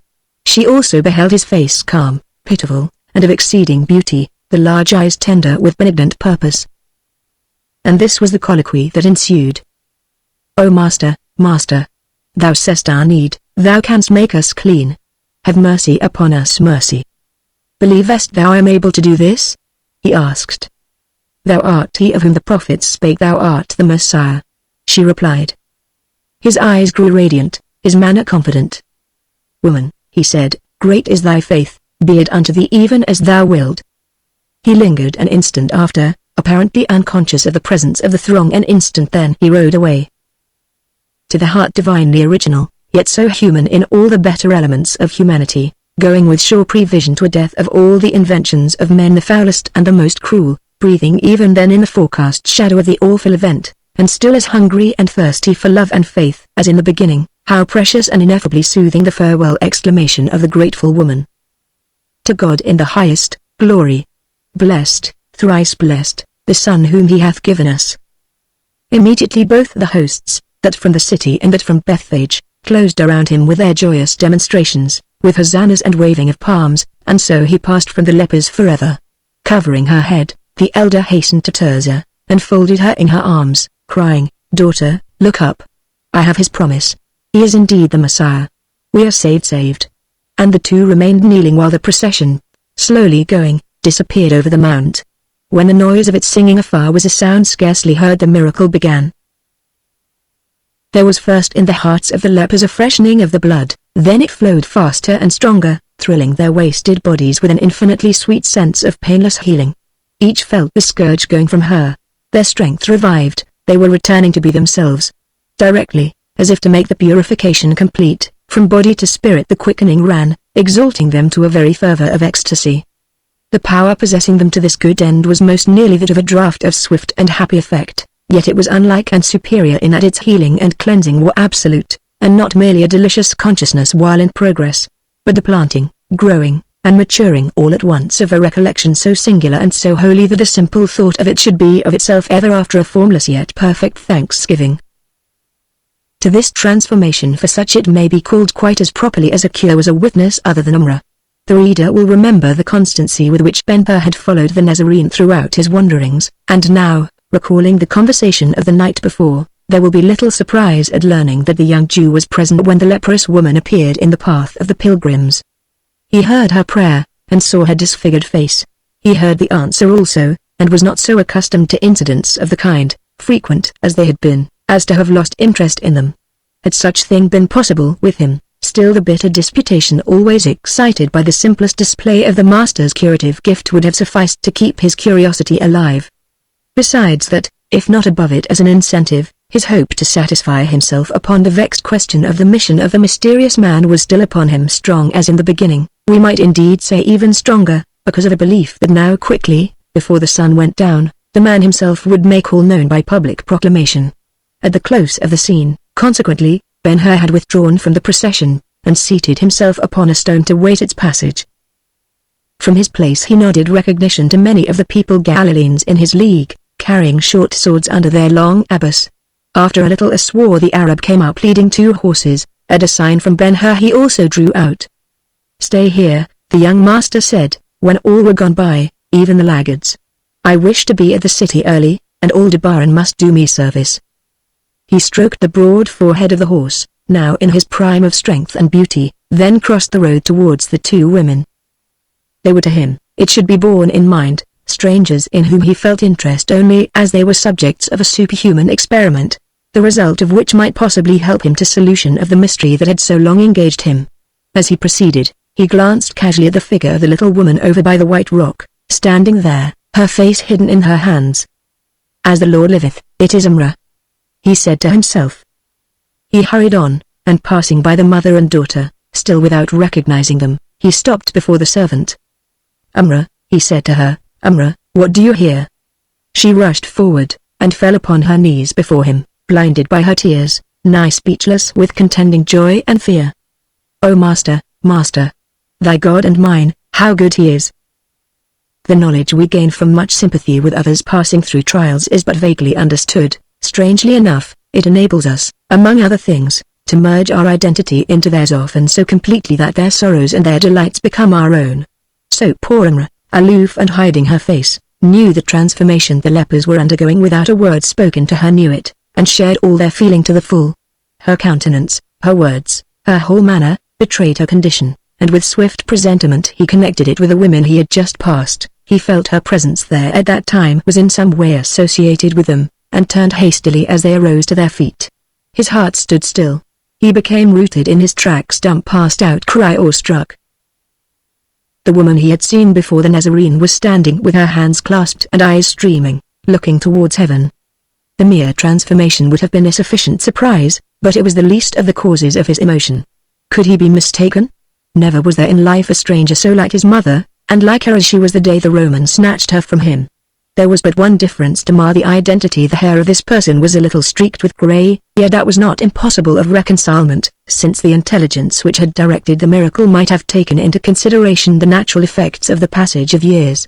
And who was it by her side, if not Teresa? Fair, beautiful, perfect, more mature, but in all other respects exactly the same in appearance as when she looked with him over the parapet the morning of the accident to Gratis. He had given them over as dead, and time had accustomed him to the bereavement. He had not ceased mourning for them, yet, as something distinguishable, they had simply dropped out of his plans and dreams. Scarcely believing his senses, he laid his hand upon the servant's head, and asked, tremulously, Amra, my mother. Teresa. Tell me if I see aright. Speak to them, O master, speak to them, she said. He waited no longer, but ran, with outstretched arms, crying, Mother, Teresa. Here I am. They heard his call, and with a cry as loving started to meet him. Suddenly the mother stopped, drew back, and uttered the old alarm. Stay, Judah, my son, come not nearer. Unclean, unclean. The utterance was not from habit, grown since the dread disease struck her, as much as fear, and the fear was but another form of the ever-thoughtful maternal love. Though they were healed in person, the taint of the scourge might be in their garments ready for communication. He had no such thought. They were before him. He had called them, they had answered. Who or what should keep them from him now? Next moment the three, so long separated, were mingling their tears in each other's arms. The first ecstasy over, the mother said, in this happiness, O my children, let us not be ungrateful. Let us begin life anew by acknowledgement of him to whom we are also indebted. They fell upon their knees, Amra with the rest, and the prayer of the elder outspoken was as a psalm. Teresa repeated it word for word, so did Ben-Hur, but not with the same clear mind and questionless faith, for when they were risen, he asked. In Nazareth, where the man was born, mother, they call him the son of a carpenter. What is he? Her eyes rested upon him with all their old tenderness, and she answered as she had answered the Nazarene himself. He is the Messiah. And whence has he his power? We may know by the use he makes of it. Can you tell me any ill he has done? No. By that sign then I answer, he has his power from God. It is not an easy thing to shake off in a moment the expectations nurtured through years until they have become essentially a part of us, and though Ben-Hur asked himself what the vanities of the world were to such a one, his ambition was obdurate and would not down. He persisted as men do yet every day in measuring the Christ by himself. How much better if we measured ourselves by the Christ. Naturally, the mother was the first to think of the cares of life. What shall we do now, my son? Where shall we go? Then Ben-Hur, recalled to duty, observed how completely every trace of the scourge had disappeared from his restored people, that each had back her perfection of person, that, as with Naaman when he came up out of the water, their flesh had come again like unto the flesh of a little child, and he took off his cloak, and threw it over Teresa. Take it, he said, smiling, the eye of the stranger would have shunned you before. Now it shall not offend you. The act exposed a sword belted to his side. Is it a time of war? Asked the mother, anxiously. No. Why, then, are you armed? It may be necessary to defend the Nazarene. Thus Ben-Hur evaded the whole truth. Has he enemies? Who are they? Alas, mother, they are not all Romans. Is he not of Israel, and a man of peace? There was never one more so, but in the opinion of the rabbis and teachers he is guilty of a great crime. What crime? In his eyes the uncircumcised Gentile is as worthy favor as a Jew of the strictest habit. He preaches a new dispensation. The mother was silent, and they moved to the shade of the tree by the rock. Calming his impatience to have them home again and hear their story, he showed them the necessity of obedience to the law governing in cases like theirs. and in conclusion called the Arab, bidding him take the horses to the gate by Bethesda and await him there, whereupon they set out by the way of the Mount of Offense. The return was very different from the coming. They walked rapidly and with ease, and in good time reached a tomb newly made near that of Absalom, overlooking the depths of Cedron. Finding it unoccupied, the women took possession, while he went on hastily to make the preparations required for their new condition. Chapter 5. Ben-Hur pitched 2 tents out on the upper Cedron east a short space of the tombs of the kings, and furnished them with every comfort at his command, and thither, without loss of time, he conducted his mother and sister, to remain until the examining priest could certify their perfect cleansing. In course of the duty, the young man had subjected himself to such serious defilement as to debar him from participation in the ceremonies of the great feast, then near at hand. He could not enter the least sacred of the courts of the temple. Of necessity, not less than choice, therefore, he stayed at the tents with his beloved people. There was a great deal to hear from them, and a great deal to tell them of himself. Stories such as their sad experiences extending through a lapse of years, sufferings of body, acuter sufferings of mind are usually long in the telling, the incidents seldom following each other in threaded connection. He listened to the narrative and all they told him, with outward patience masking inward feeling. In fact, his hatred of Rome and Romans reached a higher mark than ever. His desire for vengeance became a thirst which attempts at reflection only intensified. In the almost savage bitterness of his humor many mad impulses took hold of him. The opportunities of the highways presented themselves with a singular force of temptation. He thought seriously of insurrection in Galilee. Even the sea, ordinarily a retrospective horror to him, stretched itself map-like before his fancy, laced and interlaced with lines of passage crowded with imperial plunder and imperial travelers, but the better judgment matured in calmer hours was happily too firmly fixed to be supplanted by present passion however strong. Each mental venture in reach of new expedients brought him back to the old conclusion that there could be no sound success except in a war involving all Israel in solid union, and all musing upon the subject, all inquiry, all hope, ended where they began in the Nazarene and his purposes. At odd moments the excited schemer found a pleasure in fashioning a speech for that person. "Hear, O Israel! I am he, the promised of God, born King of the Jews, come to you with the dominion spoken of by the prophets. Rise now, and lay hold on the world." Would the Nazarene but speak these few words, what a tumult would follow! How many mouths performing the office of trumpets would take them up and blow them abroad for the massing of armies! Will he speak them? And eager to begin the work, and answering in the worldly way, Ben-Hur lost sight of the double nature of the man, and of the other possibility, that the divine in him might transcend the human. In the miracle of which Tirzah and his mother were the witnesses even more nearly than himself, he saw and set apart and dwelt upon a power ample enough to raise and support a Jewish crown over the wrecks of the Italian, and more than ample to remodel society, and convert mankind into one purified happy family, and when that work was done, could anyone say the peace which might then be ordered without hindrance was not a mission worthy a Son of God? Could anyone then deny the redeemership of the Christ? And discarding all consideration of political consequences, what unspeakable personal glory there would then be to him as a man! It was not in the nature of any mere mortal to refuse such a career. Meantime down the Cedron, and in towards Bezetha, especially on the roadsides quite up to the Damascus gate, the country filled rapidly with all kinds of temporary shelters for pilgrims to the Passover. Ben-Hur visited the strangers, and talked with them, and returning to his tents, he was each time more and more astonished at the vastness of their numbers. And when he further discovered that every part of the world was represented among them, cities upon both shores of the Mediterranean far off as the pillars of the West, river towns in distant India, provinces in northernmost Europe, and that, though they frequently saluted him with tongues unacquainted with a syllable of the old Hebrew of the fathers, these representatives had all the same object celebration of the notable feast, an idea tinged mistily with superstitious fancy forced itself upon him. Might he not after all have misunderstood the Nazarene? Might not that person by patient waiting be covering silent preparation, and proving his fitness for the glorious task before him?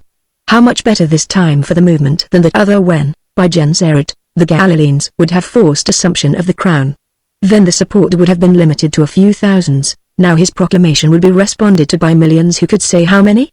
Pursuing this theory to its conclusions, Ben-Hur moved amidst brilliant promises, and glowed with the thought that the melancholy man, under gentle seeming and wondrous self-denial, was in fact carrying in disguise the subtlety of a politician and the genius of a soldier. Several times also, in the meanwhile, low-set, brawny men, bare-headed and black-bearded, came and asked for Ben-Hur at the tent. His interviews with them were always apart, and to his mother's question who they were he answered, "Some good friends of mine from Galilee." Through them he kept informed of the movements of the Nazarene, and of the schemes of the Nazarene's enemies, rabbinical and Roman. That the good man's life was in danger, he knew, but that there were any bold enough to attempt to take it at that time, he could not believe. It seemed too securely entrenched in a great fame and an assured popularity. The very vastness of the attendance in and about the city brought with it a seeming guarantee of safety. And yet, to say truth, Ben-Hur's confidence rested most certainly upon the miraculous power of the Christ.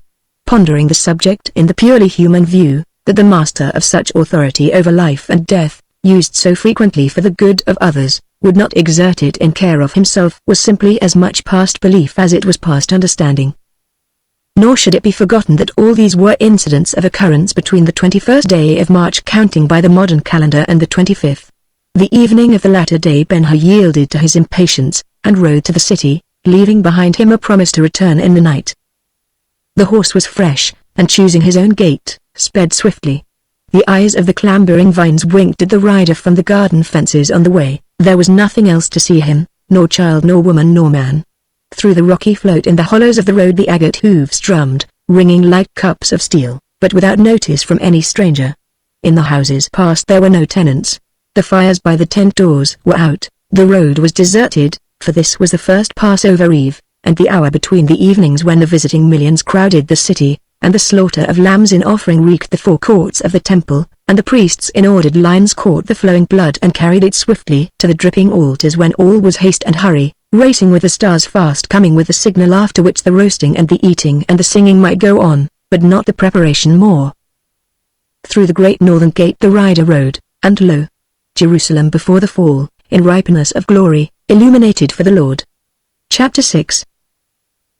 Ben-Hur alighted at the gate of the Khan from which the 3 wise men more than 30 years before departed, going down to Bethlehem. There, in keeping of his Arab followers, he left the horse, and shortly after was at the wicket of his father's house, and in a yet briefer space in the great chamber. He called for Maluch first, that worthy being out, he sent a salutation to his friends the merchant and the Egyptian. They were being carried abroad to see the celebration. The latter, he was informed, was very feeble, and in a state of deep dejection. Young people of that time who were supposed hardly to know their own hearts indulged the habit of politic indirection quite as much as young people in the same condition indulge it in this time, so when Ben-Hur inquired for the good Balthazar, and with grave courtesy desired to know if he would be pleased to see him, he really addressed the daughter a notice of his arrival. While the servant was answering for the elder, the curtain of the doorway was drawn aside, and the younger Egyptian came in, and walked or floated up upon in a white cloud of the gauzy raiment she so loved and lived into the center of the chamber, where the light cast by lamps from the 7-armed brazen stick planted upon the floor was the strongest. With her there was no fear of light. The servant left the two alone. In the excitement occasioned by the events of the few days past Ben-Hur had scarcely given a thought to the fair Egyptian. If she came to his mind at all, it was merely as a briefest pleasure, a suggestion of a delight which could wait for him, and was waiting. But now the influence of the woman revived with all its force the instant Ben-Hur beheld her. He advanced to her eagerly, but stopped and gazed. Such a change he had never seen. Theretofore she had been a lover studious to win him in manner all warmth, each glance an admission, each action an avowal. She had showered him with incense of flattery. While he was present, she had impressed him with her admiration. Going away, he carried the impression with him to remain a delicious expectancy hastening his return. It was for him the painted eyelids drooped lowest over the lustrous almond eyes, for him the love stories caught from the professionals abounding in the streets of Alexandria were repeated with emphasis and lavishment of poetry, for him endless exclamations of sympathy, and smiles, and little privileges with hand and hair and cheek and lips, and songs of the Nile, and displays of jewelry, and subtleties of lace and veils and scarfs, and other subtleties not less exquisite in flosses of Indian silk. The idea, old as the oldest of peoples, that beauty is the reward of the hero had never such realism as she contrived for his pleasure, insomuch that he could not doubt he was her hero. She avouched it in 1,000 artful ways as natural with her as her beauty winsome ways reserved, it would seem, by the passionate genius of old Egypt for its daughters. Such the Egyptian had been to Ben-Hur from the night of a boat ride on the lake in the Orchard of Palms. But now, elsewhere in this volume the reader may have observed a term of somewhat indefinite meaning used reverently in a sacred connection. We repeat it now with a general application. There are few persons who have not a double nature, the real and the acquired. The latter a kind of addendum resulting from education, which in time often perfects it into a part of a being as unquestionable as the first. Leaving the thought to the thoughtful, we proceed to say that now the real nature of the Egyptian made itself manifest. It was not possible for her to have received a stranger with repulsion more incisive, yet she was apparently as passionless as a statue, only the small head was a little tilted, the nostrils a little drawn, and the sensuous lower lip pushed the upper the least bit out of its natural curvature. She was the first to speak. "Your coming is timely, O son of Her," she said, in a voice sharply distinct. "I wish to thank you for hospitality. After tomorrow I may not have the opportunity to do so." Ben-Hur bowed slightly without taking his eyes from her. "I have heard of a custom which the dice players observe with good result among themselves," she continued. "When the game is over, they refer to their tablets and cast up their accounts, then they libate the gods and put a crown upon the happy winner. We have had a game, it has lasted through many days and nights. Why, now that it is at an end, shall not we see to which the chaplet belongs?" "Yet very watchful," Ben-Hur answered, lightly, "a man may not balk a woman bent on having her way." "Tell me," she continued, inclining her head, and permitting the sneer to become positive, "tell me, O Prince of Jerusalem, where is he, that son of the carpenter of Nazareth, and son not less of God, from whom so lately such mighty things were expected?" He waved his hand impatiently, and replied, "I am not his keeper." The beautiful head sank forward yet lower. "Has he broken Rome to pieces?" Again, but with anger, Ben-Hur raised his hand in deprecation. "Where has he seated his capital?" She proceeded. "Cannot I go see his throne and its lions of bronze? And his palace? He raised the dead, and to such a one, what is it to raise a golden house? He has but to stamp his foot and say the word, and the house is, pillared like Karnak, and wanting nothing."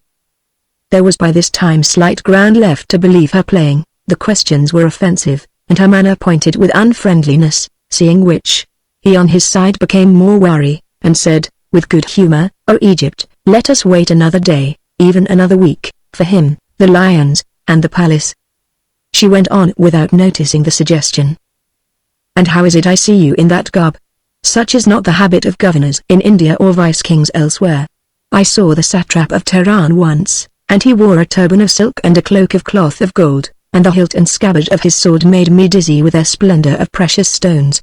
I thought Osiris had lent him a glory from the sun.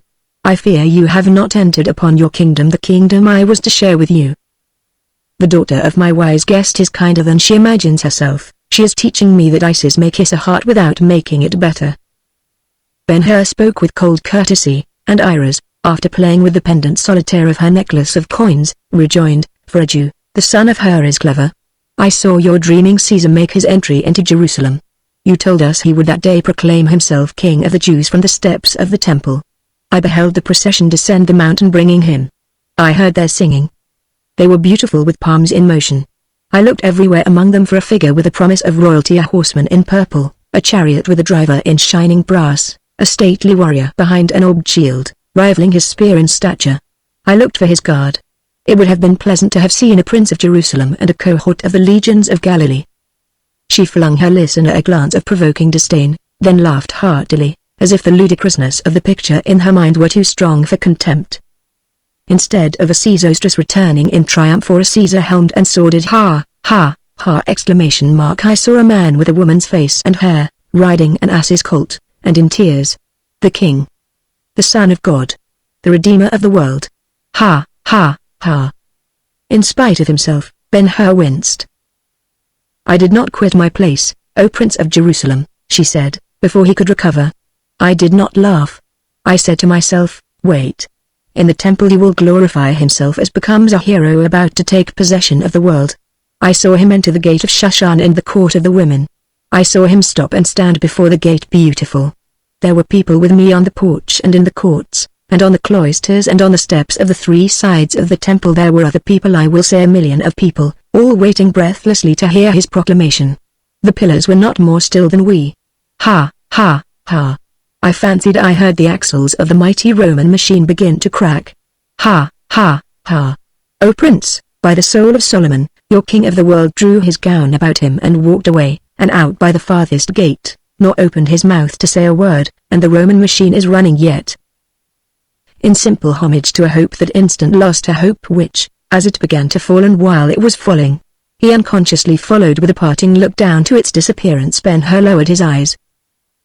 At no previous time, whether when Balthazar was plying him with arguments, or when miracles were being done before his face, had the disputed nature of the Nazarene been so plainly set before him. The best way, after all, to reach an understanding of the divine is by study of the human. In the things superior to men we may always look to find God. So with the picture given by the Egyptian of the scene when the Nazarene turned from the gate beautiful, its central theme was an act utterly beyond performance by a man under control of merely human inspirations. A parable to a parable-loving people, it taught what the Christ had so often asserted, that his mission was not political. There was not much more time for thought of all this than that allowed for a common respiration, yet the idea took fast hold of Ben-Hur, and in the same instant he followed his hope of vengeance out of sight, and the man with the woman's face and hair, and in tears, came near to him, near enough to leave something of his spirit behind. "Daughter of Balthazar," he said, with dignity, "if this be the game of which you spoke to me, take the chaplet I accord it yours. Only let us make an end of words. That you have a purpose I am sure. To it, I pray, and I will answer you, then let us go our several ways, and forget we ever met. Say on, I will listen, but not to more of that which you have given me." She regarded him intently a moment, as if determining what to do. Possibly she might have been measuring his will. Then she said, coldly, "You have my leave, go." "Peace to you," he responded, and walked away. As he was about passing out of the door, she called to him. "A word." He stopped where he was, and looked back. "Consider all I know about you." "O most fair Egyptian," he said, returning, "what all do you know about me?" She looked at him absently. "You are more of a Roman, son of Hur, than any of your Hebrew brethren." "Am I so unlike my countrymen?" he asked, indifferently. "The demigods are all Roman now," she rejoined. "And therefore you will tell me what more you know about me?" "The likeness is not lost upon me. It might induce me to save you." "Save me." The pink-stained fingers toyed daintily with the lustrous pendant at the throat, and her voice was exceeding low and soft. Only a tapping on the floor with her silken sandal admonished him to have a care. "There was a Jew, an escaped galley slave, who killed a man in the palace of Id-Erni," she began, slowly. Ben-Hur was startled. "The same Jew slew a Roman soldier before the marketplace here in Jerusalem. The same Jew has 3 trained legions from Galilee to seize the Roman governor tonight. The same Jew has alliances perfected for war upon Rome, and Ilderim the Sheikh is one of his partners." Drawing nearer him, she almost whispered, "You have lived in Rome. Suppose these things repeated in ears we know of. Ah! You change color." He drew back from her with somewhat of the look which may be imagined upon the face of a man who, thinking to play with a kitten, has run upon a tiger, and she proceeded. "You are acquainted in the antechamber, and know the Lord's sojourners. Suppose it were told him with the proofs in hand or without the proofs that the same Jew is the richest man in the East, nay, in all the empire. The fishes of the Tiber would have fattening other than that they dig out of its ooze, would they not? And while they were feeding her, son of Hur! What splendor there would be on exhibition in the circus. Amusing the Roman people is a fine art, getting the money to keep them amused is another art even finer, and was there ever an artist the equal of the Lord's sojourners?" Ben-Hur was not too much stirred by the evident baseness of the woman for recollection. Not unfrequently when all the other faculties are numb and failing memory does its offices with the greatest fidelity. The scene at the spring on the way to the Jordan reproduced itself, and he remembered thinking then that Esther had betrayed him, and thinking so now, he said calmly as he could, "To give you pleasure, daughter of Egypt, I acknowledge your cunning, and that I am at your mercy. It may also please you to hear me acknowledge I have no hope of your favor. I could kill you, but you are a woman. The desert is open to receive me, and though Rome is a good hunter of men, there she would follow long and far before she caught me, for in its heart there are wildernesses of spears as well as wildernesses of sand, and it is not unlovely to the unconquered Parthian. In the toils as I am duped that I have been, yet there is one thing my due, who told you all you know about me. In flight or captivity, dying even, there will be consolation in leaving the traitor the curse of a man who has lived knowing nothing but wretchedness. Who told you all you know about me?" It might have been a touch of art, or might have been sincere, that as it may the expression of the Egyptian's face became sympathetic. "There are in my country, O son of her," she said, presently, "workmen who make pictures by gathering varicolored shells here and there on the seashore after storms, and cutting them up, and patching the pieces as in laying on marble slabs. Can you not see the hint there is in the practice to such as go searching for secrets? Enough that from this person I gathered a handful of little circumstances, and from the other yet another handful, and that after a while I put them together, and was happy as a woman can be who has at disposal the fortune and life of a man whom." She stopped, and beat the floor with her foot, and looked away as if to hide a sudden emotion from him. With an air of even painful resolution she presently finished the sentence, "whom she is at loss what to do with." "No, it is not enough," Ben-Hur said, unmoved by the play. "It is not enough. Tomorrow you will determine what to do with me. I may die." "True," she rejoined quickly and with emphasis. "I had something from Sheikh al-Duram as he lay with my father in a grove out in the desert." The night was still, very still, and the walls of the tent, sooth to say, were poured against tears outside, listening to birds and beetles flying through the air. She smiled at the conceit, but proceeded. "Some other things, bits of shell for the picture I had from." "Whom?" "The son of her himself." "Was there no other who contributed?" "No, not one." Her drew a breath of relief, and said, lightly, "Thanks. It were not well to keep the Lord Sejanus waiting for you. The desert is not so sensitive. Again, O Egypt, peace." To this time he had been standing uncovered. Now he took the handkerchief from his arm where it had been hanging, and adjusting it upon his head, turned to depart. But she arrested him. In her eagerness, she even reached a hand to him. "Stay," she said. He looked back at her, but without taking the hand, though it was very noticeable for its sparkling of jewels, and he knew by her manner that the reserved point of the scene which was so surprising to him was now to come. "Stay, and do not distrust me, O son of her, if I declare I know why the noble Arius took you for his heir. And, by Isis, by all the gods of Egypt, I swear I tremble to think of you, so brave and generous, under the hand of the remorseless minister. You have left a portion of your youth in the atria of the great capital. Consider, as I do, what the desert will be to you in contrast of life. Oh, I give you pity. And if you but do what I say, I will save you. That, also, I swear, by our holy Isis." Words of entreaty and prayer these, poured forth volubly and with earnestness and the mighty sanction of beauty. Almost I believe you," Ben-Hur said, yet hesitatingly, and in a voice low and indistinct, for a doubt remained with him grumbling against the yielding tendency of the man, a good sturdy doubt, such a one as has saved many a life and fortune. "The perfect life for a woman is to live in love, the greatest happiness for a man is the conquest of himself, and that, O Prince, is what I have to ask of you." She spoke rapidly, and with animation. Indeed, she had never appeared to him so fascinating. "You had once a friend," she continued. "It was in your boyhood. There was a quarrel, and you and he became enemies. He did you wrong. After many years you met him again in the circus at Antioch." "Messala." "Yes, Messala. You are his creditor. Forgive the past, admit him to friendship again, restore the fortune he lost in the great wager, rescue him. The 6 talents are as nothing to you, not so much as a bud lost upon a tree already in full leaf, but to him he must go about with a broken body. Wherever you meet him he must look up to you from the ground. O Ben-Hur, noble prince. To a Roman descended as he is beggary is the other most odious name for death. Save him from beggary." If the rapidity with which she spoke was a cunning invention to keep him from thinking, either she never knew or else had forgotten that there are convictions which derive nothing from thought, but drop into place without leave or notice. It seemed to him, when at last she paused to have his answer, that he could see Messala himself peering at him over her shoulder, and in its expression the countenance of the Roman was not that of a mendicant or a friend. The sneer was as patrician as ever, and the fine edge of the hauteur as flawless and irritating. "The appeal has been decided then, and for once a Messala takes nothing. I must go and write it in my book of great occurrences, a judgment by a Roman against a Roman. But did Messala send you to me with this request, O Egypt? He has a noble nature, and judged you by it." Ben-Hur took the hand upon arm. "As you know him in such friendly way, fair Egyptian, tell me, would he do for me, there being a reversal of the conditions that he asks of me?" "Answer, by Isis. Answer."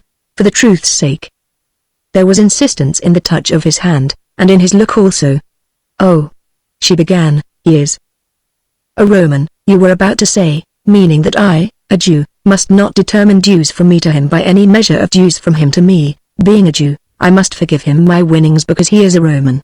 If you have more to tell me, daughter of Balthazar, speak quickly, quickly, for by the Lord God of Israel, when this heat of blood, hotter waxing, attains its highest, I may not be able longer to see that you are a woman, and beautiful. I may see but the spy of a master the more hateful because the master is a Roman. Say on, and quickly." She threw his hand off and stepped back into the full light, with all the evil of her nature collected in her eyes and voice. "Thou drinker of lees, feeder upon husks. To think I could love thee, having seen Messala. Such as thou were born to serve him. He would have been satisfied with release of the 6 talents, but I say to the 6 thou shalt add 20. Dost thou hear? The kissings of my little finger which thou hast taken from him, though with my consent, shall be paid for, and that I have followed thee with affection of sympathy, and endured thee so long, enter into the account not less because I was serving him. The merchant here is thy keeper of moneys. If by tomorrow at noon he has not thy order acted upon in favor of my Messala for 26 talents, mark the sum ! Thou shalt settle with the Lord Sejanus. Be wise and farewell." As she was going to the door, he put himself in her way. "The old Egypt lives in you," he said. "Whether you see Messala tomorrow or the next day, here or in Rome, give him this message.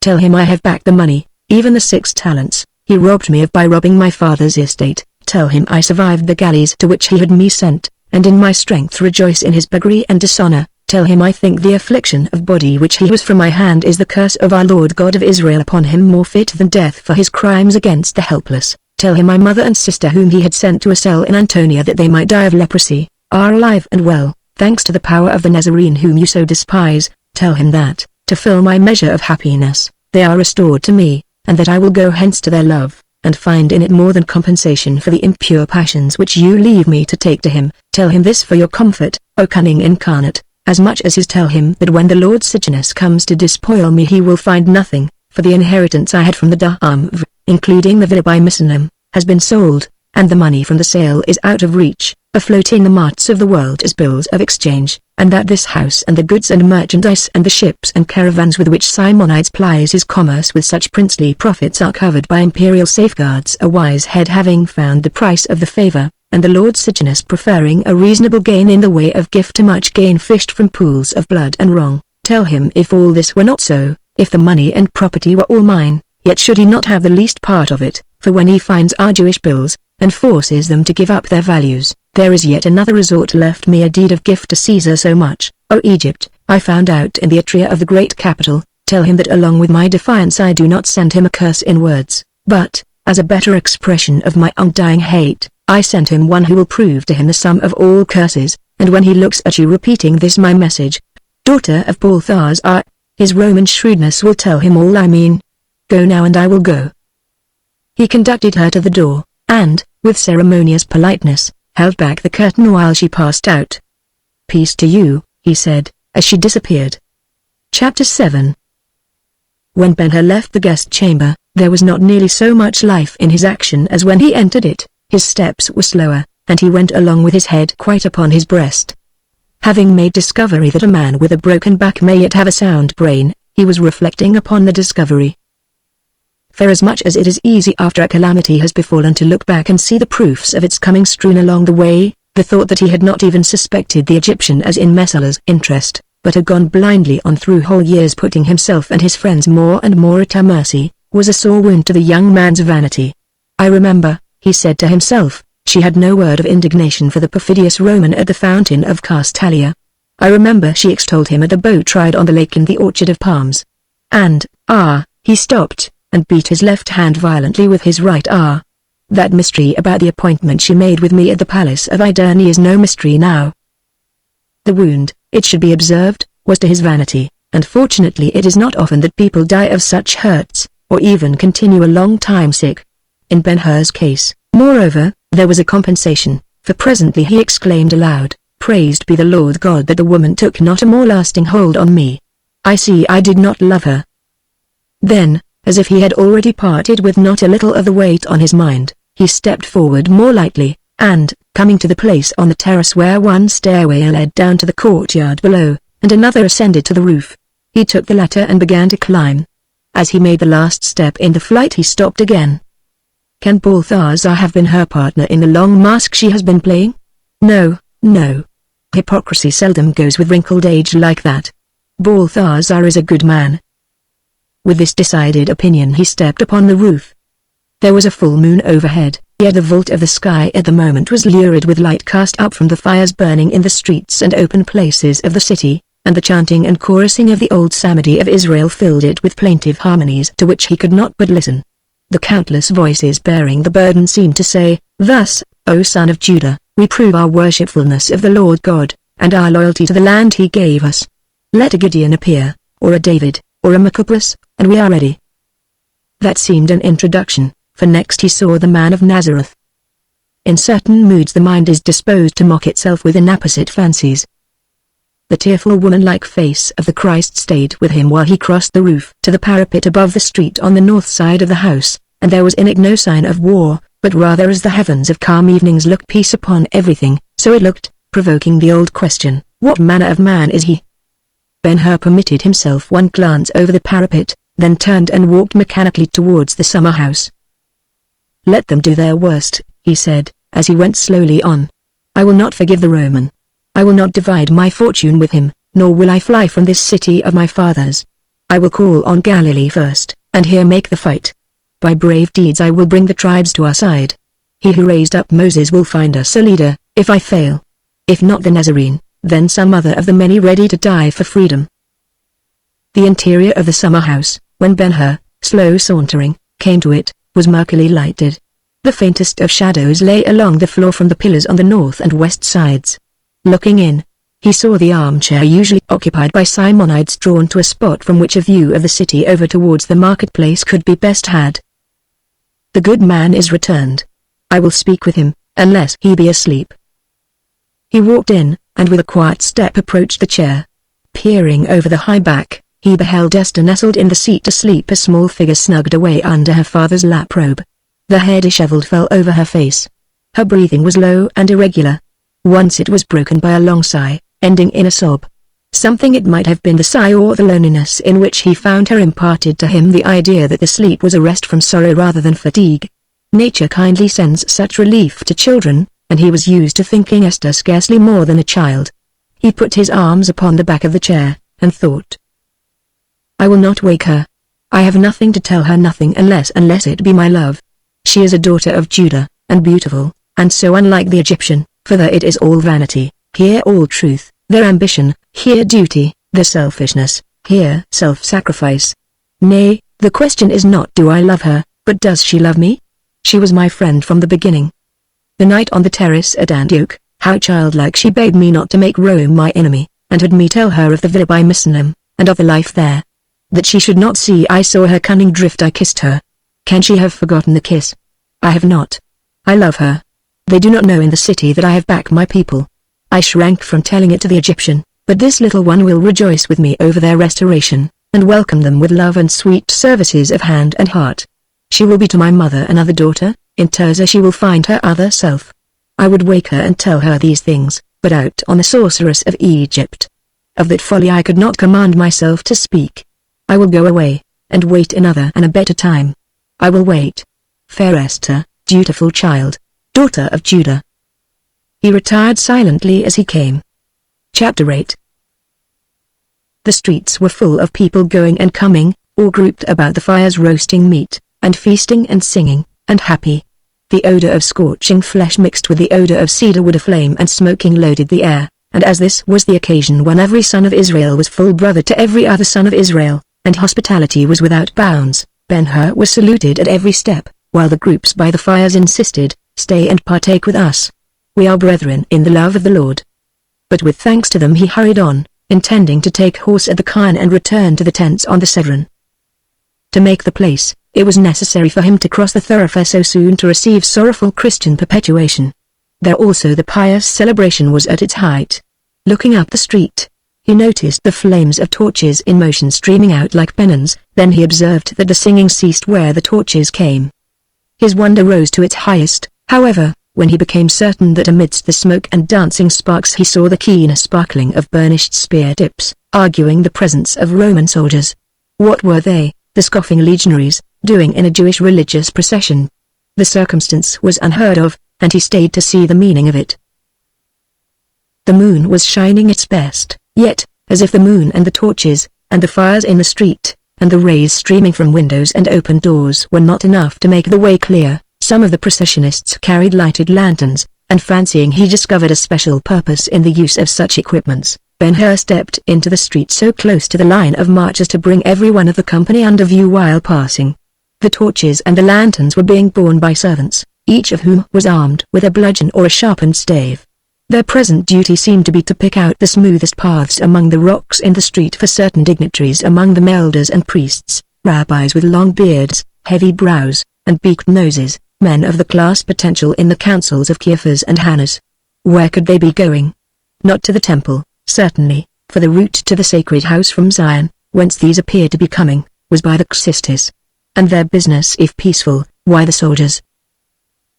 As the procession began to go by Ben-Hur, his attention was particularly called to three persons walking together.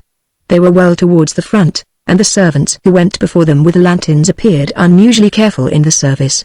In the person moving on the left of this group he recognized a chief policeman of the temple, the one on the right was a priest, the middle man was not at first so easily placed, as he walked leaning heavily upon the arms of the others, and carried his head so low upon his breast as to hide his face. His appearance was that of a prisoner not yet recovered from the fright of arrest, or being taken to something dreadful to torture or death. The dignitaries helping him on the right and left, and the attention they gave him, made it clear that if he were not himself the object moving the party, he was at least in some way connected with the object to witness or a guide, possibly an informer. So if it could be found who he was, the business in hand might be shrewdly guessed. With great assurance, Ben-Hur fell in on the right of the priest, and walked along with him. Now if the man would lift his head. And presently he did so, letting the light of the lantern strike full in his face, pale, dazed, pinched with dread, the beard roughed, the eyes filmy, sunken, and despairing. In much going about following the Nazarene, Ben-Hur had come to know his disciples as well as the master, and now, at sight of the dismal countenance, he cried out, "The Scariot!" Slowly the head of the man turned until his eyes settled upon Ben-Hur, and his lips moved as if he were about to speak, but the priest interfered. "Who art thou? Begone," he said to Ben-Hur, pushing him away. The young man took the push good-naturedly, and, waiting an opportunity, fell into the procession again. Thus he was carried passively along down the street, through the crowded lowlands between the hill Bezetha and the castle of Antonia, and on by the Bethesda reservoir to the sheep gate. There were people everywhere, and everywhere the people were engaged in sacred observances. It being Passover night, the valves of the gate stood open. The keepers were off somewhere feasting. In front of the procession as it passed out unchallenged was the deep gorge of the Cedron, with Olivet beyond, its dressing of cedar and olive trees darker of the moonlight silvering all the heavens. Two roads met and merged into the street at the gate, one from the northeast, the other from Bethany. Ere Ben-Hur could finish wondering whether he were to go farther, and if so, which road was to be taken, he was led off down into the gorge. And still no hint of the purpose of the midnight march. Down the gorge and over the bridge at the bottom of it. There was a great clatter on the floor as the crowd, now a straggling rabble, passed over beating and pounding with their clubs and staves. A little farther, and they turned off to the left in the direction of an olive orchard enclosed by a stone wall in view from the road. Ben-Hur knew there was nothing in the place but old gnarled trees, the grass, and a trough hewn out of a rock for the treading of oil after the fashion of the country. While, yet more wonderstruck, he was thinking what could bring such a company at such an hour to a quarter so lonesome, they were all brought to a standstill. Voices called out excitedly in front, a chill sensation ran from man to man, there was a rapid falling back, and a blind stumbling over each other. The soldiers alone kept their order. It took Ben-Hur but a moment to disengage himself from the mob and run forward. There he found a gateway without a gate admitting to the orchard, and he halted to take in the scene. A man in white clothes, and bareheaded, was standing outside the entrance, his hands crossed before him, a slender, stooping figure, with long hair and thin face in an attitude of resignation and waiting. It was the Nazarene. Behind him, Next the gateway, were the disciples in a group. They were excited, but no man was ever calmer than he. The torchlight beat redly upon him, giving his hair a tint ruddier than was natural to it, yet the expression of the countenance was as usual all gentleness and pity. Opposite this most unmartial figure stood the rabble, gaping, silent, awed, cowering ready at a sign of anger from him to break and run. And from him to them then at Judas, conspicuous in their midst. Ben-Hur looked one quick glance, and the object of the visit lay open to his understanding. Here was the betrayer, there the betrayed, and these with clubs and staves, and the legionaries, were brought to take him. A man may not always tell what he will do until the trial is upon him. This was the emergency for which Ben-Hur had been for years preparing. The man to whose security he had devoted himself, and upon whose life he had been building so largely, was in personal peril, yet he stood still. Such contradictions are there in human nature. To say truth, O reader, he was not entirely recovered from the picture of the Christ before the gate, beautiful as it had been given by the Egyptian, and, besides that, the very calmness with which the mysterious person confronted the mob held him in restraint by suggesting the possession of a power in reserve more than sufficient for the peril. Peace and goodwill, and love and non-resistance, had been the burden of the Nazarene's teaching. Will he put his preaching into practice? He was master of life, he could restore it when lost, he could take it at pleasure. What use would he make of the power now? Defend himself? And how? A word, a breath, a thought were sufficient. That there would be some signal exhibition of astonishing force beyond the natural Ben-Hur believed, and in that faith waited. And in all this he was still measuring the Nazarene by himself by the human standard. Presently the clear voice of the Christ arose. Whom seek ye? Jesus of Nazareth. The priest replied. I am he. At these simplest of words, spoken without passion or alarm, the assailants fell back several steps, the timid among them cowering to the ground, and they might have let him alone and gone away had not Judas walked over to him. Hail, Master. With this friendly speech, he kissed him. Judas, said the Nazarene, mildly, betrayest thou the Son of Man with a kiss? Wherefore art thou come? Receiving no reply, the Master spoke to the crowd again. Whom seek ye? Jesus of Nazareth. I have told you that I am he. If, therefore, you seek me, let these go their way. At these words of entreaty the rabbis advanced upon him, and, seeing their intent, some of the disciples for whom he interceded drew nearer. One of them cut off a man's ear, but without saving the Master from being taken. And yet Ben-Hur stood still.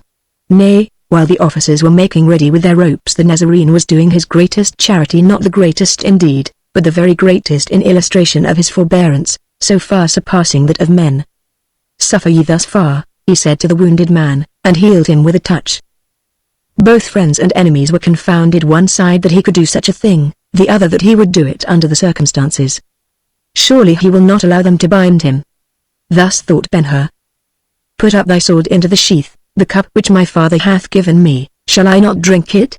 From the offending follower, the Nazarene turned to his captors. Are you come out as against a thief, with swords and staves to take me? I was daily with you in the temple, and you took me not, but this is your hour, and the power of darkness. The posse plucked up courage and closed about him, and when Ben-Hur looked for the faithful they were gone, not one of them remained. The crowd about the deserted man seemed very busy with tongue, hand, and foot. Over their heads, between the torch sticks, through the smoke, sometimes in openings between the restless men, Ben-Hur caught momentary glimpses of the prisoner. Never had anything struck him as so piteous, so unfriended, so forsaken. Yet, he thought, the man could have defended himself, he could have slain his enemies with a breath, but he would not. What was the cup his father had given him to drink? And who was the father to be so obeyed? Mystery upon mystery, not one, but many. Directly the mob started in return to the city, the soldiers in the lead. Ben-Hur became anxious, he was not satisfied with himself. Where the torches were in the midst of the rabble he knew the Nazarene was to be found. Suddenly he resolved to see him again. He would ask him one question. Taking off his long outer garment and the handkerchief from his head, he threw them upon the orchard wall, and started after the posse, which he boldly joined. Through the stragglers he made way, and by littles at length reached the man who carried the ends of the rope with which the prisoner was bound. The Nazarene was walking slowly, his head down, his hands bound behind him, the hair fell thickly over his face, and he stooped more than usual. Apparently he was oblivious to all going on around him. In advance a few steps were priests and elders talking and occasionally looking back.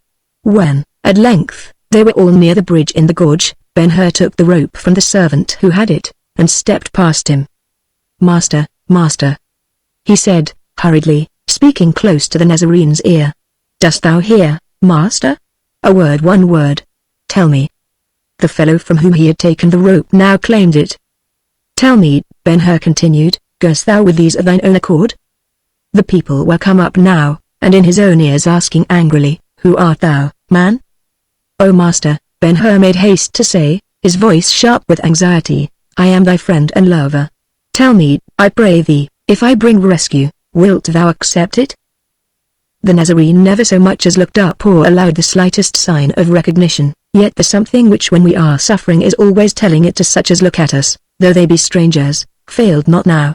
Let him alone, it seemed to say, he has been abandoned by his friends. The world has denied him, in bitterness of spirit, he has taken farewell of men, he is going he knows not where, and he cares not. Let him alone. And to that Ben-Hur was now driven. A dozen hands were upon him, and from all sides there was shouting, "He is one of them. Bring him along, club him, kill him." With a gust of passion which gave him many times his ordinary force, Ben-Hur raised himself, turned once about with arms outstretched, shook the hands off, and rushed through the circle which was fast hemming him in. The hands snatching at him as he passed tore his garments from his back, so he ran off the road naked, and the gorge, in keeping of the friendly darkness, darker than elsewhere, received him safe. Reclaiming his handkerchief and outer garments from the orchard wall, he followed back to the city gate, thence he went to the Khan, and on the good horse rode to the tents of his people out by the tombs of the kings. As he rode, he promised himself to see the Nazarene on the morrow, promised it, not knowing that the unfriended man was taken straightway to the house of Hannas to be tried that night. The heart the young man carried to his couch beat so heavily he could not sleep, for now clearly his renewed Judean kingdom resolved itself into what it was only a dream. It is bad enough to see our castles overthrown one after another with an interval between in which to recover from the shock, or at least let the echoes of the fall die away, but when they go altogether go as ships sink, as houses tumble in earthquakes, the spirits which endure it calmly are made of stuffs sterner than common, and Ben-Hur's was not of them. Through vistas in the future, he began to catch glimpses of a life serenely beautiful, with a home instead of a palace of state, and Esther its mistress. Again and again through the leaden-footed hours of the night he saw the villa by Misenum, and with his little countrywoman strolled through the garden, and rested in the panelled atrium, overhead the Neapolitan sky, at their feet the sunniest of sunlands and the bluest of bays. In plainest speech, he was entering upon a crisis with which tomorrow and the Nazarene will have everything to do. Chapter 9. Next morning, about the second hour, two men rode full speed to the doors of Ben-Hur's tents, and dismounting, asked to see him. He was not yet risen, but gave directions for their admission. "Peace to you, brethren," he said, for they were of his Galileans, and trusted officers. "Will you be seated?" "Nay," the senior replied, bluntly, "to sit and be at ease is to let the Nazarene die. Rise, son of Judah, and go with us. The judgment has been given. The tree of the cross is already at Golgotha." Ben-Hur stared at them. "The cross," was all he could for the moment say. "They took him last night, and tried him," the man continued. "At dawn they led him before Pilate. Twice the Roman denied his guilt, twice he refused to give him over. At last he washed his hands, and said, 'Be it upon you then,' and they answered." "Who answered?" "They the priests and people. His blood be upon us and our children." "Holy Father Abraham," cried Ben-Hur, "a Roman kinder to an Israelite than his own kin. And if he should indeed be the Son of God, what shall ever wash his blood from their children? It must not be. 'Tis time to fight." His face brightened with resolution, and he clapped his hands. "The horses, and quickly," he said to the Arab who answered the signal. "And bid Amru send me fresh garments, and bring my sword. It is time to die for Israel, my friends. Tarry without till I come." He ate a crust, drank a cup of wine, and was soon upon the road. "Whither would you go first?" asked the Galilean. "To collect the legions." "Alas!" the man replied, throwing up his hands. "Why alas?" "Master," the man spoke with shame, "master, I and my friend here are all that are faithful. The rest do follow the priests." "Seeking what?" And Ben-Hur drew rein. "To kill him." "Not the Nazarene?" "You have said it." Ben-Hur looked slowly from one man to the other. He was hearing again the question of the night before, "The cup my Father hath given me, shall I not drink it?" In the ear of the Nazarene he was putting his own question, "If I bring thee rescue, wilt thou accept it?" He was saying to himself, "This death may not be averted. The man has been traveling towards it with full knowledge from the day he began his mission. It is imposed by a will higher than his, whose but the Lord's. If he is consenting, if he goes to it voluntarily, what shall another do?" Nor less did Ben-Hur see the failure of the scheme he had built upon the fidelity of the Galileans. Their desertion, in fact, left nothing more of it. But how singular it should happen that morning of all others. A dread seized him. It was possible his scheming, and labor, and expenditure of treasure might have been but blasphemous contention with God. When he picked up the reins and said, "Let us go, brethren," all before him was uncertainty. The faculty of resolving quickly, without which one cannot be a hero in the midst of stirring scenes, was numb within him. "Let us go, brethren, let us to Golgotha." They passed through excited crowds of people going south, like themselves. All the country north of the city seemed aroused and in motion. Hearing that the procession with the condemned might be met with somewhere near the great white towers left by Herod, the three friends rode thither, passing round southeast of Acre. In the valley below the pool of Hezekiah, passageway against the multitude became impossible, and they were compelled to dismount, and take shelter behind the corner of a house and wait. The waiting was as if they were on a river bank, watching a flood go by, for such the people seemed. There are certain chapters in the first book of this story which were written to give the reader an idea of the composition of the Jewish nationality as it was in the time of Christ.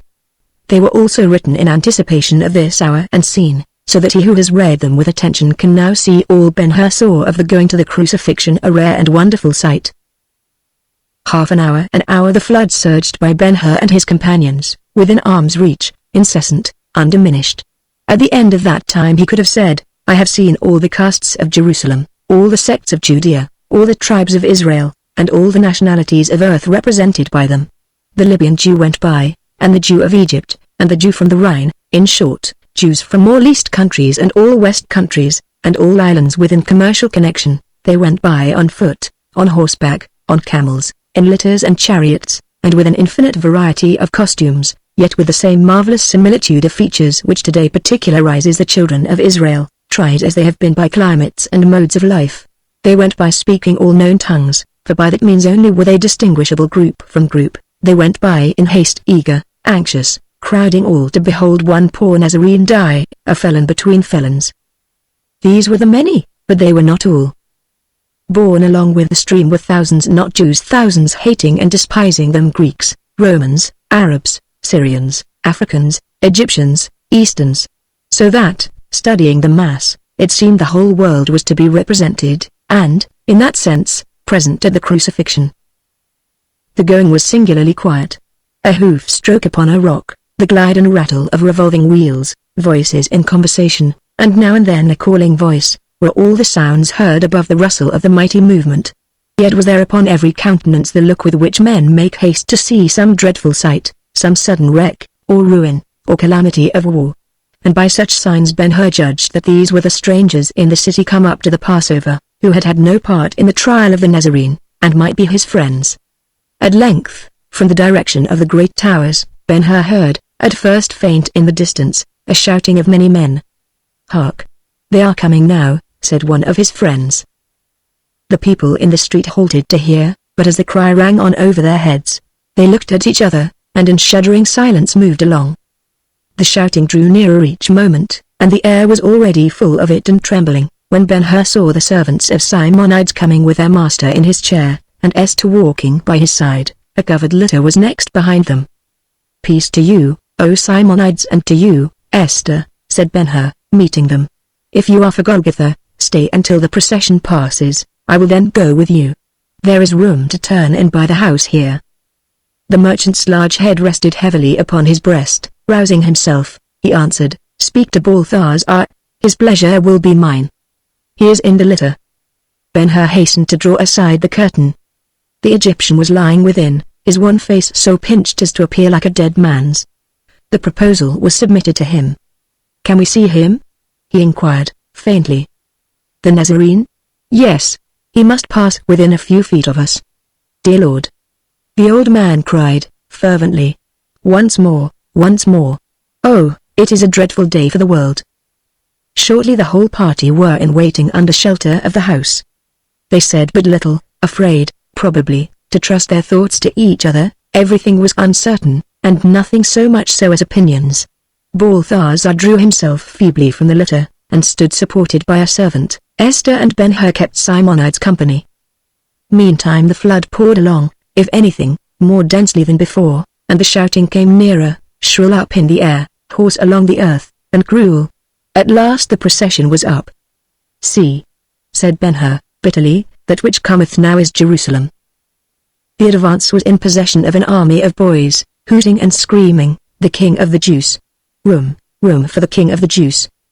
Simonides watched them as they whirled and danced along, like a cloud of summer insects, and said, gravely, "When these come to their inheritance, son of Hur, alas for the city of Solomon." A band of legionaries fully armed followed next, marching in sturdy indifference, the glory of burnished brass about them the while. Then came the Nazarene. He was nearly dead. Every few steps he staggered as if he would fall. A stained gown badly torn hung from his shoulders over a seamless under-tunic. His bare feet left red splotches upon the stones. An inscription on a board was tied to his neck. A crown of thorns had been crushed hard down upon his head, making cruel wounds from which streams of blood, now dry and blackened, had run over his face and neck. The long hair, tangled in the thorns, was clotted thick. The skin, where it could be seen, was ghastly white. His hands were tied before him. Back somewhere in the city he had fallen exhausted under the transverse beam of his cross, which, as a condemned person, custom required him to bear to the place of execution. Now a countryman carried the burden in his stead. 4 soldiers went with him as a guard against the mob, who sometimes, nevertheless, broke through, and struck him with sticks, and spit upon him. Yet no sound escaped him, neither remonstrance nor groan, nor did he look up until he was nearly in front of the house sheltering Ben-Hur and his friends, all of whom were moved with quick compassion. Esther clung to her father, and he, strong of will as he was, trembled. Balthazar fell down speechless. Even Ben-Hur cried out, "Oh my God! My God!" Then, as if he divined their feelings or heard the exclamation, the Nazarene turned his wan face towards the party, and looked at them each one, so they carried the look in memory through life. They could see he was thinking of them, not himself, and the dying eyes gave them the blessing he was not permitted to speak. "Where are thy legions, son of Hur?" asked Simonides, aroused. "Hannas can tell thee better than I." "What, faithless?" "All but these 2. Then all is lost, and this good man must die." The face of the merchant knit convulsively as he spoke, and his head sank upon his breast. He had borne his part in Ben-Hur's labors well, and he had been inspired by the same hopes, now blown out never to be rekindled. 2 other men succeeded the Nazarene bearing crossbeams.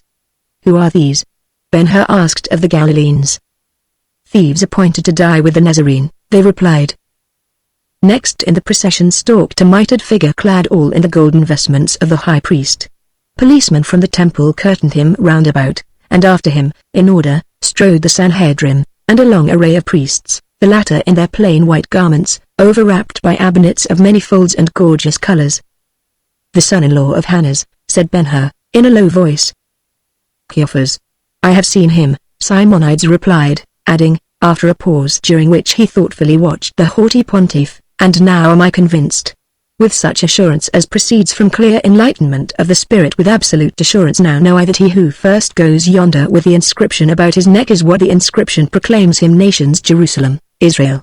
Here is the ephod, here the blue robe with its fringe, and purple pomegranates, and golden bells, not seen in the street since the day Jaddua went out to meet the Macedonian, proofs all that this Nazarene is king. Would I could rise and go after him." Ben-Hur listened surprised, and directly, as if himself awakening to his unusual display of feeling, Simonides said, impatiently, "Speak to Balthazar, I pray you, and let us begone. The vomit of Jerusalem is coming." Then Esther spoke. "I see some women there, and they are weeping. Who are they?"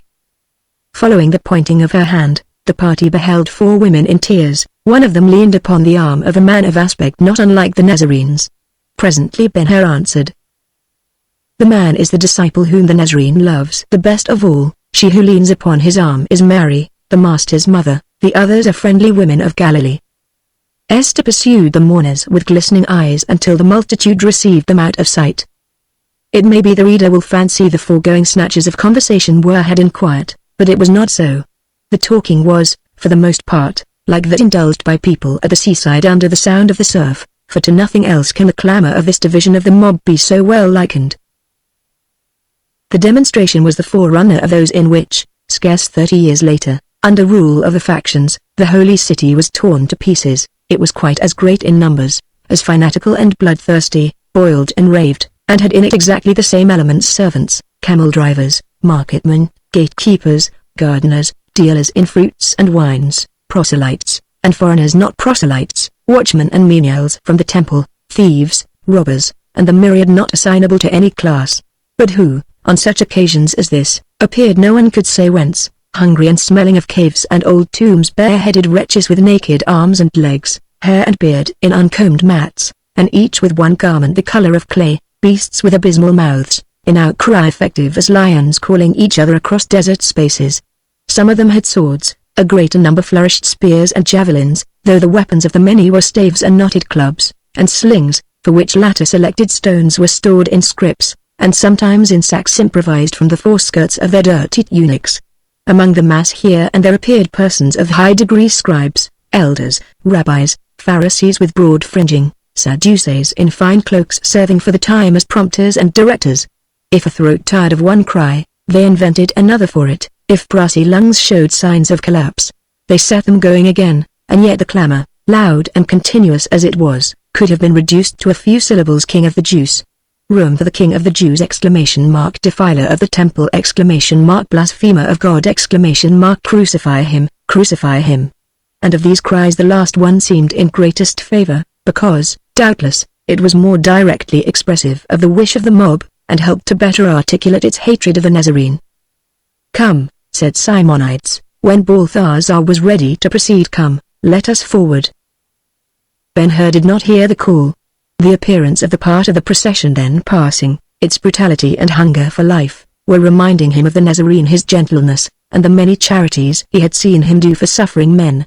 Suggestions beget suggestions, so he remembered suddenly his own great indebtedness to the man, the time he himself was in the hands of a Roman guard going, as was supposed, to a death as certain and almost as terrible as this one of the cross, the cooling drink he had at the well by Nazareth, and the divine expression of the face of him who gave it, the later goodness, the miracle of Palm Sunday, and with these recollections, the thought of his present powerlessness to give back help for help or make return in kind stung him keenly, and he accused himself. He had not done all he might. He could have watched with the Galileans, and kept them true and ready, and this was the moment to strike. A blow well given now would not merely disperse the mob and set the Nazarene free, it would be a trumpet call to Israel, and precipitate the long-dreamt-of war for freedom. The opportunity was going. The minutes were bearing it away, and if lost, God of Abraham, was there nothing to be done? Nothing? That instant a party of Galileans caught his eye. He rushed through the press and overtook them. "Follow me," he said. "I would have speech with you." The men obeyed him, and when they were under shelter of the house, he spoke again. "You are of those who took my swords, and agreed with me to strike for freedom and the king who is coming. You have the swords now, and now is the time to strike with them. Go, look everywhere, and find our brethren, and tell them to meet me at the tree of the cross, making ready for the Nazarene. Haste all of you. Nay, stand not so. The Nazarene is the king, and freedom dies with him." They looked at him respectfully, but did not move. "Hear you?" he asked. Then one of them replied, "Son of Judah." By that name they knew him. "Son of Judah, it is you who are deceived, not we or our brethren who have your swords. The Nazarene is not the king, neither has he the spirit of a king. We were with him when he came into Jerusalem, we saw him in the temple, he failed himself, and us, and Israel. At the gate beautiful he turned his back upon God and refused the throne of David. He is not king, and Galilee is not with him. He shall die the death. But hear you, son of Judah. We have your swords, and we are ready now to draw them and strike for freedom, and so is Galilee. Be it for freedom, O son of Judah, for freedom. And we will meet you at the tree of the cross." The sovereign moment of his life was upon Ben-Hur. Could he have taken the offer and said the word, history might have been other than it is. But then it would have been history ordered by men, not God, something that never was, and never will be. A confusion fell upon him, he knew not how, though afterwards he attributed it to the Nazarene, for when the Nazarene was risen, he understood the death was necessary to faith in the resurrection, without which Christianity would be an empty husk. The confusion, as has been said, left him without the faculty of decision. He stood helpless, wordless even. Covering his face with his hand, he shook with the conflict between his wish, which was what he would have ordered, and the power that was upon him. "Come, we are waiting for you," said Simonides, the fourth time. Thereupon he walked mechanically after the chair and the litter. Esther walked with him. Like Balthazar and his friends, the wise men, the day they went to the meeting in the desert, he was being led along the way. Chapter 10. When the party Balthazar, Simonides, Ben-Hur, Esther, and the two faithful Galileans reached the place of crucifixion, Ben-Hur was in advance leading them. How they had been able to make way through the great press of excited people, he never knew, no more did he know the road by which they came or the time it took them to come. He had walked in total unconsciousness, neither hearing nor seeing anybody or anything, and without a thought of where he was going, or the ghostliest semblance of a purpose in his mind. In such condition a little child could have done as much as he to prevent the awful crime he was about to witness. The intentions of God are always strange to us, but not more so than the means by which they are wrought out, and at last made plain to our belief. Ben-Hur came to a stop, those following him also stopped. As a curtain rises before an audience, the spell holding him in its sleep-awake rose, and he saw with a clear understanding. There was a space upon the top of a low knoll rounded like a skull, and dry, dusty, and without vegetation, except some scrubby hyssop.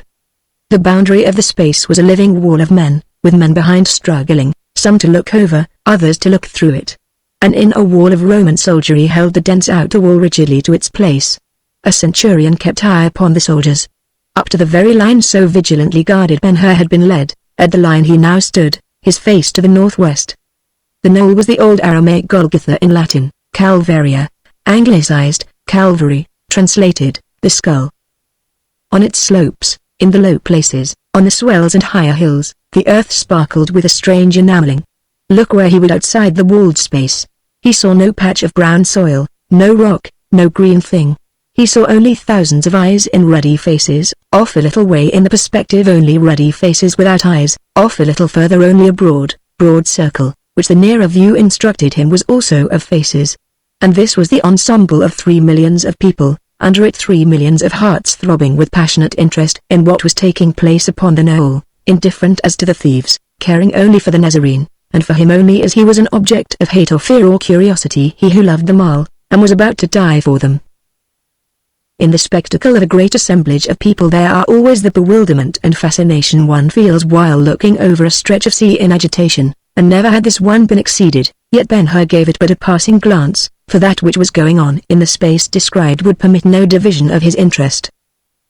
Up on the knoll so high as to be above the living wall, and visible over the heads of an attending company of notables, conspicuous because of his mitre and vestments and his haughty air, stood the high priest.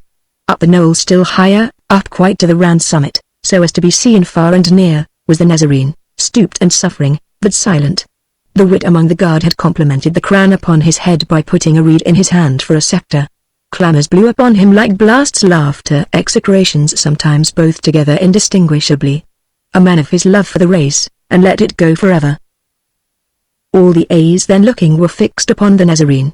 It may have been pity with which he was moved, whatever the cause. Ben-Hur was conscious of a change in his feelings. A conception of something better than the best of this life, something so much better that it could serve a weak man with strength to endure agonies of spirit as well as of body, something to make death welcome, perhaps another life purer than this one, perhaps the spirit life which Balthazar held to so fast, began to dawn upon his mind clearer and clearer, bringing to him a certain sense that, after all, the mission of the Nazarene was that of guide across the boundary for such as loved him, across the boundary to where his kingdom was set up and waiting for him. Then, as something borne through the air out of the almost forgotten, he heard again, or seemed to hear, the saying of the Nazarene. "I am the resurrection and the life." And the words repeated themselves over and over, and took form, and the dawn touched them with its light, and filled them with a new meaning. And as men repeat a question to grasp and fix the meaning, he asked, gazing at the figure on the hill fainting under its crown, "Who the resurrection? And who the life?" "I am." The figure seemed to say and say it for him. for instantly he was sensible of a peace such as he had never known, the peace which is the end of doubt and mystery, and the beginning of faith and love and clear understanding. From this dreamy state Ben-Hur was aroused by the sound of hammering. On the summit of the knoll he observed then what had escaped him before: some soldiers and workmen preparing the crosses. The holes for planting the trees were ready, and now the transverse beams were being fitted to their places. "Bid the men make haste," said the high priest to the centurion. "These," and he pointed to the Nazarene, "must be dead by the going down of the sun, and buried that the land may not be defiled. Such is the law." With a better mind, a soldier went to the Nazarene and offered him something to drink, but he refused the cup. Then another went to him and took from his neck the board with the inscription upon it, which he nailed to the tree of the cross, and the preparation was complete. "The crosses are ready," said the centurion to the pontiff, who received the report with a wave of the hand and the reply: "Let the blasphemer go first. The Son of God should be able to save himself. We will see." The people, to whom the preparation in its several stages was visible, and who to this time had assailed the hill with incessant cries of impatience, permitted a lull which directly became a universal hush. The part of the infliction most shocking, at least to the thought, was reached. The men were to be nailed to their crosses. When for that purpose the soldiers laid their hands upon the Nazarene first, a shudder passed through the great concourse. The most brutalized shrank with dread. Afterwards there were those who said the air suddenly chilled and made them shiver. "How very still it is," Esther said, as she put her arm about her father's neck. And remembering the torture he himself had suffered, he drew her face down upon his breast, and sat trembling. "Avoid it, Esther, avoid it," he said. "I know not, but all who stand and see it, the innocent as well as the guilty, may be cursed from this hour." Balthazar sank upon his knees. "Son of Hur," said Simonides, with increasing excitement, "Son of Hur, if Jehovah stretch not forth his hand, and quickly, Israel is lost and we are lost." Ben-Hur answered, calmly, "I have been in a dream, Simonides, and heard in it why all this should be, and why it should go on. It is the will of the Nazarene, it is God's will. Let us do as the Egyptian here, let us hold our peace and pray." As he looked up on the knoll again, the words were wafted to him through the awful stillness: "I am the resurrection and the life." He bowed reverently as to a person speaking. Up on the summit meantime the work went on. The guard took the Nazarene's clothes from him, so that he stood before the millions naked. The stripes of the scourging he had received in the early morning were still bloody upon his back, yet he was laid pitilessly down, and stretched upon the cross first, the arms upon the transverse beam. The spikes were sharp, a few blows, and they were driven through the tender palms. Next, they drew his knees up until the soles of the feet rested flat upon the tree. Then they placed one foot upon the other, and one spike fixed both of them fast. The dulled sound of the hammering was heard outside the guarded space, and such as could not hear, yet saw the hammer as it fell, shivered with fear.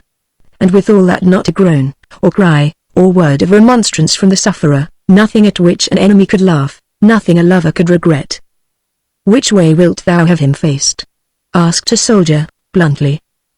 "Towards the temple," the pontiff replied. "In dying I would have him see the holy house hath not suffered by him." The workmen put their hands to the cross, and carried it, burden and all, to the place of planting. At a word, they dropped the tree into the hole, and the body of the Nazarene also dropped heavily, and hung by the bleeding hands. Still no cry of pain, only the exclamation, divinest of all recorded exclamations: "Father, forgive them, for they know not what they do."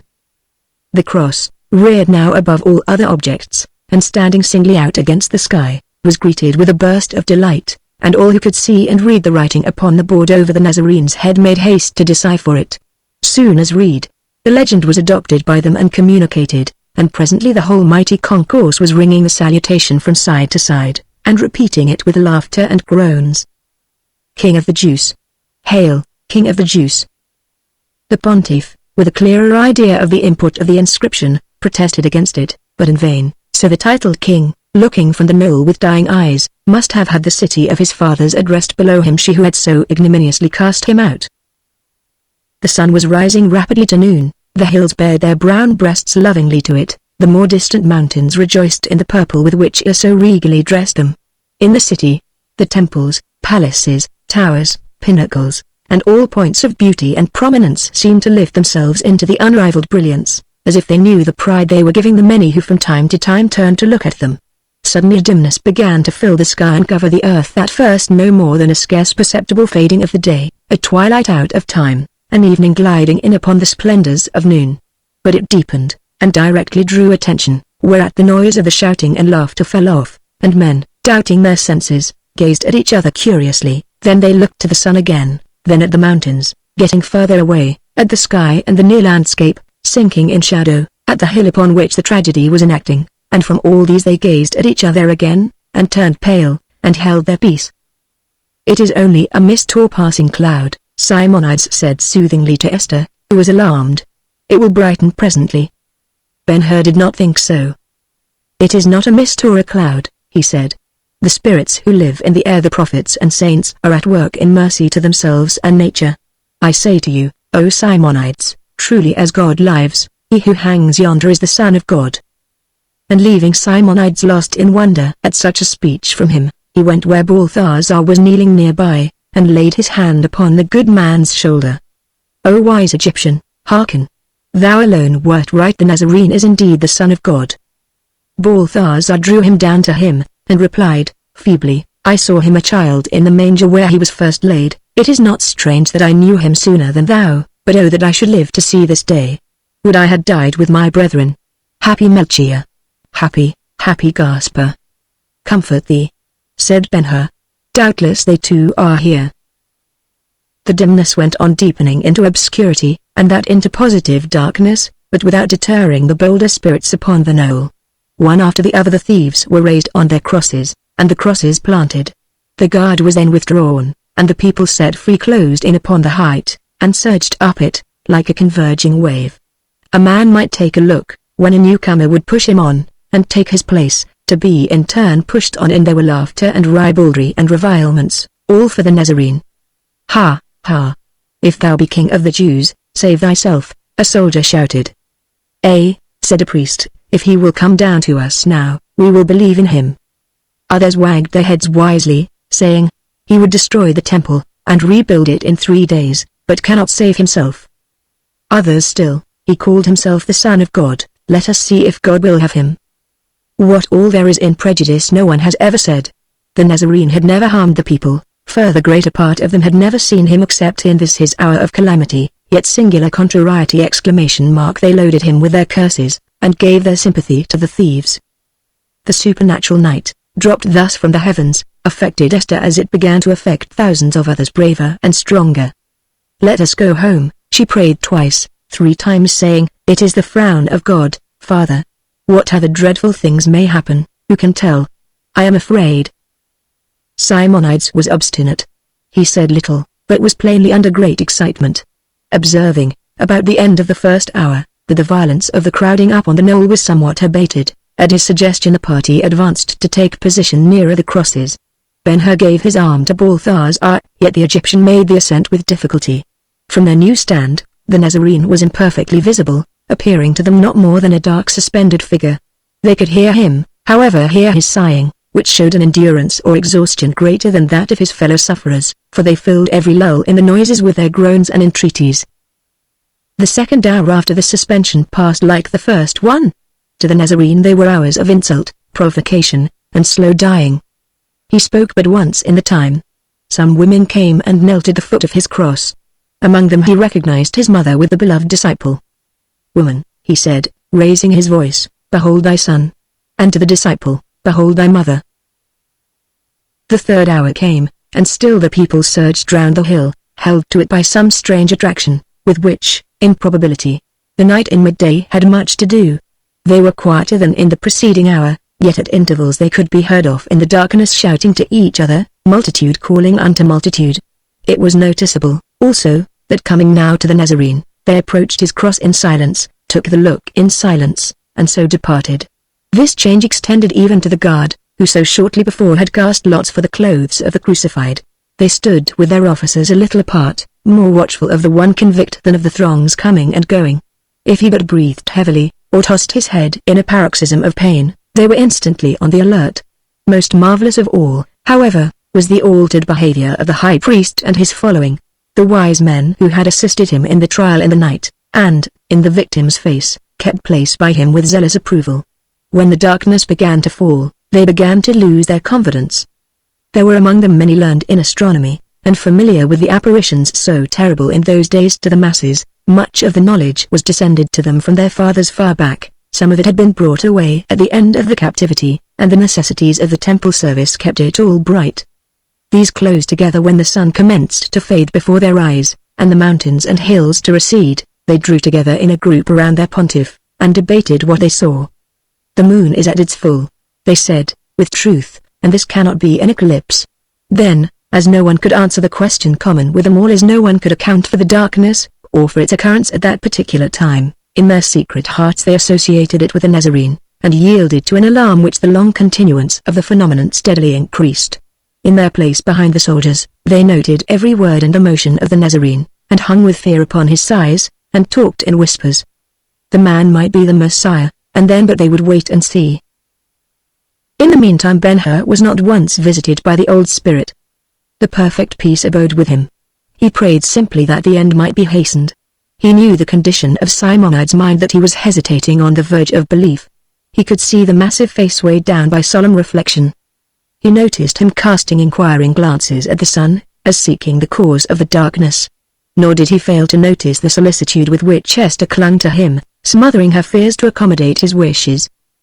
"Be not afraid," he heard him say to her, "but stay and watch with me. Thou mayst live twice the span of my life, and see nothing of human interest equal to this, and there may be revelations more. Let us stay to the close." When the third hour was about half gone, some men of the rudest class wretches from the tombs about the city came and stopped in front of the center cross. "This is he, the new king of the Jews," said one of them. The others cried, with laughter, "Hail! All hail, King of the Jews!" Receiving no reply, they went closer. "If thou be King of the Jews, or Son of God, come down," they said, loudly. At this, one of the thieves quit groaning, and called to the Nazarene, "Yes, if thou be Christ, save thyself and us." The people laughed and applauded. Then, while they were listening for a reply, the other felon was heard to say to the first one, "Dost thou not fear God? We receive the due rewards of our deeds, but this man hath done nothing amiss." The bystanders were astonished. In the midst of the hush which ensued, the second felon spoke again, but this time to the Nazarene. "Lord," he said, "remember me when thou comest into thy kingdom." Simonides gave a great start. "When thou comest into thy kingdom." It was the very point of doubt in his mind, the point he had so often debated with Balthazar. "Didst thou hear?" said Ben-Hur to him. "The kingdom cannot be of this world. Yon witness saith the king is but going to his kingdom, and, in effect, I heard the same in my dream." "Hush," said Simonides, more imperiously than ever before in speech to Ben-Hur. "Hush, I pray thee. If the Nazarene should answer." And as he spoke the Nazarene did answer, in a clear voice, full of confidence. "Verily I say unto thee, today shalt thou be with me in paradise." Simonides waited to hear if that were all, then he folded his hands and said, "No more, Lord. The darkness is gone, I see with other eyes, even as Balthazar, I see with eyes of perfect faith." The faithful servant had at last his fitting reward. His broken body might never be restored, nor was there riddance of the recollection of his sufferings, or a call of the years embittered by them. But suddenly a new life was shown him, with assurance that it was for him a new life lying just beyond this one, and its name was paradise. There he would find the kingdom of which he had been dreaming, and the king. A perfect peace fell upon him. Over the way, in front of the cross, however, there was surprise and consternation. The cunning casuists that put the assumption underlying the question and the admission underlying the answer together. For saying through the land that he was the Messiah, they had brought the Nazarene to the cross, and, lo! On the cross, more confidently than ever, he had not only reasserted himself, but promised enjoyment of his paradise to a malefactor. They trembled at what they were doing. The pontiff, with all his pride, was afraid. Where got the man his confidence except from truth? And what should the truth be but God? A very little now would put them all to flight. The breaching of the Nazarene grew harder, his sighs became great gasps. Only 3 hours upon the cross, and he was dying. The intelligence was carried from man to man, until everyone knew it, and then everything hushed, the breeze faltered and died, a stifling vapor loaded the air, heat was superadded to darkness, nor might anyone unknowing the fact have thought that off the hill, out under the overhanging pool, there were 3 millions of people waiting awestruck what should happen next. They were so still. Then there went out through the gloom, over the heads of such as were on the hill within hearing of the dying man, a cry of despair, if not reproach. My God! My God! Why hast thou forsaken me? The voice startled all who heard it. One it touched uncontrollably. The soldiers incoming had brought with them a vessel of wine and water, and set it down a little way from Ben-Hur. With a sponge dipped into the liquor, and put on the end of a stick, they could moisten the tongue of a sufferer at their pleasure. Ben-Hur thought of the draught he had had at the well near Nazareth. An impulse seized him. Catching up the sponge, he dipped it into the vessel, and started for the cross. Let him be. The people in the way shouted, angrily. Let him be. Without minding them, he ran on, and put the sponge to the Nazarene's lips. Too late, too late. The face then plainly seen by Ben-Hur, bruised and black with blood and dust as it was, lighted nevertheless with a sudden glow. The eyes opened wide, and fixed upon some one visible to them alone in the far heavens, and there were content and relief, even triumph, in the shout the victim gave. It is finished. It is finished. So a hero, dying in the doing a great deed, celebrates his success with a last cheer. The light in the eyes went out, slowly the crowned head sank upon the laboring breast. Ben-Hur thought the struggle over, but the fainting soul recollected itself, so that he and those around him caught the other and last words, spoken in a low voice, as if to one listening close by. Father, into thy hands I commend my spirit. A tremor shook the tortured body, there was a scream of fiercest anguish, and the mission and the earthly life were over at once. The heart, with all its love, was broken, for of that, O reader, the man died. Ben-Hur went back to his friends, saying, simply, it is over. He is dead. In a space incredibly short the multitude was informed of the circumstance. No one repeated it aloud. There was a murmur which spread from the knoll in every direction, a murmur that was little more than a whispering, he is dead. He is dead. And that was all. The people had their wish, the Nazarene was dead, yet they stared at each other aghast. His blood was upon them. And while they stood staring at each other, the ground commenced to shake, each man took hold of his neighbor to support himself, in a twinkling the darkness disappeared, and the sun came out, and everybody, as with the same glance, beheld the crosses upon the hill all reeling drunken like in the earthquake. They beheld all three of them, but the one in the center was arbitrary, it alone would be seen, and for that it seemed to extend itself upwards, and lift its burden, and swing it to and fro higher and higher in the blue of the sky. And every man among them who had jeered at the Nazarene, everyone who had struck him, everyone who had voted to crucify him, everyone who had marched in the procession from the city, everyone who had in his heart wished him dead, and they were as 10 to 1, felt that he was in some way individually singled out from the many, and that if he would live he must get away quickly as possible from that menace in the sky. They started to run, they ran with all their might, on horseback, and camels, and in chariots they ran, as well as on foot, but then as if it were mad at them for what they had done, and had taken up the cause of the unoffending and friendless dead, the earthquake pursued them, and tossed them about, and flung them down, and terrified them yet more by the horrible noise of great rocks grinding and rending beneath them. They beat their breasts and shrieked with fear. His blood was upon them. The homebred and the foreign, priest and layman, beggar, Sadducee, Pharisee, were overtaken in the race, and tumbled about indiscriminately. If they called on the Lord, the outraged earth answered for him in fury, and dealt them all alike. It did not even know wherein the high priest was better than his guilty brethren. Overtaking him, it tripped him up also, and smirched the fringe of his robe, and filled the golden bells with sand, and his mouth with dust. He and his people were alike in the one thing, at least the blood of the Nazarene was upon them all. When the sunlight broke upon the crucifixion, the mother of the Nazarene, the disciple, and the faithful women of Galilee, the centurion and his soldiers, and Ben-Hur and his party, were all who remained upon the hill. These had not time to observe the flight of the multitude, they were too loudly called upon to take care of themselves. "Seat thyself here," said Ben-Hur to Esther, making a place for her at her father's feet. "Now cover thine eyes and look not up, but put thy trust in God, and the spirit of yon just man so foully slain."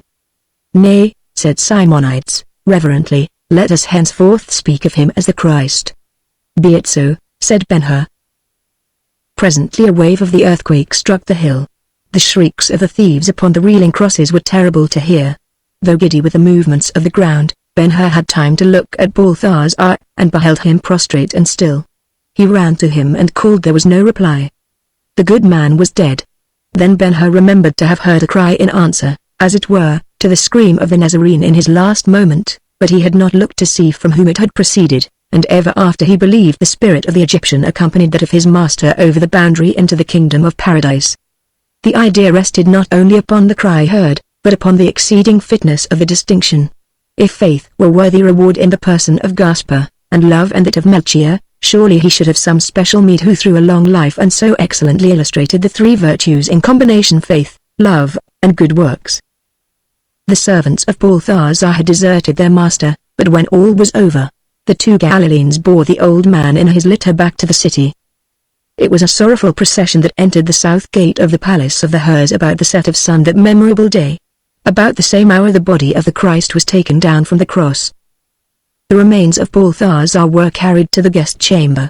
All the servants hastened weeping to see him, for he had the love of every living thing with which he had in unwise to do, but when they beheld his face, and the smile upon it, they dried their tears, saying, "It is well. He is happier this evening than when he went out in the morning." Ben-Hur would not trust a servant to inform Iris what had befallen her father.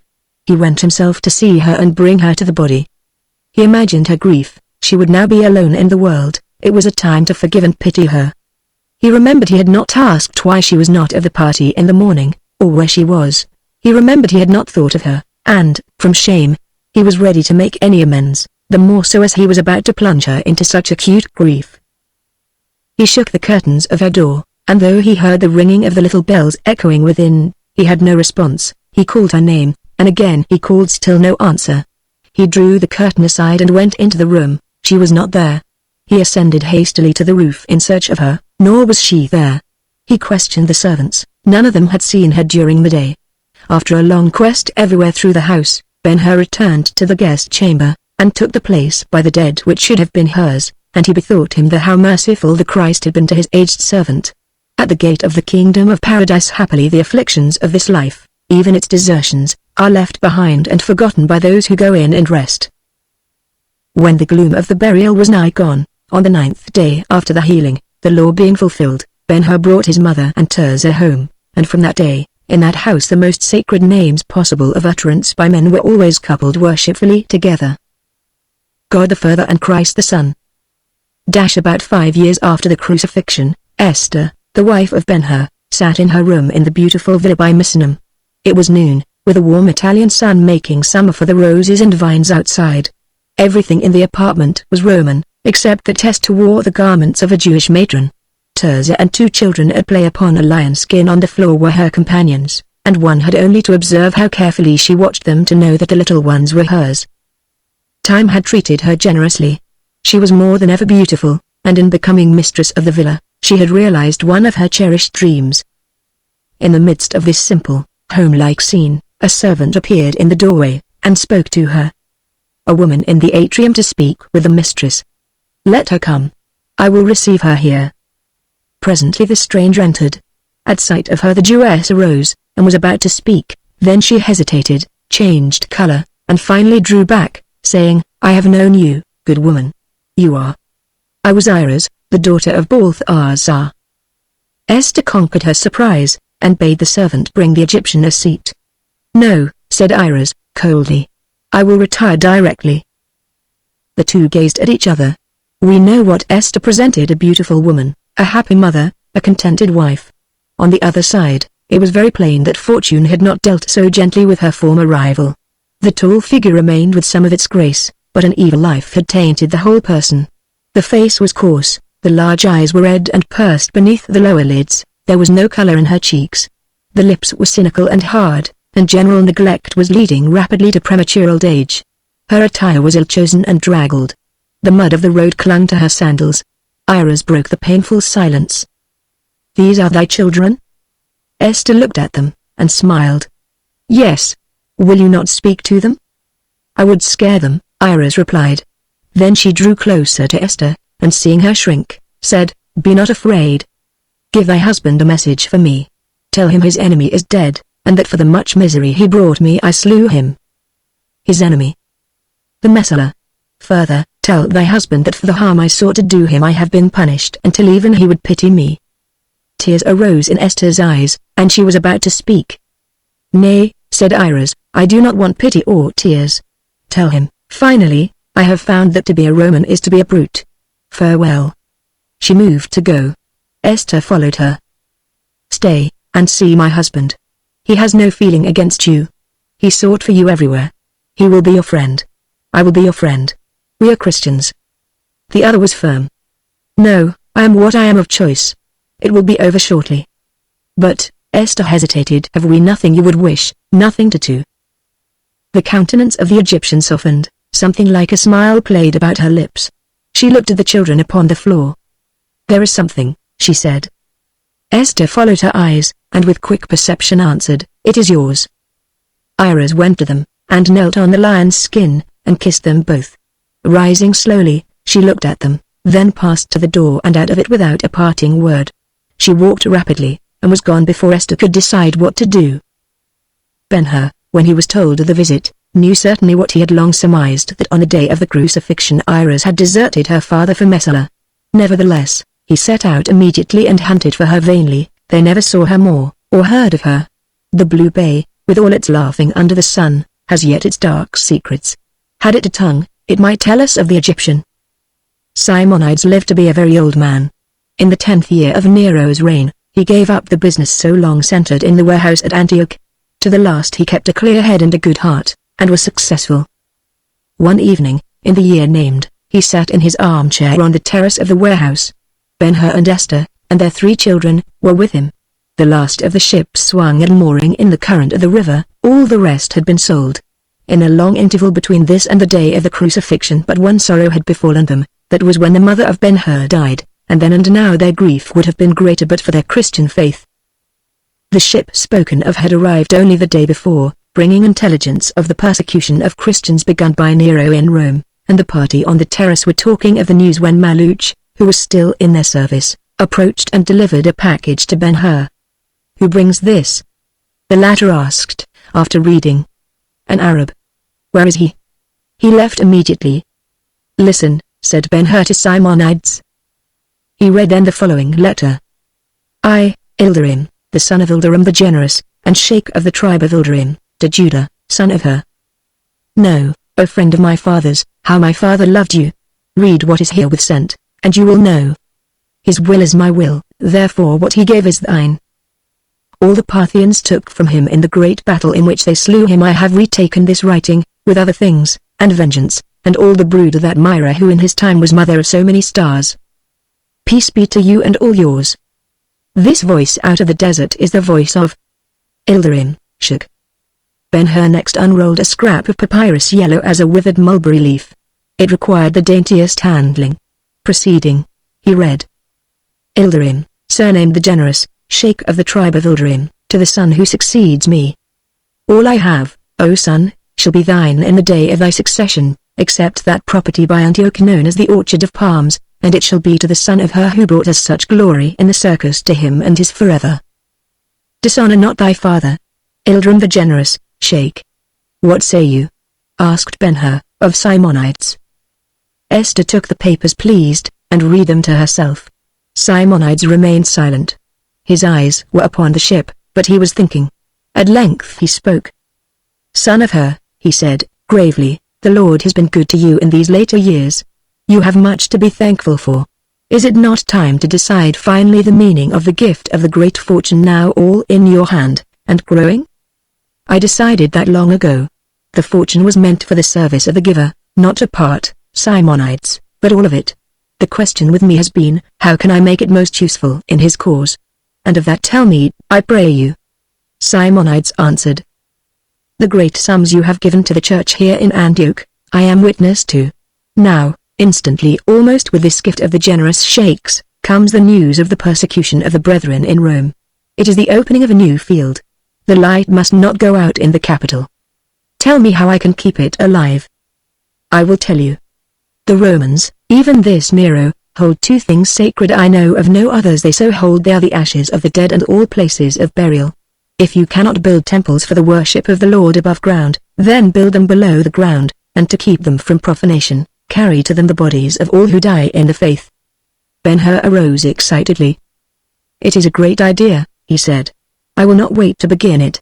Time forbids waiting. The ship that brought the news of the suffering of our brethren shall take me to Rome. I will sail tomorrow." He turned to Maluch. "Get the ship ready, Maluch, and be thou ready to go with me." "It is well," said Simonides. "And thou, Esther, what sayest thou?" asked Ben-Hur. Esther came to his side, and put her hand on his arm, and answered, "So wilt thou best serve the Christ. O my husband, let me not hinder, but go with thee and help." If any of my readers, visiting Rome, will make the short journey to the catacomb of San Calixto, which is more ancient than that of San Sebastiano, he will see what became of the fortune of Ben-Hur, and give him thanks. Out of that vast tomb Christianity issued to supersede the Caesars. 1. The Roman government, it will be remembered, had two harbors in which great fleets were constantly kept, Ravenna and Misenum. 2. Called Hortata. 3. Called Recta.